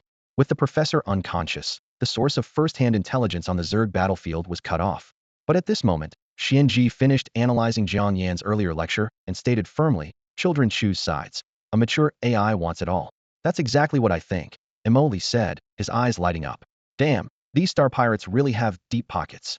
Using the clues Jiang Yan had mentioned, Xuan Ji activated Emoli's newly upgraded academy permissions and rapidly retrieved data on foreign forces. Countless pieces of intelligence unfolded on the screen, captivating Emoli's gaze. These seemingly scattered foreign star pirate groups actually controlled several star systems each, their wealth reaching into the trillions. Emoli had assumed they were just small-time bandits, but they had grown to this scale. He stared coldly at the star map. These foreign powers have long been a menace, harassing the Empire Federation's borders, and must be eliminated. Right, Xuan Ji? Xuan Ji? No response. Emoli frowned. This guy always breaks down at critical moments. The screen flickered as Xuan Ji came back online, calmly presenting data. Foreign powers are distributed in chaotic star regions beyond Federation jurisdiction, comprising dozens of factions and several superpowers. Our home system, Dongli, is at the easternmost edge of the Federation. To reach the target area, we must pass through Yunming, Yinyao, and Beiluo star regions, crossing 18,237 star gates and traveling at warp speed for a total of 4 months. The route is planned. When shall we depart? No way, you're that fast? Of course, I'm the supercomputer of the Yanlong Empire. At this, Emoli's heart sank. 3 vast star regions lay ahead, and even with jump gates combined with warp travel, it would take at least half a year to reach the destination. Such a long-range jump was totally unsuitable for a small shuttle. Only large deep space vessels or official shipping liners could handle any sudden emergencies along the way. Though the surface of space appeared calm, danger lurked everywhere. Intense radiation storms, supernova blasts, clusters of meteor bodies. These were the deadliest threats during interstellar travel. Big shipping companies built their own secure routes, complete with tracking and rescue systems, so they could respond promptly if something went wrong, but nothing came for free. Luckily, Moli still had the status of mentor at Galaxy Academy, which made the paperwork manageable. Xuan Ji, the route is planned. How should we travel? Optimal plan. Purchase a ticket on the shipping company's liner. First travel to the central Yunming star region, then transfer at Yunming to a direct liner bound for the Beiluo star region. The supercomputer replied plainly. The plan was simple and efficient. But as soon as Emoli thought about having to seal away the mechas, his brow furrowed sharply. If star pirates attacked, the first target would definitely be the Mecha Bay. If the Mecha Bay was lost, the entire ship would be defenseless, relying only on its ship-mounted weapons which could never stop those agile mecha forces. Worse still, star pirates were incredibly numerous in this era. Even giant transport companies had to contend with them nearly every voyage. Pirates only needed to lurk silently behind an asteroid to launch surprise attacks undetected. I can take over ship control then, Xuan Ji reminded him. As long as you can get to the mechas, even if the shipping company's defenses fail, we still stand a chance. But there are many uncertainties. Then why not just buy a ship and go ourselves? Another thought flashed through Mo.Lee's mind. No funds, Xuan Ji answered instantly. Compared to a ticket, buying a ship outright was astronomical. Mo.Lee gave a dry laugh. After spending all the money, you still have to remind me? Then he reconsidered and thought about customizing mechas themselves. What if we build our own? Absolutely not. Xuan Ji's tone was unusually firm. Doing it ourselves would expose far too much technology. Some small gadgets used for blood debts were okay, but the core tech of the Tianfa-class mechas would drive the Federation and Empire insane. Don't forget, they have long suspected other civilizations exist in the universe. Xuan Ji was especially cautious about this matter. Besides, Galaxy Academy's technology was no less advanced. They could be trusted this time. Emoli realized how naive he was. As soon as Xuan Ji heard him thinking of building it himself, she knew what kind of black tech he wanted to sneak into the new mechas. If that leaked, the uproar would be unimaginable. Fortunately, Xuan Ji had some backup plans. We can wait until the Academy builds it, then install it ourselves. By then, anyone who sees it will be dead, so it won't be a problem, right? Mo Lee's eyes lit up with the idea. Since he had decided to set off, he first made sure to settle things at the academy. The so-called unfinished business was really just about his colleague Qin Wang. Jiang Yin was still unconscious. When Qin Wang learned that Mo Li was leaving, she simply pressed her lips together and didn't ask further, only saying, "Minter, please be careful." Mo Li laughed heartily. So far, no one is capable of killing your Minter. His confidence came from the 10 directions silence. Always decisive, now that he was heading into the chaotic star region, he set off immediately. Jiang Yin could sleep for a while. There was always the star network to contact him. As for those students hoping he would start classes, soon there would be time for that later. Dongli Star, the main planet of the Dongli Star region and the most prosperous planet in the entire region. The outer orbit was crowded with massive space stations, and giant spaceports stood side by side. Large heavy starships on long-distance voyages mostly docked at the outermost ports, while smaller shuttle ships darted about like schools of fish. "Huh, you're heading to Yunming Star region?" asked the middle-aged driver, chatting through the rear-view holographic screen inside a small shuttle making its way to the spaceport. "Yeah, Yunming Star region's a great place. I went once myself, really lively. I felt like a country bumpkin back then." "Really? Then I've got to check it out properly." "You definitely should." "So, young man, which shipping company did you book this time?" "Chen's Star Travel." "Oh, Chen's is great. Hands down the safest here, never once been raided by star pirates. Plus, even their economy class is no worse than other companies' VIP cabins, and cheaper too. Hard to get tickets, though. If you got one, you're lucky." Emily just smiled quietly. That ticket wasn't bought on a whim, but was given free by the Academy under the title of a Fortress-class pilot. Fortress-class pilots were common in Dongli Academy, but a rarity across the entire star region. The driver obviously had no idea that his passenger was a super pilot. As they chatted, the shuttle had already entered the spaceport flying Chun family's emblem. Beside the emblem stood an entire supporting space city, showcasing the family's wealth, just the tip of Chun family's business empire. The shuttle came to a stop, and Emily disembarked. The driver waved and left. Following the coordinates sent by Xuan Ji, Emily walked through the magnetic suspension corridor to the mecha storage area. "Hello, I'm here to pick up my mecha." "Hello, are you here to pick up a mech? Please show me your shipping number." In the mech storage area, the receptionist greeted him with a professional smile. Emily handed over his shipping code, and she raised her handheld light scanner to read it. The data flickered briefly on the screen, then her smile froze, and her hand holding the device trembled slightly. Seeing her hesitate, Emily asked curiously, "Is something wrong?" She looked up sharply, her eyes bright like searchlights. "You're Minter, Emily." Yes, that's me," Emily replied, instinctively leaning back just a little. She nearly leaned right into him, unable to contain her excitement. "Really? I can't believe we get to serve you." She lowered her voice, but her enthusiasm was still evident. "As soon as Chun Star Travel received notice of your mech shipment, we sprang into action. You originally purchased a regular VIP seat, but the company has upgraded you to a premium VIP at no extra charge. We've also arranged a private storage area just for your mech Xuan Ji." Her words came fast, and her eyes never left him. Realizing she had gotten a bit carried away, she stepped back and resumed a professional tone. "Chun Star Travel values your travel experience highly. We were instructed to explain your special arrangements when you came to pick up your mech. Please follow my premium VIPs have access to a dedicated boarding channel, and your mech has a separate shipping procedure." When shipping Xuan Ji, Emily hadn't hidden the model number, so it wasn't hard for Chun Star Travel to confirm his identity. Still, their meticulous attention put him at ease. With the mech boarding formalities complete, the woman led him toward the starship. This trip, he would be traveling on Chun Star Travel's flagship vessel, the Deep Space Ark, Crystal Dome class. The ship gleamed silver white, measuring 11.2 kilometers long and 4.1 kilometers at its widest point, capable of carrying up to 80,000 passengers at full capacity. Inside, the ship housed a Gaia Cycle V ecological dome system, which, even at full occupancy with no external power input, could sustain life for 50 years, a true space city capable of long-term interstellar voyages. Its power core was a zero-era antimatter drive array, enabling rapid warp speed jumps once clear of stargates. Thanks to his premium VIP status, boarding went almost without delay. Stepping inside the ship, Emily finally understood what it meant to call this a city. Soft starlight filtered through transparent domes, wide streets stretched before him, and forests and lakes dotted the landscape.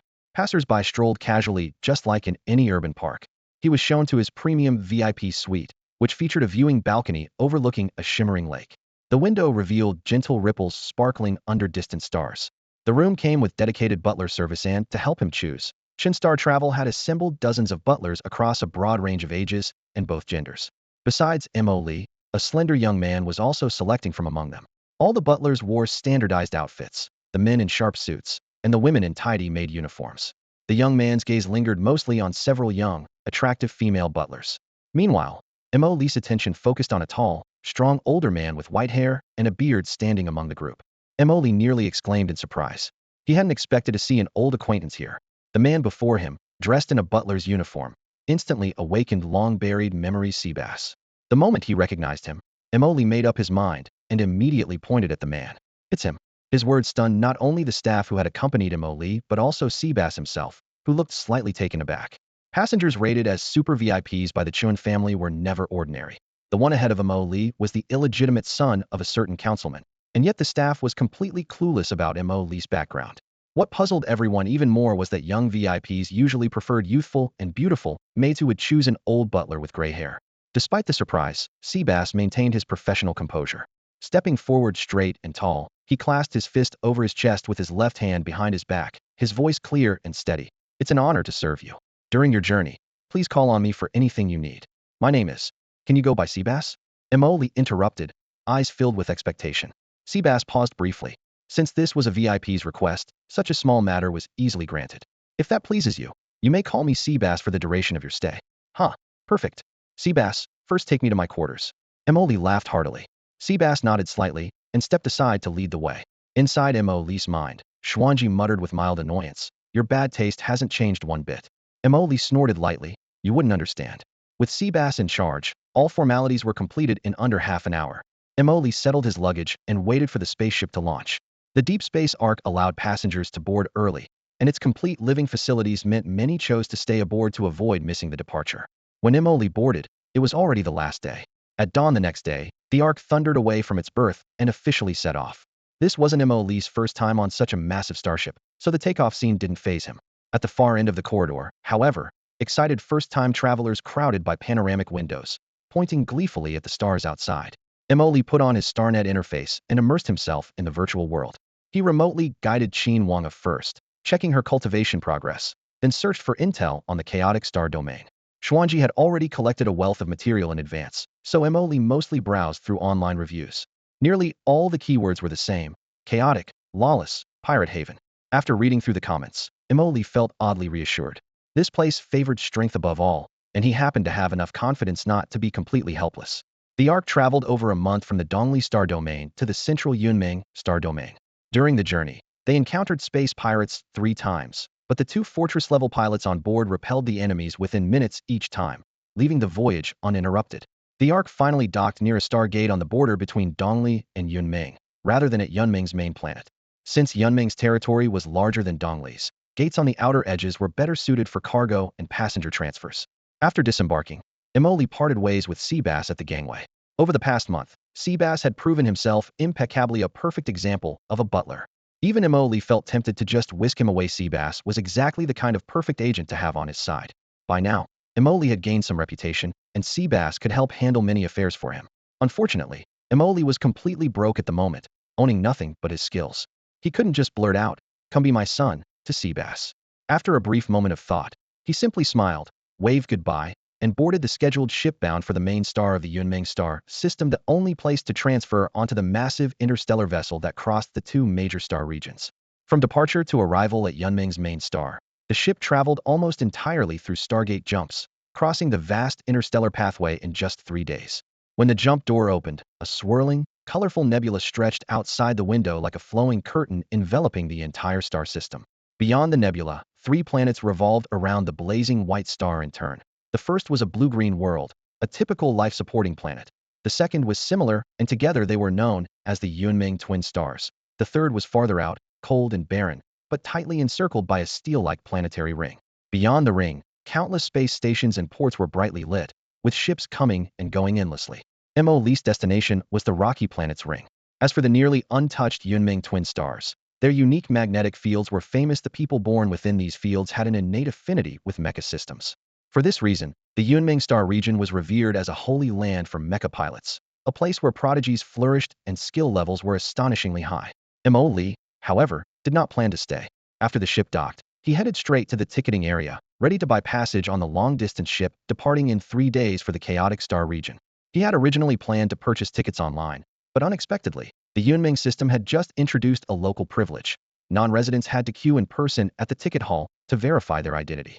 Mo Li nearly rolled his eyes hearing this rule, but Given the mess that was the Federation's parliamentary system, he wasn't surprised anymore. So there he was, standing amid the brightly lit, bustling official ticket hall. Next to the ticket machine, a familiar figure appeared. Seabass, Emoli called out, raising his hand. Seabass was cross-checking flights with a ticketing robot, and upon hearing the recognizable voice, he paused, then turned and nodded politely. Mr. Emoli, what a coincidence. Neither expected to run into each other here. Seabass didn't mind being called Sebas. Their interactions over the past month had made it clear that when Emoli used his name, it was just a bit of playful teasing, with no ill intent. In fact, Seabass considered Emoli the most reasonable guest he had encountered in all his years as a steward. As a senior steward of the Chun Star Travel Company, Seabass had served countless passengers. Those who could afford Chun Star Travel were either immensely wealthy or extraordinarily powerful, with a wide range of temperaments. Some were difficult to deal with, others seemed gentle. But after staying on board for a while, their daily habits would reveal their true character. Sebastian had seen people who were gentle and approachable to everyone, giving off a warm, spring-like feeling, but by nightfall, he would receive requests from those same people looking for women. That night, the captain personally arranged for a woman to come aboard, but she never appeared on the ship again the next day. Standing by the deck railing, Sebastian listened to the sharp cries coming from deep within the engine room. His expression, cold and indifferent, was long accustomed to such scenes. The darkness and cruelty of human nature manifested differently. Some people were blatantly ruthless, others carefully concealed it. But Emoli was truly different. Maybe it was because meeting Emoli on this cargo ship felt somehow special, or perhaps it was that years of saved money had finally been enough to set off toward a long-desired destination. Sebastian's usually stiff face cracked into an unfamiliar, subtle smile. Whoa, you're smiling weirdly. Emoli crossed his arms, scrutinizing him, as usual oblivious to social cues. Catching the familiar teasing tone, Sebastian's lips twitched, making his smile even more awkward. You're not staying on the ship? Where are you headed? Emoli asked with curiosity. To a place I've wanted to go for a long time. Sebastian's smile faded and his voice dropped low. On vacation? Vacation? Sebastian repeated, then nodded slowly, something like that. But there was no sparkle of anticipation in his eyes. Emoli punched the air excitedly. Sounds good. Vacation's great. I'm actually planning to make a big splash in the Chaos Sector. The Chaos Sector? Sebastian's expression changed abruptly. Mr. Mo, that's no good place. You're strong. Yes, but you're alone. No one there is trustworthy. Once a stranger steps in, they become the common target of all the star pirates. Even if you fight well, they'll lurk near you, waiting for a chance. They're vicious, cunning, and incredibly patient. Plus, a pilot without their mech has limited combat ability. Sebastian rushed through his warnings, his tone anxious. Emoli caught a different detail. You're pretty familiar with the Chaos Sector? Sebastian fell silent. After a long moment, he nodded quietly. Yeah, I used to live there, he said, his voice rough like scraped metal. Emoli's eyes widened. No way, Sebastian. I wouldn't have guessed it. You look tough and solid, but you're from the Chaos Sector? Sebastian expected to see disgust or coldness in Emoli's eyes, but instead, he got a playful slap on the shoulder and a laugh. Shouldn't people from there be hated by everyone? If your birthplace defines who you are, then the world would have no horizons, no possibilities. Horizons? Sebastian paused thoughtfully. Perhaps life's wonder lay exactly in that unpredictable distance. Glancing around the harbor, Emoli suddenly pointed at the ticket in Sebastian's hand. But you didn't buy that ticket to go back to the Chaos Sector, did you? Sebastian looked down at the slightly curled ticket in his palm. I want to go back. Oh, Emoli stretched the word and made fists with both hands, throwing a boxing stance. Got enemies waiting for you. Tell me, I'll chop them up for you. Seeing Emoli's eager excitement, Sebastian felt a rare lightness in his chest. No need. I'll punch him to death myself. TSK. Since you're going back to the Chaos Sector too, why not come with me? I've rented this whole ship. Emoli patted his chest proudly. Well then, thank you for your care, Mr. Mo. Sebastian stood straighter, right hand pressed to his chest, bowing slightly. Emoli's eyes shone bright as he slapped Sebastian's shoulder hard. Sebastian, you really remind me of an old friend. Sebastian smiled wryly. Mr. Mo, that's the 21st time I've heard you say that in just over a month. The two of them exchanged smiles, silently reaching an unspoken agreement. 3 days later, they boarded the new starship together. Its hull gleamed with a silvery gray sheen, overall design similar to the Deep Space Ark, but fully upgraded in size and engine performance. Mole's and Seba's cabins were adjacent, but as soon as he boarded, Mole immersed himself in the star network, spending most of his time on remote calls with Jiang Yan. In fact, even while on the Deep Space Ark, Mole had already contacted Jiang Yan to discuss the details of the custom mech design. Jiang Yan's several proposed designs were each rejected by Mole, causing the project to stall for nearly a month. That day, Jiang Yan took the initiative to connect. His projection showed dark circles under his eyes clearly. He had been up all night working. I scoured the Academy's tech archives and actually dug up what you were asking for. Oh, Mole's spirits lifted. He had long wanted to bring the prototype of the Heaven's Wrath-class mech to life, but Jiang Yin had repeatedly poured cold water on the idea. He hadn't expected this time would bring a breakthrough. The high-speed transmission system, you requested no one's really studied it before. Jiang Yin rubbed his brow. Based on your description of extreme maneuvers, even a star ring-class pilot would be torn apart by centrifugal force. I'm an athlete. Physically strong I can handle that kind of impact, Molly stated matter-of-factly, as if discussing a homework assignment. Jiang Yan's face darkened, but recalling Mo Li's prior star network demonstrations, he could only concede. The tech comes from a long-closed research group. They once had the crazy idea to build animal-type mechs with transmissions in the limbs. Animal-type mechs? Emily was puzzled. The Flame Dragon Empire's animal-type units were always a hot topic, yet he had never encountered one in this sector. Right. The sync system's compatibility was too low. Their performance still lagged behind humanoid mechs. Jiang Yin shook his head. To him, it was a failed experiment. Mo Li was unconvinced. Animal types have their weaknesses, but if you push their strengths to the extreme, they can shine. The problem is the pilot needs to really understand the animal's behavior. Jiang Yin shrugged. The sync efficiency could drop from full to 70%. Would you still want it? He didn't dwell further. Transmission tech is barely solved, but the materials are far from adequate. High-frequency operation causes huge load. The mech's weight will increase significantly. Emily frowned. Once the weight spiked, engine energy consumption would rise to an unavoidable weakness for him. He did have some suitable new materials, but material tech underpinned the whole industry. If leaked, who knew what chaos it might trigger? After a moment's thought, he suppressed the impulse. Put it aside for now. I'm not in a hurry. Jiang Yin grew anxious. You've left the Yunming star system, right? Ahead lies the chaotic sector with a huge spike in danger. I have to build your mech as soon as possible. No rush, Emoli replied calmly. I have enough blood debts to settle. Emoli had reviewed the information about the chaotic star domain. The people here posed little threat to him, and with Fangji present, he treated the entire trip like a casual outing. He and Fangji exchanged some brief insights about mechas, until their communication was cut off, and the prompt from Xuan Ji sounded. Seabass is looking for you. Molly logged off the star network. As the airlock opened, Seabass was already standing respectfully at the door, still maintaining the manner of a butler from before they left the deep space Arkansas. Mr. Mo, we are now on the 4th day of navigation. We are about to leave the Yunming star domain and enter the Hidden Radiance star domain. Just call me Emoli. He waved him off. By the way, what's for lunch today? Seabass answered calmly. The dining hall is featuring specialties from the Yunza star system today. If we get there within 10 minutes, we can taste a fresh batch just out of the oven. Emoli's eyes lit up. What are we waiting for? Let's go. The ship soon plunged into the Hidden Radiance star domain. Since it was nearly impossible to find a stargate once they left Yunming, the rest of the journey had to be made at warp speed, spending over a month mostly in subspace. During the trip, Seabass became Emoli's main guide. He casually discussed the current state of the Hidden Radiance, a barren yet grotesquely wealthy place, where a handful of senators held most of the wealth. The gap between rich and poor was more extreme than in other star domains, and many planets' residents would never leave their atmospheres in their lifetimes. Because of this, the senators tended to be even wealthier than their counterparts elsewhere. Seabass, you really know a lot, Emoli said, surprised. Xuan Ji could only access public information, but Seabass mentioned many inside details that weren't available online at all. The two sat by the window in the ship's corridor, playing Gomo Li teaching Seabass. The board was as black as night. The white stones placed looked like stars bursting in a galaxy. Seabass picked up a white stone, frowning slightly. Senator Takar, the richest man in the Hidden Radiance star domain. It was once seen that when he traveled, he was always accompanied by 2-star ring-class mechas. For a senator, such protection is almost unheard of. He placed the stone and continued. What's stranger is that every year Takar sends countless low-level pilots to the Zerg battlefield. No one knows where these pilots come from, but their sheer numbers have caused a qualitative change. Now on the battlefield, there are 2 exceptional Singularity-level pilots both aligned with Takar. People don't say it openly, but it's an open secret. How do you know that? Emoli casually put down a stone on the board. Seabass' brows knit tightly, almost forming a deep crease.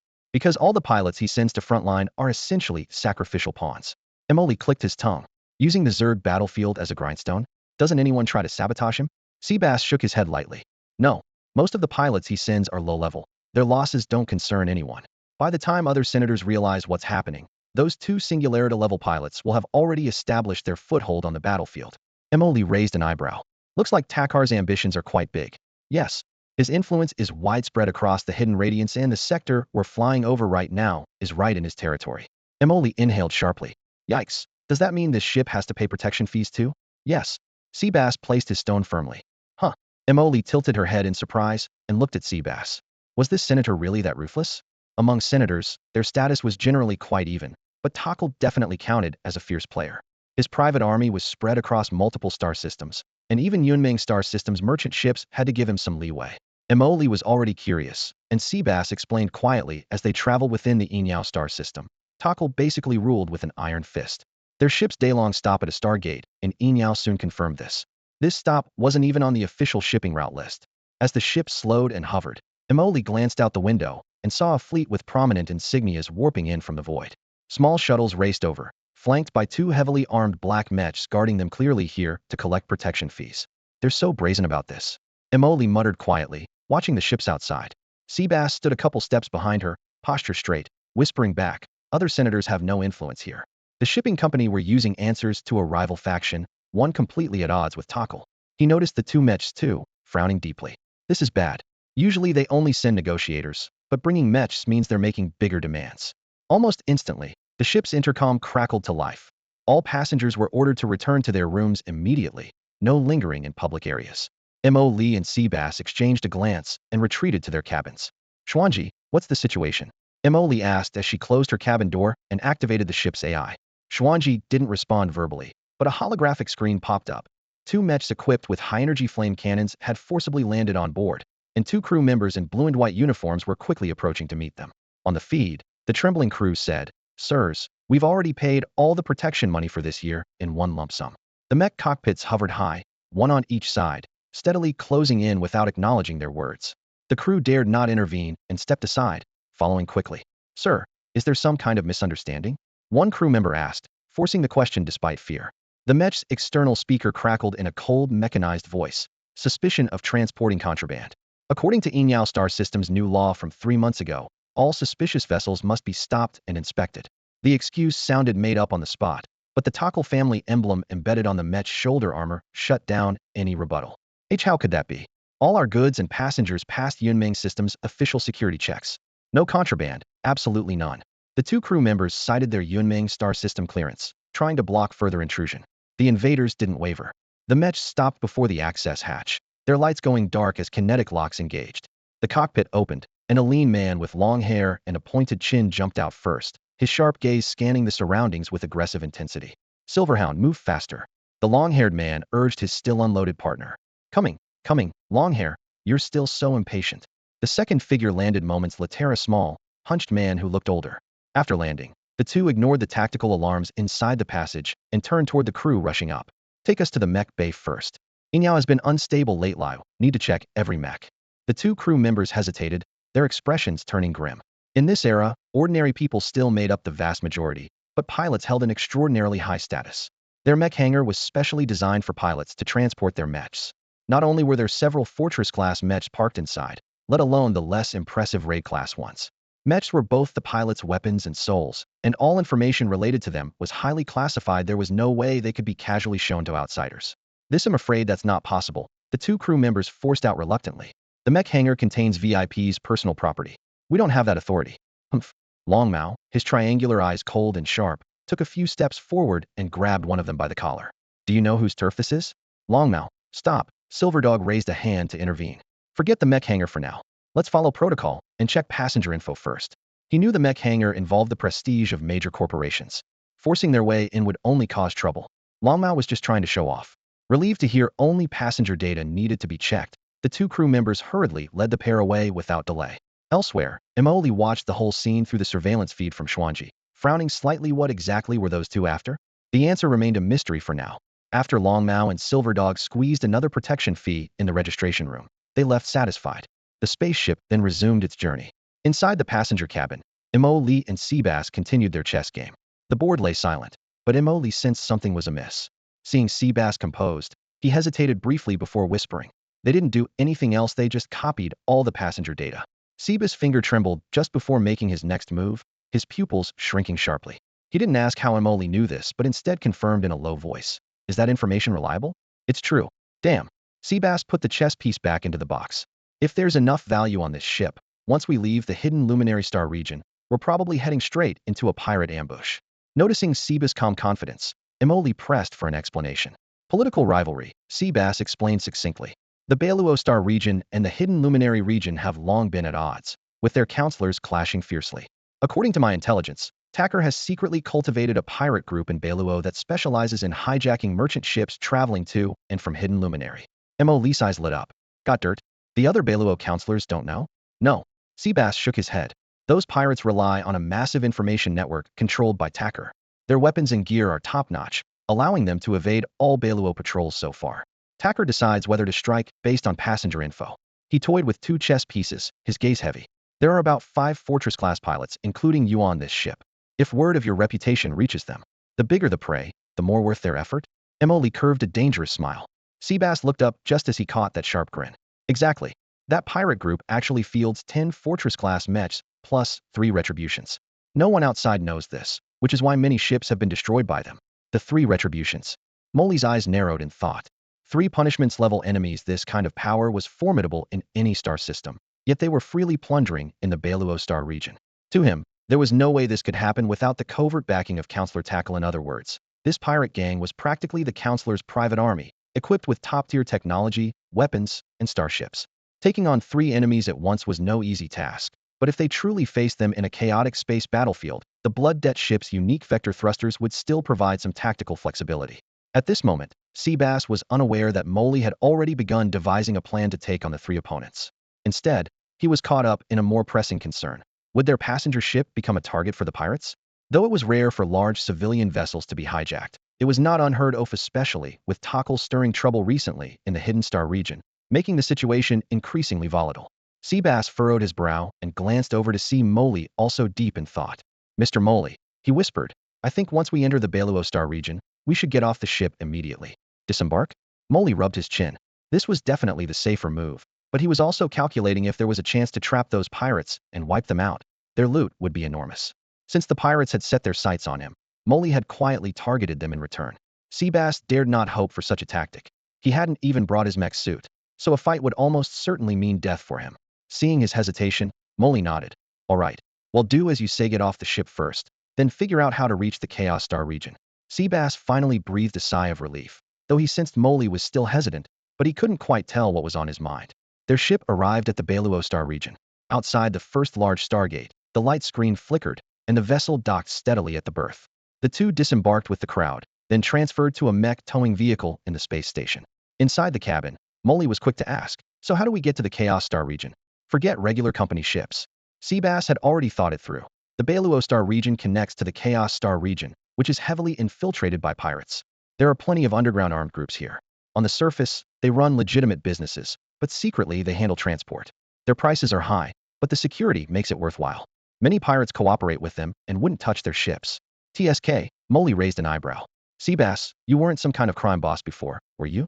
Seabass was used to this sudden jump in the conversation and nodded. Yes. Molly blinked in surprise. I was just making small talk, and you're actually one. Seabass wasn't trying to hide it, but seeing the gossip spark in Molly's eyes, he instantly regretted it, and quickly added, don't ask. It's a pretty ordinary story.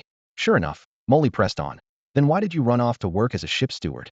Seabass massaged his forehead, about to answer when the tow vehicle reached the transfer area. Luckily, the station's big screen was flashing a flight heading to the Chaos Star region. The 2 got off the tow vehicle and moved with the crowd. Molly looked around and could clearly tell that these people were different from normal passengers. First, there was the matter of their demeanor. Reverion's behavior was guarded, their movements cautious. Few spoke aloud. Even those who did whispered privately. When Molly pushed the towing cart into the hall, all eyes without exception fixated on the mech atop a massive fortress-class machine whose exterior paint alone spoke of considerable value.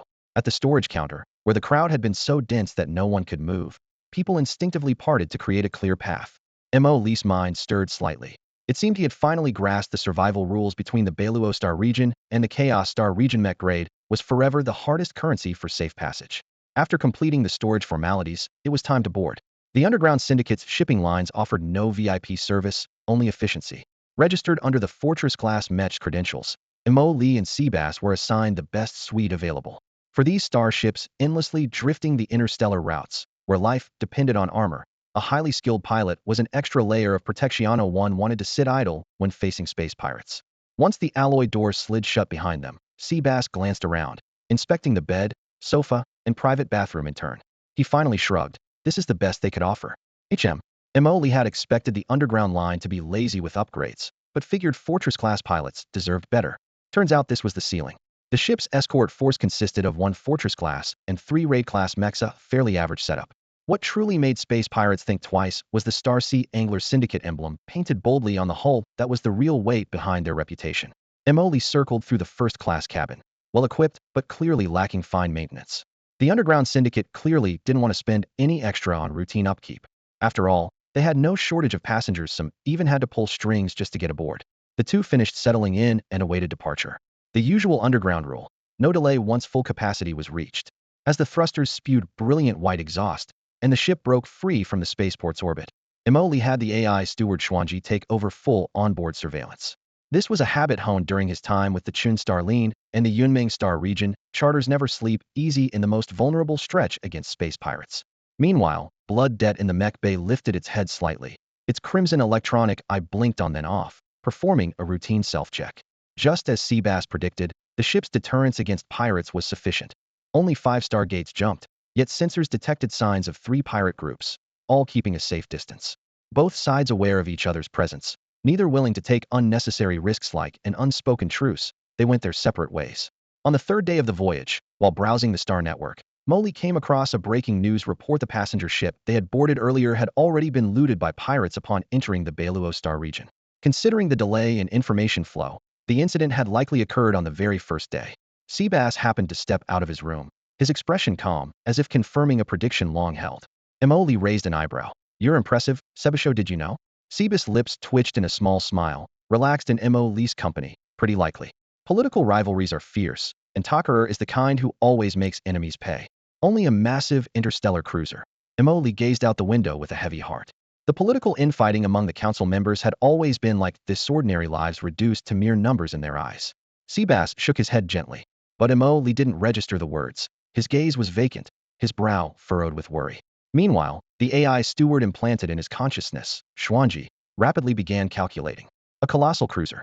If I take control, it can operate independently, combined with 3 Tianfa-class mechs and several Fortress-class mechs, the total combat value. "Stop.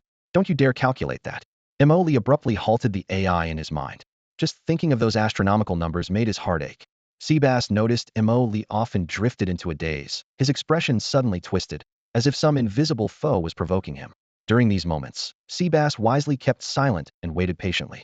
After a brief pause, just as Emily was about to speak, Xuan Ji's urgent alert sounded in his ear. "Unknown fleet detected nearby. Initial assessment: Star Pirates."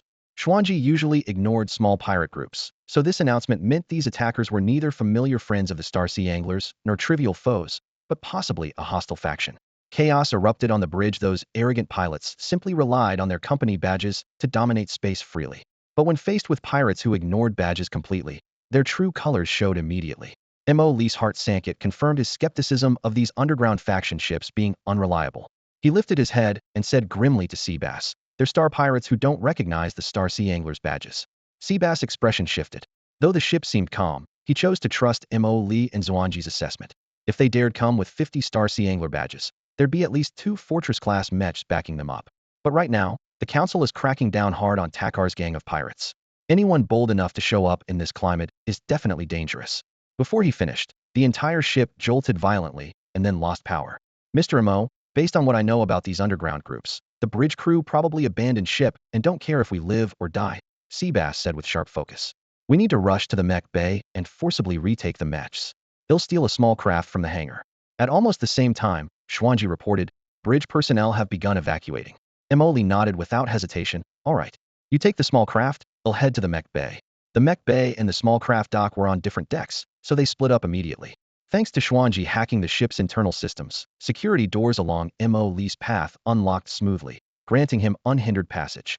Meanwhile, Seabass moved quickly but quietly. His tall figure darted through the narrow corridors with surprisingly light steps. Curious passengers barely caught a flicker of a shadow passing by. He rapidly cross-referenced the ship's layout in his mind and passed through several automated doors, finally stopping before a metal door labeled emergency exit. The thick steel panel remained firmly shut. He drew in a steadying breath, clenched his fists, and prepared to force it open. Suddenly, the door before him swung wide. Sebastian hesitated for a moment, but had no time to think further and charged straight inside. At the end of the corridor, an employee in a spaceship uniform clearly hadn't expected the sudden opening of the hatch. When he caught sight of Sebastian charging at him, his face darkened instantly, and he instinctively reached for the pistol at his waist. The next second, a fist came crashing in. Bam! The man's skull exploded, red and white entrails splattered everywhere. Sebastian wiped the sticky blood off his face, expressionless, and casually tossed the body aside before rushing to the next door. The panel slid open just as smoothly. A thought flashed through his mind, Mr. Mo? But there was no time to dwell on it. He pushed forward. Each door ahead seemed controlled by some unseen force, automatically sliding open as Sebastian approached. He sprinted relentlessly until he burst into the small spaceship docking bay. The cramped space was packed with crew members, faces drawn tight with tension, the air thick with restless energy. Why is the ejector hatch sealed? Weren't the settings configured already? Where's the ship's AI? No response. Shouts erupted from all directions. Sebastian's gaze locked onto several crew armed with electromagnetic rifles. Using nearby maintenance platforms for cover, he crept closer quietly. Suddenly, the hatch that was supposed to be locked snapped open with a click, drawing a chorus of shocked cries as everyone instinctively focused their attention there. Opportunity. Sebastian surged forward, knocking down the nearest rifleman. They both tumbled to the floor. He twisted in mid-fall, his elbow crashing like a hammer into the man's throat crack. The rifleman died instantly. The others bolted for the ship, only a few noticing Sebastian, and those who did turned pale at the side that had already seized one of the electromagnetic rifles. Whiz, whiz, whiz, whiz, whiz. 5 sharp blasts rang out in rapid succession, each followed by an explosion of heads, including 2 of the riflemen. Chaos broke loose as everyone stampeded toward the now open hatch as if it were the only escape. Sebastian continued firing in controlled bursts, knocking down nearby crew by the other rifles, then rushed forward to grab a second electromagnetic rifle. Just as someone stepped onto the ladder, a loud rumble shook the compartment, the symbol of hope. The ejector hatch slammed shut with force. What the hell? A desperate yell echoed through the chamber. With 2 rifles in hand, their barrels scorching hot, Sebastian was like a wolf among sheep facing unarmed opponents. He walked amid the corpses, expression cold, pulling triggers methodically. White-hot electromagnetic beams carved fiery trails in the air, instantly eliminating any armed resistance first. The remaining crew screamed and scattered but couldn't evade his precise point-blank shots. Amidst the smoke and haze, Sebastian stayed calm. He gathered all the abandoned electromagnetic rifles scattered around and piled them beside himself, then proceeded to mop up the wounded survivors trying to crawl toward the corridor. Some tried desperately to bang open the corridor hatch, only to find it locked shut as well, for reasons unknown. Suddenly, explosions roared continuously outside the ship, shaking the entire deck. Sebastian's heart sank. Space pirates had made their move. Only 3 people remained in the compartment, cowering behind a metal maintenance box, trembling. Sebastian raised his rifle and stepped toward their cover, finger on the trigger. Hiss! Both electromagnetic rifles suddenly emitted overload warnings, the barrels glowing an intense red before the thermal protection cut power forcibly. Sebastian's brow furrowed. But behind the cover, the 3 survivors heard the sound like a heavenly chorus. The thermal protection alert meant he was unable to fire now.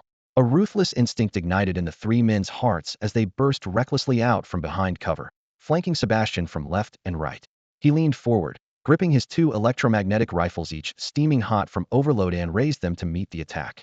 The first assailant, his eyes flashing with deadly intent, barely got close before a searing blast from Sebastian's rifle struck his head. The contact between metal casing and flesh crackled sharply with a sizzling sound, the air thick with the smell of burnt flesh. The man screamed in agony, clutching instinctively at Sebastian's arm. The second attacker lunged immediately after. Without hesitation, Sebastian swung his other rifle like a hammer, smashing it hard into the man's face. The blistering heat made him shriek and stumble backwards, frantically clawing at his scorched skin. The third man surged forward past his fallen comrades, raising his weapon, only to be kicked square in the chest by Sebastian. He flew backward, crashing heavily to the ground. Sebastian was about to finish him off when a massive shadow streaked across his peripheral vision. Boom. The third assailant was crushed silently, as if smashed by a battleship. The shadow belonged to the blood-debt Mech piloted by Mo. Completely unaware he had just killed an enemy, Mo. Stopped beside a small ship and urged anxiously, "Get going. They're coming." The small spaceship was about the same size as the blood-debt Mech. Mo. grasped its hull with one hand, giving Sebastian space to board. The original crew had long since abandoned ship, clearly aware that these star pirates were no joke. Sebastian leapt up the ladder as the hatch hissed open, an automatic override by Xuan Ji's remote controls, with full access pre-programmed for Sebastian as the top steward. Alarms blared suddenly, the ship trembling as sparks flickered outside. They dared not linger and launched the ejection pod, shooting away as twin streaks of light. "Mr. Mo," Sebastian called over a temporary channel. "Hear you," Emily replied. The pirates are targeting the ship itself. We're unlikely to be pursued. Let's find somewhere to hide first, then call official backup. Are you sure, Sebastian? Emoli asked, holding onto the hull with one hand, but his gaze fixed on a looming mech closing in. There was a teasing edge in his voice. A cold warning bell rang in Sebastian's chest as he followed Emoli's eyes. His pupils constricted sharply. It was no ordinary pirate mech. Absolutely. Emoli released his grip as the Blood Debt's vector thrusters roared to life. That's a punishment-class mech. Before Sebastian could speak, Emoli shot forward, trailing a blazing red tail. Inside that punishment-class mech, Pilot Oliver boasted to his comrades over comms, laughing, "Some reckless fortress class is coming. They'll take care of him first." Boom. The thrusters deafened the void, translated to sound via electromagnetic waves. Oliver raised his hand, unleashing two electromagnetic cannon beams like lightning that struck toward Emoli. Emoli raised the blood-packed shield just in time. The brilliant white flash exploded outward, scorching two blackened dents onto the shield surface. The shock reverberated through the armor, triggering alarms throughout the mech. Emoli furrowed his brow and pressed forward relentlessly.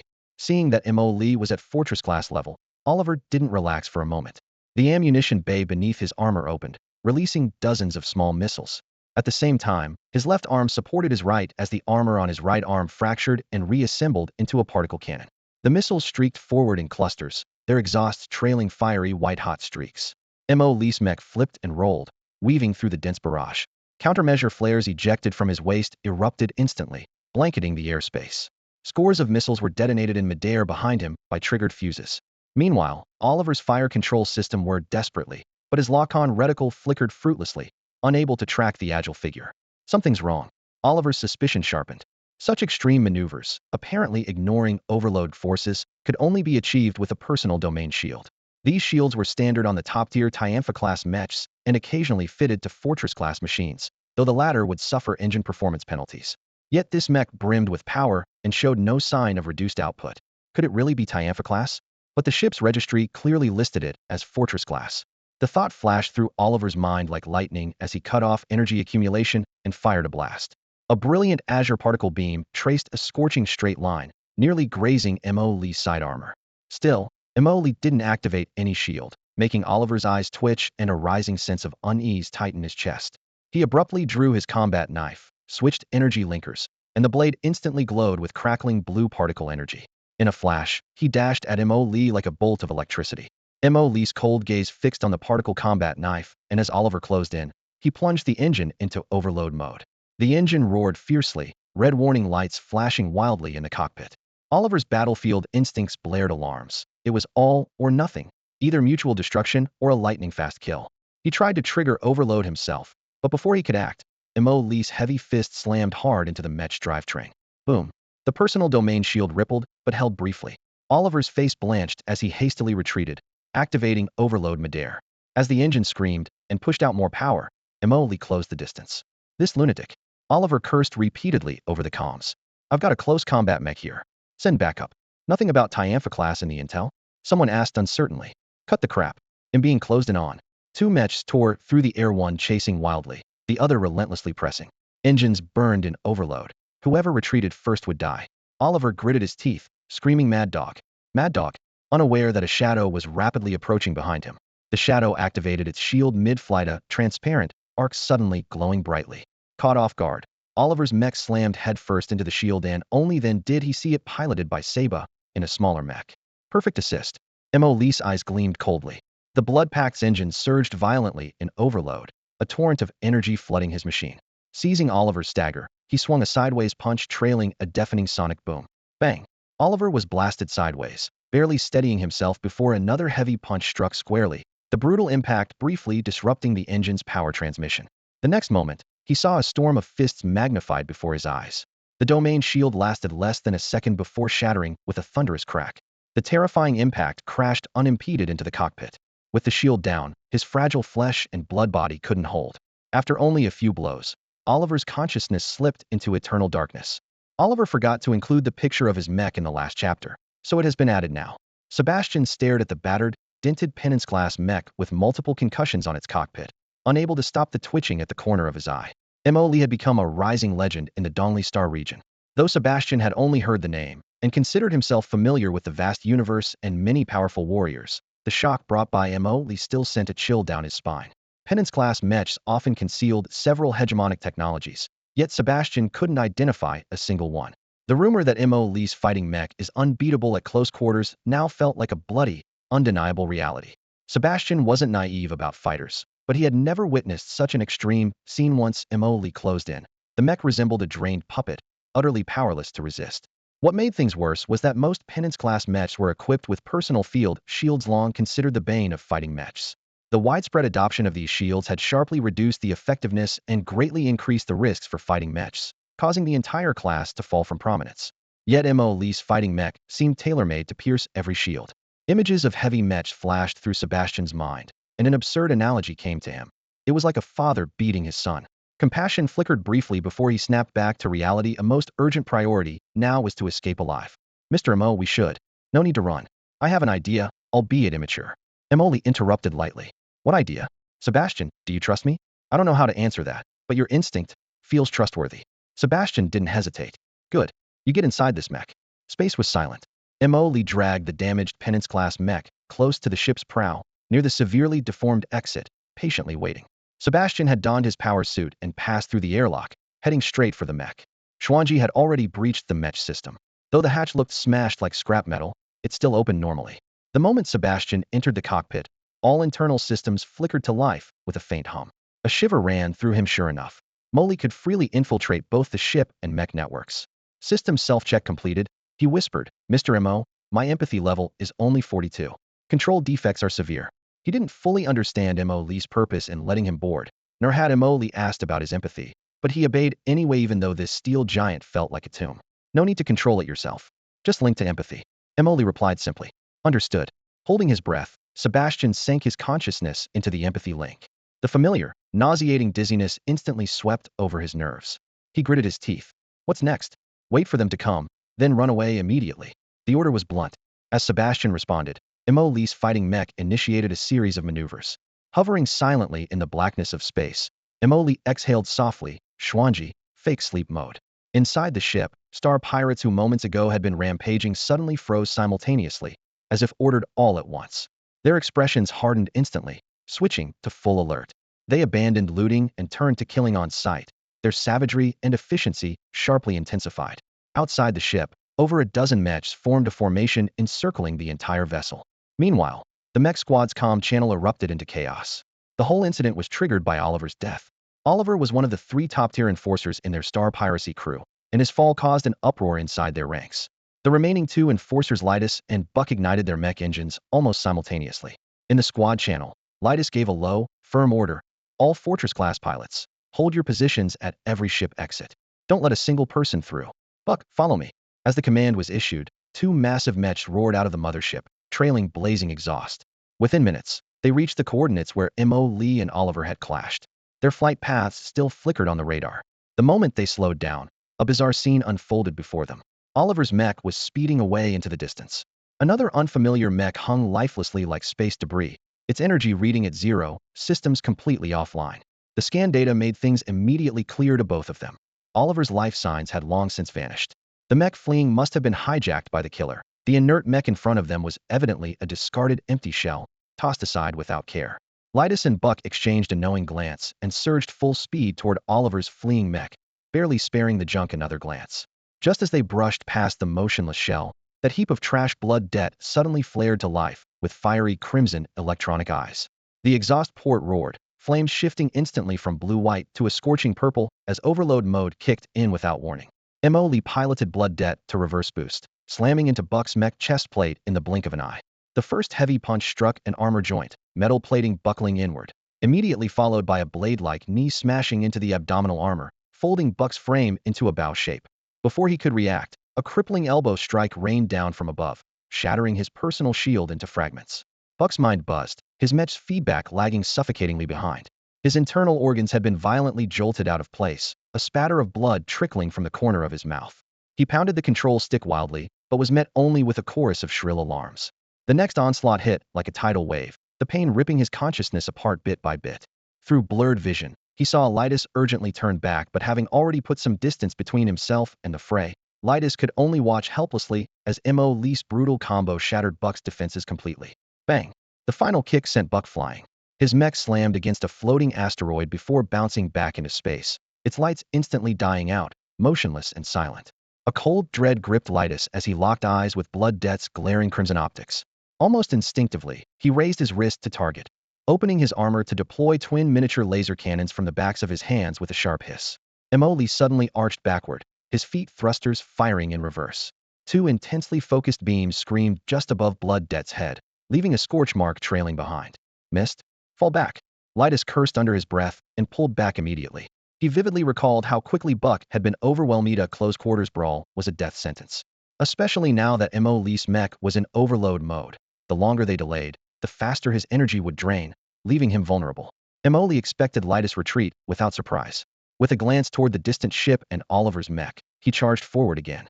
Lytus' fire control system flickered relentlessly, struggling to lock onto Emoli, but trying to target Blood Dead in overload mode was wishful thinking. The system rapidly switched across multiple radar bands, yet the targeting reticle kept slipping away. In the end, he gave up on precision strikes. With a loud clatter, all the missile bay doors burst open, and a swarm of high-speed missiles poured out with blazing afterburners. Lytus didn't expect this barrage to hit. He only hoped to slow Emoli down.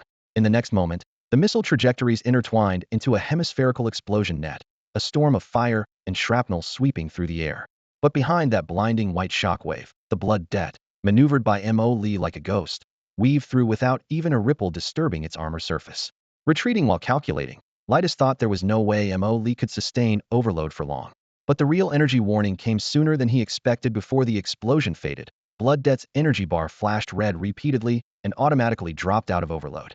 The scanner swallowed Emoli's entire silhouette in flames. Just as Lytus prepared to seize the signal fully, his screen suddenly showed a spaceship with a distorted front section charging in, heading straight for Emoli while carrying Oliver's mech. What now? He frowned, wary but not daring to close in. He kept his distance while charging the particle cannon and recalibrating the fire control. The ship braked abruptly near Emoli's position.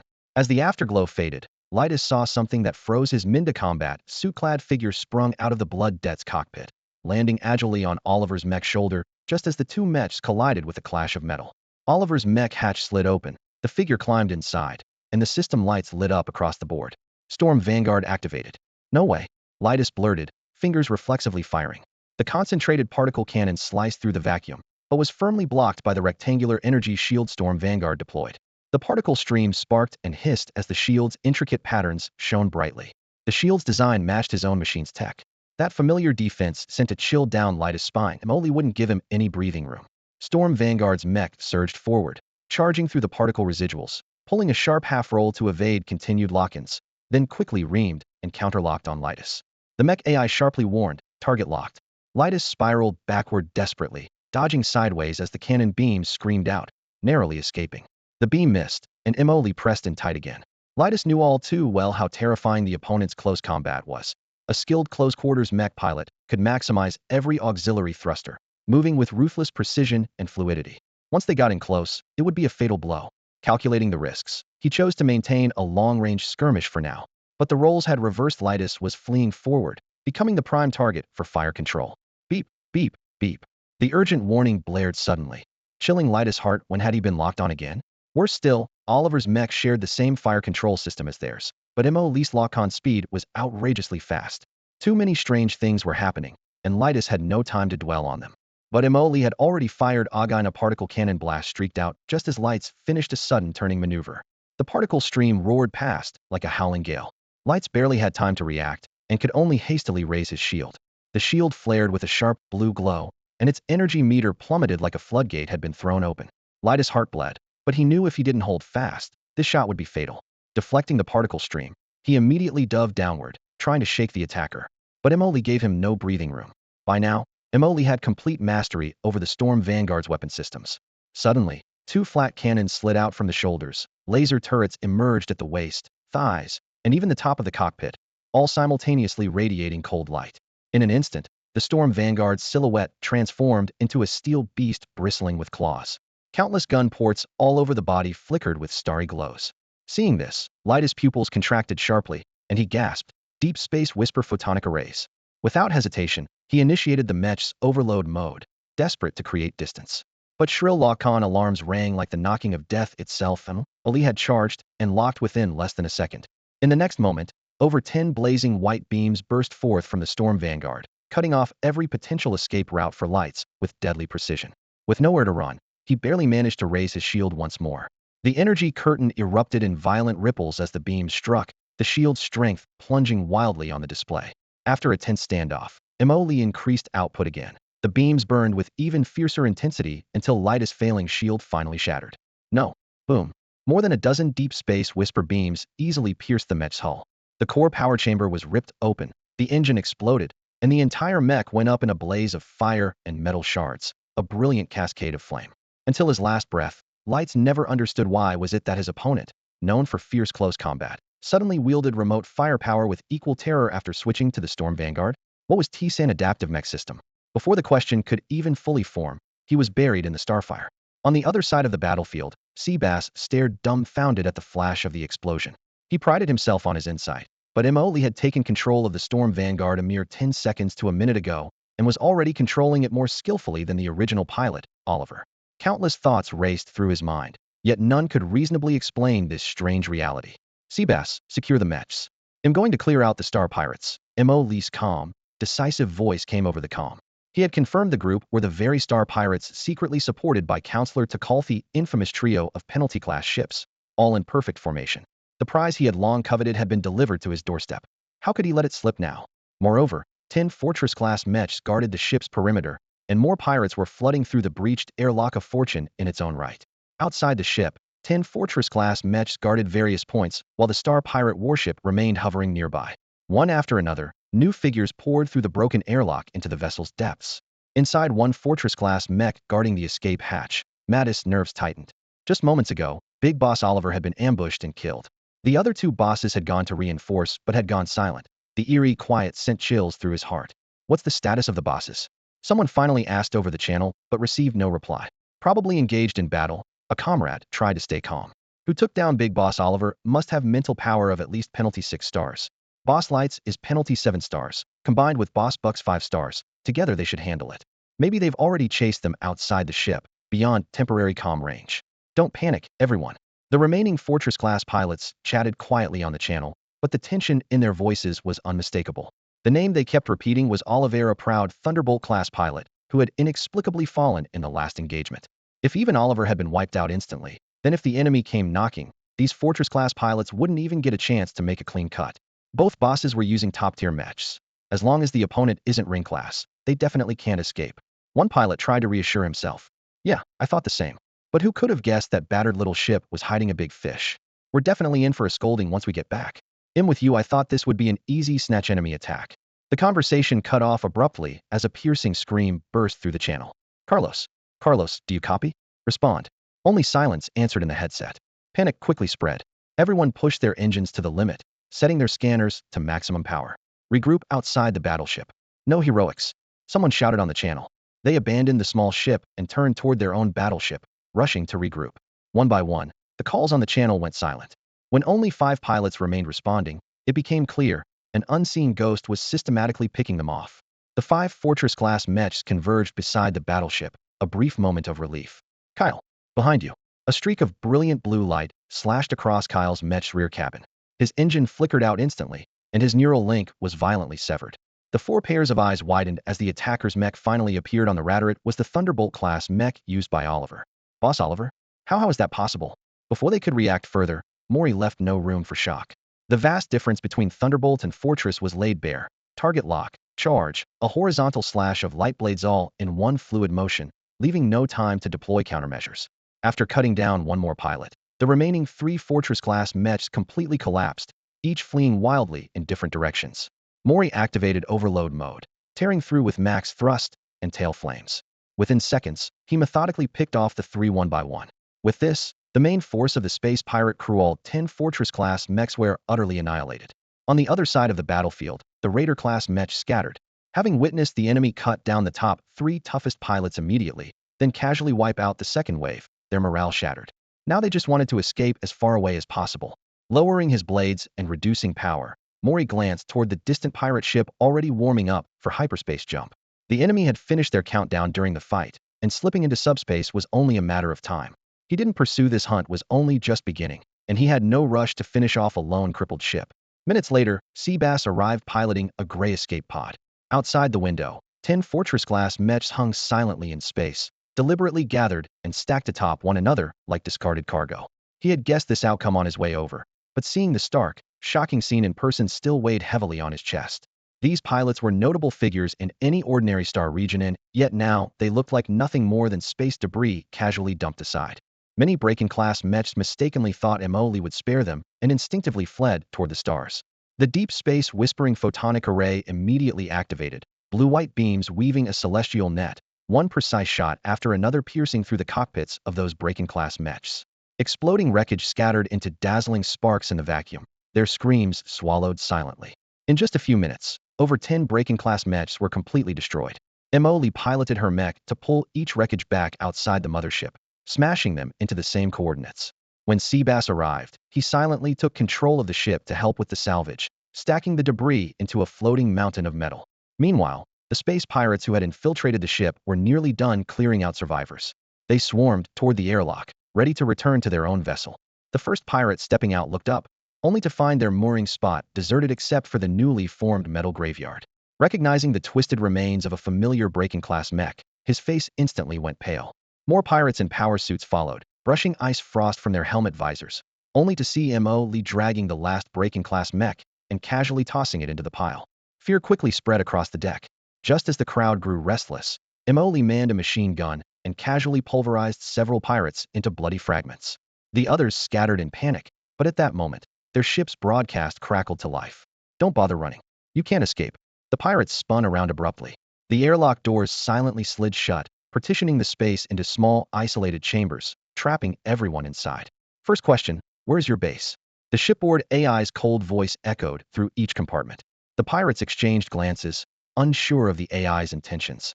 One quickly shouted, I know, I can lead you there." But as soon as he spoke, his compartment plunged into darkness, pitch black. "Anyone else know?" The AI asked again. Silence lasted only 2 or 3 seconds before more voices chimed in. "I know too. Now, tell me every location you know." Xuan Ji had assumed these people belonged to the Takal regular army and might have some dignity, but it turned out pointless. All compartments gave exactly the same coordinates. Still wary, she opened one chamber, activated the ship's automated defense system, and cut off audio, only transmitting video to the other compartments. The fully automated turrets locked onto the collaborators and shredded them into bloody mist. Pirates in other chambers shivered, pleading desperately, "We're not lying. We're not lying." Xuan Ji ignored them. After filtering through the rest, only around 10 survived. "We got the location right." She pushed the data directly into Emoli's mind. "Then it's about time to move," Emoli said, piloting her mech while issuing commands. "Seabass, recharge the ship's power." The surviving pirates thought the interrogation was over and they would be freed, only to discover that while the doors into the ship's interior opened, the outer ones remained sealed. Without mechs, they had no hope of breaking through the specialized alloy bulkheads and could only press inward along the corridors. Half an hour later, emergency red lights flashed throughout the ship as a piercing alarm blared down every hallway. "Warning, ship self-destruct sequence initiated, 30 seconds remaining. Please evacuate immediately." "Warning, ship self-destruct sequence initiated, 30 seconds remaining. Please evacuate immediately." In the Bailuo Star region, a massive warship was cruising at warp speed.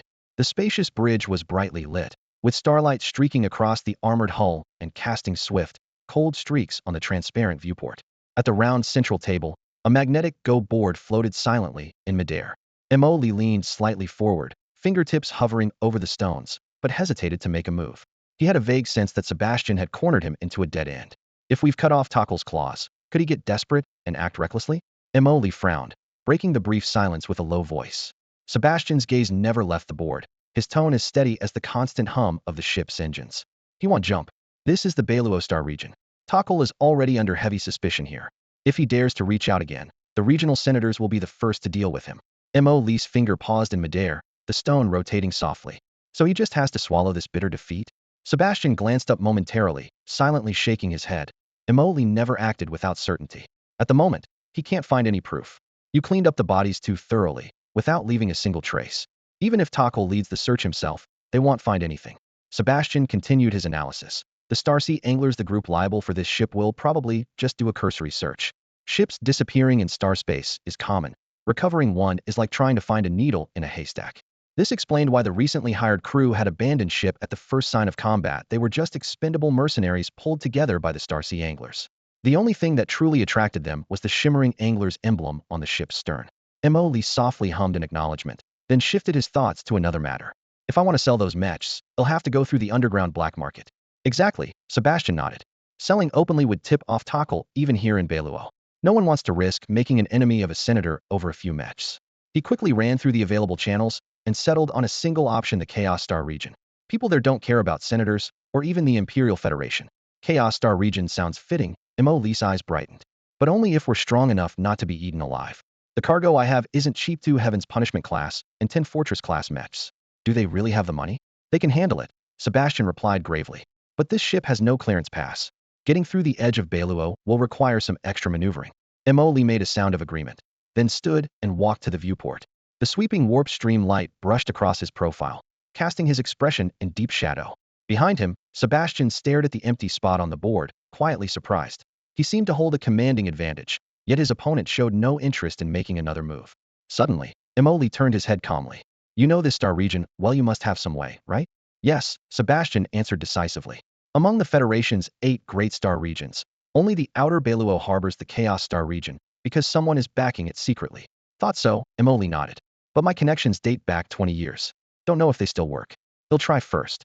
If that fails, he raised his fist, lightly clenching it in his palm. Then I'll make my way by force. Sebastian was taken aback. He had expected Mo Lee to say open a path with money, not suddenly switch to fists. What frustrated him even more was that Mo Lee seemed to have completely forgotten they were still playing Go. He looked back at the board, then gazed at the calm silhouette by the viewport, lost in thought. The Tekra Nexus, the nearest border between the Beiluo and Chaos Star regions, and the edge of the Federation, was growing larger on the star chart. Beyond lay unexplored space, a vast unknown frontier. The 8 great star regions mark the outer limit of Federation control. Beyond them lies the endless expanse of mysterious space, drawing countless explorers eager to uncover its secrets. Along the Federation's long border, many fortress-like space stations such as the Tekla hub are scattered. These stations serve both as beacons and transit points, providing supplies and information to adventurers venturing into unknown star systems. Because Tekla hub lies adjacent to the chaotic star region, it is especially bustling. Streets are crowded with people, each holding a legal identity, yet no one knows if stepping beyond the borderline turns them into infamous space pirates. At first, the northern Luo star region's lawmakers tried to address this threat, but the vastness of space and lack of evidence made enforcement nearly impossible. Moreover, Federation authorities tacitly agreed to let pirates establish their own territory here, leading to the creation of the chaotic star region, a place where all trouble could be contained. What makes the pirates truly troublesome is their ghost-like nature. Asteroid belts, barren planets, even comets and meteorites might hide their tracks. However, once they have a fixed base, the Federation gains a clear target to strike, able to deploy fleets and eradicate the threat swiftly. The pirates understand this well. To date, they maintain only one major stronghold within the chaotic star region, intentionally keeping a live and let live distance from the northern Luo star region. Everyone knows it is a Damocles sword hanging over their heads. That deadly sword is the Tekla hub, the highest class hub-level battleship within the Federation fleet. Strictly speaking, it has long transcended the definition of a battleship. Its massive hull houses a self-contained industrial complex, complete with built-in factories, docks, and a closed-loop ecosystem capable of continuously producing mechs, ships, and even warships. If war suddenly breaks out, even completely cut off from external supplies, Tekla Hub can sustain combat operations for 10 years on its own reserves. Its weapon systems are even more terrifying. 3 permanent Star Destroyer cannons, a large-scale annihilation beam array, and a pulsar arcwave generator simulator, each alone capable of destroying entire stars. Especially the pulsar arcwave generator, permanently locked on the chaotic star region. Once Tekla Hub enters combat mode and activates this device, high-energy radiation bursts forth in 0.1 seconds, unleashing gamma-ray storms and high-energy particles, spreading arc-shaped shockwaves that incinerate everything within the region to charred ashes. This is a true super battleship, a real instrument of war. Yet in peacetime, with combat mode inactive, Tekla Hub looks more like a bustling space city. Huh, and this is supposed to be a fortress of war? Emoli stood by the observation window, staring at the immense battleship with awe, quietly remarking to Sebastian beside her. Yes, it's built specifically to intimidate the chaotic star region. Sebastian replied. Do those space pirates really accept having a blade held to their necks by others? Emily asked. They have no choice. Sebastian shrugged. Space is vast and hiding is easy, but life out there is far from comfortable. Besides, Northern Luo has long made it clear so long as the pirates don't go too far, Tekla Hub won't activate combat mode. Seabass, I feel like you really understand all these twists and turns, don't you? I've had some experience, Seabass replied flatly, as if it were just a casual remark. At that moment, the low hum of the ship's thrusters echoed inside the metal cabin as the vessel slowly approached the docking bay of the Tekla Hub. Through the porthole, the pirate fleet's warships loomed faintly, though not quite Star Torch class. Their nearly kilometer-long hulls still made the patrols wary. Fortunately, Xuan Ji had already hacked the ship's data and disguised this once pirate vessel as a legitimate merchant ship from the distant Mingxin Star region. In the Beiluo Star sector, the authorities turned a blind eye to pirates as long as their firepower was strong and their tribute steady, maintaining a fragile peace. Thus, Mo Li and his group landed smoothly at the hub's port. With a metallic click locking the ship in place, Seabass stood and met Mo Li's eyes, calm but complex. Mr. Mo, we've come to the parting of ways. Mo Li was used to farewells and regarded them lightly, but he glanced at Seabass with a hint of regret. He knew the austere mercenary had more important matters to handle, so he didn't try to stop him. Don't worry, we'll meet again. Let's hope so. Seabass passed over a tiny communication chip. Use this to contact him. If he asks who you are, say, Iron Hand. So that's your name, Iron Hand. Emily chuckled softly. Just the past, Seabass whispered goodbye, his silhouette fading into the dim light at the end of the gangway. The next day, after finishing preparations, Emily returned to the bridge and dialed the encrypted channel Seabass had given him.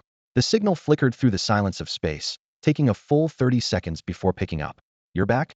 The voice on the other end was hoarse and urgent. I'm back for those who want return. Emily's expression was solemn. You're not Victor. How do you have his contact? He gave it to me. Emily narrowed his eyes. Where is he? He shouldn't be here. The voice rose sharply. Now Christopher's Senator Chen's favorite, and Chen's using him to squeeze the pirates for profit. He just left. Damn it. You brought him back, that was to save him. This has gone on too long. Some things just need to be left alone. That man is a high-ranking senator. A flicker ran through Emily's mind. Judging by the tone, this person knew Seabass past well, and it clearly involved the senator. Still, Seabass had made his choice, and unless he asked for help, Emily had no right to interfere. He made his decision. Emily's voice was calm but firm, leaving no room for doubt. The line went silent for a long time before a heavy sigh came through. Yeah, he's always been like that. If he could really let go, he wouldn't be Iron Hand Victor. Sigh. So what do you want? I have some mechs I want to sell. Sell mechs? The other hesitated, weighing the offer. Victor trusted you enough to introduce you to me despite the risk. That means you're trustworthy. But you know our cut isn't small. Still, for Victor's sake, he'll waive the fee and help you move them for free. Emily's heart stirred deeply. He barely held back the excitement in his voice. Really? You're serious?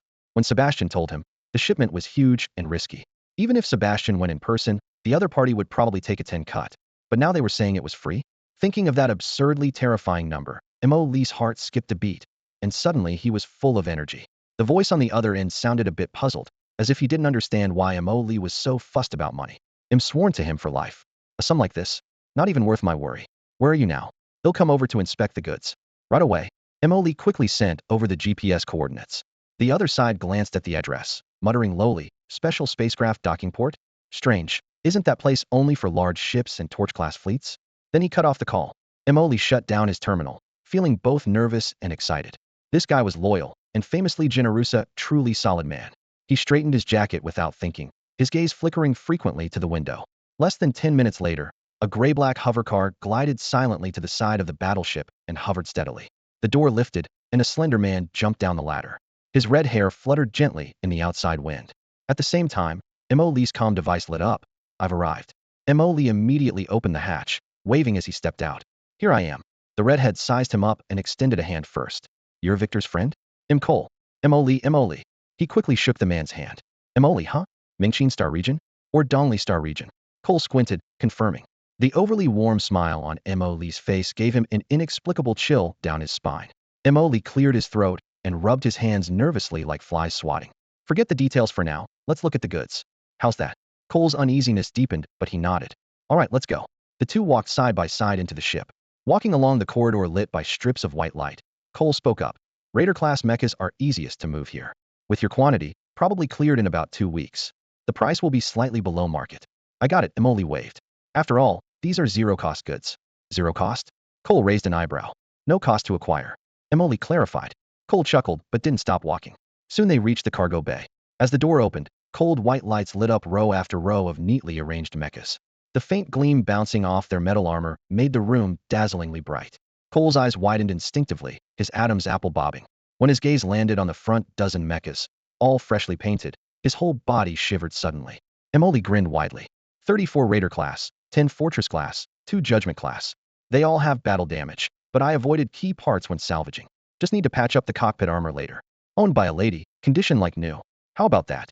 Cole's face went rigid, his finger trembling as he pointed at the steel giants. His lips quivered for a long while before he squeezed out. Thighs is the batch of mechas you mentioned? Yeah. Emily nodded matter-of-factly. A batch? This is a whole mecha squad, damn it. Cole nearly lost it. Originally thought there would be only 5 or 6 Raider-class mechas. He took a deep breath to calm down. If you don't mind, can I ask where this shipment came from? Sebastian had warned in advance that Mo Lee was trustworthy, but only to accept the goods once the origin was clear. So Mo Lee threw up his hands. Star pirates raised by Tokkul in the Bailuo Star region. Cole stood there stunned after hearing that. Something didn't add up. That Tokkul Star pirate crew, wait a minute. How did this guy know it was Tokkul's? Victor had paid an enormous price to uncover that info. Did he leak the secret? Cole stared at Mo Lee in disbelief, his mind flashing back to Victor's extremely reluctant expression at the time. Huh, what's wrong? Mo Lee was puzzled, thinking Cole's reaction was oddly erratic and a little neurotic. Taking a deep breath, Cole forced himself to stay calm. He scanned the warehouse. 2 punishment-class mechs, 10 fortress class, all bearing Tokkul's insignia. The models matched perfectly. The damage? Armor almost intact, weapons only scratched. These would fetch a fortune on the black market. But the force that captured them was strong enough to take on ring-level defenses, yet these mechs were barely scratched. There was only one conclusion: Mo Lee must have a formidable squad backing him, maybe even led by ring-level pilots. Ring-level pilots were battlefield commanders in the alien wars. Why would they be dangling around this backwater chaotic sector? Could other star system politicians be secretly involved? His thoughts jumbled into a tangled mess until Mo Lee waved his hand in front of Cole's face, snapping him back. So what's the plan? Well, now that we've confirmed these are Tokkul mechs, moving them becomes a lot easier. Aren't you afraid of Tokkul? Mo Lee raised an eyebrow. Of course I'm afraid, Cole scoffed. But this is the chaotic sector. His reputation doesn't carry here. Tokkul wouldn't dare come snooping. And even if he did, he'd have to keep quiet. Buyers won't have a clue whose goods they're buying. That's impressive. Mo Lee looked him up and down in surprise. Impressive? Not really, Cole shrugged.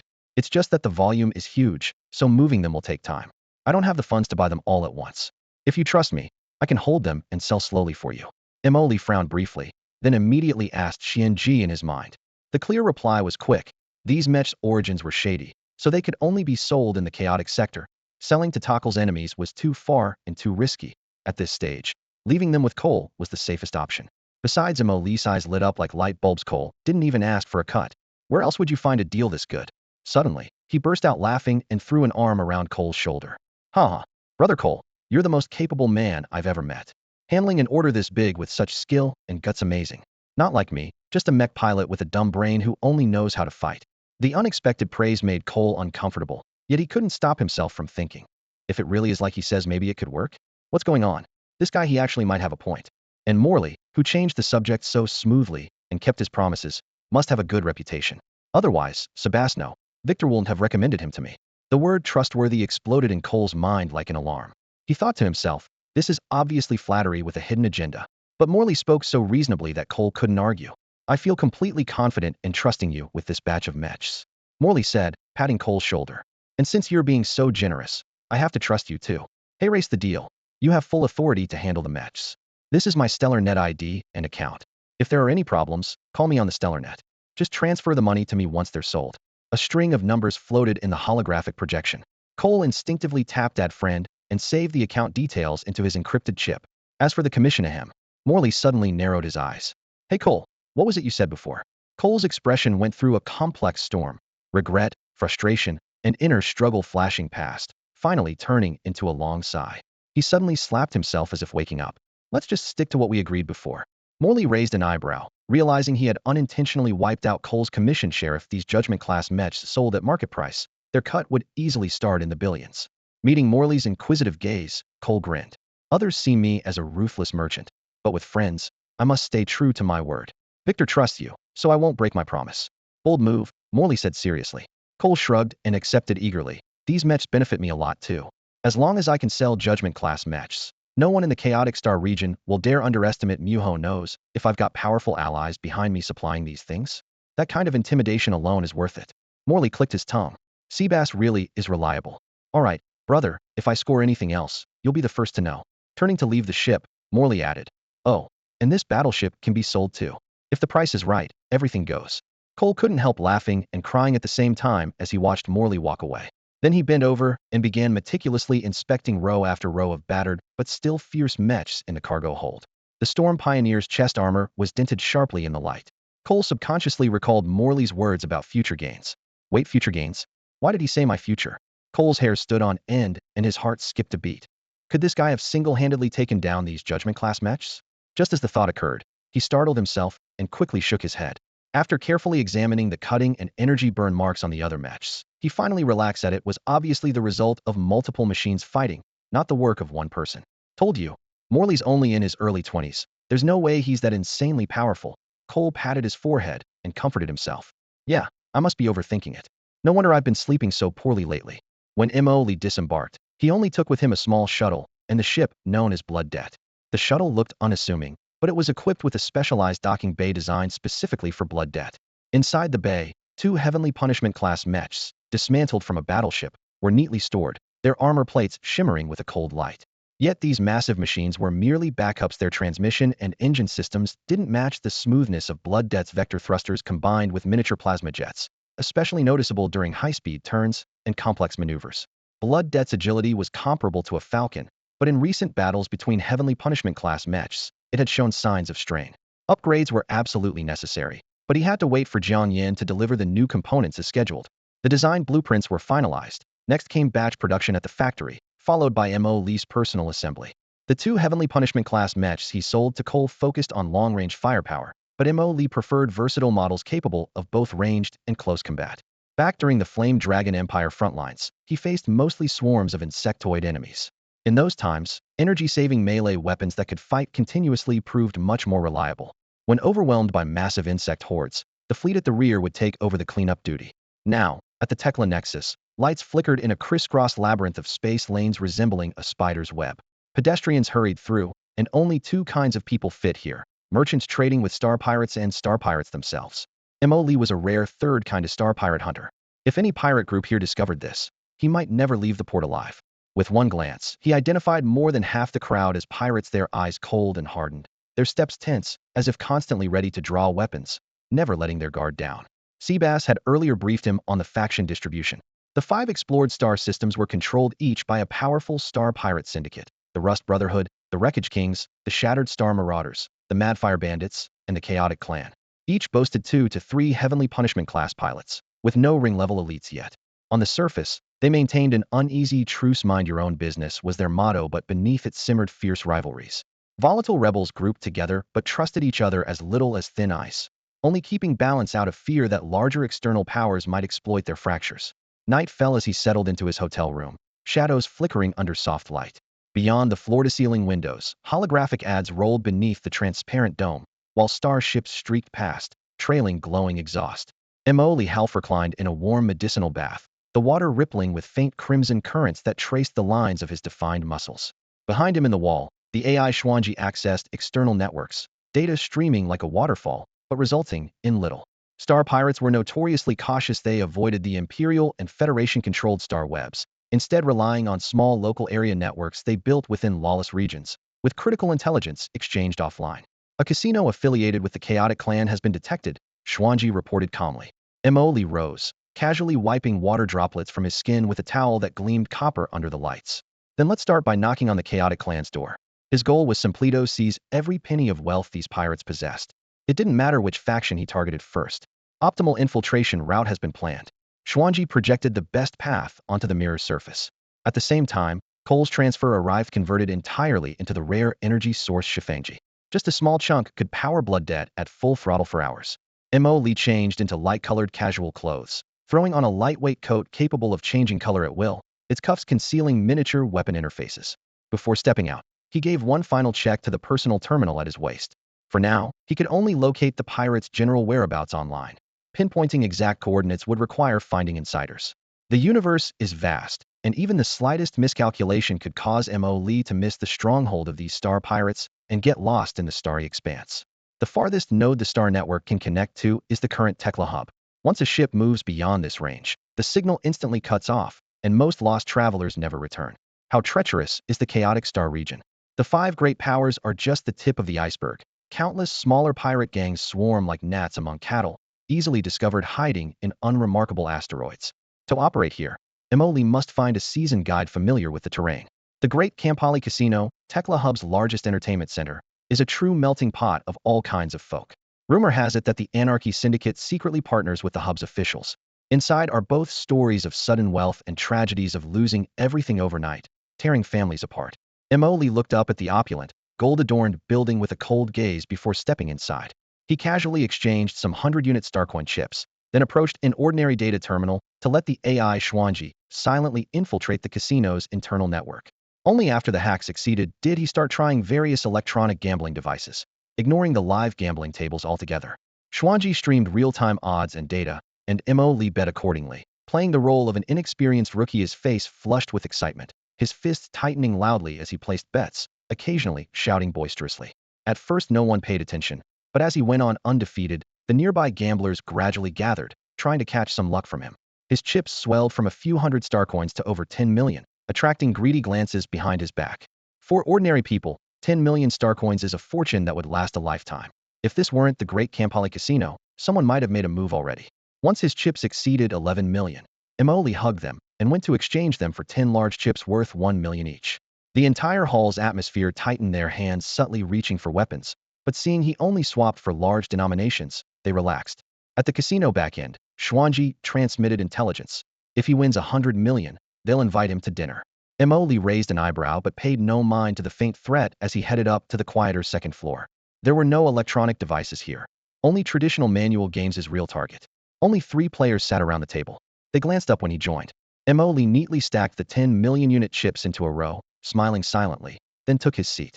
Half an hour later, the 3 players' faces were ashen, and all their chips had slid to Emoli. He politely nodded to them, pocketed the chips, and left. After cashing out everything downstairs, he walked away casually. On the way back, Xuan Ji said, puzzled, "He didn't ask for you." Of course. Emoli smiled and said that inside the Tekra hub, they wouldn't make a move until they had thoroughly investigated his background. Then are you really going to give them the chance to act? Someone pressed. A faint smile tugged at Emoli's lips as he nodded gently. Yes. The next day, he piloted the small ship he had kept from before, departing the port decisively and steering away from Tekra hub. The ship's tail thrusters hadn't yet fully faded when 4 or 5 unfamiliar vessels in the docking area ignited in sequence, silently following along the same trajectory. Following the route data he had purchased online, Emoli entered the warp corridor. 10 minutes later, the AI system in the cockpit, named Xuan Ji, suddenly blared a harsh alarm. Detected interference in the anti-warp field. Exiting warp mode imminently. Before the voice finished, the starry vista snapped back to normal distance. On the main screen, 3 crimson dots were locked on straight ahead, 3 warships blocking the void. Emoli glanced at the data, a wider smile crossing his lips. They even deployed anti-warp fields, so this force was bigger than had expected. He rose immediately, stepping briskly to the rear cabin and jumping into the pitch-black fortress-class mech called Blood Debt. By then, the 3 ships had stabilized in space. The center one bore a massive circular array atop its bow, continuously emitting pale blue energy waves, clearly the core device disrupting warp. Over the fleet's comm channel, one crew member shouted excitedly, "Boss Kelly, the fat sheep has stopped. Deploy Mechs? No kidding. Get him back here quickly." The brown-haired, dark-skinned, middle-aged man Kelly sprang to his feet, his broad lips curling into a silent snarl. "I'll handle him myself." 7 Raider-class Mechs shot out of the rear hangar. Before they could form up, the public channel erupted with sirens. Warning. Unidentified hostile mech detected at high speed. Warning. Unidentified hostile mech detected at high speed.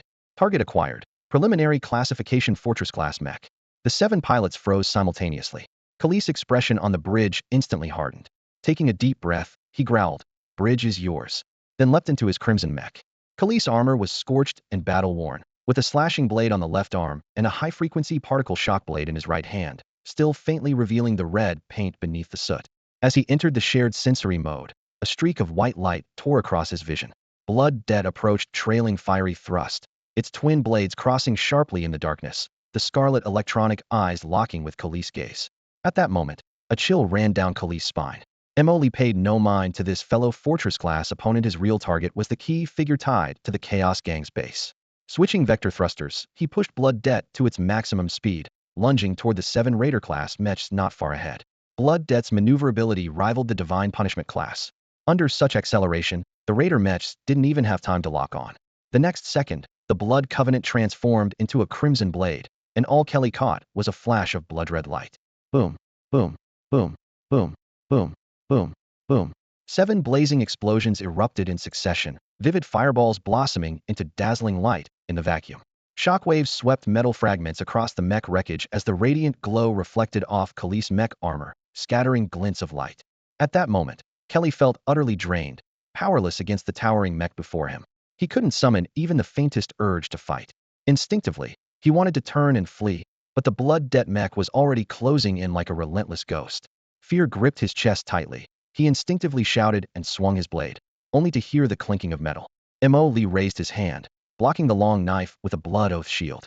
His right arm's blade form gleamed coldly as it easily tore through the mech's special alloy armor, the sharp edge driving straight into the cockpit. The alloy hull ripped open, exposing the lethal cold vacuum of space, which froze Khalees' consciousness at once.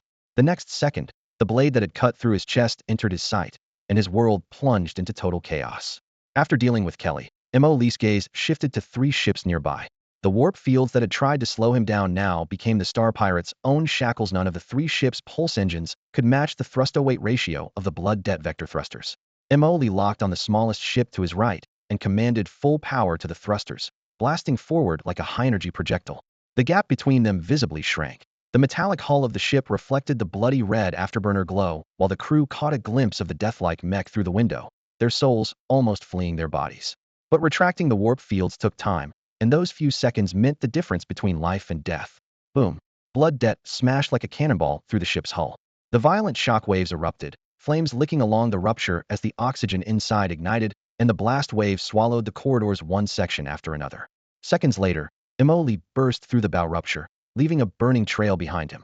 Explosion after explosion gutted the powerless wreck, completely consuming it. Still glowing with firelight, Mo Li did not pause. He crossed over the middle vessel and charged at the last ruined transport ship. These low-grade Star Pirates ships were laughably simple once the fire-sealing bulkhead lost power. Explosive gas flows tore through it. The second ship soon shattered into debris in the vacuum. In an instant, only the largest central ship remained. Mo Li adjusted his posture and landed heavily on its hull, metal plating thudding under his dozens of tons, but the ship barely held stable, hovering in place. The pirates inside saw the grotesque form of blood debt through the bridge windows and felt their hearts nearly stop through the fragile glass. It was as if they could already hear the mech's engines roaring. Mo Li raised his metallic knuckles and tapped lightly on the window. For a human, it was just a fingertip movement, but magnified by the 10-meter-tall mech, the tap nearly spiderwebbed the glass with cracks. Even worse, a single hole could cause decompression, air loss, and deadly solar radiation, any of which would instantly claim their lives. Fortunately, Mo Li was only warning them. In fact, just standing there was attention enough. The tap was merely a reminder. The crew was panic-stricken and exchanged fearful looks. Just as terror peaked, Mo Li activated external sensors, projecting a cold voice in the universal interstellar language into the bridge. Shut down engines and open ships public access. With their leader Kelly dead and 2 escort ships vaporized, the remaining pirates had lost all will to fight much more cowardly than those desperate outlaws on Crimson Star Scar and almost immediately raised their hands in surrender. The unlocking chime of the hatch sounded. At the same time, Xuan Ji used the public access to connect to the ship's mainframe and swiftly took control of all systems. No problem, boarding is authorized. Her voice echoed in Mo Li's ear.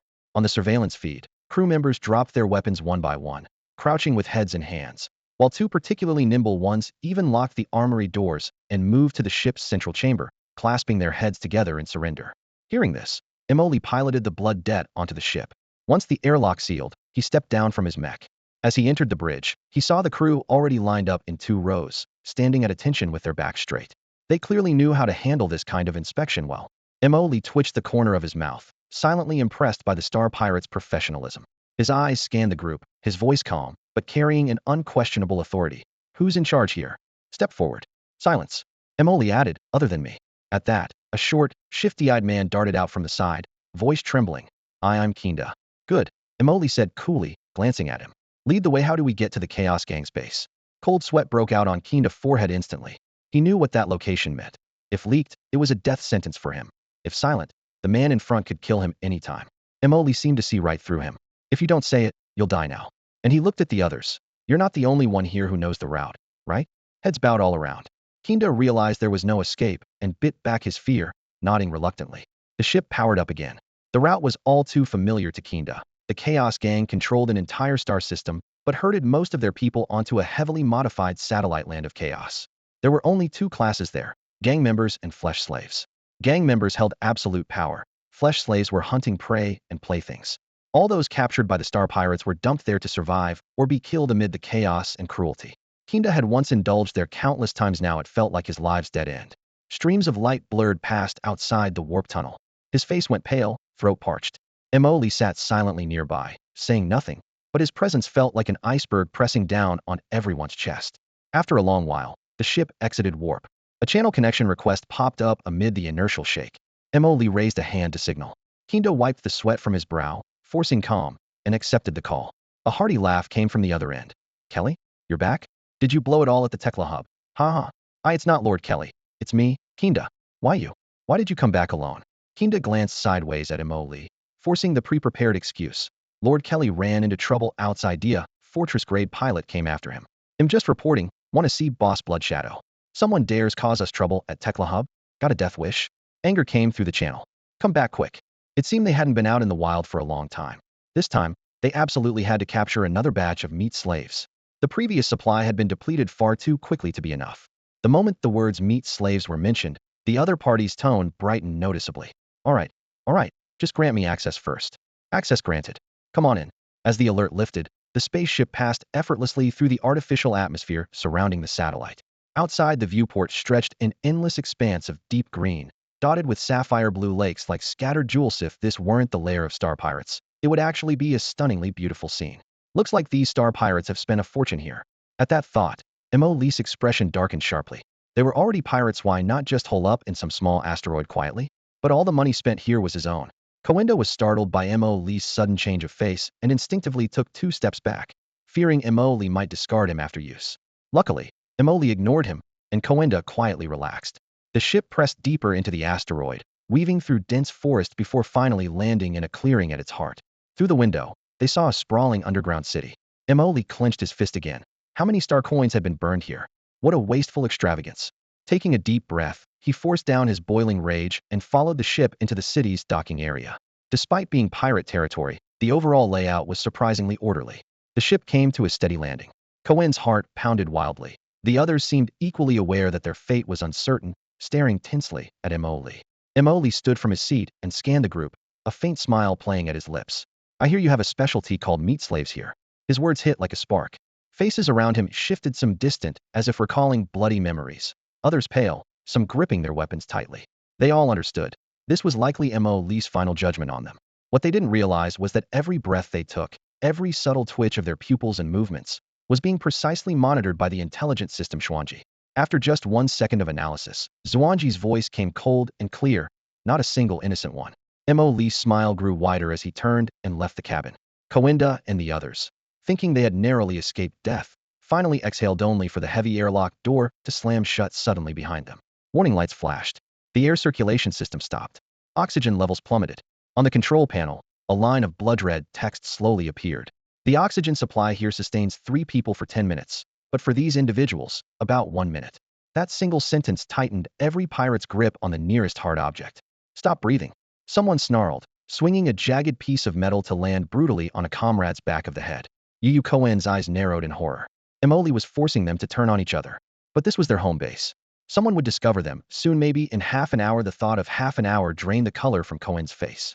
A scorching suffocation pain flared in his chest. The others gasped desperately around him. The lack of oxygen was like the hand of death, closing tightly around their throats. When they glanced back at the blood-red words 3 people, 10 minutes, their sanity shattered instantly. Starving for air and soaked in fear, these desperate star pirates went completely mad. A brutal, bloody massacre erupted inside the ship, pirates turning on pirates in a frenzy of survival. The spaceship's hatch opened, and Emo-Lee piloted blood dead out, revealing the scene outside. The moment he set foot on the satellite, a deep frown creased his brow. From afar, it looked like a gem of a planet, but up close, it was barren and lifeless like bleached bones. Between the landing zone and the distant bustling city stood a towering metal fence over 10 meters high.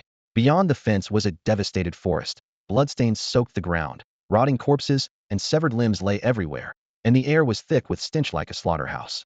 To prevent the plague from spreading, the Star Pirates had sparsely placed purifiers outside the fence, but only enough to protect the city inside. The lives outside didn't concern them.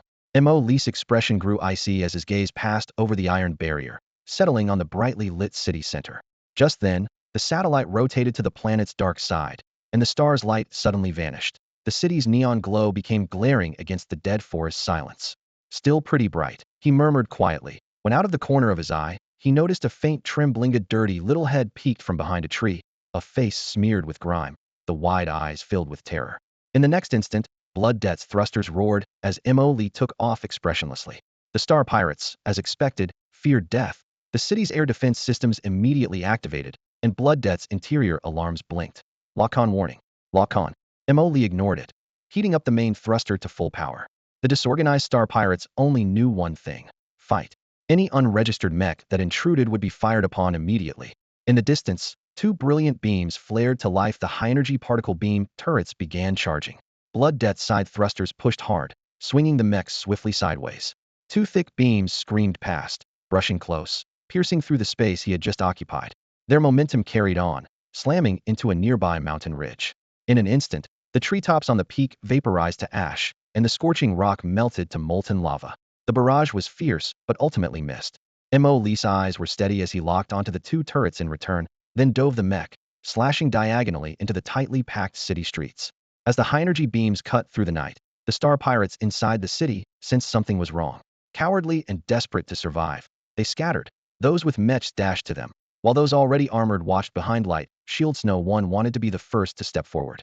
Flying low, towering buildings rapidly receded on both sides of Blood Debt. Looking down at the fleeing figures, Mo Lee suddenly recalled Blood Debt's almost forgotten long-range anti-infantry weapon, twin cannons hidden beneath his wrists. Energy chains suddenly spat fire, two tongues of flame tracing blazing arcs.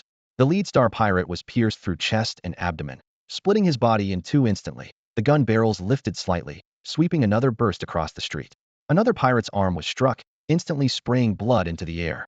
With the chain fire sweeping through, the street was soon painted a vivid red carpet. At the street's end, screams echoed incessantly. If this were a normal city, Mets would have intercepted by now, but this was the pirates' turf, and no one dared risk their life confronting this unfamiliar mech. Mo Lee flew forward, cleansing a whole street in blood, and still, no one came out to stop him. He didn't let his guard down just because no one was around. The absence of people could only mean the enemy was gathering their mech forces. Suddenly, a crisis erupted. A high-energy particle beam tore through two buildings and blasted a massive charred crater at Mo Lee's feet. Before the beam faded, a black mech roared down the street, arms empty but terrifyingly fast. Mo Lee's heart skipped a beat. This was one of the two Tianfa-class mechs from the Chaos Gang, the Momentum Overlord Fei Air, a rare combat-type mech. The moment he confirmed the identity, Mo Lee slammed the auxiliary thrusters and leapt sideways. Fei Air grazed past him and crashed heavily into the ground. The impact sent a dull boom through the avenue, cracking the pavement in a spiderweb pattern that spread up the adjacent buildings, one of which immediately collapsed. Over the loudspeaker came Fei Air's manic laughter. "Where are you running, little bug?" Fei Air's knees sank as if drawing a full bowstring, and the ground caved in again. He became a dark shadow rapidly closing in. That straightforward punch was packed with terrifying kinetic energy. Fei Air could already envision Mo Lee exploding from a single blow. Yet, at the last instant, Mo Lee twisted his body so the fist grazed his armor, then delivered an upward hook with his blood-bound oath smashing into Fei Air's chest. The shockwave left Fei Air gasping, clutching his ribs in pain. When he raised his arm, a joint locked up, then a sharp sting radiated from his shoulder socket. Something was wrong. Alarmed, he forgot about pride and howled to the troops. "What are you waiting for? Everyone engage." His voice instantly flooded the Chaos Gang's public comm channel. Whistling sounds filled the air as over a dozen mechs took off. In the distance, two mechs stood side by side, shoulder to shoulder, mounting a colossal cannon over 10 meters long. Its muzzle gleamed icy cold, aimed straight at the battlefield's heart. The enemy swarmed in waves, but instead of fear, Mo Lee felt his blood boil, his heartbeat pounding like a war drum. He didn't retreat, pressed forward with a fierce whip kick that slammed into Fei Air's chest plate, sending the enemy flying backward into the sky. In the split second the two mechs separated, the giant cannon's fire control radar locked onto dual targets.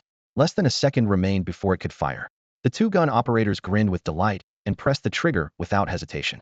But charging and firing still required a brief delay, during which the fire control system tracked the targets and their smiles froze. Mo Lee had forcefully boosted upward, chasing after the very Fei Air he had just kicked away. Everything happened in the blink of an eye.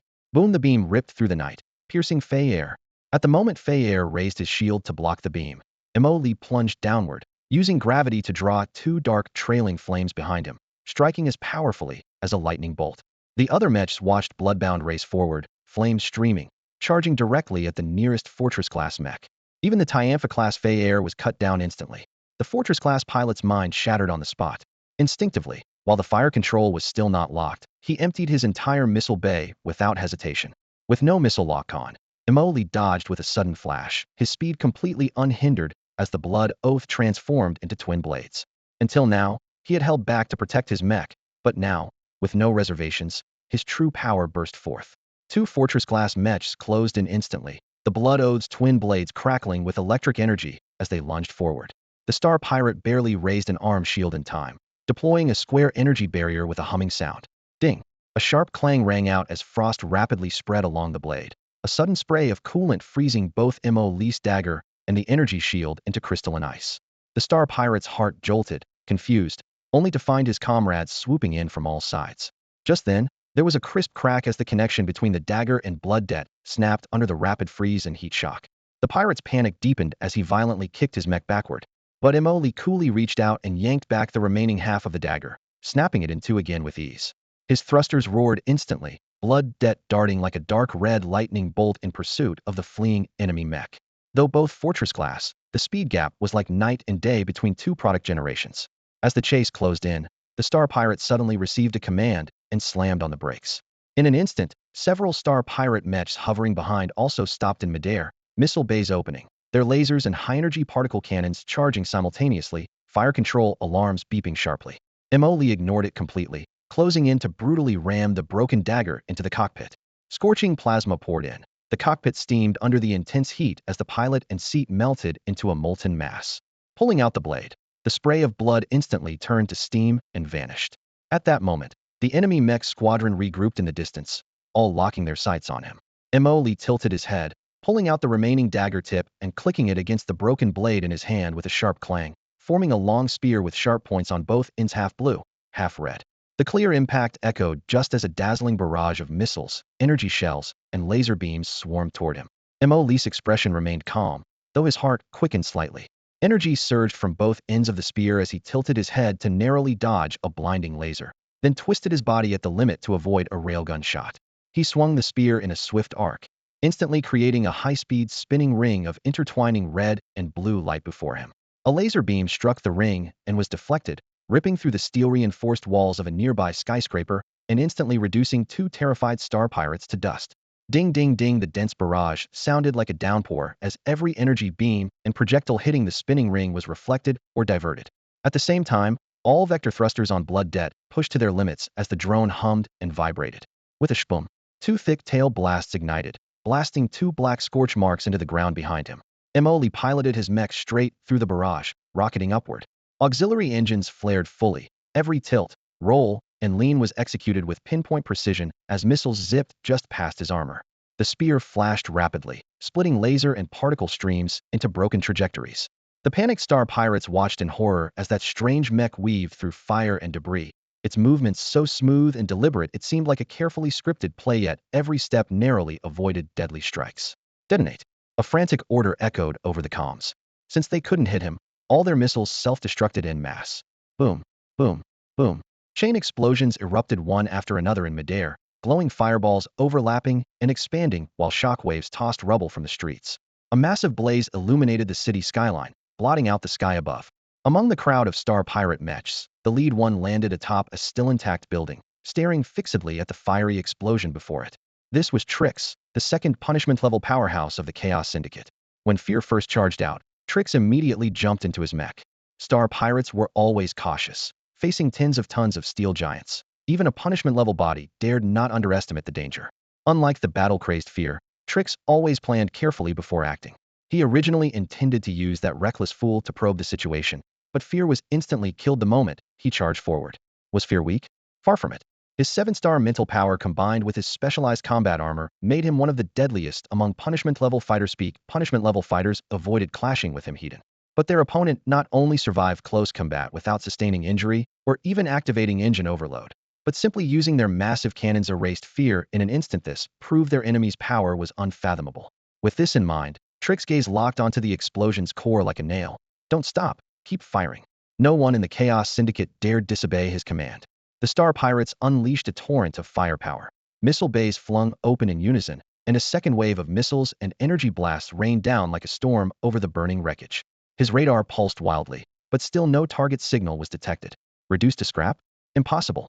He wouldn't rush in blindly without confidence. Trix suddenly bellowed. Cease fire. The bombardment cut off abruptly as he maneuvered the mech to scan the surroundings. Boom. A sharp, cracking explosion split the night. An entire wall of glass shattered from a nearby skyscraper as a dark figure burst through. It was the Blood Det Mech, wielding the spear-shaped Blood Covenant. Its tail thruster roared at maximum, leaving a blazing crimson trail. Trix barely managed to spin around and cross his armored arms in front of him, the steel limbs locking as two energy shields erupted outward. Clang! Scorching plasma detonated along the spear's tip. Trix roared, "Get lost!" The shockwave threw Emoli back, but he twisted midair as the spear's tail, coated in ice-blue coolant, scraped a spark across Trix's chest plate. Tough, huh? Emoli raised an eyebrow and leapt, dodging targeting locks from several fortress-class mechs, retreating toward a neighboring building. His towering machine, over 10 meters tall, smashed through the entire window, then revved its engines full throttle and surged forward. He's got no ranged weapons. Spread out, keep your distance, and blast him to bits. Trix issued a swift tactical order, but in the next moment, he realized how naive that was. Emoli suddenly activated overload. Blood Det's armor hummed with power as the thrusters at both ends of the Blood Covenant jetted longer and stronger. He tossed the spear high, making it spin wildly in midair. Every eye was drawn to that screeching spearhead. Bang! With overload output boosting it, Emoli struck the spinning spear shaft with a whip-like kick. The Blood Covenant transformed into a streak of red light. Emoli exploded into motion, his form darting forward. He caught the spear midair with both hands and violently shook it, splitting the spearhead into twin blades. He flashed in the air multiple times, laser and particle weapon fire from behind, unable to track his shadow.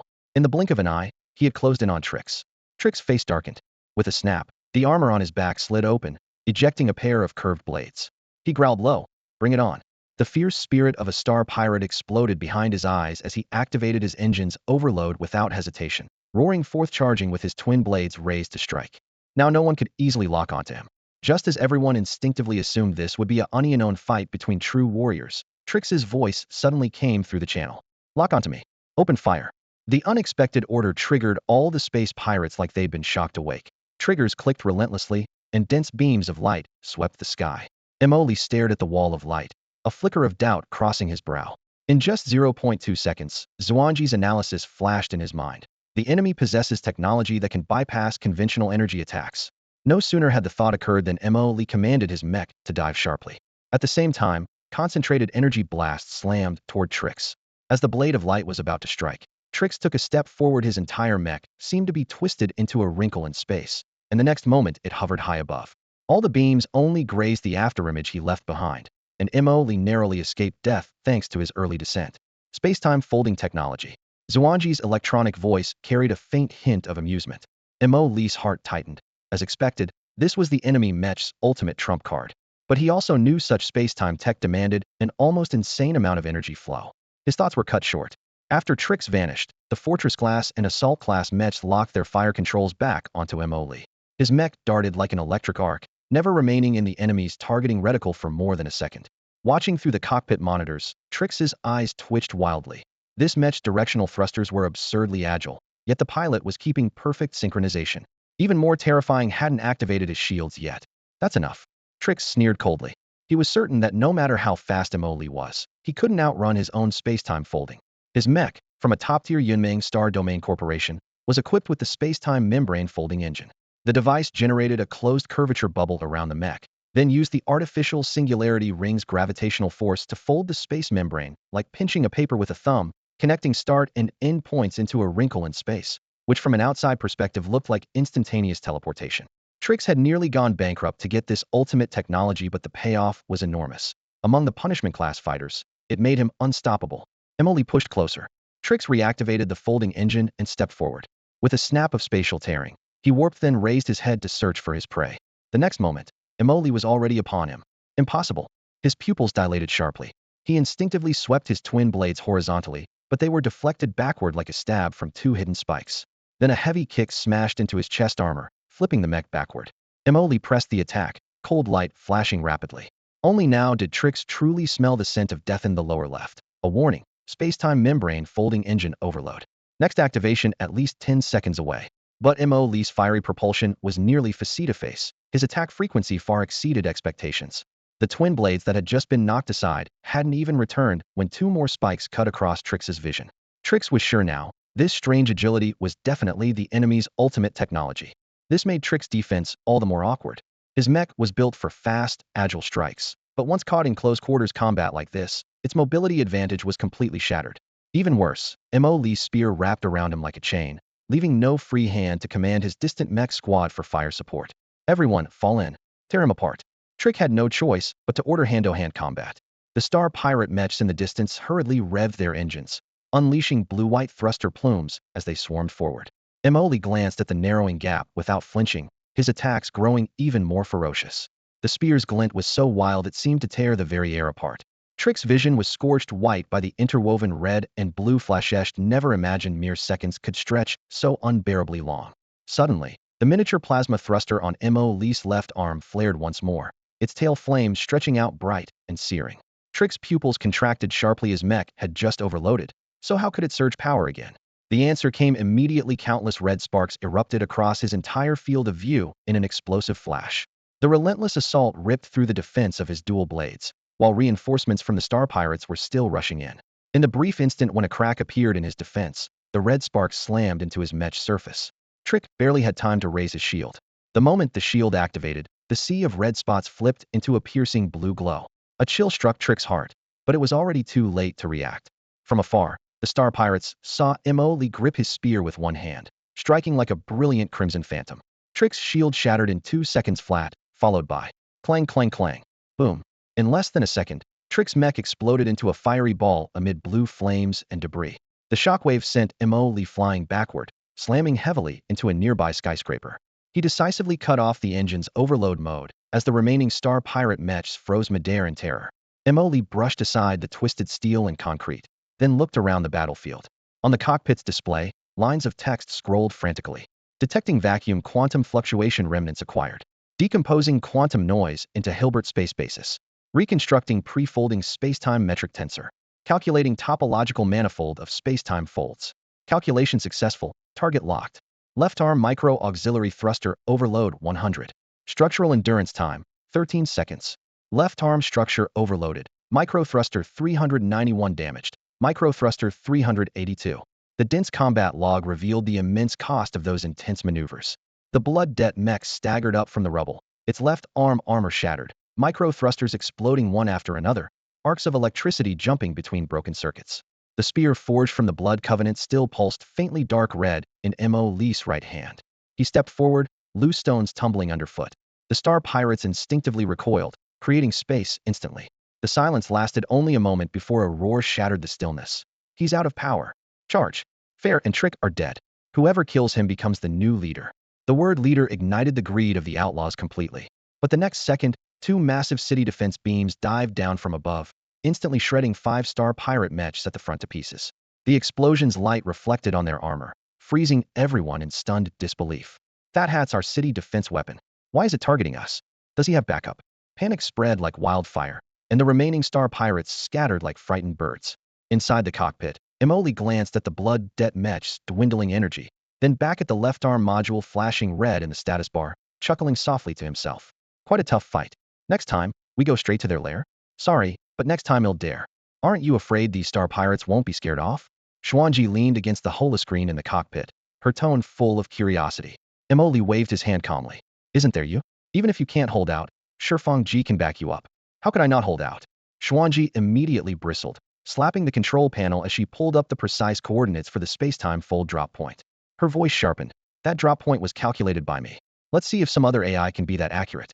All right, you're the expert. Mo.Lee laughed to ease the mood and casually glanced at the external monitors around the unruly gang base. Was complete silence. He confirmed, is the planet locked down? Finish the lockdown. They won't be able to take a single credit. Xuan Ji projected a star region lockdown map into midair. To prevent any stragglers from getting away, She had preemptively sealed every unruly gang warehouse and shipping route. Emoli piloted his mech swiftly toward the nearest energy supply center. Along the way, empty streets and abandoned mechs starkly illustrated the news that two punishment-class elites had been killed had spread like wildfire. The remaining star pirates were too scared to linger and just focused on escape. "How's the hull?" he asked. Speaking of the hull, Xuan Ji couldn't hide her excitement. "These star pirates are seriously loaded. We traced just a few star network accounts with over 500 billion star coins. I've already transferred them using their own permissions. The bigger prize is this modified satellite and the energy warehouse." A long asset list popped up on the screen. 1. A full-process mech production line, conservatively valued in the hundreds of billions of star coins. 2. Several energy warehouses, ready to be shipped back to the Yinsong star region. 3. The satellite's own rare mineral veins and power cores. Xuan Ji summed up. "If we liquidate everything, it's enough to extend Shifeng Ji's high-intensity combat endurance by more than half an hour." Mo Li raised a brow, glad the long-range raid wasn't wasted. But then he remembered the scene when they entered the city and his tone grew serious. "There's one more thing about this satellite." Xuan Ji quickly brought up surveillance footage showing a huge containment zone. Unbelievably, the unruly gang had imprisoned a large number of captured civilians on the satellite. When they arrived at the energy center, Xuan Ji had long since taken over the defense systems. The guards only realized what was happening when the cannon ports built into the walls turned their barrels and blasted them into charred residue.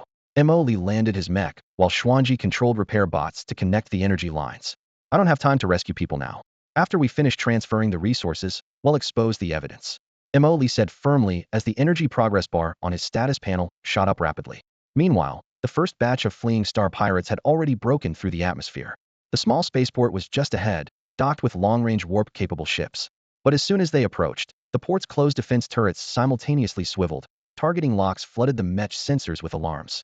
Before they could react, dense beams of light emerged from the spaceport, converging into a brutal torrent of energy that lit up the starfield bright as day. They didn't have Mo Li's extreme maneuvering skills, nor the Blood Covenant's ability to deflect energy beams with special powers. After just one salvo, 80 of those mechs were blasted apart in midair. The rest were heavily armored defense mechs with thick shields, but these lacked the agility of the attack mechs. So when the second round of volleys came, even their shields couldn't hold. Bright white energy beams swept across the viewport one after another, and the shield barriers shattered like ice scorched by flames, breaking into countless blue electric arcs in the blink of an eye. Mo Li looked up at the pitch-black sky, spotting scattered glimmers far above the burning wreckage of destroyed ships. "Cleared them out?" he asked over the shortwave channel. "Most of the mechs are down," Xuan Ji reported quickly, "but a few recklessly flew straight into orbit, probably trying to wait for their returning ships." "Mark their positions," Mo Li said coldly, with no room for negotiation. "Once I recharge, I'm taking them out." This time he didn't intend to leave any space pirates alive. Turning these resources into profit would take months at least, and if even one escaped and spread the word, the other four major factions would swarm in. Once they realized the strongest chaotic system player is dead, the pirates' greed would turn this star sector into a killing ground. The space station had long been sealed off. Without ships, even flying the mechs out would take 10 years. Xuan Ji had frozen all access permissions as soon as she took over the local network. To survive, the pirates forced all ships entering the system to connect to their self-built control network only to become trapped. Xuan Ji turned that advantage into full control of every ship.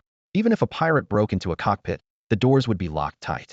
After ensuring everything was secure, Mo Li switched his mech's power core to standby mode, closed his eyes gently, and leaned back in his seat to rest. Meanwhile, in the distant Dongli star region, Jiang Yan stood atop a giant factory platform, blue holographic control panels flashing commands rapidly on his outstretched arm. Dozens of mechanical arms weaved around him, flawlessly fitting alloy armor plates onto the massive humanoid frame below. Sparks flew and deafening clanks echoed.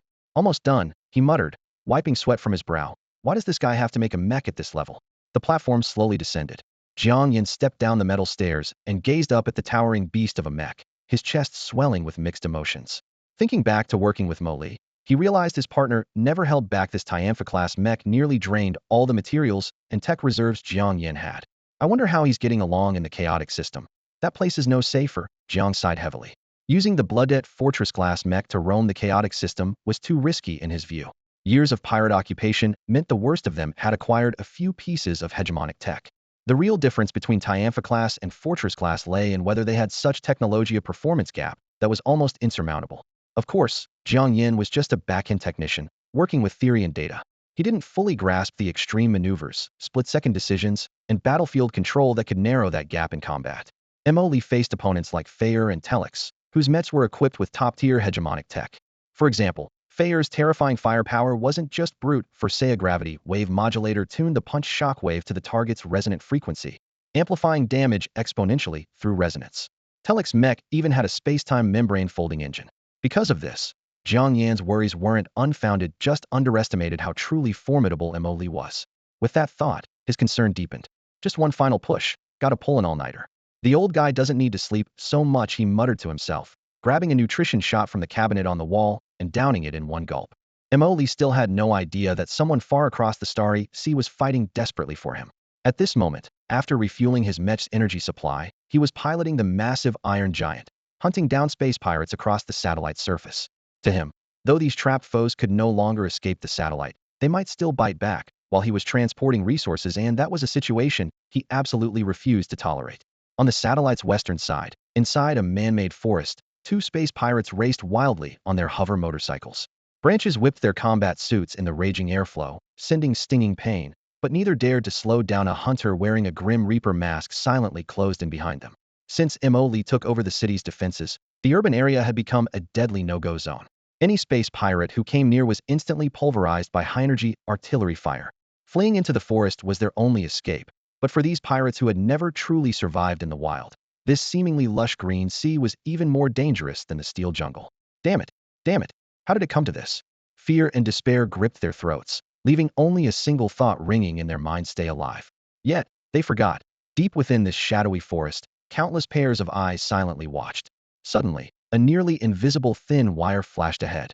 The hoverbike violently snagged on it at high speed and lost control, crashing into a massive tree. Amid the screeching grind of metal and the sharp howl of energy leaks, the entire vehicle exploded into flames. The two space pirates were thrown free but caught by the wire around their waists. Their heavy-duty combat suits barely resisted the slicing wire, but could not protect them from the terrifying force of the sudden halt. With a dull snap, the chest of the pirate in front instantly collapsed. His partner in the back seat, though less severely wounded, was flung into the grass. The rear passenger groaned in pain, struggling to get up and escape, when a mud-caked bare foot suddenly stepped in front of him. Then came a second, a third, feet of all sizes and mud-smeared, forming a half circle. He looked up and saw a group of grim-faced savages wearing only simple coverings of leaves and vines, their hands gripping poised vine bows and stone spears, a stark contrast to his advanced high-tech armor. What terrified him even more was that these apparently Stone Age survivors spoke fluent universal space language the moment they opened their mouths. Where are you going? The pirate shuddered violently.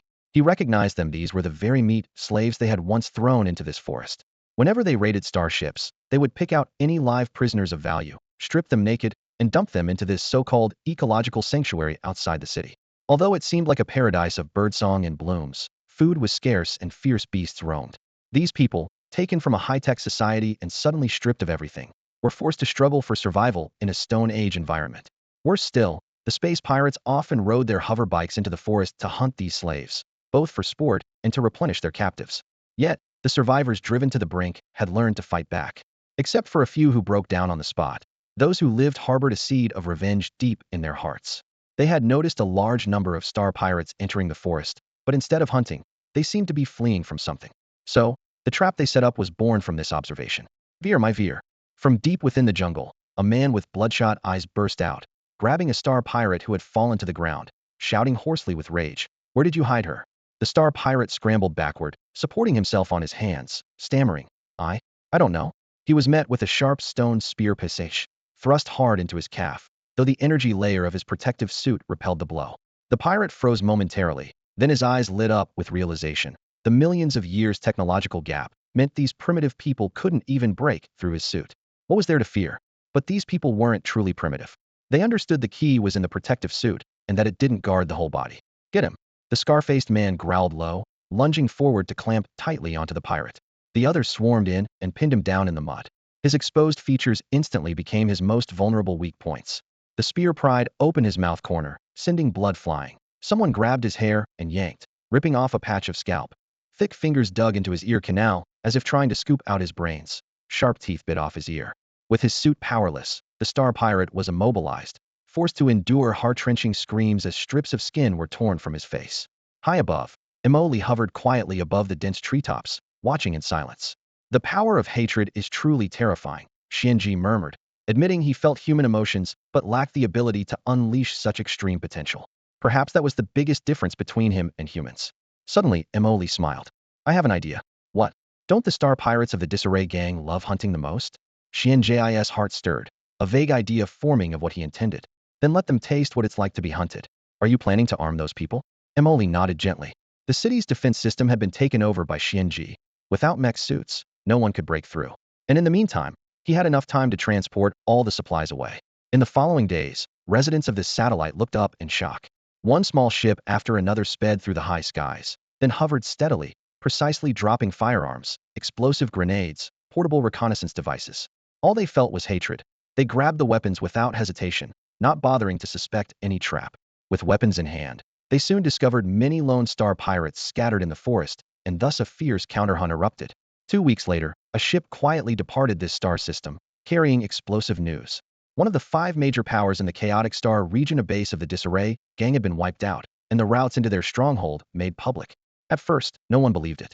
But when the Tekla Hub authorities suddenly sent a rescue team deep into the Disarray gang's territory and saved survivors, the entire region exploded with rumors. Opportunists were never in short supply here. Soon the first raiders rushed into the Disarray gang's old base, quickly confirming the shocking news.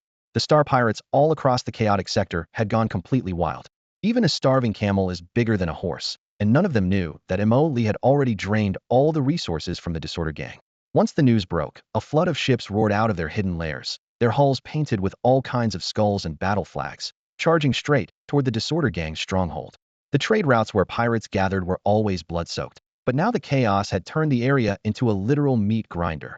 Battles to seize the lanes, fire control locks, close-range cannon volleys. Even the elite forces from the other 4 major factions got pulled into the maelstrom. Fire and wreckage floated through the starry void, shattered metal mingling with desperate decompression alarms. The already fragile pirate alliance was on the verge of collapse. The 5 major powers had been able to maintain a fragile peace in the past because there wasn't such a juicy catch right in front of them. But now, with profit staring them in the face, the smallest spark was enough to ignite wildfire suspicion and greed. The first to emerge from hyperspace was the King of Rex. This group of pirates specialized in upgrading salvaged ships and had mastered strange propulsion techno one outran them.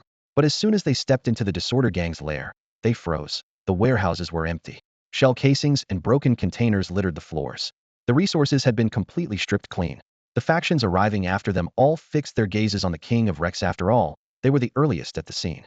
Before the tense air could fully settle, a battered heavy mech was slammed down onto the King of Rex ship deck, its frame bearing the clear insignia of the Disorder gang's fortress-class pilot. No matter how the mech got there, this alone pointed fingers at the King of Rex. You've hoarded the entire loot and still dare play innocent? Accusations rang out one after another. Some suspected a conspiracy, but no one wanted to let the right prey slip through their fingers, better to get the compensation in hand first. So the 3 factions held off on fighting and instead brandished their sky-high payout lists, mixing threats and persuasion. The King of Rex gritted their teeth, protesting, "We never saw any goods from the Disorder gang."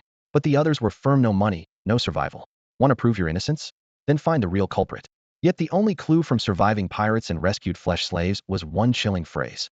That day, it was just one person. This answer sent a cold shiver through the King of Rex. They dared not provoke whoever could single-handedly slaughter the Disorder gang. After a tense standoff, the King of Rex finally relented. A huge compensation payment was transferred immediately, but they didn't see so much as a grain of resource. Humiliated and furious, their bitterness turned to rage. In the days that followed, conflicts at the Tekra hub skyrocketed. Nearly 2/3 involved the King of Rex. Their crews acted like cornered beasts, lashing out at anyone they met. Emoli, the true instigator, felt a bit dazed stepping out of the repair bay. Because of a second overload on his arm, nearly all the miniature auxiliary engines installed there were completely fried. This time, Emoli personally handled the repairs, spending a full 2 days and nights on it. The arc of his welding torch danced behind his protective goggles, white-hot sparks falling to the ground like golden rain. By the time he tightened the last bolt, he was nearly drained of energy. Stepping out of the repair shop, he was struck for the first time by how fresh the outside air actually felt. No, how did they end up fighting among themselves? Emoli wiped the sweat from his forehead, still turning over in his mind the unresolved score between the Disarray gang and the Wreckship King. Then, the intelligence from Xuan Ji stunned him into near silence. The three remaining major factions, the Rust Brotherhood, the Starbreak Marauders, and the Madfire Bandits, had actually joined forces to launch a surprise attack on the Wreckship King. 3 against 1, it was no contest at all. The Wreckship King was completely wiped out, and all 3 of his heavenly punishment-level pilots fell in the slaughter. What was even more absurd was that after their victory, the 3 groups did not split up again. Instead, they immediately announced their merger under a name long whispered about at the Tekla hub, a name that left outsiders utterly baffled: Crimson Star Scar. Hearing those words, the old veterans who knew the history instantly understood the man had returned. It was no wonder the Rust Brotherhood and Madfire Bandits had buried their grudges.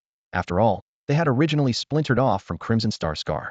As for the Starbreak Marauders, all the intel said was no upper echelon members appeared, leaving everyone guessing what had really happened to them. With his entire plan collapsing, Mo Li was dumbfounded. His original strategy had been, first cut down the weakest disarray gang, then pin the blame on the Wreckship King to fuel internal strife, and finally pick off factions one by one. But just as his mechas were repaired, the situation flipped upside down. The combined threat of the 3 major powers was far from a simple sum. He could almost see the vaults stuffed with star coins vanishing before his eyes, while a silent roar boiled inside him. Why? Worse yet, he had a vague feeling had been picked clean. The sixth sense of a strong person never lies. But with things so chaotic, he couldn't make a reckless move. He had to go find Kier first, that guy who looked like a half-baked intel dealer, and get the latest scoop. At that moment, Kier was busier than ever. Mo Li's batch of mechas had caused quite a stir when they hit the market. Kier had expected at least a 2-week stockpile, but the disarray gang had been wiped out by an unknown force. Then the major factions clashed fiercely, and mecha losses skyrocketed. Raiding class mechas sold and broke fastest, followed by fortress class. Just as more than half of the fortresses were sold, the 3 major factions announced their merger into Crimson Star Scar. Hearing that name, Kier paused for a few seconds before breaking into a smile. Crimson Star Scar forming means I don't even need to worry about my remaining stock. That guy's goal was never expansion, it's revenge, and revenge needs firepower. What's got you looking so smug? Mo Li's voice suddenly sounded right behind him, nearly giving Kier a heart attack. You walk without making a sound. Kier clutched his chest and spun around. Where did you come from all of a sudden? Nothing else to do? Mo Li shrugged. How are the mechas selling? Kier eyed him suspiciously, trying to find any flaws behind that harmless face. But Mo Li's gaze was as clear as a first-year college student's, showing no hint of deceit. After a moment, Kier gave up.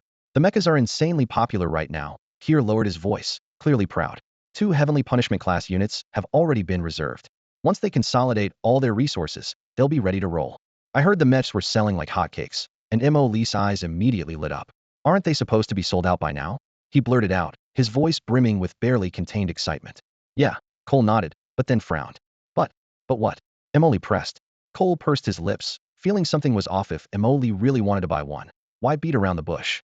Still, he usually didn't pry into clients' thoughts and push the doubt aside. So, how have things been lately? Mo Li casually asked. Cole blinked in surprise, his eyes widening. You don't know? Should I? Mo Li scratched his head, looking confused. Had been buried in repairing the blood debt these past few days and hadn't heard any news outside. Cole studied him, seeing no sign of pretension, and grew more suspicious. You actually don't know Victor's the creator of the Crimson Star Scar? Huh. Mo Li nearly dropped the tool in his hand, his pupils shrinking. No way. Had sensed there was something unusual about Seabass, but never imagined he was the leader of the Star Pirates. At first, Seabass' butler appearance naturally made that possibility easy to overlook. Thinking back, the details about Seabass as a butler, the way he always kept half a step's distance when speaking, promptly handing things over. His breath so light it was almost imperceptible, but still somehow reliable. Everything fit perfectly, like the job was etched into his bones. Now, to think he transformed into the Star Pirate leader? The stark contrast made Mo Li wonder if he was dreaming. Cole didn't notice Mo Li zoning out and went on. Back then, the Crimson Star Scar was one of the biggest powers in the chaotic sector, even showing signs of unification. Wait. Mo Li raised a hand to his forehead, cutting him off. Are you about to tell a story? Cole's carefully gathering mood instantly unraveled. Yeah, aren't you curious? Mo Li just shook his head slightly and went to the back room. He pulled 2 bottles of booze from Cole's old, faded fridge and slammed them on the table, then sat down. Go on. Cole felt awkward around Mo Li's casual demeanor and muttered, don't interrupt when someone's about to get deep into the story. You're throwing off my rhythm. But Mo Li was a major customer. And since none of this was secret, Victor himself didn't hide it. Cole decided to spill everything. Victor was the leader of the Crimson Star Scar. Unlike those leaders who ruled by fists, he led a bunch of unruly guys purely through personal charisma. Later on, groups you've heard of like the Rust Brotherhood and the Madfire Raiders branched off from the Crimson Star Scar high ranks. After finishing, Cole stared at Mo Li, waiting for questions. They locked eyes for a few seconds until Cole finally scratched his head in frustration. Why aren't you asking me how exactly the Crimson Star Scar split up? Mo Li, who had been leisurely sipping, suddenly sobered up and straightened his back instantly. How did the Crimson Star Scar split up? Cole took a deep breath. The Crimson Star Scar was made up of 5 punishment class pilots, among them Ariel, who was not only Victor's wife, but also had reached the very peak of the punishment tier. In the chaotic star domain, Ariel was unrivaled, and this power couple, Ariel and Victor, had long planned to join forces to sweep through the disorderly region.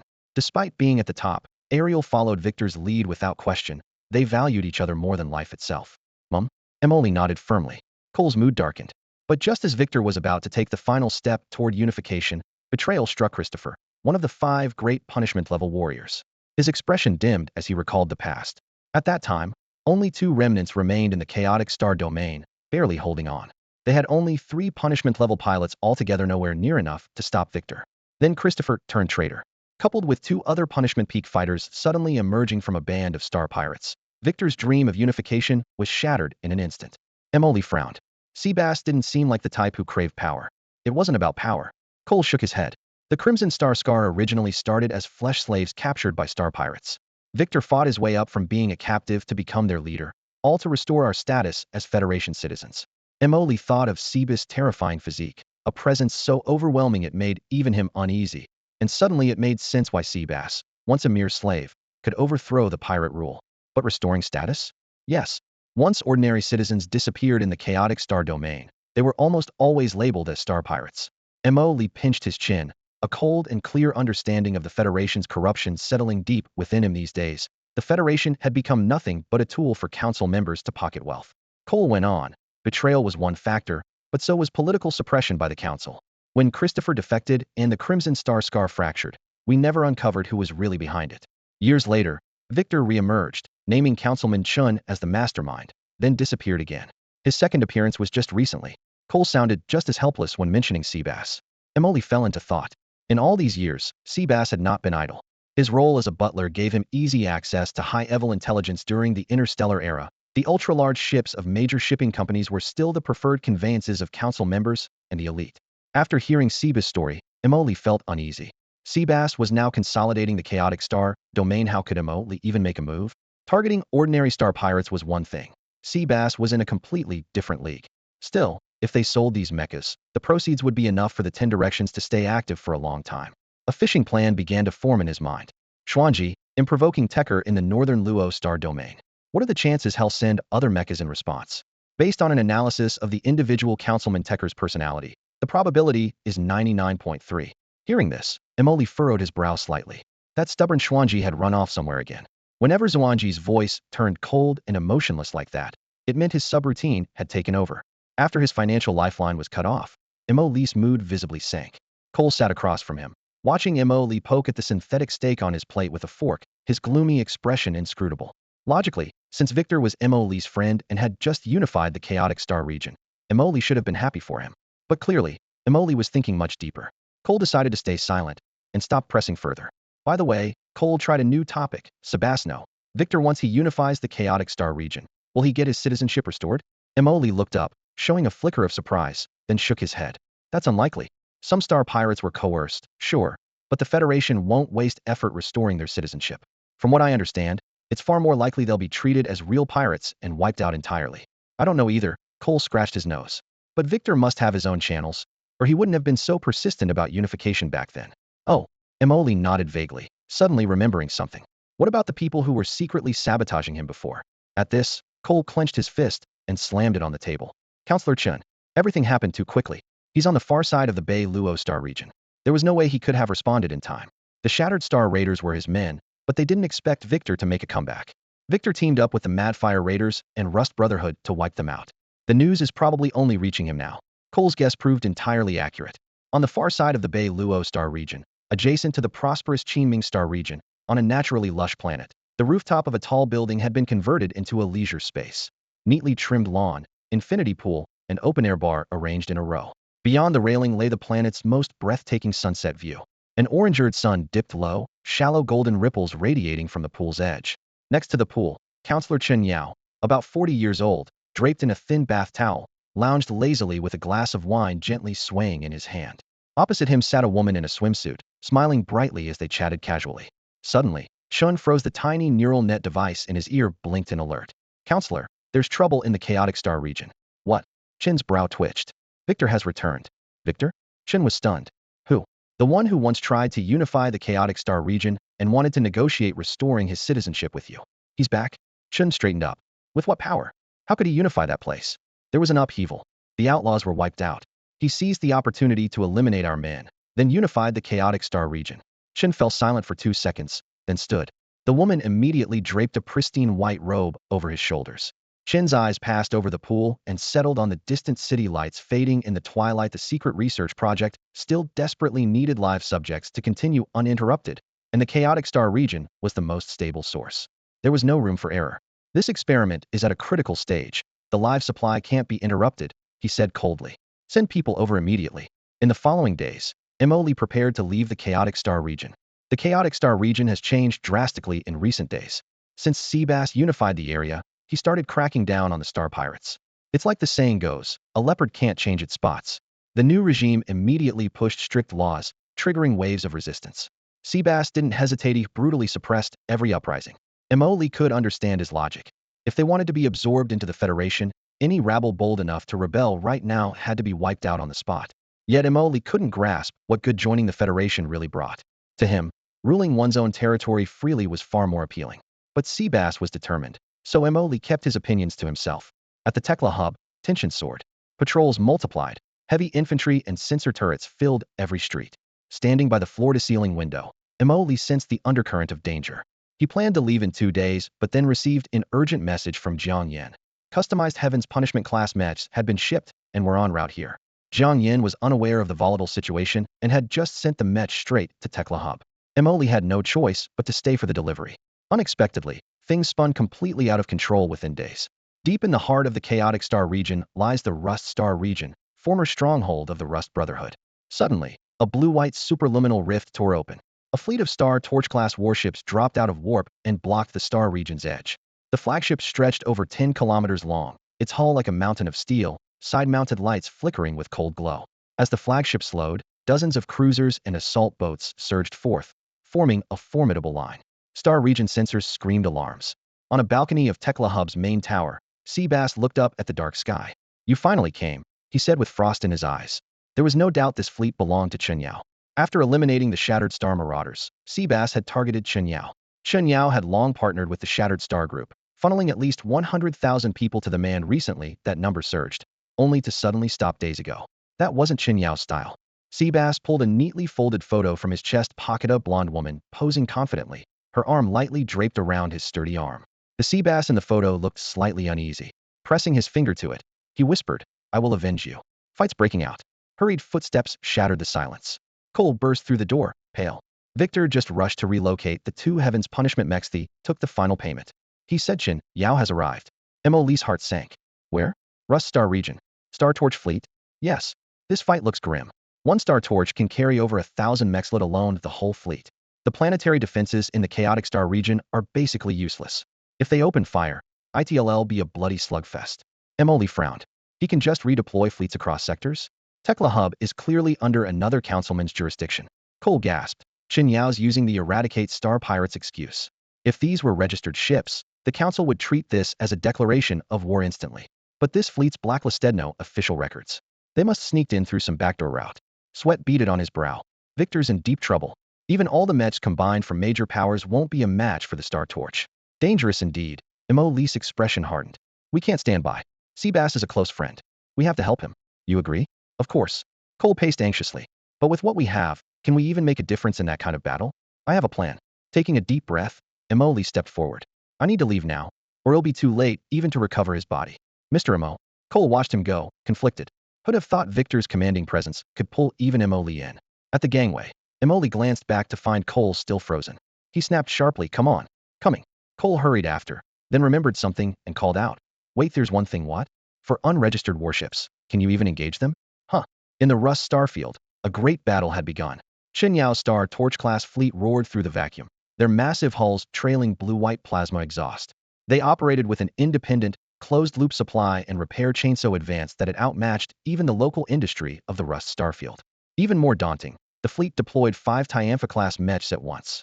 In contrast, Seabass could only muster 4 similar-grade mechs by pooling all the assets of the Rust Brotherhood and the Madfire Raiders. Not only was the quantity uneven, the performance gap was worlds apart. Chun Yao's Tianfa-class machines were like freshly forged blades from a state arsenal, equipped with full fire control, armor, propulsion, and electronic warfare modules. Their array of hegemony tech left no weaknesses to exploit. Seabass knew this well and never intended to meet them heat-in, instead relying on Hitandran guerrilla tactics amid the scattered asteroid belts of the Rust starfield. The space pirates were weak in direct firepower but experts at stealth, maneuvering, and evasion. Living in the cold void, they walked a fine line between federal prisons and drifting space debris. It was this hard-earned cunning that allowed Seabass to hold the line barely. But the situation kept worsening. Each sortie by Chun Yao's 5 Tianfa mechs tore through vast numbers of the pirates' forces. Worse, the Star Torch fleet was now less than a star system unit away from their main star. Once their supply and repair lines were cut, a war of attrition would become a noose tightening ever faster. Seabass mechs suffered from such poor neural synchronization that even the test pilots doubted their reliability. He himself did not pilot. Instead, he stayed at the command center in orbit over the home planet, eyes glued to streaming data and tactical star charts. Suddenly, an urgent distress call broke through the encrypted channel shared by the 4 Tianfa mechs. "Victor, we're done for." That was his black market code name, and their last call for help on the battlefield. These 4 had been ordered to avoid the main front, to infiltrate and strike at Chun Yao's mothership. But the Star Torch fleet's layered shields and fire control matrices formed an iron web so impenetrable even 4 Tianfa mechs side by side found no opening. Instead, the enemy mechs doggedly pursued them, radar blips flickering like snake tongues on the battle screen. Direct confrontation was simply not an option. They had to keep evading. Hold on. Seabass wiped sweat from his brow and stared at the overall star map. Losses for the Crimson Star Scar faction were rapidly mounting in visible numbers. He dared not commit his ordinary pirates to frontal assaults. A single volley from the Star Torch fleet's main cannons could carve a blazing white path through the darkness. Furthermore, the Crimson Star Scar lacked large warships capable of standing against the mothership, relying mostly on nimble small assault ships that could at best scratch paint before fleeing. To buy time, a dense electromagnetic shielding field rose over the home planet's surface, blocking hyperspace coordinates. Chun Yao's fleet couldn't use faster thermite jumps into the system's core, forced instead to advance on pulse engines, but the distance closed quickly nonetheless. As those steel behemoths approached orbit, their condensed gamma-ray lasers and gravity-focused cannons could obliterate any space station with a single shot. The outer spaceport around the home planet was dangerously exposed if raised. The Crimson Star Scar would lose their escape docks, making not only counterattacks impossible, but departure from the star itself a distant dream. The fleet's shadow loomed closer. The emergency channel from the home planet, filled with suppressed breaths and fragmented cries. Seabass heard his own heartbeat pounding in his ears, but forced himself to maintain command. Just a little longer. Hold on a bit more, he murmured, half to his crew, half to himself. Reinforcements are coming. Citizenship approvals are nearly through. When that happens, Chun Yao won't dare make reckless moves. For years he had planned for this day. The humiliation of once being a flesh slave burned deep in his memory, and he would never again allow himself to lose his humanity. But reality was cruel. He had become the very pirate he hated, enduring everything just to hold on until that life-saving document arrived. With that thought, Seabass didn't dare look further. His gaze hardened instead with new resolve. At that moment, the StarNet communicator rang. Sebastian's eyes narrowed sharply when he saw the name on the screen, and he quickly picked up. "Hello? Counselor Mingyang. It's me."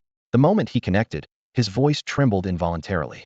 If it were only about himself, he might have stayed expressionless. But now he carried not just his own life, but the hopes of countless friends and brothers like him, people once enslaved as meat slaves and stripped of their rights. Their citizenship was all stuck behind the Federation's official paperwork. A cold, somewhat impatient female voice came through. Sebastian's heart tightened, and his voice grew colder. "You lied to me?" "No," Mingyang said calmly. "It's some counselors blocking me, Takal, and Qin Yao are leading it." "Why?" Sebastian frowned. "They've always worked together. Now Qin Yao is targeting you." Citizenship being blocked was normal. Sebastian quickly realized this path was a dead end, and he could only count on the support fleet. "Where's the support?" "On the way." "No way. Qin Yao's fleet has already arrived. I told you in advance." "Are you questioning me?" Mingyang's voice dropped to an icy low. Sebastian stood his ground. "This concerns everyone's lives. We agreed the unification of the chaotic star region will be the sharpest blade in your hand. No one will suspect it belongs to you. But if one day it all falls apart and you're disgraced, what about us? Sewer rats, cockroaches in the gutters, maggots in the road. If exposed, the ignorant masses won't suspect you're involved. That's why I'm your most useful blade." There was a long silence on the other end before she slowly said, "You're smart, but too smart." Suddenly, Sebastian understood the fleet was moving, and the price was his life. The line went dead in absolute silence. For the first time, a trace of relief flickered across his usually stern face. Although the Chaotic Star region rarely had a proper punishment-class ship, it was a natural insect breeding arena, lawless, leaderless, but constantly attracting space pirates. With some effort, swarms of these insects could be bred into Meng Yang's private army.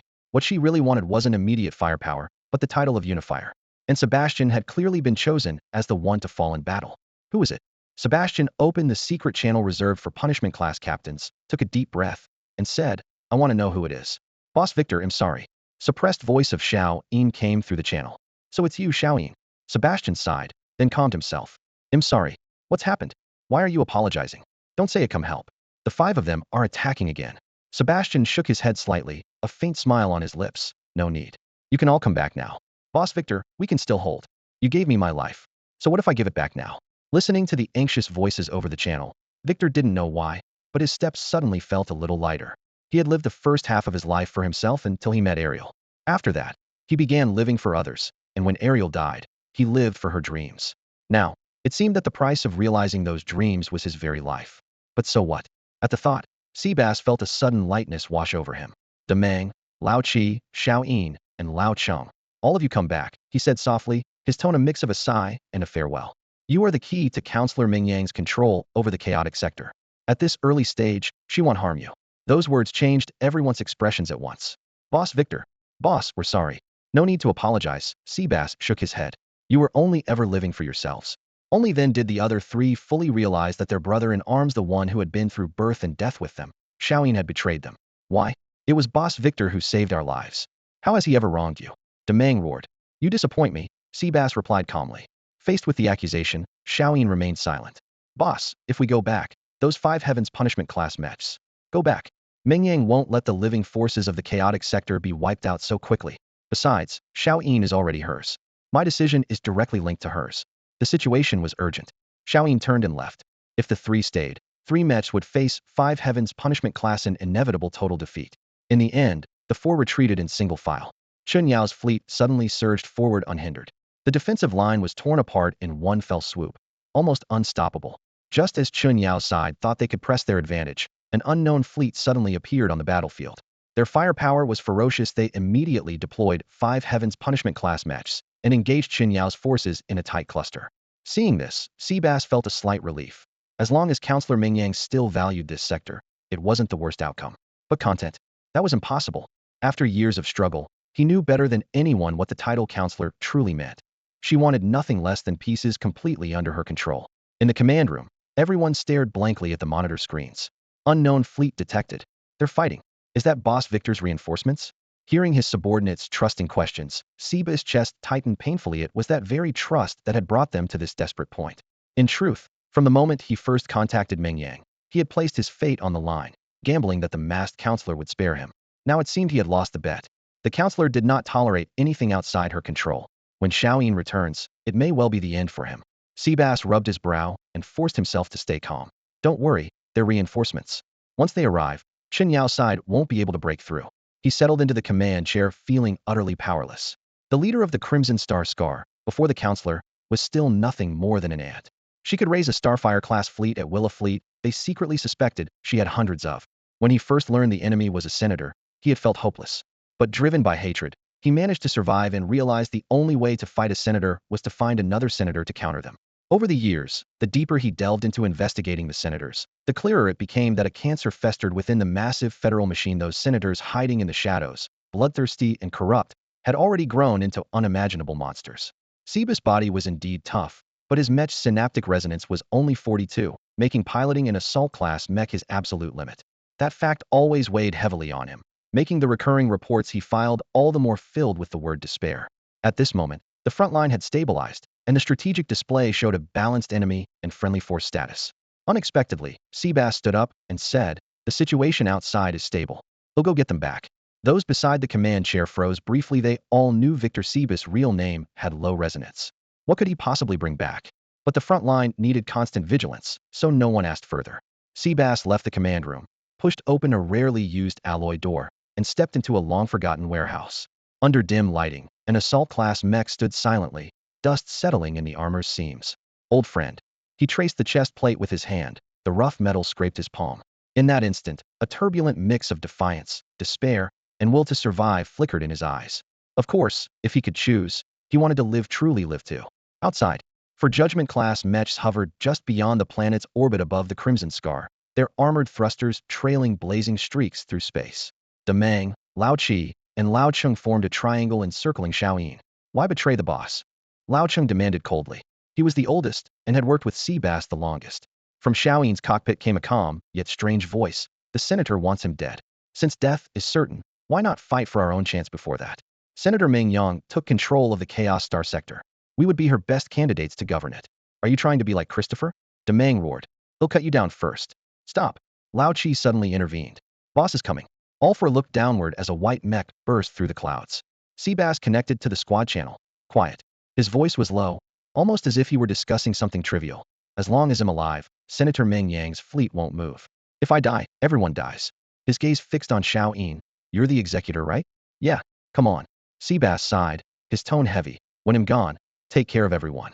The expressions of Demang and the others shifted ready to charge, but Seabass commanded, everyone stop. My death is the condition for Meng Yang to act. Think of your wives and children. The brothers from the Rust Brotherhood and the Mad Fire Bandits had all long since settled down with families. At the thought of those waiting for their return, their bodies trembled, but they stood their ground. Xiaoyin piloted closer to Seabass. Boss, I'm sorry, I have no choice.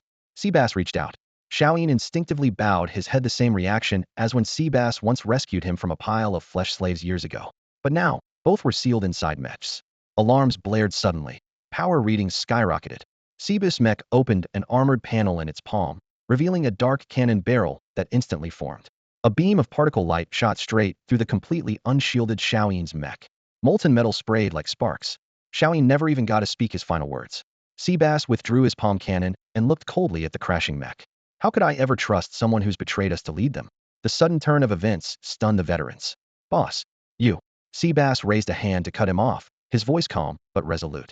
No need to say more. Old Cheng, the Crimson Star Scar mission is yours. Lao Qi, Demang, you're to assist. Before the words even left his mouth, he switched the channel to Xiaoyin's mech. Counselor Meng Yang, you don't have to worry about Mei will die. But the Chaos Sector can never fall into Chun Yao's hands. Old Cheng is steady and level-headed, not scheming.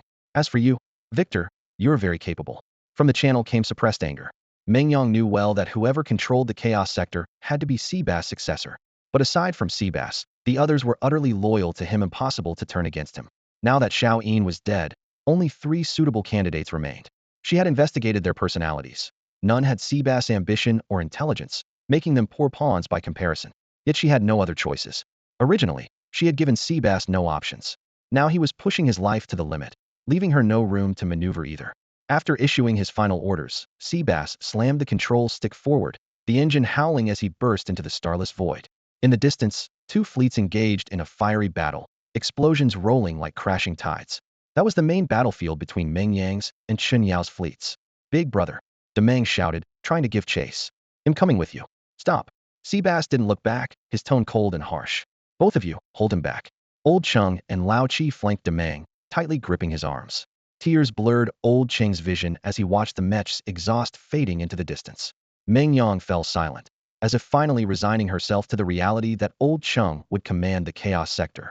She inwardly regretted it. Seabass was incredibly clever, able to single-handedly gather and hold secret intelligence on many counselors. His abilities were unquestionable, but that was precisely why she dared not use him. Meng Yang loathed anyone she couldn't fully read. Even if they were near death, still able to stir the game, that loss of control sickened her.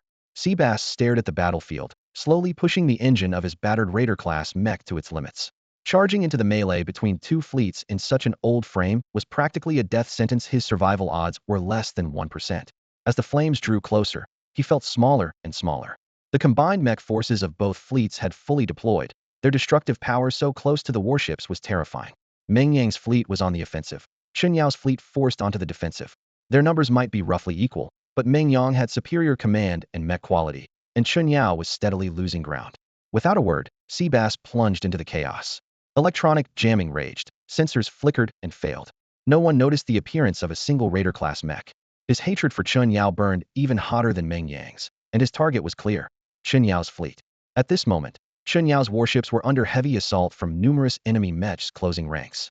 Their long-range firepower was hampered. They could only pull their own mechs back in defense. The front line had been drawn inside the fleet formation, causing a surge in friendly fire casualties. The missiles, particle beams, and other weapons flying wild in the melee were inflicting significant damage on the assault ship transports.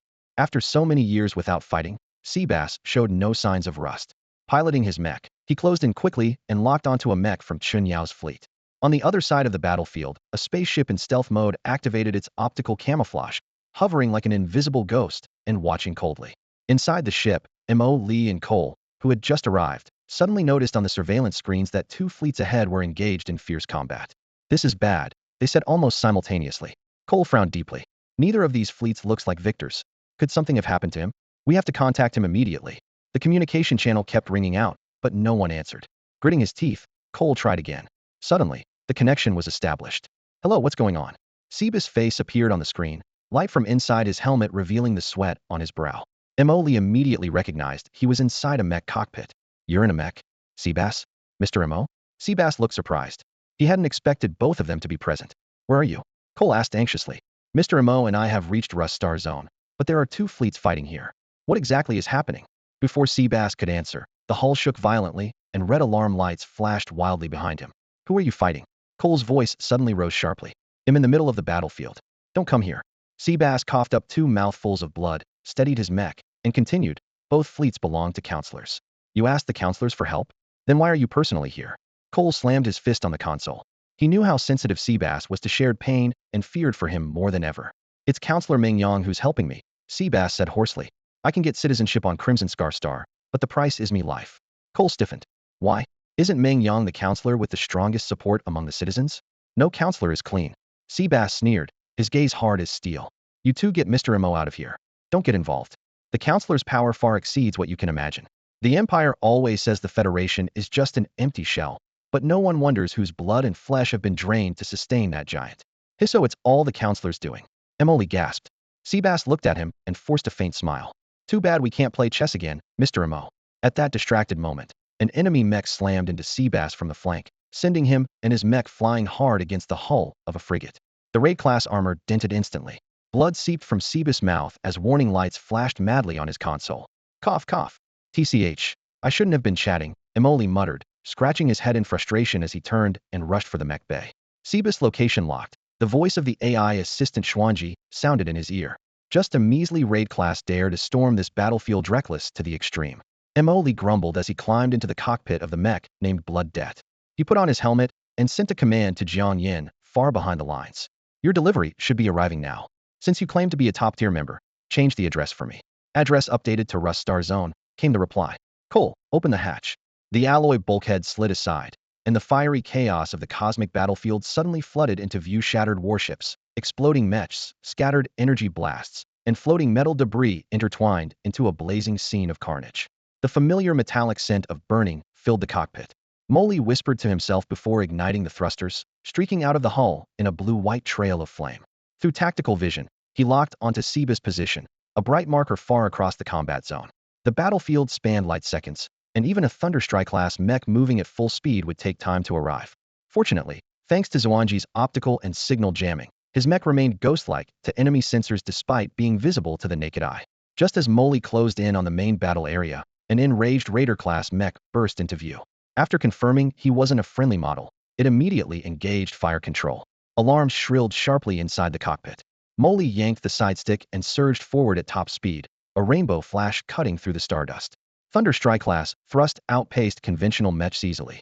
The Raider pilot snapped to reality, whirling to flee. Molly pursued for several seconds before Blood Covenant, wielded in blade mode, sliced through the mech's rear, piercing the cockpit. He kicked the wreckage aside, reacquired Seabass' beacon, and sped onward at full throttle. Seabass' situation was grim. Charging into this melee piloting a Raider was nearly a suicide mission, especially with his empathy link only at 42% and the system operating at baseline performance. He knew his end was near. This star system was his chosen grave. After barely destroying an enemy Raider, a brutal psychic backlash slammed into him with a pounding headache. His limbs and mech felt sluggish, as if separated by deep ocean. Boom. A sudden impact blasted him and his mech hundreds of meters back. The retro thrusters screamed in protest as he barely stabilized his posture. Damage diagnostics flared red warnings. Attack era Bastion-class mech with a broken shoulder ram. Even off-peak, such a foe could crush a raider easily. After assessing the gap, his opponent dove in without hesitation, unleashing a violent, relentless assault. The Bastion's fire control appeared crippled, forcing it into close quarters with a high-frequency particle shock blade. In theory, this was Seba's specialty. But inside the mech, his combat skills were diminished to less than 10% capacity.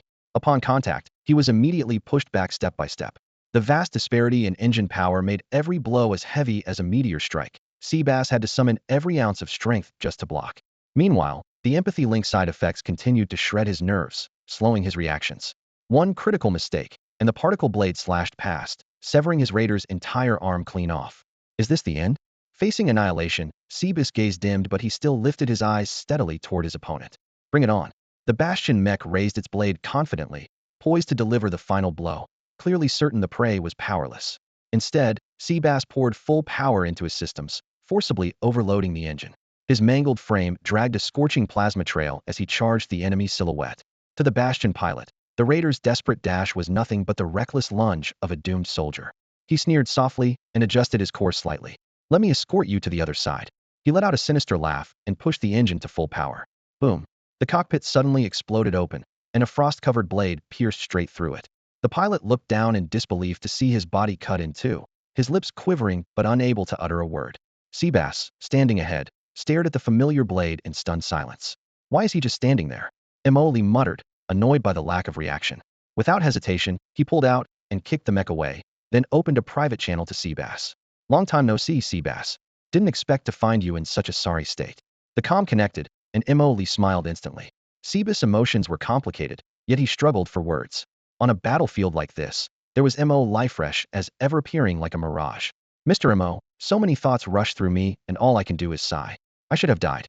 No one's supposed to die, Emoli said sharply, spinning to deliver a powerful punch that shattered a Raider-class mech trying to ambush them midair.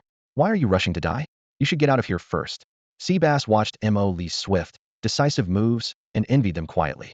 I'm leaving whenever I want. Aren't you leaving? Without pausing, Emoli circled Seabass, intercepting incoming mechs as they approached. I can't leave, Seabass said calmly. This fleet will only intercept Chen Yao's fleet if I die. Wait, Seabass, you have another fleet as support? Emoli was surprised. Seabass could only smile bitterly, knowing his own situation best. This is Yuan Meng's fleet. She agreed because she wants control over the chaotic star region, but in the obstacle to her plans. The counselor interested in this worthless place? Emoli was surprised that such a small area could gather two counselors' fleets for a fight. Hold on, you mean the other fleet also belongs to a counselor? These fleets couldn't have just crossed a few council territories to get here, right? So this fleet must be off the Buxa Ghost fleet? Seabass wasn't sure why Emoli was speculating, but answered instinctively. You could say that. Emoli's eyes lit up. What if I help you take care of both fleets? Seabass' mind immediately raced to imagine the two fleets destroyed here. If those two fleets are wiped out here, the counselors will have to reassess the strength in the chaotic star region. They're a bunch of cowardly vampires. They get extremely cautious when faced with unknown forces. Say no more. Before Seabass could fully react, Emoli blasted the thrusters to maximum. A Fortress-class mech preparing to ambush them saw Emoli charging at full speed and had no time to dodge. As Emoli closed in, the blood pact pierced repeatedly before he flew past. Only after some distance did the Fortress-class mech explode violently. Seabass whipped his head to the direction Emoli was headed, straight toward Chun Yao's fleet's flagship. A ridiculous thought surged in his mind, and he widened his eyes in disbelief. Still, with Emoli's style, it just might be possible. Emoli didn't even bother to take cover or dodge as he flew this Fortress-class mech headed straight toward their flagship, impossible for the ace pilots of Chun Yao's fleet to ignore. At first, two Fortress-class mechs of the same level were dispatched to intercept him at this moment. The Heaven's Punishment-class mech was locked in a fierce duel with Counselor Meng Yang's flagship and couldn't break away. The interceptors flanked Emoli on both sides, but the battlefield was littered with wreckage and tangled gunfire. Just when they managed to lock coordinates, Emoli zoomed past a chunk of a destroyed warship or dashed between the two grappling mechs, instantly blocking their line of fire. Desperate, the two fortress mechs launched dozens of homing missiles simultaneously. Before the missiles could reach their target, Emoli suddenly dove and then leapt diagonally, using upward thrust to pull the entire missile salvo toward the two warships behind him. Boom, boom. Explosions erupted on the opposite side of the ship. Flames and shrapnel from the blasts were pierced apart by the sharp spear blade of Blood Covenant. As the fire died away, Emoli piloted Blood Debt straight through the flames, charging toward the three remaining escort frigates. Beyond them stood Qin Yao's flagship. The enemy tried to escape. Strong antimatter fluctuations detected. Flagship engines are heating up. Xuan Ji's urgent alert sounded in his cockpit. Mo Li's eyes darkened. He abandoned the two fortress mechs trying to trap him and set a straight, unwavering course forward. In the distance, the flagship's rear thrusters faintly glowed. As energy was channeled in, a silvery blue radiance intensified, signaling the jump countdown had begun. The fleet command system also recorded Blood Debt's high-speed trajectory. If a Fortress-class mech managed to dock with the flagship, it could tear the mighty ship apart. With the Heaven's Punishment class unable to assist in time, their only hope was recalling the nearest escort frigates for emergency interception. But no matter how fast a frigate was, it couldn't match the mech's agility. Two escort frigates swiftly maneuvered sideways, their side armor plates sliding open to reveal twin rows of particle cannons locking onto the red targeting marker on their displays. In an instant, they unleashed a barrage of high-energy blasts. The two fortress mechs still chasing from behind saw the danger and immediately veered into the debris field. Blood Covenant's hinges unlocked, and its armor reassembled midair into a gleaming crimson spear. Without any evasive serpentine maneuvers, Mo Li charged straight into the storm of energy fire. The spinning spear tip deflected each energy blast, carving out a narrow, perfectly straight path. The escort frigate's fire control officers panicked. How is his lock-on so stable? Switched to electromagnetic railguns. Both captains issued orders simultaneously. Energy blasts could be deflected, solid kinetic rounds would be much harder. Sidewall alloy panels slid open, revealing several flat-barreled railguns. Their magnetic rails began charging. Although railgun targeting was slower, when the fire control tried locking again, the red target box refused to close. Mo Li suddenly dove, then shot upward steeply, performing extreme maneuvers that turned him into an unpredictable noise point impossible for algorithms to anticipate. How does he know we changed weapons? Both captains turned pale. Within moments, the distance narrowed to less than 100 meters. The two scattered pursuers, disrupted by the escort frigate's defensive fire, fell so far behind they couldn't keep up anymore. Mo Li closed in on one escort's bow. Sweeping the spear, two residual energy blasts flying toward him were slashed and deflected, becoming twin fiery streaks fading into the void. Then, his waist thruster burst out a blazing white tail flame. Lowering his center of gravity, he bent forward into a roll and landed on the escort frigate's deck. The spear of the Blood Oath plunged fiercely into the deck, while Mo Li's thrusters roared at full power. Boom! The special armor designed for space combat tore open like paper. A long, jagged gash stretched from the ship's midsection all the way to the bridge window. Mo Li raced along the crack, pressing close to the hull until he reached the window. Through the reinforced glass, the terrified faces of the bridge crew were clearly visible. The next moment, his fists smashed through the alloy glass. The vacuum outside instantly sucked out the air, sending the crew into a chaotic panic as they scattered wildly, afraid to come near. Ignoring them, Mo Li immediately locked onto the ship's docking port and let Xuan Ji in for the hack. Less than 3 seconds later, a confirmation beep sounded in his earpiece. He vaulted out and charged toward the flagship. One escort frigate was destroyed. Another fought desperately to block him, but was doomed. The flagship now only had a handful of mechas left. If Mo Li got close, the ensuing battle fire could devastate the command ship with catastrophic consequences. So, under cover of a heavy particle beam from the flagship, 5 Tianfa-class mechas at the front line broke off the engagement and turned around to make a full-speed retreat. The Tianfa-class unleashed a burst of speed far exceeding Mo Li's. By the time Mo Li stepped onto the flagship's deck, the 5 mechas had already taken their positions, fanning out to surround him. 5 against 1, and with the mechas superior in model level yet no one dared shoot recklessly. One stray blast could shred their own flagship to pieces. Give it up. We're done fighting. The chaotic star domain is yours. Chun Yao's voice crackled over the comms, tinged with barely concealed fear. This unknown fleet was unimaginably powerful. But Mo Li only smiled faintly, refusing to retreat, standing firm before the 5 Tianfa mechas. Meanwhile, at the edge of the battlefield, Koer's small scout ship hid in shadow. Suddenly, a several dozen meter-long vessel deactivated its optical camouflage, its silhouette slowly becoming clear. Koer panicked and activated all scanners until he spotted the massive Star Sea Express logo painted on the hull, barely calming down. But what was Star Sea Express doing out here? Curious, he watched as the cargo ship's bay doors opened, and a brand new mecha slid out smoothly. The mecha powered up its stellar engine immediately, the scout's sensors instantly spiking to overload. Unidentified peak-level Tianfa-class mecha. Energy readings approaching star ring level. Overwhelming power. Recommend immediate withdrawal. Koer's mind went blank. Peak Tianfa-class? Who had sent such a beast to this area? No one answered. After a brief warm-up, the mecha streaked toward the distant battlefield in a blue-white flash. Its twin flag-shaped wings on its back gleamed with azure light, as its speed surged again. In the blink of an eye, it vanished from Koer's view. Is that really a Tianfa class? Koer was utterly stunned. Back on Chun Yao's flagship deck, Mo Li faced down the 5 predatory Tianfa mechas with a faint smile still on his lips. The Spear of the Blood Oath stabbed again, without hesitation, into the deck beneath him. The 5 mechas tensed simultaneously, hesitant to use their long-range weapons, and lunged forward hastily in an attempt to block the explosion. But the spear thrust was only a feint. In a flash, Mo Li pulled the spear out and swept sideways, darting off at an angle. The 5 mechas spun simultaneously to pursue him. The Tianfa-class mechas were exceptionally agile in turning, and already had the speed advantage. In the blink of an eye, they closed to lethal range. Due to their size, only 2 mechas could engage simultaneously in the first instant. With one heavy blade, Mo Li dared not directly withstand the assault of 2 top-tier Tianfa-class mechs at once. Instead, he used a deft redirecting technique. As the 2 mechs struck, he subtly shifted the angle of their weapons, letting their momentum carry the blades slightly off course. Seizing the split second when their edges slipped, he charged forward explosively. His thick armor scraped the enemy hulls with a shrill metallic screech, and his fists blazed out like meteors, forcing those 2 mechs back several meters. In the brief moment before the opposing pilots regrouped, Mo Li took a quick scan of the battlefield. On the tactical display, the Mengyang fleet's Tianfa-class mechs were surprisingly not pressing the attack. Instead, they circled on the outskirts, watching without pursuing, showing no intent to chase. Was this caution against further retaliation, or some other plan? This detail instantly raised Mo Li's alertness. If Mengyang stopped here, he'd be completely exposed under the fireline of Chun Yao's fleet. Sure enough, ever more mechs were returning from the rear to reinforce the front line. Chun Yao's side abandoned their heavily damaged, energy-leaking warships, leaving them to drift aimlessly.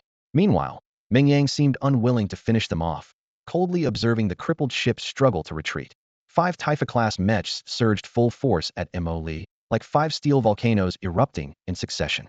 If this weren't the enemy flagship's outer bridge deck, those heavy units might have unleashed full firepower without hesitation. Mo Li's blood debt, a mech barely clinging to the fortress-class peak, would have been torn to shreds.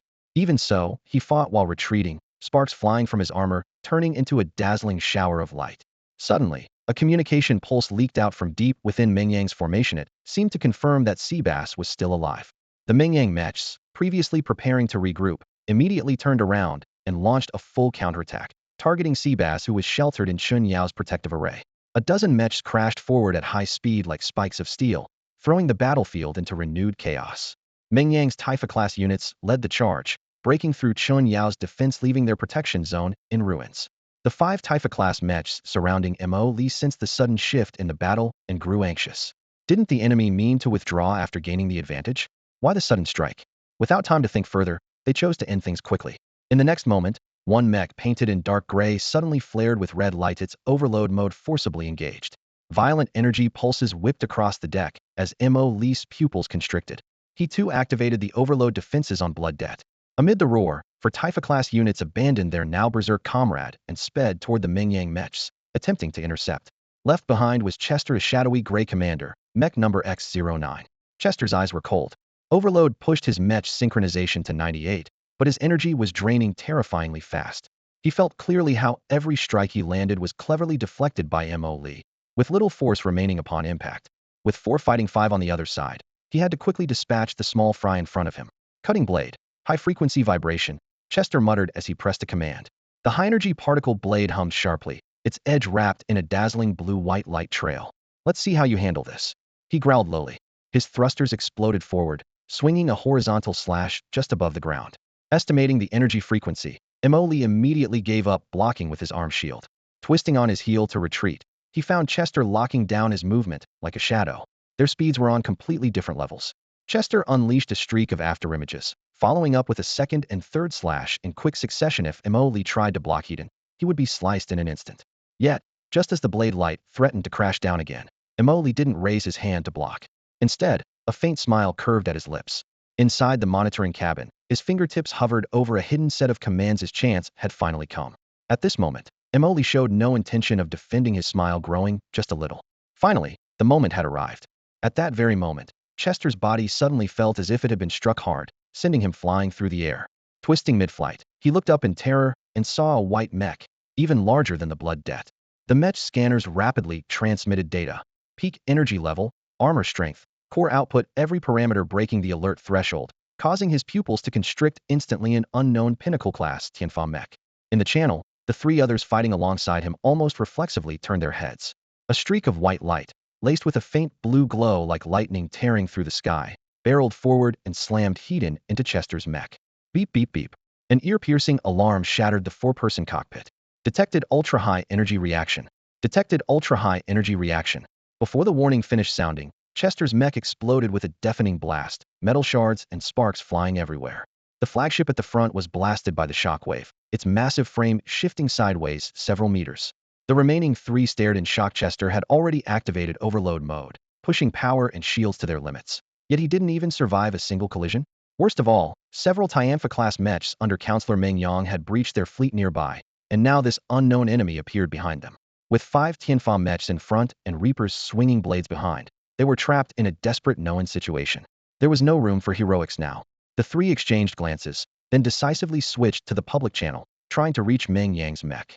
They figured it was a long shot, but surprisingly the channel connected. The voice on the other side was colder and faster than theirs. "Surrender, Victor, and we can withdraw." "Victor?" The three looked at each other in confusion. Wasn't that guy commanding ground forces? When did he board the ship? As if fearing misunderstanding, Meng Yang's Tianfa mech added, "We want him dead. If you can take care of it in front of us, fine." Though baffled why the fleet sent to support Victor would turn hostile, since the enemy paused fighting first, why not try?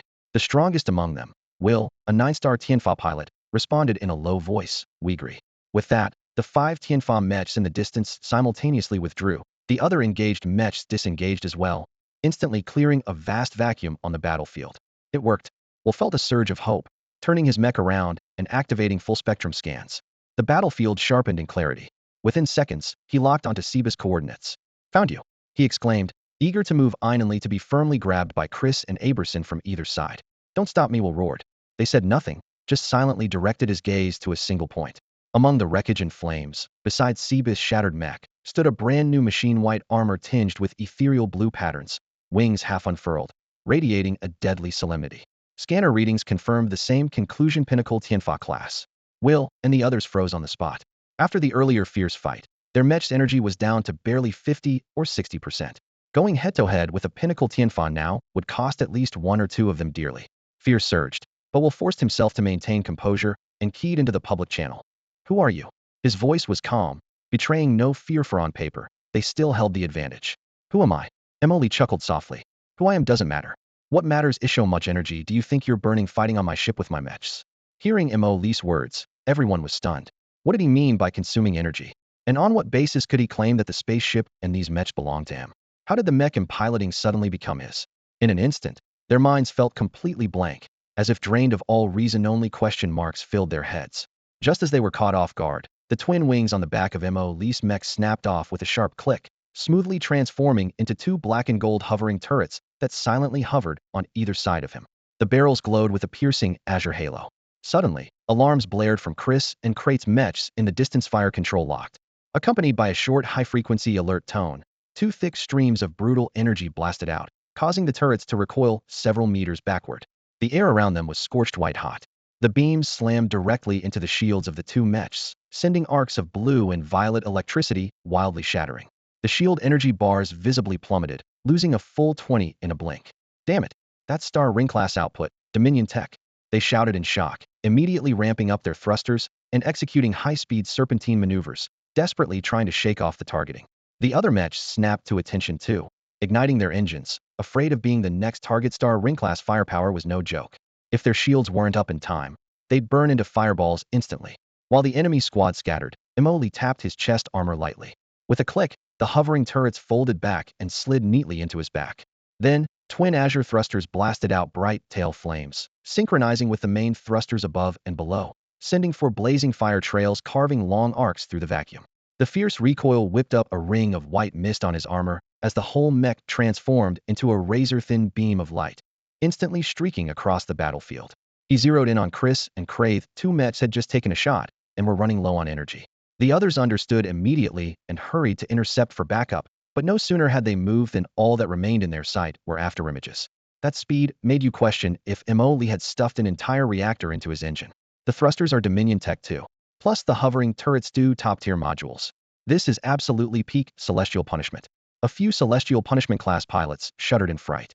The more experienced they were, the clearer the terror of this new mech's capabilities became. But knowing didn't mean they could stop. Ithy closed in like trying to catch a drifting feather, only to grasp at air. The next moment, Imoli had already flashed behind them, slicing through their formation effortlessly. Chris and Krait's warning lights flared again. Imoli was closing in. Both of them bristled, instinctively drawing their melee weapons.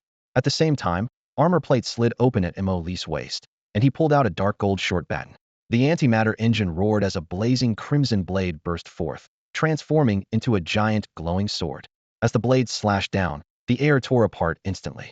Chris recoiled sharply, while Krait counterattacked courageously during Imoli's swing, but Imoli was just as fast in response.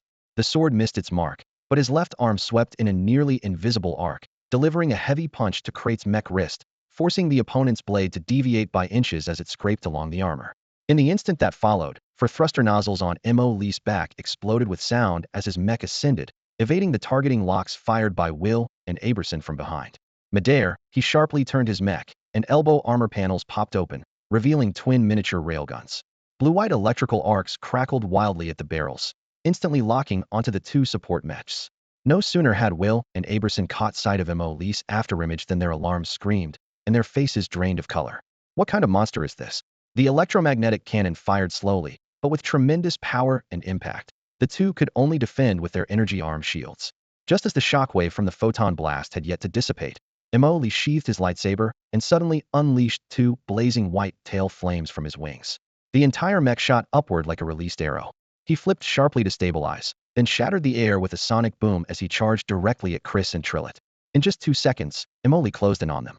Accompanied by the crisp sound of metal separating, the steel wings detached automatically and flew swiftly to his wrists, locking into place as two wide-bladed greatswords. Their edges gleamed fiercely, forcing Chris and Trillet to instinctively step back. A hum buzzed. At the tips of the blades, blue-white energy instantly gathered. Remembering the terror of those two previous beams, they reflexively raised their shields. In a flash, 2 streams of energy shot out again, instantly depleting both mech's energy bars into the red zone. The shields flickered only briefly before shattering, and Imoli was already right on top of them. The steel wings transformed blades pierced through the cockpit, passing cleanly through the frame without damaging the mech's rear structure. Before he could withdraw his blades, the fire control warning buzzed as multiple targeting lasers locked onto Imoli's mech. Unfazed, he slashed downward. 2 hovering turrets unlocked and scattered. He dodged a high-energy beam, then drew his lightsaber and swung with full force. The blazing red blade cleaved a beam in 2. The shot that grazed his chest left only a scorch mark on the armor.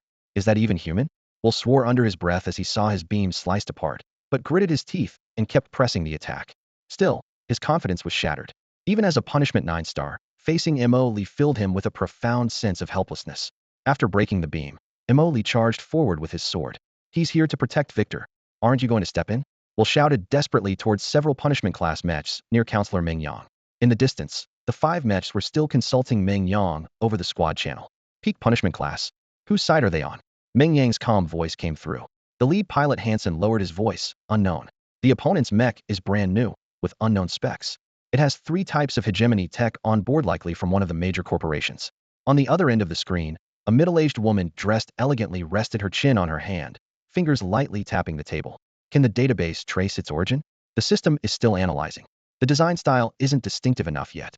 Hansen stared intently at the battlefield, watching Imoli single-handedly push back Will and Aberson. His eye twitched. If it were up to him, they'd all swarm immediately. This mech outperformed expectations, and if left unchecked, all 5 of them would eventually meet the same fate as Chen Yao's group. But Meng Yang always advocated for low profile and avoiding provocations. Besides, the opponent's backing must be incredibly powerful to command 3 hegemony technologies at once. Hover turrets, lightsabers, thruster stop-tier advancements in long-range, melee, and kinetic fields all merged in one mech. The resources and funds invested behind this were absolutely astronomical. Hansen never expected that even on such a remote mission, he would run into a monstrous combat mech like this. The massive machine before him fused the core technologies of a major corporation: omnidirectional hovering turrets, articulated melee armor joints, and overclocked energy core. Each feature alone could match a typical Staring-class mech in combat, but combined, they created a genuine nightmare. Knowing he was just a puppet of Meng Yang, his mech lacked Meng Yang's exclusive top-tier tech. If his identity was discovered in battle, and blame was cast on Meng Yang, the consequences would be disastrous. Hansen's mind raced to identify which company could have simultaneously mastered so many cutting-edge fields. No luck. his brow furrowed deeper as he waited silently for Meng Yang's orders. Meng Yang herself understood the gravity of the situation. Victor had killed one of her people, and if he lived, he could incite rebellion across the chaotic star region at any time. He had to be eliminated completely. Her voice was calm but cold. Bypass him. Kill Victor. Upon receiving the command, Hansen made a quick decision. John and I will intercept him. Eric, Otto, and Morris, take out Victor. Before he finished, the front line suddenly shifted. Alberson misstepped during an evasive move and was struck squarely in the chest armor by the Mech's pilot, Emoli. He flew backward like a broken kite, plummeting into darkness, unresponsive. The force of that punch stunned Well. This guy had even integrated melee armor tech? What kind of power source could simultaneously drive so many functions? A chill ran down Will's spine. This level of power rivaled that of a seasoned warlord. While Hansen's squad finalized their strategy, Will couldn't bear the pressure anymore and turned to flee. Hansen shouted after him. If you run, they'll have the fleet open fire. Forced to hover in place, Will was filled with frustration. Only a handful of escort mechs remained, and if the fleet was destroyed, he would be lost in this expanse of stars. With current tech, relying solely on mechs to cross the galaxy was still theoretical. Come back, help us fight. Hansen's words were cut off by a streak of white flashing across his vision. Really think I'm invisible? Emoli teased over the public channel. Their comms were unencrypted and had easily tapped in. Seeing the enemy reorganize right in front of him, Emoli surged forward. His crimson lightsaber crackled with arcs of electricity. Hansen's pupils constricted as he backed away, while the three teammates beside him simultaneously opened fire control, locking onto the white figure. John's heavy mech stood nearly 20 meters tall, its massive arm-mounted railguns and missile pods roaring to life. Energy beams, bullet storms, and missiles rained down in a chaotic assault. Emoli unfurled wings made from hovering turrets, flames blazing from the thrusters, his speed soaring as he broke fire control locking, but the lightsaber remained fixed on Hansen. Hansen's blackened mech was relatively nimble, dual-wielding particle laser guns. As Emoli closed in, Hansen didn't hesitate. He pulled both triggers, unleashing a wall of laser fire to block the path. Three mechs behind him added overlapping firepower, aiming to shred Emoli to pieces. Yet Emoli remained unshaken, a faint smile audible over comms. Sebastian, you better lay low for now. I'm bringing a hostage to trade for you. Emoli never intended to protect Sebastian from the start. Although Sebastian was strong, the opposing lineup was no weaker. 6 punishment class units backing up 2 fleets. Trying to shield Sebastian under these conditions would be a near impossible task. His white mech gleamed coldly under the starry sky, but it lacked even the most basic energy shields. Its defense relied solely on a high-strength alloy shell and a special coating that could barely withstand wide-area explosions. Since he couldn't take hits heat-in, Emoli simply abandoned the bodyguard option from the outset. On the other side of the battlefield, Sebastian's face drained of color as he saw Will's mech lunging at him fiercely. When he glanced back again, Emoli was already surrounded by 6 punishment class units. Gritting his teeth, Sebastian turned sharply to escape, but the gap between him and Will was quickly closing. At that moment, Emoli clenched his hands around a crimson lightsaber. The engine core roared, channeling immense power into the blade. The light particles bubbled along its length, and in an instant, the blade grew by half its length, radiating a fiery edge that made hearts race from hundreds of meters away. Clang, clang, clang. The saber danced wildly, cutting apart the laser bolts fired by Hansen, sparks flying as the shots were violently deflected. Hansen was unfazed, had predicted this, and quickly pushed a lever inside his cockpit. The mech switched into high-speed maneuver mode, fire control radar locking firmly onto Emoli. Streams of laser fire arced brightly, nearly sealing off every viable escape angle. Behind him, John surged forward on boosters, but he was left far behind, forced to watch Emoli's thruster trails grow longer in the distance. Eric and the others' long-range fire was ineffective, and soon they turned away to chase Sebastian instead. Glancing over the situation there, Emoli exhaled deeply. His folded wings at his back snapped open with a sharp crack, splitting once more into 4 razor-sharp metal wings. Twin hidden thrusters ignited explosively, and his speed skyrocketed. In a flash, Hansen's pupils contracted sharply. Years on the front lines left no room for hesitation as he slammed down the overload lever. Blue-white flames surged from the exhaust. Still, his guerrilla-focused mech was lightly armored, relying entirely on speed, and Emoli's acceleration now surpassed his own. If he didn't fight desperately, once that sword came close, death was inevitable. John pushed harder, but could only feel his heavy armor dragging him down. He had hoped to hold off Emoli and Sebastian's breakout with sheer tankiness, but Emoli had no intention of bringing anyone along. His target was clearly Hansen. Twin guns roared, unleashing showers of searing white laser beams, but each beam was deftly sliced aside by Emoli's lightsaber, cut like rain, strands torn apart by a gale. Monster! Hansen spat a curse under his breath. sword-slashing lasers. Was this even humanly possible? What Hansen didn't know was that inside Mo Lee's cockpit, the Xuan Ji AI was running at full capacity, streams of dense data scrolling before his eyes. Every laser's trajectory, speed, and lock-on angle were instantly tagged. Mo Lee only had to lift his wrist and swing his blade. Everything was timed to the microsecond. The distance between them shrank wildly. Even with overloaded engines, Hansen couldn't shake the deathly white mech wielding that long sword. Panic caused his hands to tremble, sending lasers wildly off target, further aiding Mo Lee's advance. Seeing this, John stopped, realizing he simply couldn't catch up. The prey was now within arm's reach. Then suddenly Mo Lee halted. The lightsaber folded and sheathed. He spun sideways, the four wings on his back stilled, and four silver-white floating turrets slid out from beneath the wings. The turrets quickly assembled in midair, instantly forming a 10-meter-long heavy sniper cannon. Mo Lee extended one hand, gripping the barrel firmly. His shoulder armor opened, and a mechanical locking arm shot out to stabilize the cannon's base. The optical sight flickered to life, a cold glow tracing the target. Fire control locked on John. The side armor of the cannon opened, revealing a deep blue energy circuit. Furious energy churned within, so overwhelming that some of it even leaked out into space. Mo Lee took a deep breath, letting the heat swell in his chest, ignoring the roaring aftershocks of the engine behind him and Hansen's sudden glance back. The tactical core was running at full capacity, the restless reactor flooding the giant cannon with energy like a raging tide. Blue-white beams coursed through conduits, converting layer by layer, accumulating deep in the barrel as if brewing a storm. On the other side of the battlefield, John's mech halted and began reconfiguring. Its once straight legs folded in, arms rotated, and cannon barrels extended, transforming the entire machine from head to toe into a heavy turret. At that moment, a cold warning came through his comms locked on. John's face went pale, but the transformation sequence was already underway and couldn't be stopped. All he could do was pray Hansen's firepower would stop Mo Lee before the next second. Yet, no deadly blow came immediately after the lock.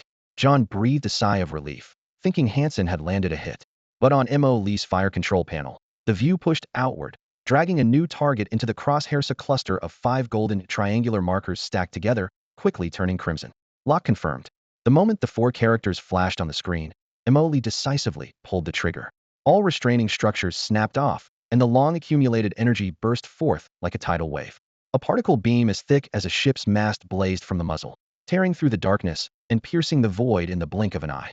John barely raised his shield.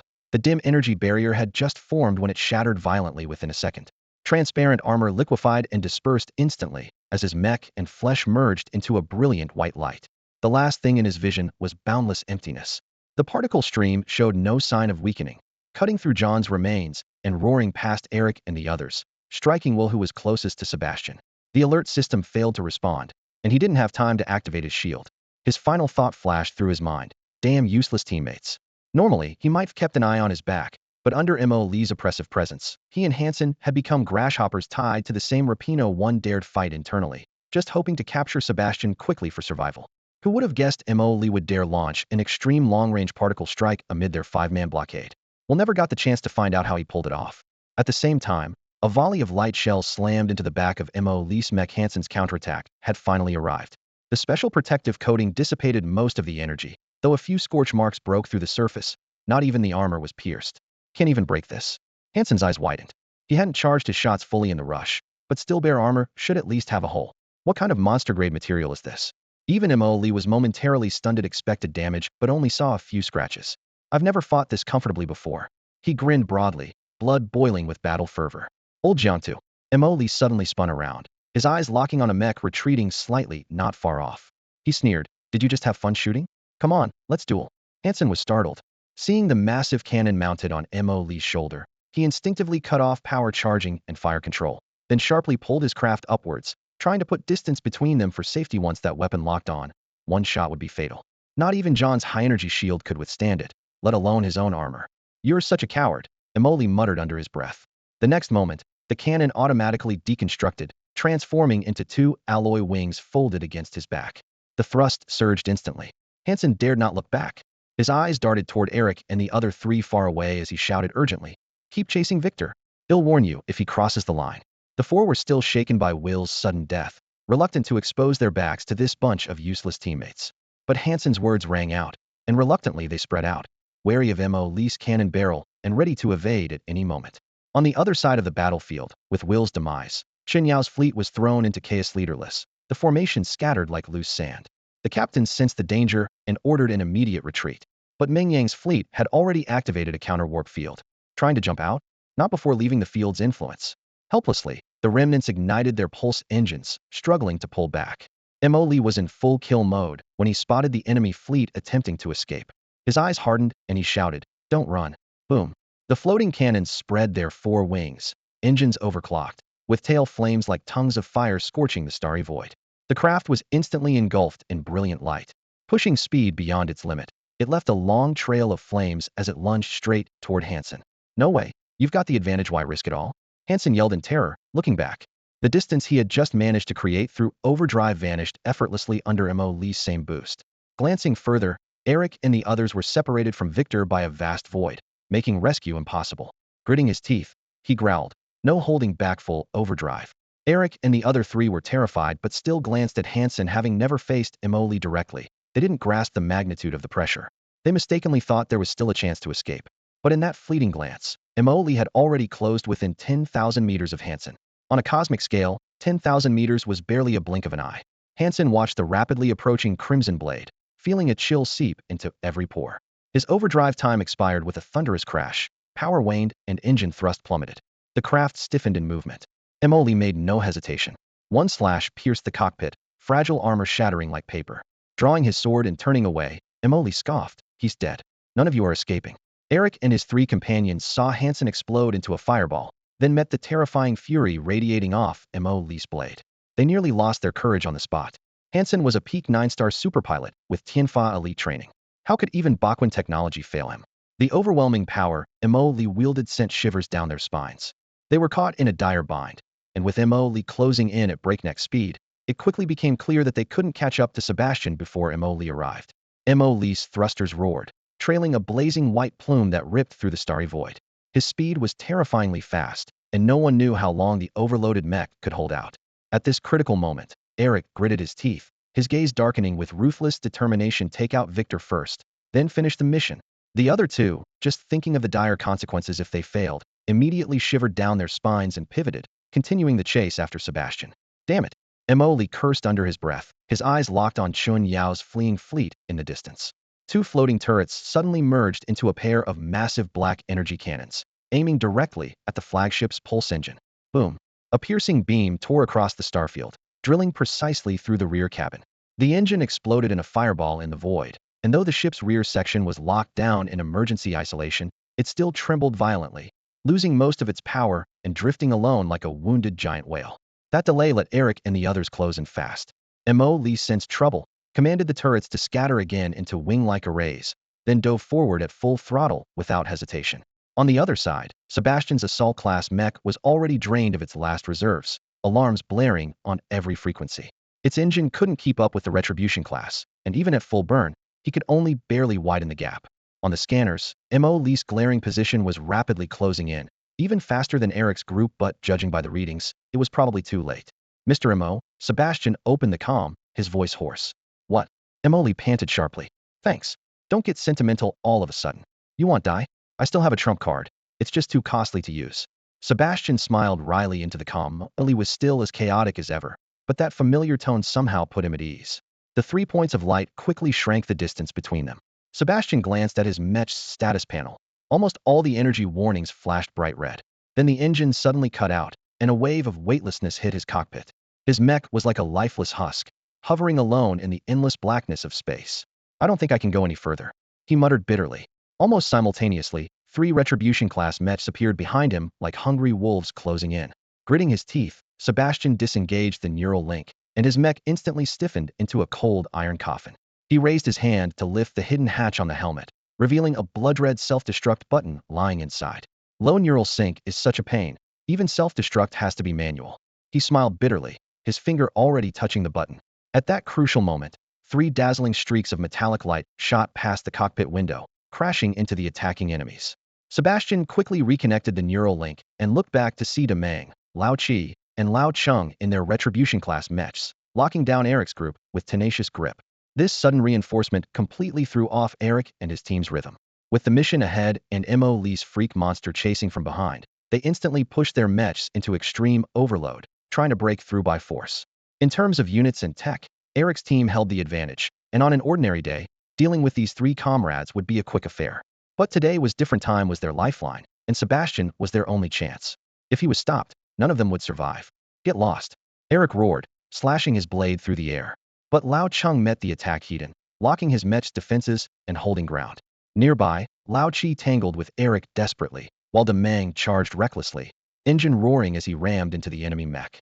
Both sides were running dangerously low on energy. The overload could collapse at any moment. In a brief clash, as Demang approached, he was suddenly struck down by a sword that severed one of his legs. The brutal blow came almost immediately after contact, cutting him off completely. The pain surging through his sympathetic connection made him grit his teeth, but he refused to give up. Instead, he grasped the Morris engine's reaction core, watching the energy readings spike wildly. Alarms blared in the cockpit. Morris realized immediately what the data meant. The other side was planning a mutual destruction. Panic-stricken, he desperately struggled free, flailing his limbs. At that moment, Mo Li, still overloaded, arrived just in time. With one press, he cut off his own overload. Then after a microsecond's delay grabbed Morris roughly and kicked the would-be suicidal Demang away. A flash of cold steel glinted. Morris barely had time to scream before his cockpit was pierced, blood and metal shards scattering. From afar, Eric and Otter's hearts froze. The punishment class had just been instantly killed, and the sudden burst of force just now had far exceeded the usual limits of a punishment class. Demang, stunned from the kick, immediately stopped his reactor overload. Lao Ching and Lao Chi, seeing Eric and Otter frozen, quickly moved to protect Seabass. Boss, who's this? Seabass sighed. My employer. After confirming Seabass was unharmed, Mo Li sheathed his sword, his tone calm, but firm and unyielding. So, are you guys still fighting? No, we're not. The two replied in unison, their voices echoing over the comms. Shut down your engines. With no choice, they obeyed the order. Exit your mechs. Their expressions darkened. Their suits could only barely hold out in the vacuum a few minutes longer, but if they didn't get out, the next strike would hit their cockpits. Mo Li's blunt question, still planning to wait until I pierce your cockpits, forced them to eject, their bodies drifting in the black void, silently hoping their allies would arrive in time. Mo Li turned and stood before the two ownerless mechs. His own mech's lights went out as he entered sympathetic offline mode. Under puzzled gazes, he climbed out of his cockpit and slipped into Eric's mech. The sympathetic link reconnected. Eric stared, shocked, as his cockpit automatically lit up and control systems were instantly commandeered. Meanwhile, deep within the Mech and fleet's neural networks, an invisible hand moved swiftly. Permissions are high enough, as expected, Mo Li remarked coolly. I shut down this entire fleet's engines. On the distant flagship's bridge, the lights suddenly died. The main reactor shut down, and the ecological cycle ground to a halt. All accompanying landing ships, destroyers, and assault ships fell silent alongside it. Air began leaking out. Panicked crewmen desperately banged on locked doors as hopelessness spread like wildfire. Elsewhere, Chun Yao's fleet, attempting to flee, destroyed escort ships only to realize their own flagship's engines had been blasted into a fireball too. Even more shocking, the warp field had mysteriously shut off, and the warp corridor was now open again. While scrambling to clear debris from pulse engines and prepare to jump, a streak of white light suddenly tore through the hull and burst into the bridge. Hello there. Mo Li, piloting his mech, floated amid the crackling glow of the control room, a pale smile playing across his lips. Xuan Ji, you're in command here. The fragile human body is utterly defenseless against the harsh environment of space. The huge hole Mo Li tore open sucked all the air out in just a few seconds, leaving everyone inside gasping for breath. Alarms echoed through the hull as Xuan Ji smoothly took control of the ship, swiftly locking down all major compartments. With full command over the flagship secured, Mo Li piloted his mech away from the ship, heading straight for the scattered escort vessels outside. To counter electronic warfare, most escort ships were not networked directly with the flagship. Only ships like Eric's, connected to the core of the flagship, existed within the Judgment-class formation. Now that the flagship was lost, and all the Judgment-class mechs wiped out, the escort fleet instantly found itself leaderless. The smaller warships dared not fight head-on, spreading out and lining up one by one for warp jumps. Without any external intervention, Mo Li could only watch as most targets slipped into warp drives, ultimately capturing just a handful. At the same time, Chun Yao's fleet, except for the flagship and a few disabled escorts, was fleeing in all directions. The fierce battle abruptly ended in stunned silence. Meng Yang and Chun Yao received the reports almost simultaneously. Meng Yang suddenly stood up, her almond-shaped eyes frosted with cold resolve. The Star Network device projected a holographic screen, and her slender fingers quickly tapped across it, opening dozens of communication windows in sequence. Everyone lowered their heads in salute as they saw her. There's trouble in the Chaos Sector. Outsiders have intervened, Meng Yang began bluntly. Who is it?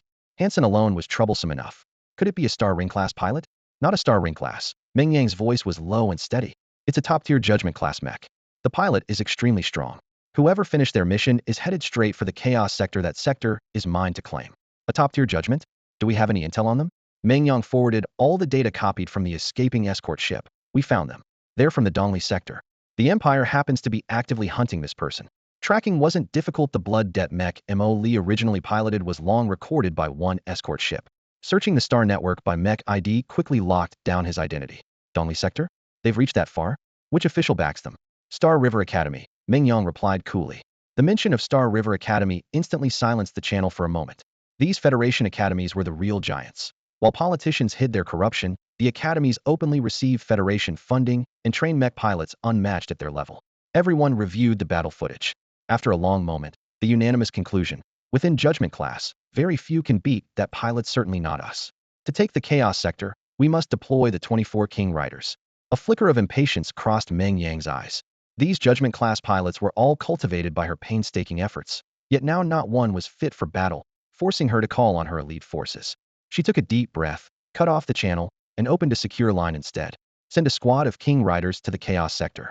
Understood, came the crisp reply. Elsewhere, Chun Yao was raging in the flagship's command room.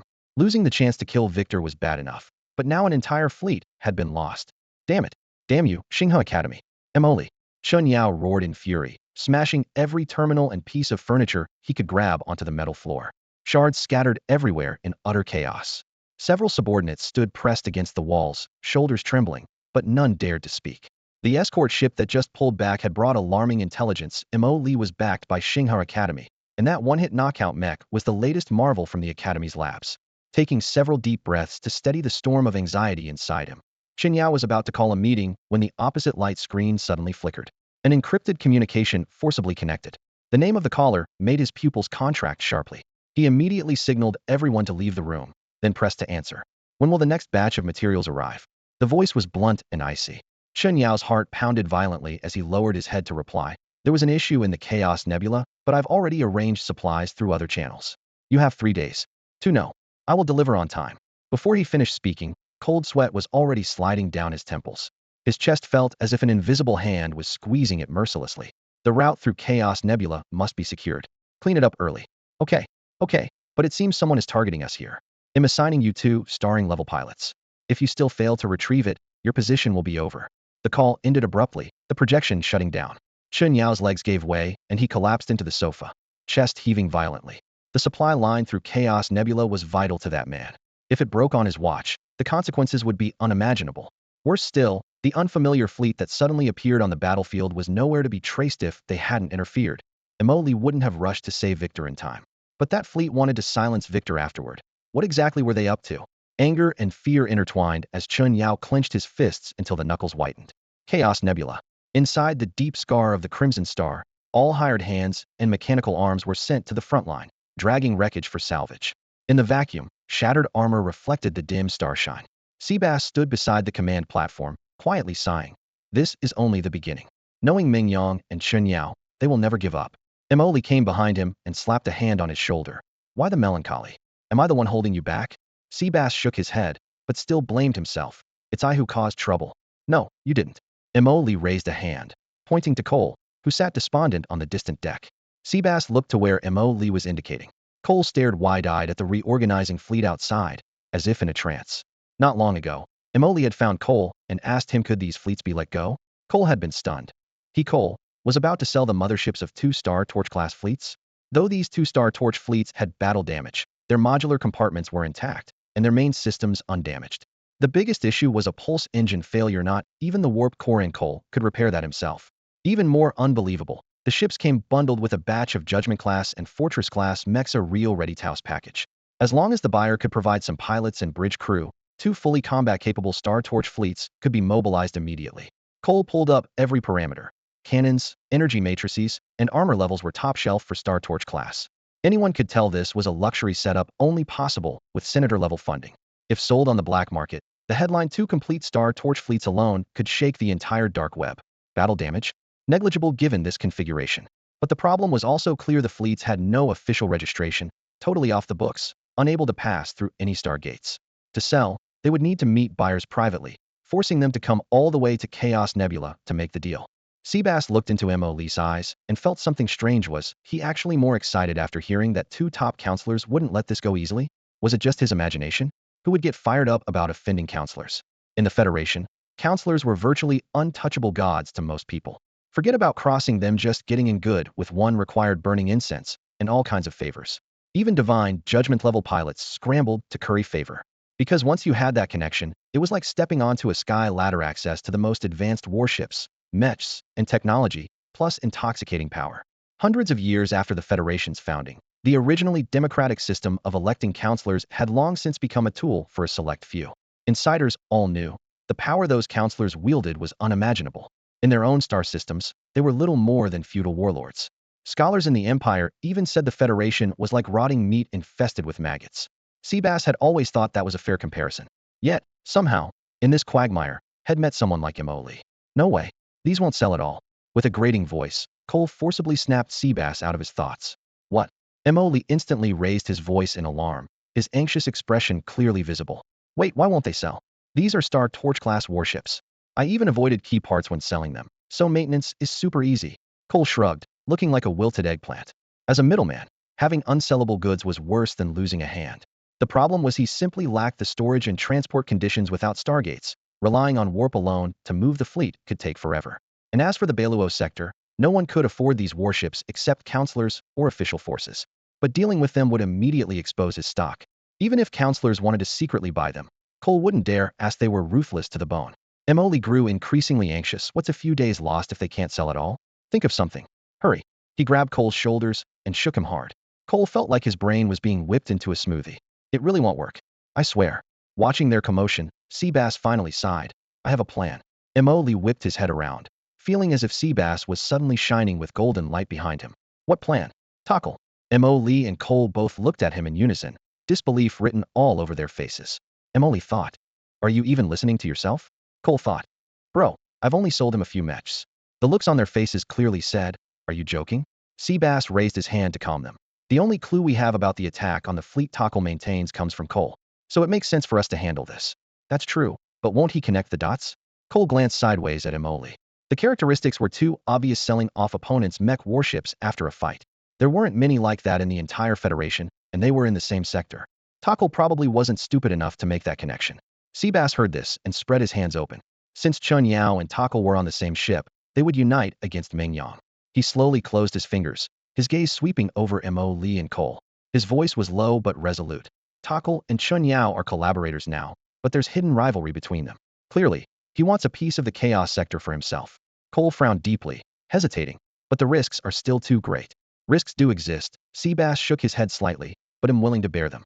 Mo Lee and Cole looked at him simultaneously, surprise evident in their eyes. Seabass went on, he'll negotiate with Tackle. Even if he doubts the value of the two fleets, he'll have to wait until the deal's done before causing trouble. If I'm right, he'll be eager to swallow up Chun Yao's fleet. At this, Seabass' usually stern face betrayed the slightest twitch of a smirk. Then the chaos sector will have 3 counselors locked in a standoff. Cole gasped sharply, eyes wide. Won't that just turn everything into a complete mess? Seabass' gaze turned icy and sharp as a blade. If Meng Yang leaves me no way out, he'll make this sector as chaotic as possible. He turned to Mo Lee, who sat silently lost in thought. Mr. Mo, the retaliation from the major counselors will come one after another. You should return to Dongli Star Sector. With your status at the Galaxy Academy, they won't dare touch you. But Mo Lee barely heard him, murmuring softly. 3 counselors. Will there be a Halo class? How to sell a Halo class? Cole's unreliable. The channels are also a problem. Should old Jiang take the goods? Seabass caught fragmented words like Halo class and channels and felt something was off, but he knew that this battle had already put Mo Lee at odds with 2 counselors. He couldn't leave him in the firestorm. If the chaos sector truly descended into a 3-way slaughter, that might be his only chance. As for Meng Yang's proposal of letting me die in exchange for citizenship of the entire sector, Seabass had long discarded that thought. The man was dead, the plan broken, reconciliation was too late. He never regretted, only moved forward. Did he blame Mo Lee? Not at all. Mo Lee was trying to save him. Mr. Mo Seabass raised his voice just enough to pull Mo Lee out of his muttering. Huh, what is it? Mo Lee blinked. The chaos sector is about to get lively. It's best if you leave now. No way, Mo Lee blurted out. I've already made a stronghold. A stronghold? Cole looked puzzled. What do you mean by stronghold? Don't get caught up in the details. Emoli cleared his throat twice. Who is Seabass? He's my closest friend, my bond of life and death. Now someone wants to take his Lafido, you think he'll run? Seabass twitched his mouth slightly. If he didn't know Emoli so well, he might have believed him. The real reason Emoli stayed? Seabass guessed his own cause probably only weighed one in Emoli's calculation. Cole's face was gloomier than ever. But with two major counselors coming back, can we really hold out? What if they send an R-class fleet next time and flip the entire sector over? Then what will we do? Seabass shook his head slightly. The R-class fleet could only operate within its own jurisdiction, so it would be very difficult for them to come here. Therefore, he guessed that the highest force they could deploy was probably only at the Star Ring level. Only Star Ring level. Cole's eyes widened as if he were meeting Seabass for the first time. Do you even realize what you're saying? Not just Cole. Even Seabass himself was momentarily stunned. How could he have said that so casually? His gaze quickly settled on Emoli, and suddenly he understood why. If it's Star Ring level, it's not much of a problem, Emoli said calmly. That one sentence instantly stopped Cole's rebuttal on his tongue. He remembered how Emoli had earlier dismissed the peak of divine retribution like it was nothing, and a chill ran down his spine. No, Emoli actually seemed to have that kind of strength. Race the plan. Emoli composed himself. Seabass, contact Counselor Tokkel and stir up trouble in this area. After saying this, he seemed to recall something and lowered his head to bring up an encrypted light panel. As for Crimson Star Scar, there's something you need to know. What is it? Seabass frowned. Crimson Star Scar was the biggest victim in this incident just when it saw a glimmer of hope to regain its status. Emoli's interference upset everything. This is a follow-up mission I extracted from the Dream Yang fleet's onboard system, Emoli said, pointing to the panel. The light panel illuminated, clearly displaying the mission list. Seabass' pupils contracted sharply, and Cole swallowed a curse silently. What? After Victor dies, they intend to take full control here and turn the chaotic star domain into a goo breeding ground? A cold dread crept up Seabass' spine. From start to finish, Dream Yang never intended to help Crimson Star Scar regain its status, but planned to use this special area for mass goo breeding, continuously producing powerful forces and manpower. The best place to train elites should have been the Zerg front lines, but even her energy couldn't dare to interfere without being cut down on the spot. So naturally, her sights settled on the chaotic star domain. In fact, Seabass had long suspected this, but felt powerless to act, so he never resented Emoli. After reading the mission, both their moods sank to the bottom. Cole gave a dry laugh and shook his head self-mockingly. Nobody wants anything to do with the chaotic star domain, yet these counselors are scrambling to take an interest. I can understand Dream Yang wanting to breed goo. He clicked his tongue, but what are Tokkel and Chen Yao after? Emoli was equally puzzled. The only mission I see in Chen Yao's fleet is kill Seabass. Human experiments. Seabass lowered his eyes and said quietly, Chen Yao and Tokkel are on the same side. Someone behind them is conducting large-scale live human experiments and needs a constant stream of materials. Chen Yao is in charge of supplying population and is making a fortune. Tokkel has always been envious, which is why I say this is an opportunity. Chen Yao may have lost a fleet, but he hasn't lost all trust internally, Seabass continued analyzing. If we give Tokkel a legitimate reason to enter the chaotic star domain, he won't miss the chance to replace Chen Yao. Cole suddenly understood and slapped his palm. So Tokkel comes here to stabilize the chaotic star domain and prove to everyone what Chen Yao can't do. Tokkel can. Seabass nodded silently. Emoli looked at Seabass curiously. How do you know so much? Mingyang told me they were all on the same ship. Coincidentally, a few years ago I learned that there had always been business rivalry between Tokkel and Chen Yao. Is that so? Emoli lowered his head, appearing thoughtful on the surface, but in his mind, the AI Xuan Ji had already begun running several parallel simulations of possible cause and effect scenarios. He looked up, his gaze darkening slightly. Then let's stir the waters even more. But, Seabass, it's best to hide everyone from the deep Crimson Star Scar first, just in case they get caught in the crossfire. A big battle will be inevitable eventually. Emoli's voice sounded unusually solemn in the cabin. I understand. Seabass replied quietly from the other side. Then contact Tokkel, make sure he pays full star credits. These days, Tokkel's temper was like a titanium block thrown into a blast furnace ready to shatter at the slightest spark. First, his secret star pirate crew under the Beluo Star region was mysteriously wiped out without even a scrap left behind. If not for someone later selling his fleet's mechs in the Chaos Star region, he wouldn't even have a lead. Clenching his fists at this, he knew the Chaos Star region was Chen Yao's turf, and had long wanted a foothold there. Soon enough, an opportunity seemed to arise. The Chaos Star region erupted into chaos with several fleets clashing, and Chen Yao even lost an entire main force. Tokkel sent an encrypted message overnight, beating his chest and promising he could stabilize the Chaos Star region if allowed to act. But the higher-ups still chose to give Chen Yao a chance to wait a little longer and correct his mistakes. What the hell? Tokkel bit his inner cheek hard. That useless Chen Yao, what was he good for besides flattering the right people? What frustrated him even more was hearing that some experiment had entered its final phase, and if successful, would overturn the current order. Chen Yao had been in charge of supplying large amounts of live specimens that meant once it succeeded, Chen Yao would soar to new heights. Jealousy surged through Takal like a blazing wind, nearly driving him mad with rage. "Counselor, someone is here to see you," his assistant whispered, pulling him back from his fury. Takal turned and saw the visitor standing cautiously behind him. "Who?" "From the Chaos Star region. They claim to have 2 fleets for sale." "Chaos Star region? 2 fleets?" Takal's pupils constricted sharply. Just those few words dropped a heavy load of information. He took a deep breath. "Put them through." The screen lit up. A tall man with gray-white hair and a cold expression appeared. He stood straight, wearing a carefully tailored dark suit and white gloves, his left fist resting on his abdomen in a precise, formal gesture. "Honorable Counselor, good day." The man's voice was deep and steady. "You may not know me. My name is Seabass. If that sounds too formal, you may call me Victor." After the introduction, he wasted no time and went straight to the point. "I currently control 2 damaged Torch-class fleets. Might you be interested?" Takal squinted. The fact that this man had access to his private channel proved his extraordinary methods. Without hesitation, Takal said, "Let me see them first." "Of course, Counselor." Seabass stepped aside and gestured. Another screen sprang to life. In the cold void of outer space, 2 massive fleets lay silently docked, their hulls scarred and charred in many places, but still clearly identifiable. These were Chen Yao's fleets. Takal's breath caught involuntarily. The specific damage to the fleets suddenly felt secondary. What truly stirred his heart was the doorway this opened to the Chaos Star region. With control over these 2 fleets, he would have both the pretext and the leverage to invade. Just as Seabass had predicted, Takal was impossible to refuse. The negotiations lasted only half an hour, covering price, delivery methods, secret routes. Everything was agreed upon. Takal was so eager and straightforward that Seabass thought his greed and schemes were well hidden. But in fact, Takal's every move had been anticipated by Seabass all along. In reality, Takaru was ready to agree immediately, but to save face in front of the council, he played along with some slight hesitation. The 2 sides quickly hammered out the details. Aside from the clause banning direct transfers, which was too blatant a violation of parliamentary rules, Takaru conceded nearly every possible benefit.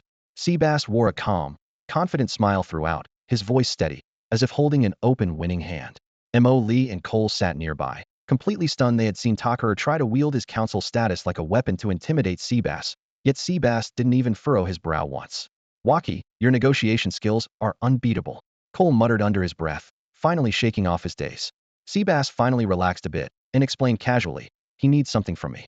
It would have been the same if it were Mr. Mo. No. Mo Li hurriedly waved his hands. Fully aware of his own limitations, there was no way he could have reined in Takaru's arrogance with his negotiation skills, let alone Xuan Ji, who was famous for deftly probing others' limits and responding without mercy, often driving opponents to anger. The fact that Seabass had kept the situation so stable truly showed his talent. Once Takaru was smoothly tricked into the cooperation framework, all that remained was to await the statements of the other 2 counselors. Seabass took advantage of the lull to quietly arrange for loyal forces of the Crimson Star Scar to withdraw in batches. As for the Star Pirates who had temporarily submitted due to the Crimson Star Scar's dominance, they were simply left behind in the Rusty Star system. Meanwhile, the Tekla hub was more bustling than usual. As word spread of the Crimson Star Scar's unification, large numbers of Star Pirates converged there. Some were ambitious, hoping to grow the Crimson Star Scar enough to rival both the Federation and the Empire. Some eyed internal promotion ladders, scheming to climb higher or even seize power. Others simply smelled opportunity and aimed to profit from the chaos. The Crimson Star Scar welcomed this influx without hesitation, forcing the Tekla hub's security forces to double their efforts, yet they still could not stop the continuous flow of pirate ships. Amid the chaos, Cole took advantage of the black market to list several Predator-class mechs.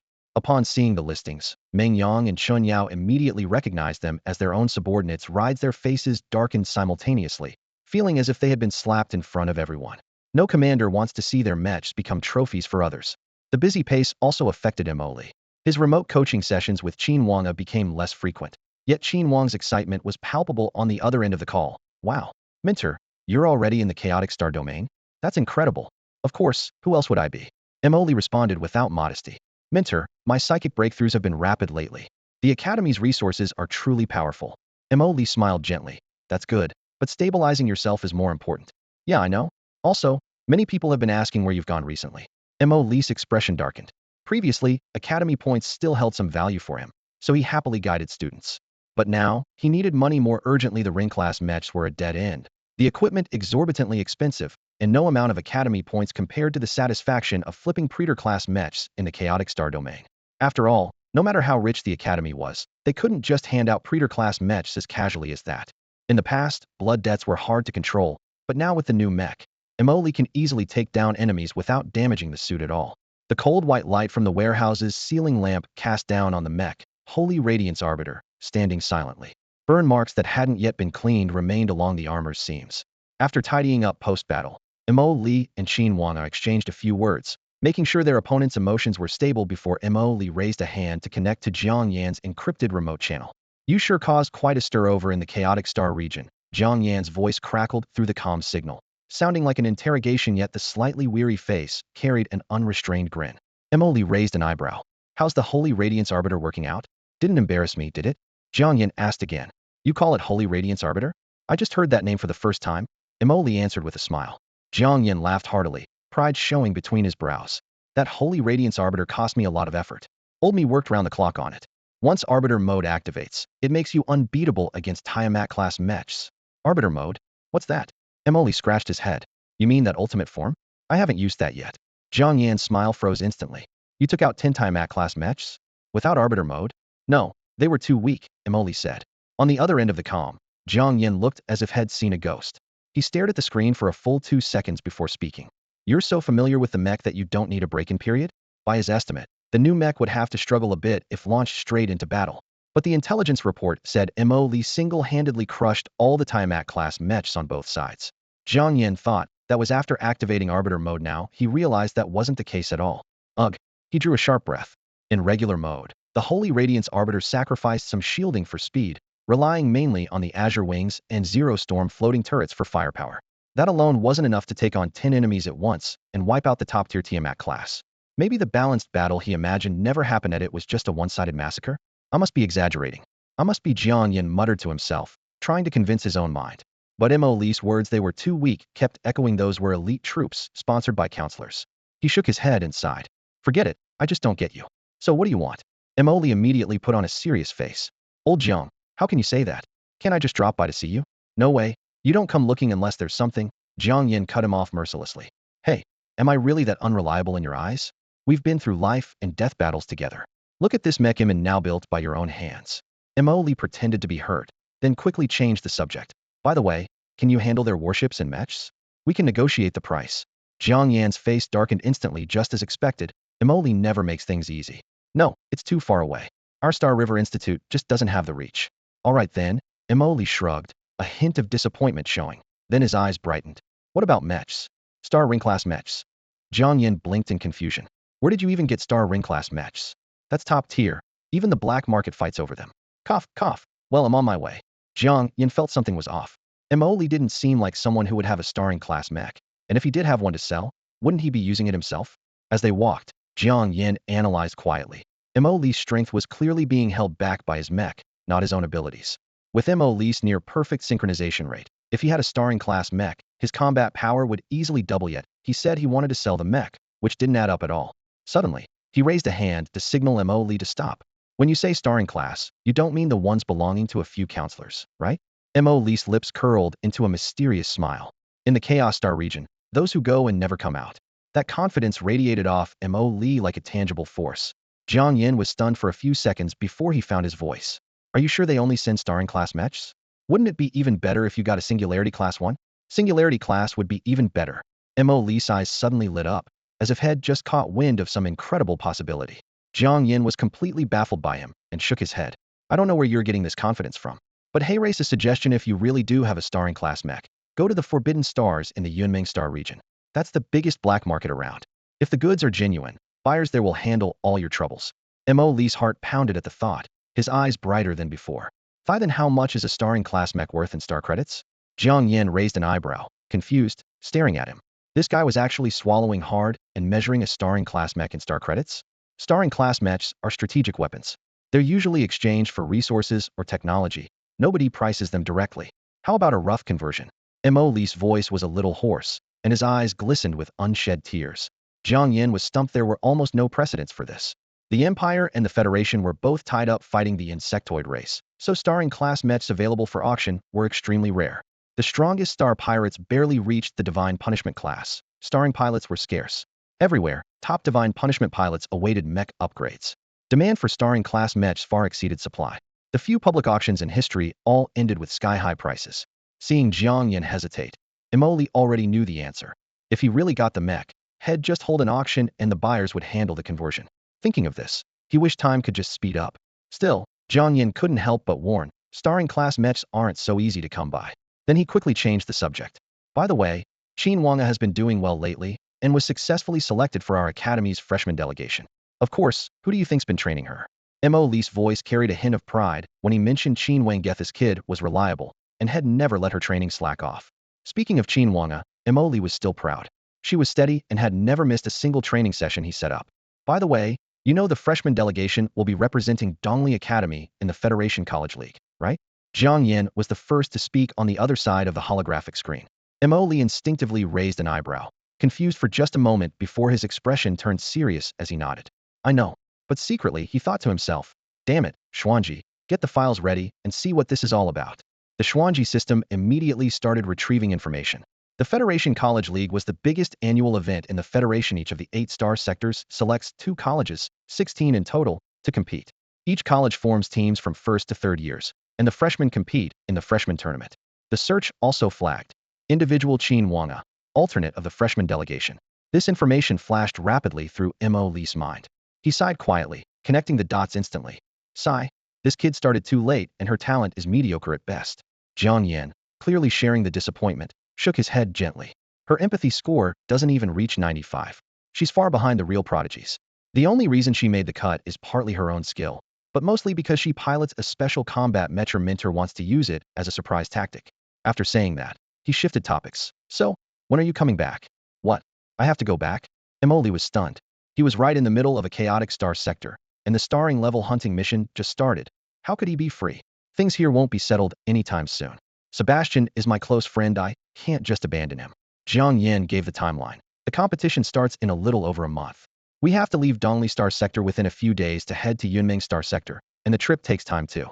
The tournament is in Yunmeng Star Sector? Emoli quickly estimated. That's fine. Once I finish up here, I'll head straight there. I might still make it. Jiang Yin pulled up a simple calculation on his light brain and nodded. Time is tight, but barely enough. Since you have a plan, I won't say more. Wanga really hopes you can be there. The Academy's also waiting to hear from you. This is the first time the Honor Pilot Development Program is sending a student into the official league roster. They want you to show your face. I understand Wang's feelings, but why does the Academy care so much? You know Star River Academy's open policy. Other schools mock us for having low lows and even lower highs. Jiang Yin chuckled bitterly. The Academy wants to use this chance to prove that while our ceiling might be lower, we have a solid floor at least. Emoli suddenly understood. So that's why they always make snide comments about us. Exactly. Jiang Yin shrugged. So it'd be best if you came. If you can't, they'll be there and no one can fault us. They'll think about it. Emoli nodded seriously on the surface, but inside he was rolling his eyes wildly. Nobody wants to go. I'm here hunting starring level monsters. Getting rich, what's better than that? Jiang Yin suddenly added. Oh, almost forgot the Academy said that if you really bring honor this time, within their ability, they'll grant you one condition. A condition? Emoli's eyes lit up instantly. A celestial judgment class mech? I can pay with star coins. Of course. With that confirmation, Emoli's expression grew 3 degrees more serious. Why didn't you say this earlier? You know I'm very practical. Send me the detailed schedule. The next second, he jumped up, slammed the table, and shouted, screw it.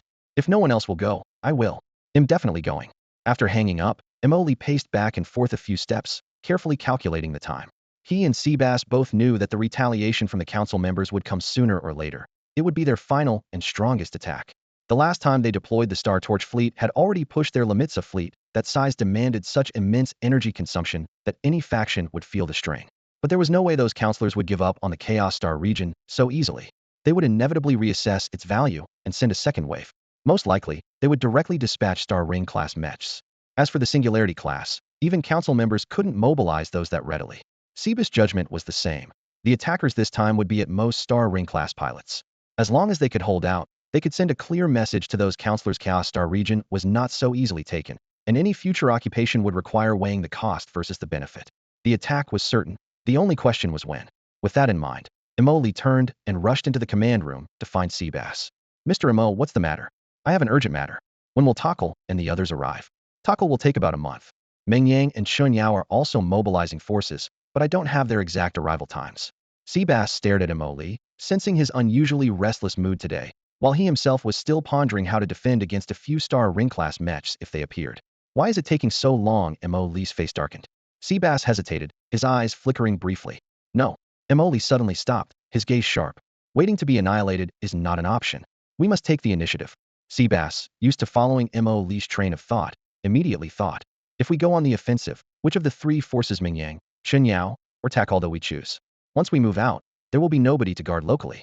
That's definitely a problem. But is there any way to make them come sooner? All three probably believe whoever arrives first will gain the advantage. They're likely competing secretly. Mo Li shook his head. But I don't have that kind of time. Seeing Mo Li's genuine urgency, Seabass considered for a moment, then said, there is a way. As Seabass predicted, Xuan Yao, Meng Yang, and Takal were all feverishly pulling forces toward Chaos Star region. The universe was vast in spite of using the most advanced jump ships. The journey still took considerable time. Yet, just a few days into their flight, all three received intelligence simultaneously. The people in Chaos Star region were attempting to contact other counselors. This news shocked all three.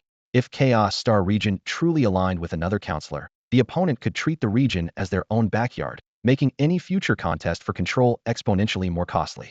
Worse still, the target of the contact was no minor figure. Right was Counselor Dis, who controlled the area adjacent to the northern edge of Chaos Star region, right where it bordered the Beluo Star region. Dis was actually considering the Chaotic Star region long ago. This sector wasn't rich, it was riddled with space pirates. Trying to fully conquer it would cost more manpower and resources than the returns justified, so he had kept his ambitions in check. After all, the Chaotic Star region sent a respectable tribute every year, and he was happy to just look the other way. But now that someone was actively offering this prize on a silver platter, how could he refuse? Even if it meant offending three counselors at once, he was willing to pay that price. This was his turf. Originally, he planned to send a fleet to accompany the Star Ring class pilots, then take back the sector in the aftermath. But the situation changed in an instant. Xuan Yao and Meng Yang almost simultaneously decided, just send the Star Ring class pilots for a sudden strike. Without the burden of a large fleet, the portal made transit lighter, and with counselor-level top-tier ships assisting, the Star Ring pilots reached the Tekla hub in just 5 days. Meng Yang sent 2 pilots, Xuan Yao only 1. After Deep Crimson Star Scar unified the Chaotic Star region, routes between the Tekla hub and the region grew busier. Countless merchant and smuggler ships ferried back and forth. Among them, one sharp-looking vessel with distinctive paintwork stood out. The ship was flying full speed on autopilot, the cockpit dimly lit. In the pilot's chair, Qi Yang sat with arms crossed and eyes closed, resting. His long black hair was tied back in a ponytail, a few strands falling over his forehead. Faint lines showed his age, but could not mask his stern presence. Nearby, with a soft click, a tall, thin man with half his face covered in tattoos swiveled his seat and stretched, letting out a long yawn. Qi Yang, don't you think sending just the 2 of us is overkill? I was actually hoping for a longer vacation. Qi Yang opened his eyes, saying only, Vulture, don't underestimate them. Anyone who can take on 10 punishment-class soldiers alone must have stepped into the Star Ring. Vulture shrugged, flicking his finger at the holographic screen. Star Ring pilots vary in strength. You're 6-star, I'm 4-star. No matter how strong he is, he can't match us. As for those pirates? Small fries. He yawned even wider. Still 2 hours out. Boring. I'm gonna catch some sleep. Meanwhile, another ship sped through space in stealth mode toward the Rust Star region. On board was a single figure, the tall, sharp-featured man named Batuer.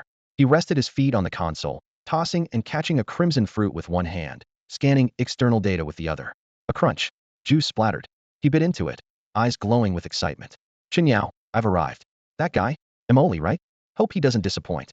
Xuan Yao's voice came through the calm. Don't worry, I'll make this worthwhile. The name echoing madness Batuer is enough to make them shake. Besides Emoli, the fleet's backers will definitely step in, probably counselors, most likely 2-star ring class this time. Batuer wiped the juice from his fingers, flashing a bloodthirsty grin. 2-star ring class? Sounds like a warm-up. At the Rust Star Region Space Station, Emoli leaned against the viewport, tapping the transparent alloy, counting the days over and over. Why aren't they here yet? The Star Region's perimeter was covered with detection devices, all upgraded according to Xuan Ji's plans. Even the most advanced stealth ships would trigger alarms immediately upon entering. But as the minutes ticked by, the countdown on the Academy side continued to shrink, and Emoli grew more and more impatient. He looked up at deep space, muttering under his breath. Maybe I should just head to the Tekla hub and intercept them myself. At the edge of the Rust Star sector, a warning line had been set up along the nearby hyperspace lanes since the last Great War. Between the adjacent comets and asteroid debris belts, Seabass and MO deployed a radar matrix specifically to detect hyperspace travel signals. The normally dormant array of sensor nodes suddenly flashed with bright red alarms. Unknown vessel detected entering the system at warp speed. Unknown vessel detected entering the system at warp speed. The piercing alarms sounded simultaneously for Seabass and the AI, Xuan Ji. It's here. Seabass' expression tightened. Only a single ship, not a fleet. Estimate is correct, it's an advanced mech, Xuan Ji reported. Mo Lee's eyes suddenly brightened, and he whispered with a smile, finally. Cracking his knuckles, joints popping, he turned toward the hatch. With a heavy thud, two thick alloy doors slid open. The towering Saintlight Arbiter, over 10 meters tall, stood solemnly. Its crimson electronic eyes ignited instantly. The mech stepped forward, sinking to one knee, palm facing upward. Emoli leapt onto the steel giant's enormous hand. The chest armor separated, revealing the cockpit. Without hesitation, he climbed inside. System initializing, empathic neural link established. Floating turret module, operational. Crimson Arbiter weapon systems, online. Core power reactor, stable. Thrusters. Self-check items flew by rapidly as Mo Lee's vision sharpened.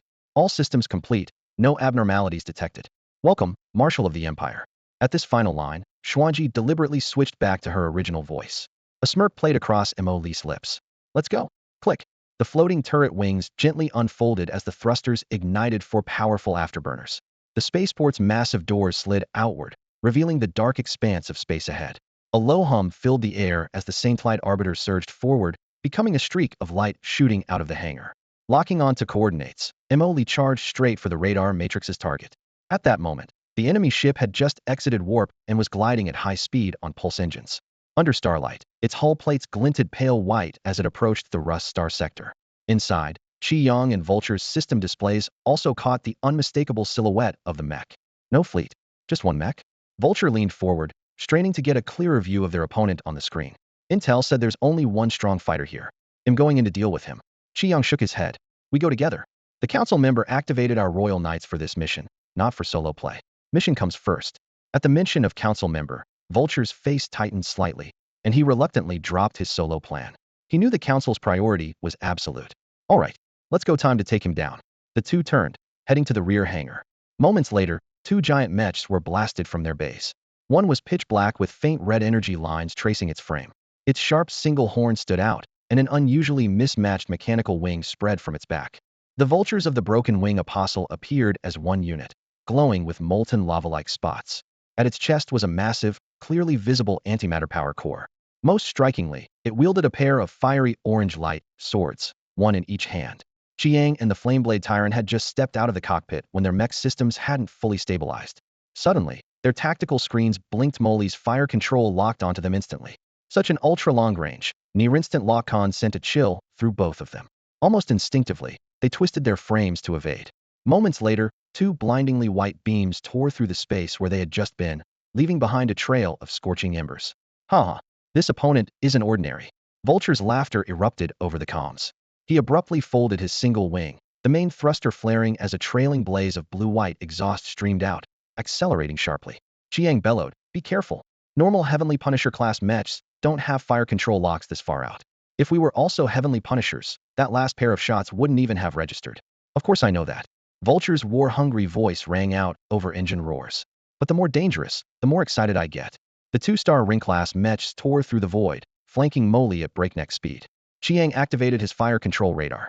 With computational speeds this advanced, locking on usually took only 2 or 3 seconds, sometimes under 1. But now he was shocked to see Molly's speed far exceed that of a typical Heavenly Punisher, streaking like a blazing crimson lightning bolt. Molly too remained alert, watching his foes. The floating turret bays on the back of the Radiant Arbiter swung open. Embedded thruster units whirred fiercely, spewing crimson gold plasma exhaust that pushed the flight to its limits.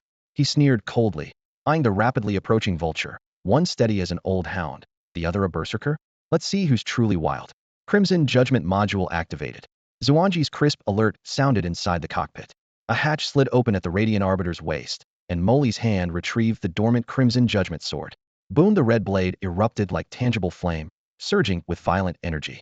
Shield monitors flickered warnings. Gripping the sword with both hands, Molly suddenly executed a bizarre sideways slide, evading Qiang's fire control cone and subtly adjusting his posture so that both Vulture and Qiang fell into the same line of sight. A sharp crack tore through the air. Vulture's mech gleamed with icy shards on its pointed nose, diving like a spear. He didn't even activate his long-range weapons, relying purely on a headlong melee charge. At the instant they crossed paths, Crimson Judgment slashed down through the air. The fiery red arc sliced through illusions only, as Vulture's mech dissolved inside, shattering afterimages. Illusions detected. Estimated module. Hegemony technology, installed in the sharp nose spike, Xuan Ji quickly analyzed. Before Molly could ponder further, a cold murderous intent pierced from behind. Spinning around, Crimson Judgment swept in a reverse arc. The blazing blade collided with a black object hurled through the air, detonating upon impact. The object was sent flying, spiraling oddly before ricocheting back towards Vulture's side. Only now did Molly glimpse that it was the opponent's folded single wing. Module estimated as hegemony technology with floating turret capability, Xuan Ji continued reporting. Sure enough, Vulture flung his wing again. Multiple miniature thrusters roared, transforming it into a lethal black spear, speeding even faster than before. Spatial fluctuations detected. Beware of jump. Alarms blared suddenly. Molly's gaze sharpened. Just as he prepared to deflect the wing again, he caught the anomalous warping of space rippling nearby. He surged Crimson Judgment's energy threshold, pushing output power to the max instantly. The sword doubled in size. Just 0.1 seconds after the teleport sequence began in the distance, the Vulture about to teleport caught sight of Mo Lee's suddenly intensified Scarlet Judgment. His pupils contracted sharply. How did the opponent know his teleport coordinates? In a flash, he teleported right in front of Mo Lee, only to face a raging slash from both of Mo Lee's fully charged Scarlet Judgments. Death had never felt so close. Acting on instinct, the Vulture activated his energy shield the moment the blade fell. The Mech's energy readings instantly maxed out. What kind of crazy weapon is this? The Vulture screamed as the shield's light visibly shrank. He judged it would break in seconds. At the critical moment, teammate Qiyang burst in from the side at high speed, forcing Mo Lee to slash diagonally and retreat. The surviving Vulture stared at the crimson blades with lingering fear and shouted, "Be careful, his weapon is really strange." Dominion tech, Qiyang said firmly, eyes narrowing. Even the arrogant Vulture had been utterly terrified by that last strike. The Scarlet Judgment indeed originated from Dominion tech and was personally customized by Mo Lee. Ever since being forced into retirement in virtual combat, had sworn to himself. His Mech's performance could lag behind, levels might be insufficient, but his weapon would never be weak again. The humiliation of that time when his defense was unbreakable. Yet he was eliminated by a mediocre opponent with superior mech specs, and chaotic maneuvers lingered like a sharp thorn in his heart. He would never swallow that bitterness again. So whether the Blood Debt, or now the Saint's Radiant Arbiter, every weapon was tuned to maximum power. The Scarlet Judgment and its two drone cannons combined multiple Dominion tech advances, nearly emptying Jiang Yan's resources. To pursue pure killing power, Mo Lee even sacrificed the most important shield function, seeking only a one-strike kill. That last blow had almost scared the Vulture out of his wits. Qiyang frowned. This Mech's mobility and firepower are crazy. Star Ring class can't outrun it. No matter the class, just don't underestimate it. The Senator was right to send us both. The Vulture gritted his teeth, killing intent surging. Take him down. Attack together. His usual arrogance vanished in an instant, replaced by cold caution. The two Mechs pressed in from left and right in a fan-shaped pincer. The Saint's Radiant Arbiter's two floating cannons spun up and locked on, but they couldn't replicate the initial instant kill. Every time fire control neared completion, Qiyang would suddenly accelerate or sharply pitch up. The Vulture used bizarre sidesteps and short-range teleports to frequently break lock-ins. During the maneuver, Qiyang clenched his 5 fingers, and the mechanical structures on his wrists folded into 2 hollow barrels, which he then swung behind him. Blazing blue-white flames burst from the barrels as his speed instantly soared. Seeing this, the trailing Vulture pulled a single wing blade from his back and hurled it sharply at Qiyang's flank. The next moment, he blink-teleported to the blade's position, threw it again, then used continuous teleports to close the distance wildly. No one could match Mo Lee in Templar class, but facing Star Ring class extreme mobility, his straight-line speed was still disadvantageous. In just a few breaths, the enemy broke into firing range.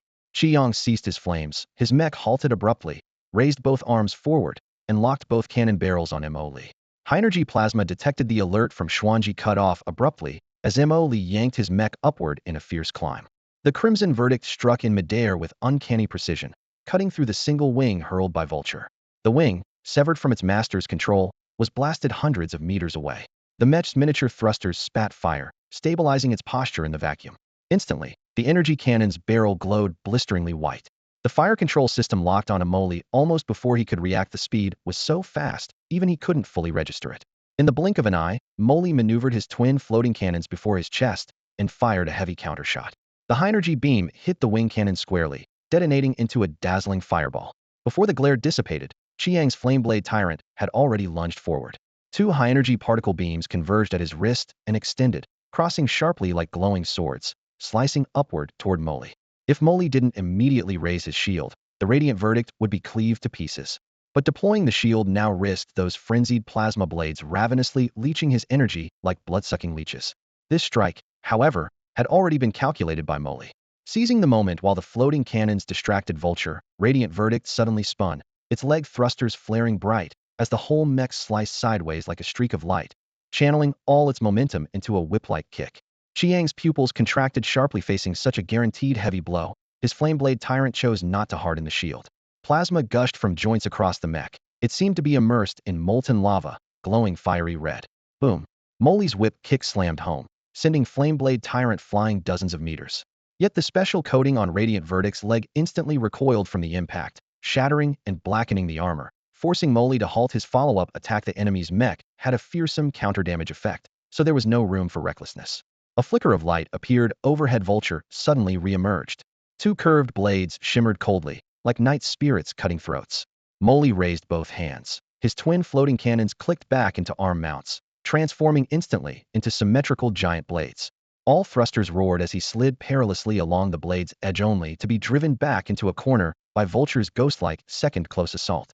Behind him, the plasma-swelled Flameblade Tyrant was accelerating in pursuit, attacks closing in from both sides.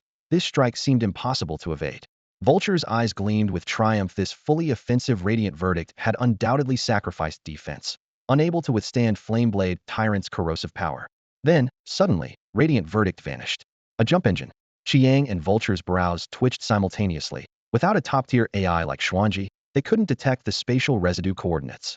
The next moment, Moly appeared behind Vulture, Crimson Verdict raised high. Watch out! Qiang howled, arms spreading wide, plasma bullets streaming down like a light rain. Vulture surged forward at full throttle, but his Mech's fire control alarm screamed sharply. Only then did he realize, when Moly reappeared, he was holding Crimson Verdict alone. His twin floating cannons were nowhere in sight. On the scanner, the two floating cannons had mysteriously merged at their barrels. A faint glow coalesced, then exploded fiercely. The previous shield deployment had drained a significant amount of energy, so when faced with such a seemingly powerful attack, Vulture instinctively chose to evade. He yanked the control stick sharply, and the brilliant blue energy along his broken wings suddenly surged like a raging flood, enveloping the entire mech. In the next moment, the entire machine dissolved into a phantom in place, completing a spatial leap. Meanwhile, on the distant battlefield, Missouri Lee was locked in a fierce struggle with Qiang, his cockpit flashing with alert beeps nonstop. Spatial leap detected. Calculating. Within less than 0.2 seconds, warning messages flooded every display. Before Qiang could fully register it, Mo Lee's mech vanished right before his eyes. At the other end, Vulture's mech emerged from the leap corridor. He was about to exhale in relief when suddenly an anxious shout from Qiang blared over the public channel. Run. He's targeting you. A chill ran through Vulture's heart. He reflexively tried to reactivate his mech, but the broken wing apostle felt unbearably heavy, as if sealed shut. No matter how he called out, the system was unresponsive. Outside the cockpit, a cold white shape cut into his vision. The pure white armor of the Holy Radiant Judicator loomed within arm's reach, the Crimson Judgment sword silently piercing through the cockpit wall. When Vulture's eyes widened, but even the question couldn't escape his lips in time. Qiang was equally stunned, had clearly seen Mo Lee disappear, and almost simultaneously watched Vulture get slain. The time gap was less than 0.2 seconds. Anyone familiar with jump drives knew that a leap results in a brief dizziness no matter how much training or conditioning one has. The Holy Radiant Judicator had clearly exploited that tiny window to deliver a direct, devastating cabin strike with a single sword blow. Within just a few seconds, Qiang pieced together the crucial details. 1. The energy sword was razor-sharp, tearing through armor instantly. 2. The opponent possessed terrifying precognitive level calculations, able to pinpoint leap landing coordinates with deadly accuracy. 3. From the start of the battle until now, the enemy never even raised a shield, relying solely on extreme maneuvering to dodge all fire. That arrogance ignited a furious blaze in Qiang. You underestimate me? Fine. He gritted his teeth and pushed the engine output to its limit. As the power surged, the plasma concentration on his mech's surface visibly intensified. From a distance, he looked immersed in an inferno. Blast. With a low roar, the plasma thrusters at his tail erupted in a chain reaction, propelling the flame blade tyrant forward like a meteor strike. He closed the distance to Mo Li's freshly leapt position in an instant, raising dual swords aimed straight for the core. Blast. Nuclear fusion reaction detected. Alarms blared inside Mo Li's cockpit, his scalp tingling as he exclaimed, "Damn, you're playing with nukes?" Without hesitation, he reactivated his leap. A flash of blue-white light, and his craft suddenly disappeared. Before the glow fully faded, the blazing flame blade tyrant had already locked onto his coordinates again, hot on his heels. Qi was in a state of complete overload, moving at incredible speeds. Just as Mo Li's feet touched down, he was immediately under pressure behind him. Li had no chance to use Xuan Ji to predict the landing point, forced to rely purely on speed to chase. The Crimson Judgment sword elongated in an instant, entering the same overload mode. Mo Li dared not let it close. He slashed crosswise to block. Qi met the strikes with his own crossed blades. The clashing light swords sparked a fierce surge of energy, a battlefield once again ablaze with brilliant flashes. Bursting out from the blaze of the explosion, Mo Li's mech shimmered briefly. That was the special coating activating. Right leg damage. 13. A harsh alarm echoed inside the cockpit. Those fierce impacts had torn through the coating and seared the metal frame. Mo Li tilted his head just in time to see Qi silently lunging in, plasma swirling wildly along his twin blades, ready to ignite another catastrophic nuclear slash. Mo Li's eye twitched. Activating the jump drive module, a flash of blue-white light signaled the Mech's teleportation. But this time, the jump distance was noticeably shorter. Qi smirked mockingly. "How many more jumps can you do?" Before the words fully left his mouth, he crossed his blades, unleashing another wave of nuclear-scale plasma fire. With no choice, Mo Li jumped again. Qi pursued relentlessly, giving no quarter for respite. In just a few breaths, the two traded lightning-fast warp moves repeatedly. Each jump saw Mo Li's range shrink further. Each time, Qi grin grew wider. His mech's energy reserves far exceeded standard models. Plasma is cheap, but generates immense heat. So he even installed a hegemonic-grade stabilization core designed for long-term overload to safeguard the frame. After yet another jump, Mo Li's thrusters sputtered, their afterburner flames visibly dimming. Qi eyes gleamed as he slammed on the throttle, surging forward. Mo Li seemed to hesitate, retreating. Qi sneered, "Running now?"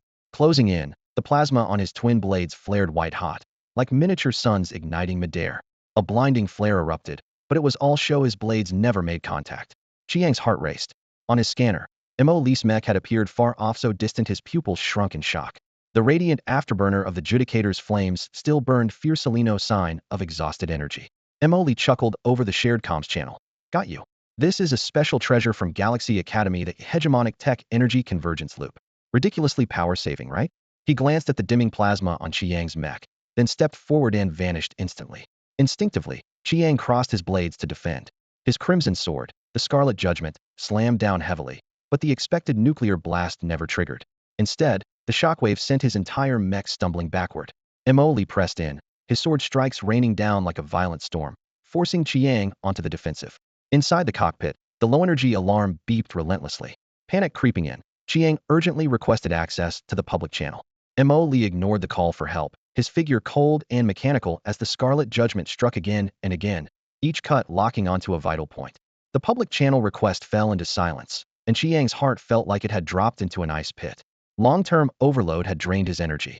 Facing this savage assault, he was steadily pushed back. In the end, no miracle came. The Scarlet Judgment pierced the cockpit, the hull exploded, and Qi's mech shattered in the flames.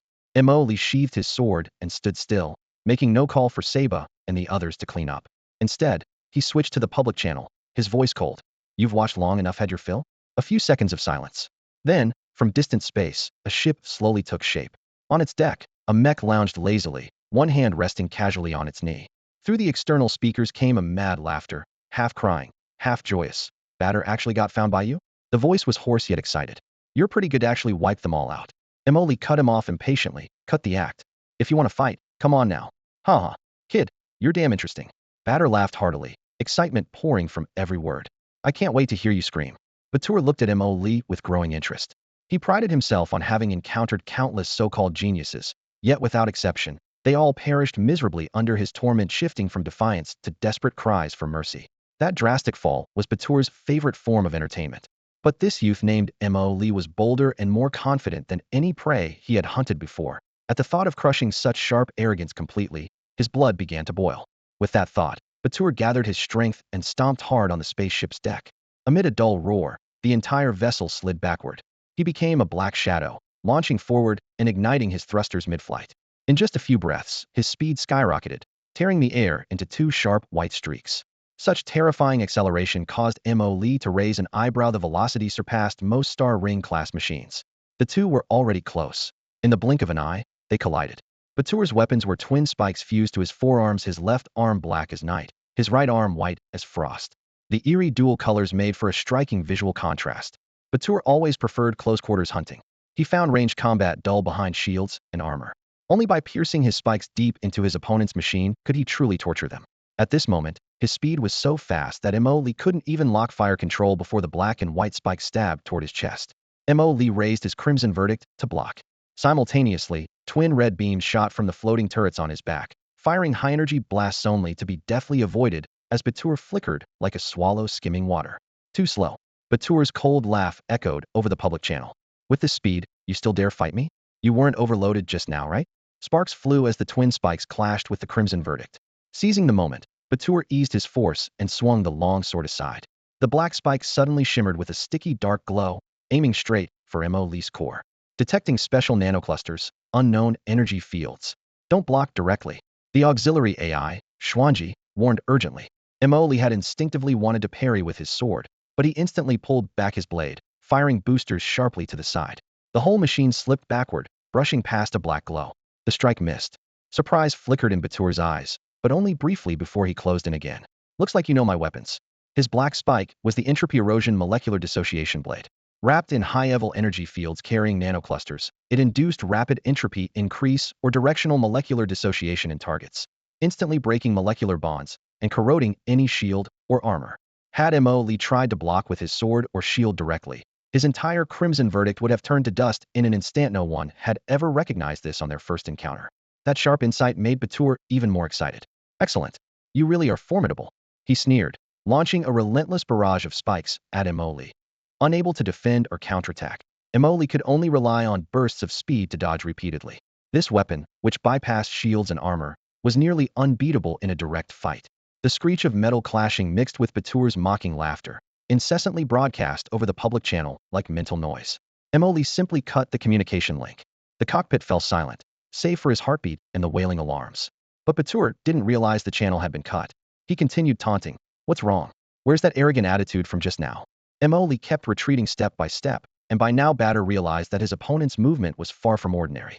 Despite his own mech being a full tier higher than Mo Li's, separated by a starring level gap wide enough to dominate any fight, and therefore vastly faster, every attack seemed to have its counter revealed in advance. A shadow of unease crept into Batur's mind. The other side was relying on terrifying predictive skill to dance just out of his spear's reach. You really keep surprising me. Batur sneered, lunging again with his spear, but striking only empty air.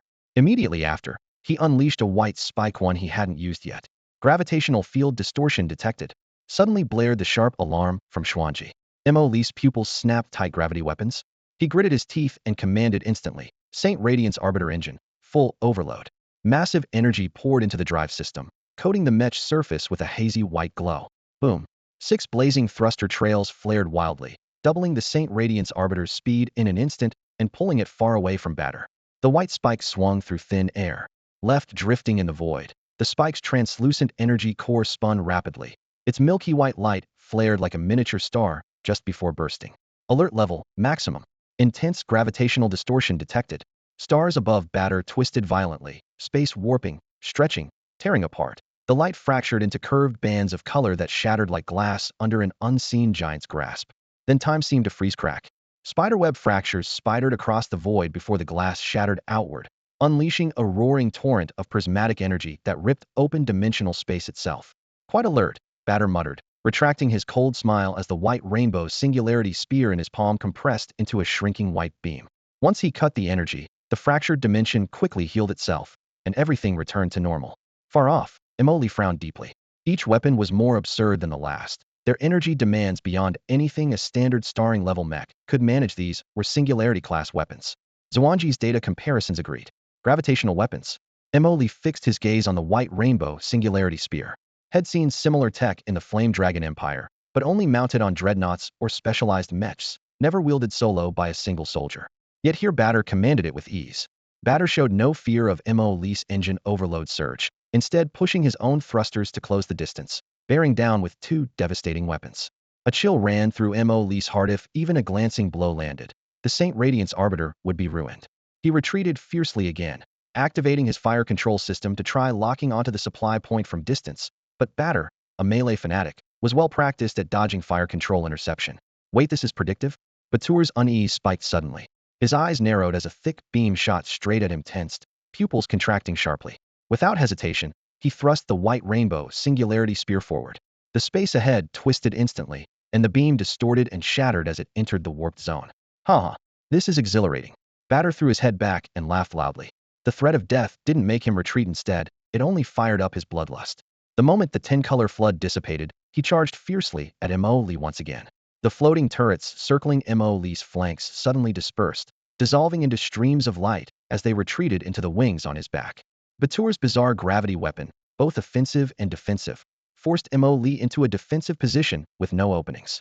Seeing Batter rush forward, Mo Lee had no choice but to retreat quickly. Though his mech should have overloaded first, he was now driven to defend against his opponent's relentless assault.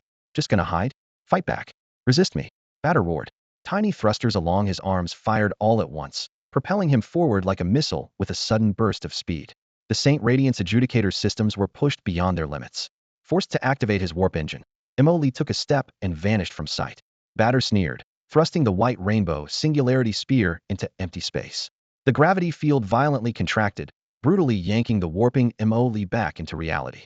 Got you, he snarled, clutching his entropy-eroding molecular dissolution blade, stabbing fiercely as if already seeing the breach head pierce through the adjudicator's armor.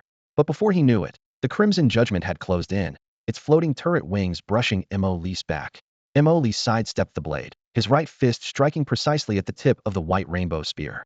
As the spear bent out of alignment, Mo Lee closed in, elbow smashing the joint of Batur's dissolution blade, followed by a heavy punch driving into Batur's shoulder socket. What followed felt like a one-sided onslaught. Batter was stunned as he noticed even his Mech's commands were slightly delayed. A brief hesitation that allowed Mo Lee to evade every attack and counter with lightning speed. The crucial white rainbow spear never fully activated once. The moment it was drawn, Mo Lee struck to break the gravitational nodes along the spear's shaft. Though Batter could still swing the entropy-eroding blade, command lag made his movements clumsy and easily toyed with. The sensation of being manipulated like a puppet ignited a furious blaze in his chest. You've really pissed me off. So this is how a combat mech fights, huh? Guess what? With the kinetic energy of my machine, it'll take at least 2 years before you can even hurt my body. Batter sneered, confident that once Mo Lee's overload ended, victory would be his. While overloaded, the Saint Radiant's adjudicator's reactions and attack power were elevated to another level. Every punch from Mo Lee's combo sent shocks through Batur's transmission system. But Batur's health was incredibly thick. Despite the relentless blows, his counterattacks remained steady and unfaltering. A haunting memory flashed through Mo Lee's mind, darkening his expression. He once stopped jabbering on the comms. Xuan Ji's warning buzzed in his ear. Ignore him. Mo Lee kept his face steady and pressed on with the assault. His fists, elbows, knees all became his weapons.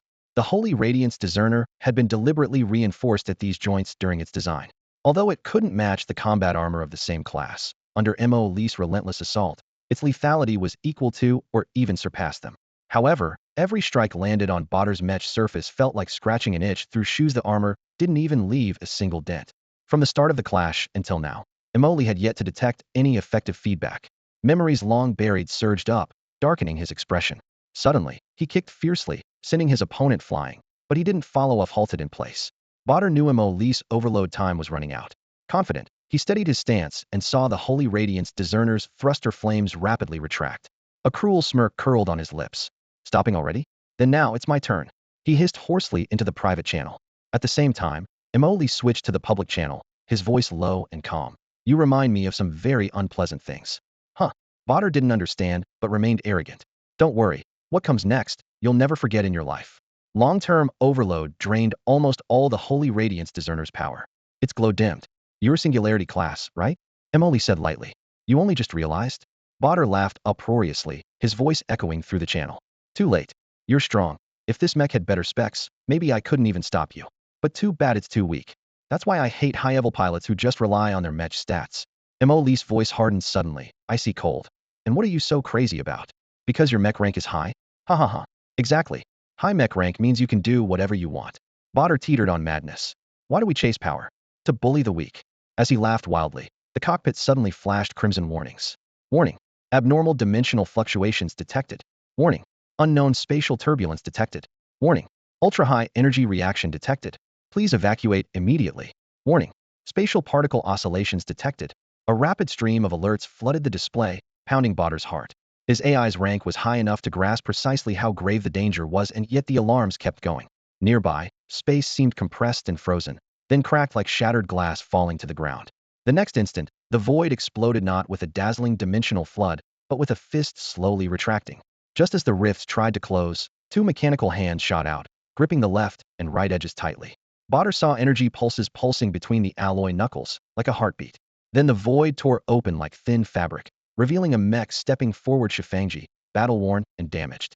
Everyone thinks having a high-rank mech means they can do whatever they want, as if only they deserve powerful machines. Mo Li's voice sounded over the channel. As his words ended, the Holy Radiance discerner flashed with blue light. Li vanished instantly from the cockpit.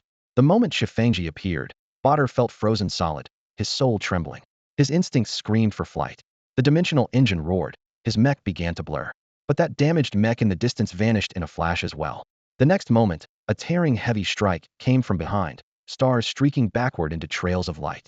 Badr's eyes snapped open, found the mech was clutching his throat in midair, flying at terrifying speed. Batur's pupils shrank as he raised the white rainbow singularity gun and thrust it forward with all his might. The surrounding space seemed to freeze instantly. He was certain this strike would tear the enemy mech into pieces, a triumphant smirk flashing across his mind. But in the next moment, accompanied by a crisp, cracking thud, the frozen space shattered like glass. The expected sight of the mech being ripped apart never came. The Xuan Ji stood perfectly intact before the fractured dimension, radiant streams of tin-colored light swirling around its frame, as if gathering the collapsing spacetime into the palm of its hand. No way, Badr shouted in disbelief. Why doesn't the gravitational field collapsing space affect you? Molly said nothing. With one arm extended, he grabbed Batur's external control arm on the cockpit, lifting the entire frenzied Echo pilot and mecha-like out of the turbulent currents. Then, with a swift motion, he clamped onto Batur's neck and hoisted him high into the air. A suffocating pressure crushed down on Badr, struggling fiercely. With his free hand, he suddenly swung out the entropy-eroding molecular dissociation blade and stabbed wildly at the Xuan Ji's armor. Cling! A sharp metallic clang rang out. Molly didn't even bother activating his shield. The blade froze against the armor's surface, trembling violently, but not a single scratch appeared. Do you feel it? The crushing superiority of a mech at a higher tier, Molly said coldly. Batur's face drained of color. The white rainbow singularity gun and the entropy-eroding blade were his proudest weapons. Any singularity-class mech would falter before them. Since piloting frenzied Echo, he had never met anyone unafraid of these weapons. His pride was ruthlessly shattered, replaced by a bone-deep terror. Is this a Gixa-class mech? Impossible. There are barely any Gixa-class mechs in the Federation. It can't be you. Why impossible? Molly's lips curled with mockery. You just can't accept someone stronger than you? No, it can't be you. With his weapons useless and throat firmly gripped, despair rapidly overwhelmed Batur's reason. His arrogance crumbled within half a second. Impossible? Molly chuckled lightly. You don't even know how much you don't know. Before he finished speaking, the Xuan Ji's other mechanical arm clenched into a fist, bent at the elbow, and pulled back behind its body, aiming straight for the frenzied Echo's cockpit.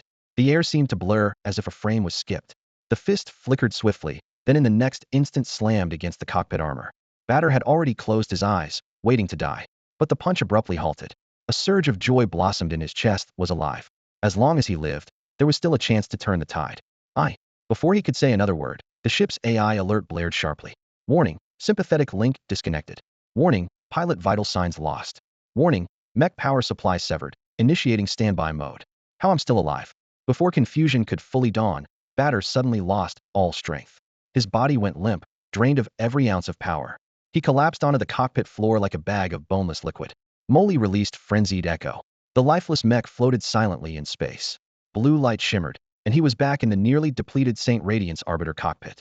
The Xuan Ji pivoted, punching through the void before stepping into the dimensional turbulence, disappearing from sight. Piloting the St. Radiance Arbiter, Molly moved over to frenzied Echo, severing the remaining sympathetic link. He rubbed his hands together and muttered, spent quite a bit of the Xuan Ji's energy this time. Hopefully this mech pays off my investment. Opening the hatch, he donned his suit and floated through space to frenzied Echo's open cockpit door. With one hand pressing on its sensor, Xuan Ji quickly synced into the mech system, and the cockpit hatch responded by sliding open. Stepping inside, Emily first lifted the blood-stained combat suit lying on the floor, casually tossed it out of the cockpit, then settled into the pilot's seat, locking his hands into the interface. Sympathetic connection activate. With a sharp beep, the cockpit's holographic display suddenly flared to life. Rust Star Sector.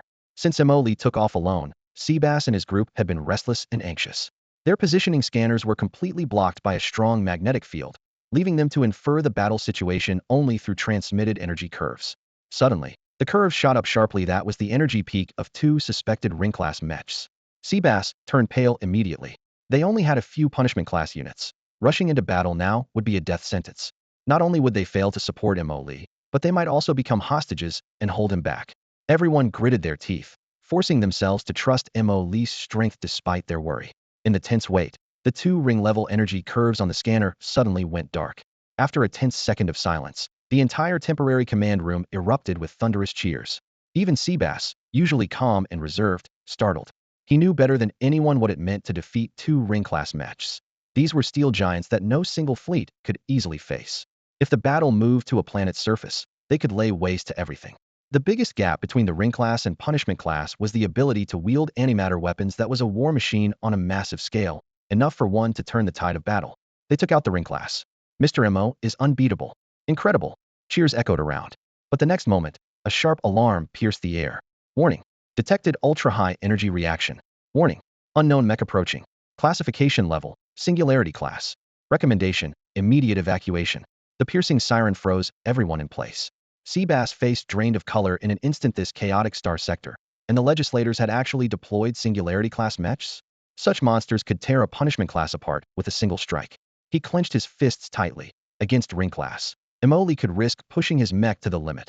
Against singularity class, there was not even a 0.1 chance. This was a gulf spanning eras, certain death.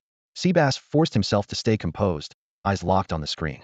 Fortunately, Emily's energy signature still pulsed stubbornly, proving he was still alive. But as the two mechs clashed, the energy curves went wild like a runaway heartbeat monitor, numbers spiking erratically.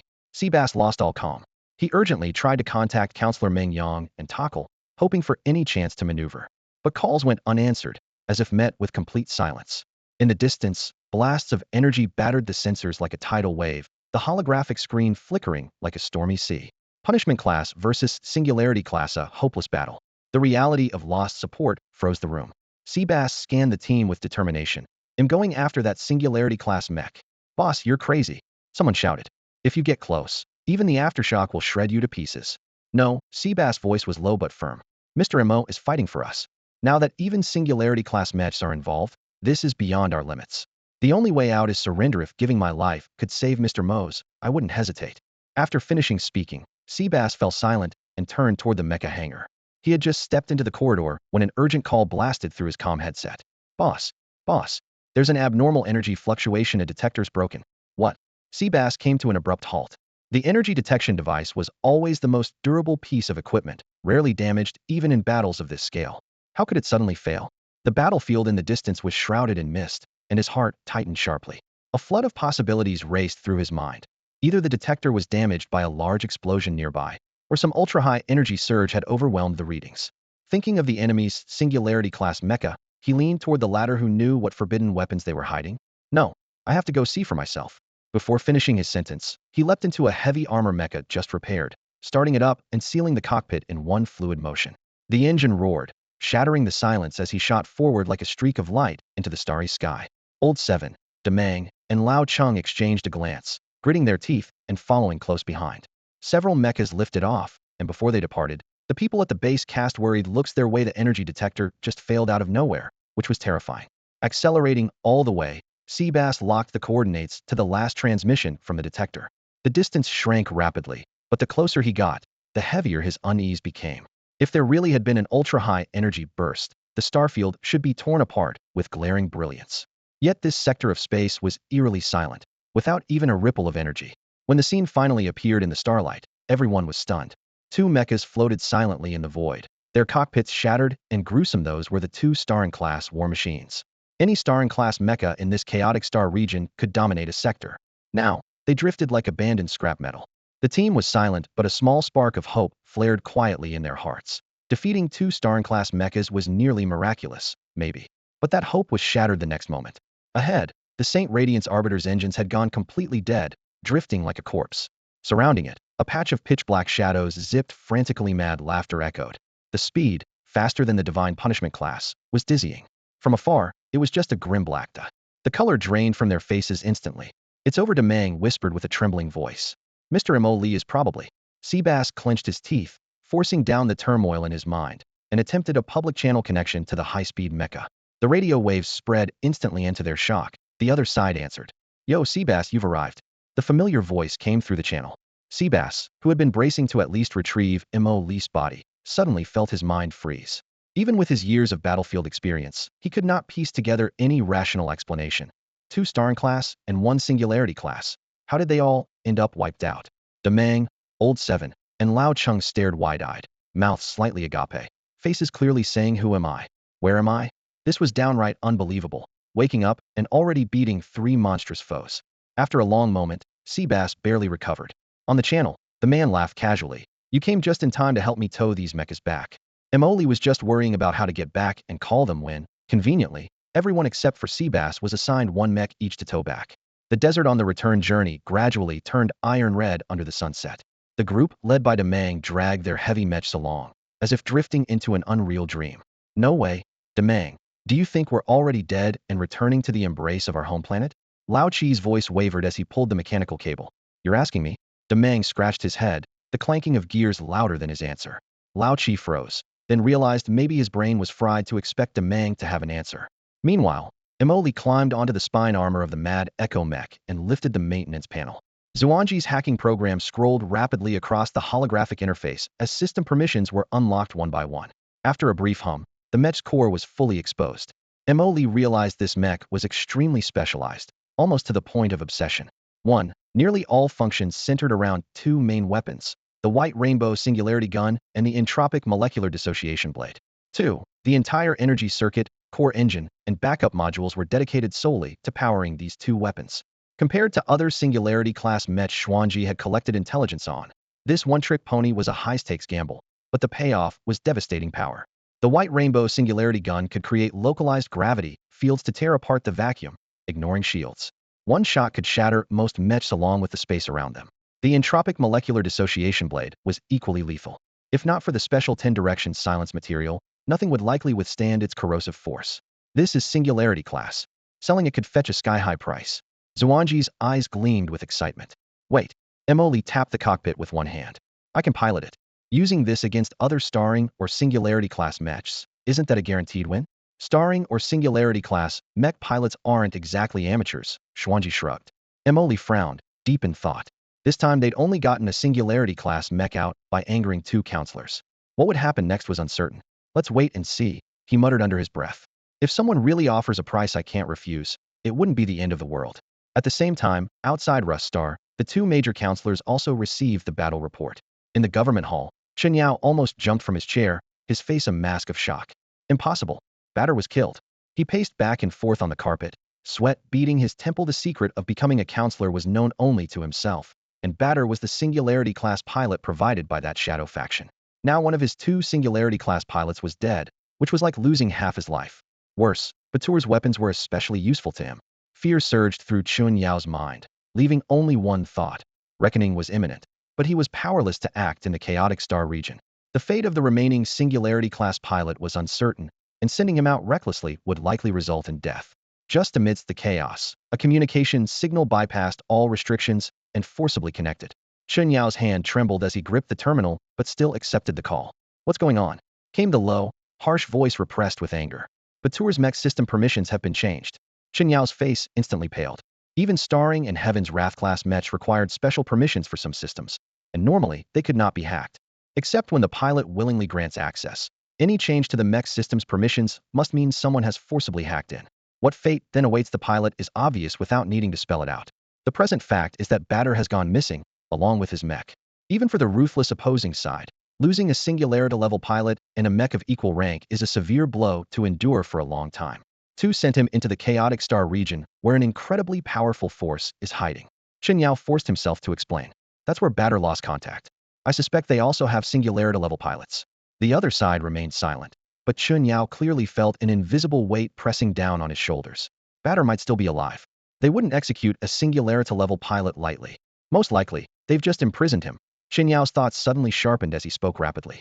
Those in the Chaotic Star region want citizenship in the Federation. Their leader, Victor, knows our power well. If they really kill Batter, it would destroy any hope of reconciliation. Still no response came, as if the other side was weighing his words. Losing a single mech could be fixed by building a new one, but losing a singularity-level pilot? No amount of resources could replace that. The right talent and luck are irreplaceable. Considering this, Chen Yao felt the other side's fury almost radiate through the comm network, as if they wanted to strangle him on the spot. Let's hope it's as you say. You have 3 days. I want a full report on everything. The call ended. Chen Yao wiped the sweat from his brow, ignoring everything else, and immediately ordered, "Get me in touch with the Chaotic Star region. Also synchronize this with Counselor Meng Yang's office.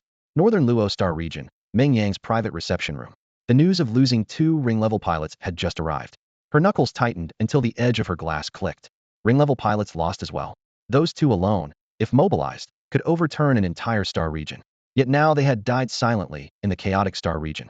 Meng Yang's pilots were scattered across major star regions, but ring-level pilots were always rare. Losing 2 at once felt like a stabbing pain to her. Worse still, without them, her operations in Northern Luo stalled almost entirely. Emoli.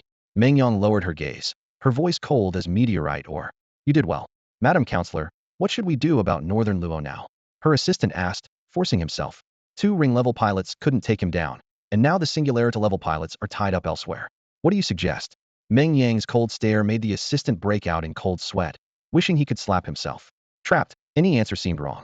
"Mo-Li, I won't let this go easily," Meng Yang said fiercely. "But the Federation Academy League is starting soon. I have to attend. Once I can get singularity-level pilots." Before she finished, a StarNet pop-up blinked in. An encrypted message arrived. Meng Yang opened it, her face instantly registering shock. What? Batter was defeated? She could accept losing her 2 ring-level pilots, but losing a singularity-level pilot, there was almost unbelievable. The fall of a singularity-class pilot was destined to be big news. It was only because this happened in the Chaos Sector, a place where information rarely spread, that the news hadn't gone viral yet. Meng Yang stood before the flagship's hollow star map in the command cabin, a recently intercepted intelligence report flickering and floating before her. She was preparing to seize control of the Chaos Sector and had been closely monitoring all related developments, which was how she caught the news so quickly. Who leaked this? Is it reliable? She asked sharply, lifting her gaze. Her deputy replied in a low voice. It's almost certain Chen Yao's forces are already in disarray internally. Batter was a Singularity-class pilot. There was a whole major tier between Singularity-class and Starring-class. Meng Yang's brow furrowed tightly. How on earth did Batter lose? Could Victor have other players backing him? If that were true, the cost of Meng Yang's conquest of the Chaos Sector would need to be recalculated. Impossible that others are involved. Meng Yang thought for a moment, then shook her head firmly. If other forces really interfered, there would be no reason for them to ally with Victor. When he tried to assassinate her, Victor was clearly suicidal. No matter what, in both her and Chen Yao's eyes, the Chaos Sector was now tightly bound to a Singularity-class pilot. Could it have been the Galaxy Academy? The thought flashed through her mind, but only made her scalp tingle. The few Singularity-class pilots at Galaxy Academy wouldn't bother traveling all the way to Beiluo Sector just for this chaotic patch of space. Absolutely not. The Chaos Sector's valuado Meng Yang, a breeding ground for schemes, to Chen Yao, an underground trading hub, was almost meaningless to a force on the scale of Galaxy Academy. Not to mention the management challenges across multiple sectors. They'd rather buy an entire new sector themselves if they had the leisure. The more Meng Yang pondered, the more everything felt strange. What were Mo-Li and the others really after? What did they want? She had no idea, but letting them go was out of the question. So, she quietly filed these questions away. Meanwhile, in the Chaos Sector, Seabass had just stepped out of the space station's landing pod, barely had a chance to remove his armor when he received a communication request from Chen Yao.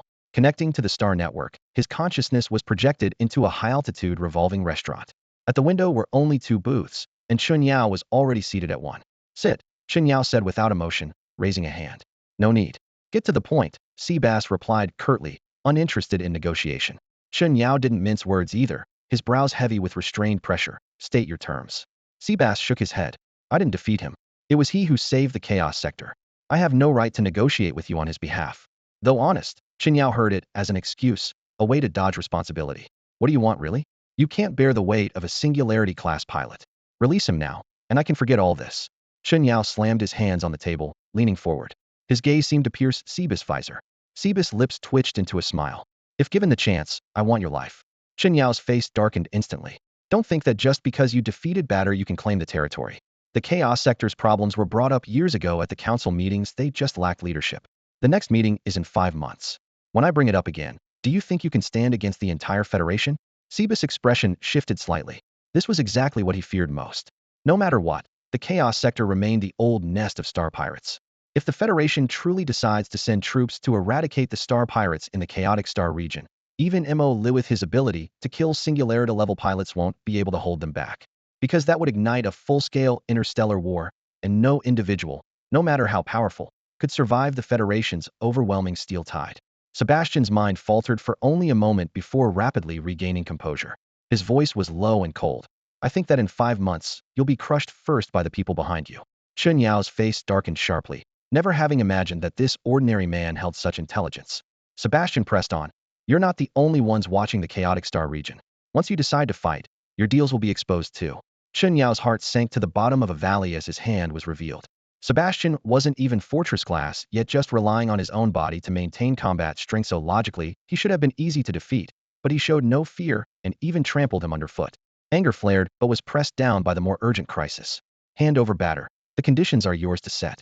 He finally gritted his teeth and compromised. Sebastian responded coolly. I told you, I'm not the one in charge. After speaking, he immediately logged off the star network. Inside the spaceport, metal tracks roared beneath. Sebastian took a deep breath of the faintly oily air and hurried to the cargo platform. Mo was directing Cole as he hoisted the 3 mechs, with the mechanical arms locks clicking. Mr. Mo, Sebastian reported on the call with Chun Yao, from the damage to the 3 mechs to the whereabouts of their pilots. Batter? Mo scratched his head.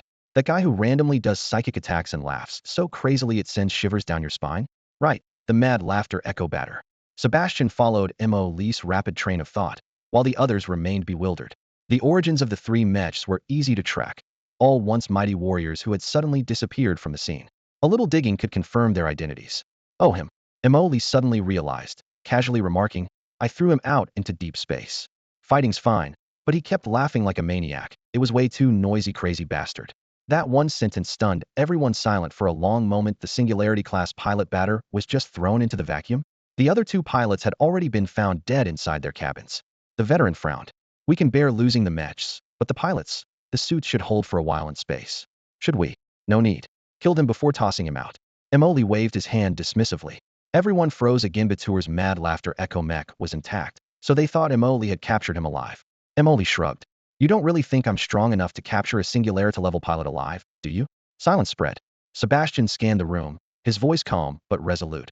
If we let him go, they won't back down. Batur's death, however, will serve as a temporary warning. They won't dare send fleets or mechs here for the time being. Most of the people in the warehouse had supported Sebastian all these years. He knew that from this point on, he would break his old promises. Everyone. Sebas took a deep breath and said, the counselors won't let us off easily. The moment the words left his mouth, his usually straight back bent slightly, his shoulders weighed down as if by an invisible burden. Mo, standing beside him, noticed this for the first time. This tough old soldier from his memories was growing old. I've dealt with them for many years, Sebas added quietly. The room fell instantly silent. No one spoke, but an invisible pressure filled the air. Only now did they remember. Sebas was neither a super pilot like Mo nor a powerful counselor. He was just an ordinary man trying to survive in a tight spot. Mr. Mo can't protect us forever, Sebas said as his gaze swept over the silent faces. Years of dealing with the council had only deepened his despair. When Mo had just taken down those 3 pilots, Sebas had realized how laughable it was to think Deep Crimson Scar could stand against the council. Those few pilots alone could overturn the entire Chaotic Star region, and Mo couldn't stay forever in this forsaken place, starved of resources and always on guard against council reinforcements. A resolute look appeared in Sebas' eyes. Deep Crimson Scar has to disband while Mr. Mo's deterrent is still strong. We need to get out of the Chaos Star region safely. Boss. Why? We just reformed. Even if we leave, we'll just be outcasts in the Star region again. Voices of protest rose one after another. Sebas felt as if his heart was being cut by a blunt blade. These people had once been captured as meat slaves by star pirates. While he was away, they hid and barely survived in the pirate dens. Now, after finally tasting a few normal days, they were forced back into their old nightmare. I don't want to go back, someone shouted with tears in their eyes. If there's really no choice, I'd rather die. I've had enough of this life. I kept going before because Boss Victor left us hope to cling to. I knew he'd come back one day and help us fulfill his promise. Boss, are you really giving up? What about Boss Ariel's grudge? He'll never forget Boss Ariel's kindness. Those left in Deep Crimson Scar were mostly the old loyalists who had stayed behind, their attachment to this banner deep and fierce. Emoli stood quietly for a long moment, wanting to speak, but afraid to spoil their mood. But as the despair grew, he finally raised his hand. Wait. All eyes turned sharply to him. All your fears are based on the assumption that the council will surely retaliate, right? But look at the present batter just died. He's no nobody. Seabass pondered. Batter was indeed strong, notorious out there. Exactly. Emoli spread his hands. If even he died here, who else dares come in the short term? Seabass nodded knowingly. Emoli smiled. Then put my name out there. A super pilot who took down Batter and 2 ring-level pilots, does that reputation strike enough fear? He said with a grin. Sebastian didn't know what to say. His heart felt heavy. He owed so much that he couldn't even find a way to start repaying it. Even sacrificing his own broken body wouldn't come close to covering the debt. Under the dim yellow light of the hangar ceiling, Emoli stood by a row of maintenance stations, his expression serious. You might not believe it, but I came to the chaotic star zone just to take down these pilots. Helping you is just a side effect. Don't put too much pressure on yourself. Hearing this, a pang of bitterness welled up in Sebastian's chest. Suppressing his emotions, he nodded in agreement. Mr. Mo, I understand. Taking a deep breath, he quickly gathered his thoughts. If your name spreads, it will become a powerful deterrent. Any council member thinking about making a move here would first have to consider whether they can get past a Singularity-class pilot. His eyes flickered and his words quickened. From what I know, a single Singularity-class pilot is worth more than the entire chaotic star zone. So most council members don't even bother looking this way. The only wildcards are Meng Yang and Shen Yao. Revenge? Emoli raised an eyebrow. Yes. Sebastian nodded. Sunk costs keep them from walking away, but they're also hesitant. Not backing down means increasing their investment. My judgment is that they will likely take the long view. Oh, Emoli gestured for him to continue. The reason is simple, they don't have detailed information about you. Sebastian pointed toward the massive Mech warehouse behind them. Beyond the big metal door, restrained laughter echoed quietly from within. The Mech inside stood perfectly intact, its cold light sending a chill through Sebastian's heart. Although I don't fully understand Mech combat, I do know what a kill of equal level means. Batter was probably crushed in battle. That info is terrifying. He paused, then added, this Mech is key to building your reputation. But that also means publicly stepping on the heads of Chun Yao and Meng Yang. They will inevitably be furious. Mo Li's expression darkened. If that happens, will they send a Mech fleet to kill me? To be honest, I'm not sure. Sebastian shook his head. Meng Yang cares a lot about her image and always presents herself honorably. If someone tracks down the connection between her and those 2 stellar ring-class pilots, she'll probably cut ties to protect her reputation. As for Chun Yao, he narrowed his eyes. There's someone backing him. I don't know the full details, but the loss of a Singularity-class pilot is something the entire Federation can't afford. So any retaliation is most likely to come from them. Retaliation? Mo Li's eyes brightened, as if anticipating something. More Singularity-class pilots are coming? Seeing his eagerness, Sebastian smiled bitterly. More likely, a fleet something on the scale of war. There are very few Gui Xu pilots in the Federation. They don't have that kind of strength. And to send more Singularity-class pilots again is too risky. The safest approach would be to find a reason to deploy a fleet and wipe this place out in one fell swoop. I see now. So that's why you want to disband the Crimson Star Scar. Emoli rubbed his chin thoughtfully. I don't know much else, but with the Federation's system, officially starting a war must be incredibly complicated, right? Seabass nodded. Exactly. The only way is to put forward a motion in the Congressional Assembly and then have it approved by vote. But the chaos sector has almost no strategic value, so the vast majority of lawmakers, especially those from the Beluo sector, won't approve any funding. He was very familiar with Federation politics and continued. War expenses have to go through public accounts. Spending money on a place nobody cares about would normally never pass inspection. Normally, Emoli raised an eyebrow. Right. But the problem is the power behind Chen Yao is unfathomable, Seabass said gravely. Wiping out the chaos sector wouldn't be that costly. If the people backing him really apply pressure, they might actually get the bill pushed through. Mo Li's brow furrowed deeply. If the war were officially declared by motion, this wouldn't be some minor skirmish. Any Moros of warships would arrive, running their planet-destroying cannons and annihilation guns, turning the entire chaos sector into scorched earth in no time. Then he could only attempt a decapitation strike. People like Seabass wouldn't even be cannon fodder. Worse yet, the fleet fighting would belong to the Federation. Even if he managed to hijack the entire fleet by skill, it would be hard to handle afterward. The Empire would condemn him outright. His notorious reputation was undeniable, and selling to the bugs was out of the question. The Federation was his biggest financial backer now. If he burned that bridge completely, it would be no benefit to him. After mulling it over for a long moment, he stopped tapping his fingers and summarized.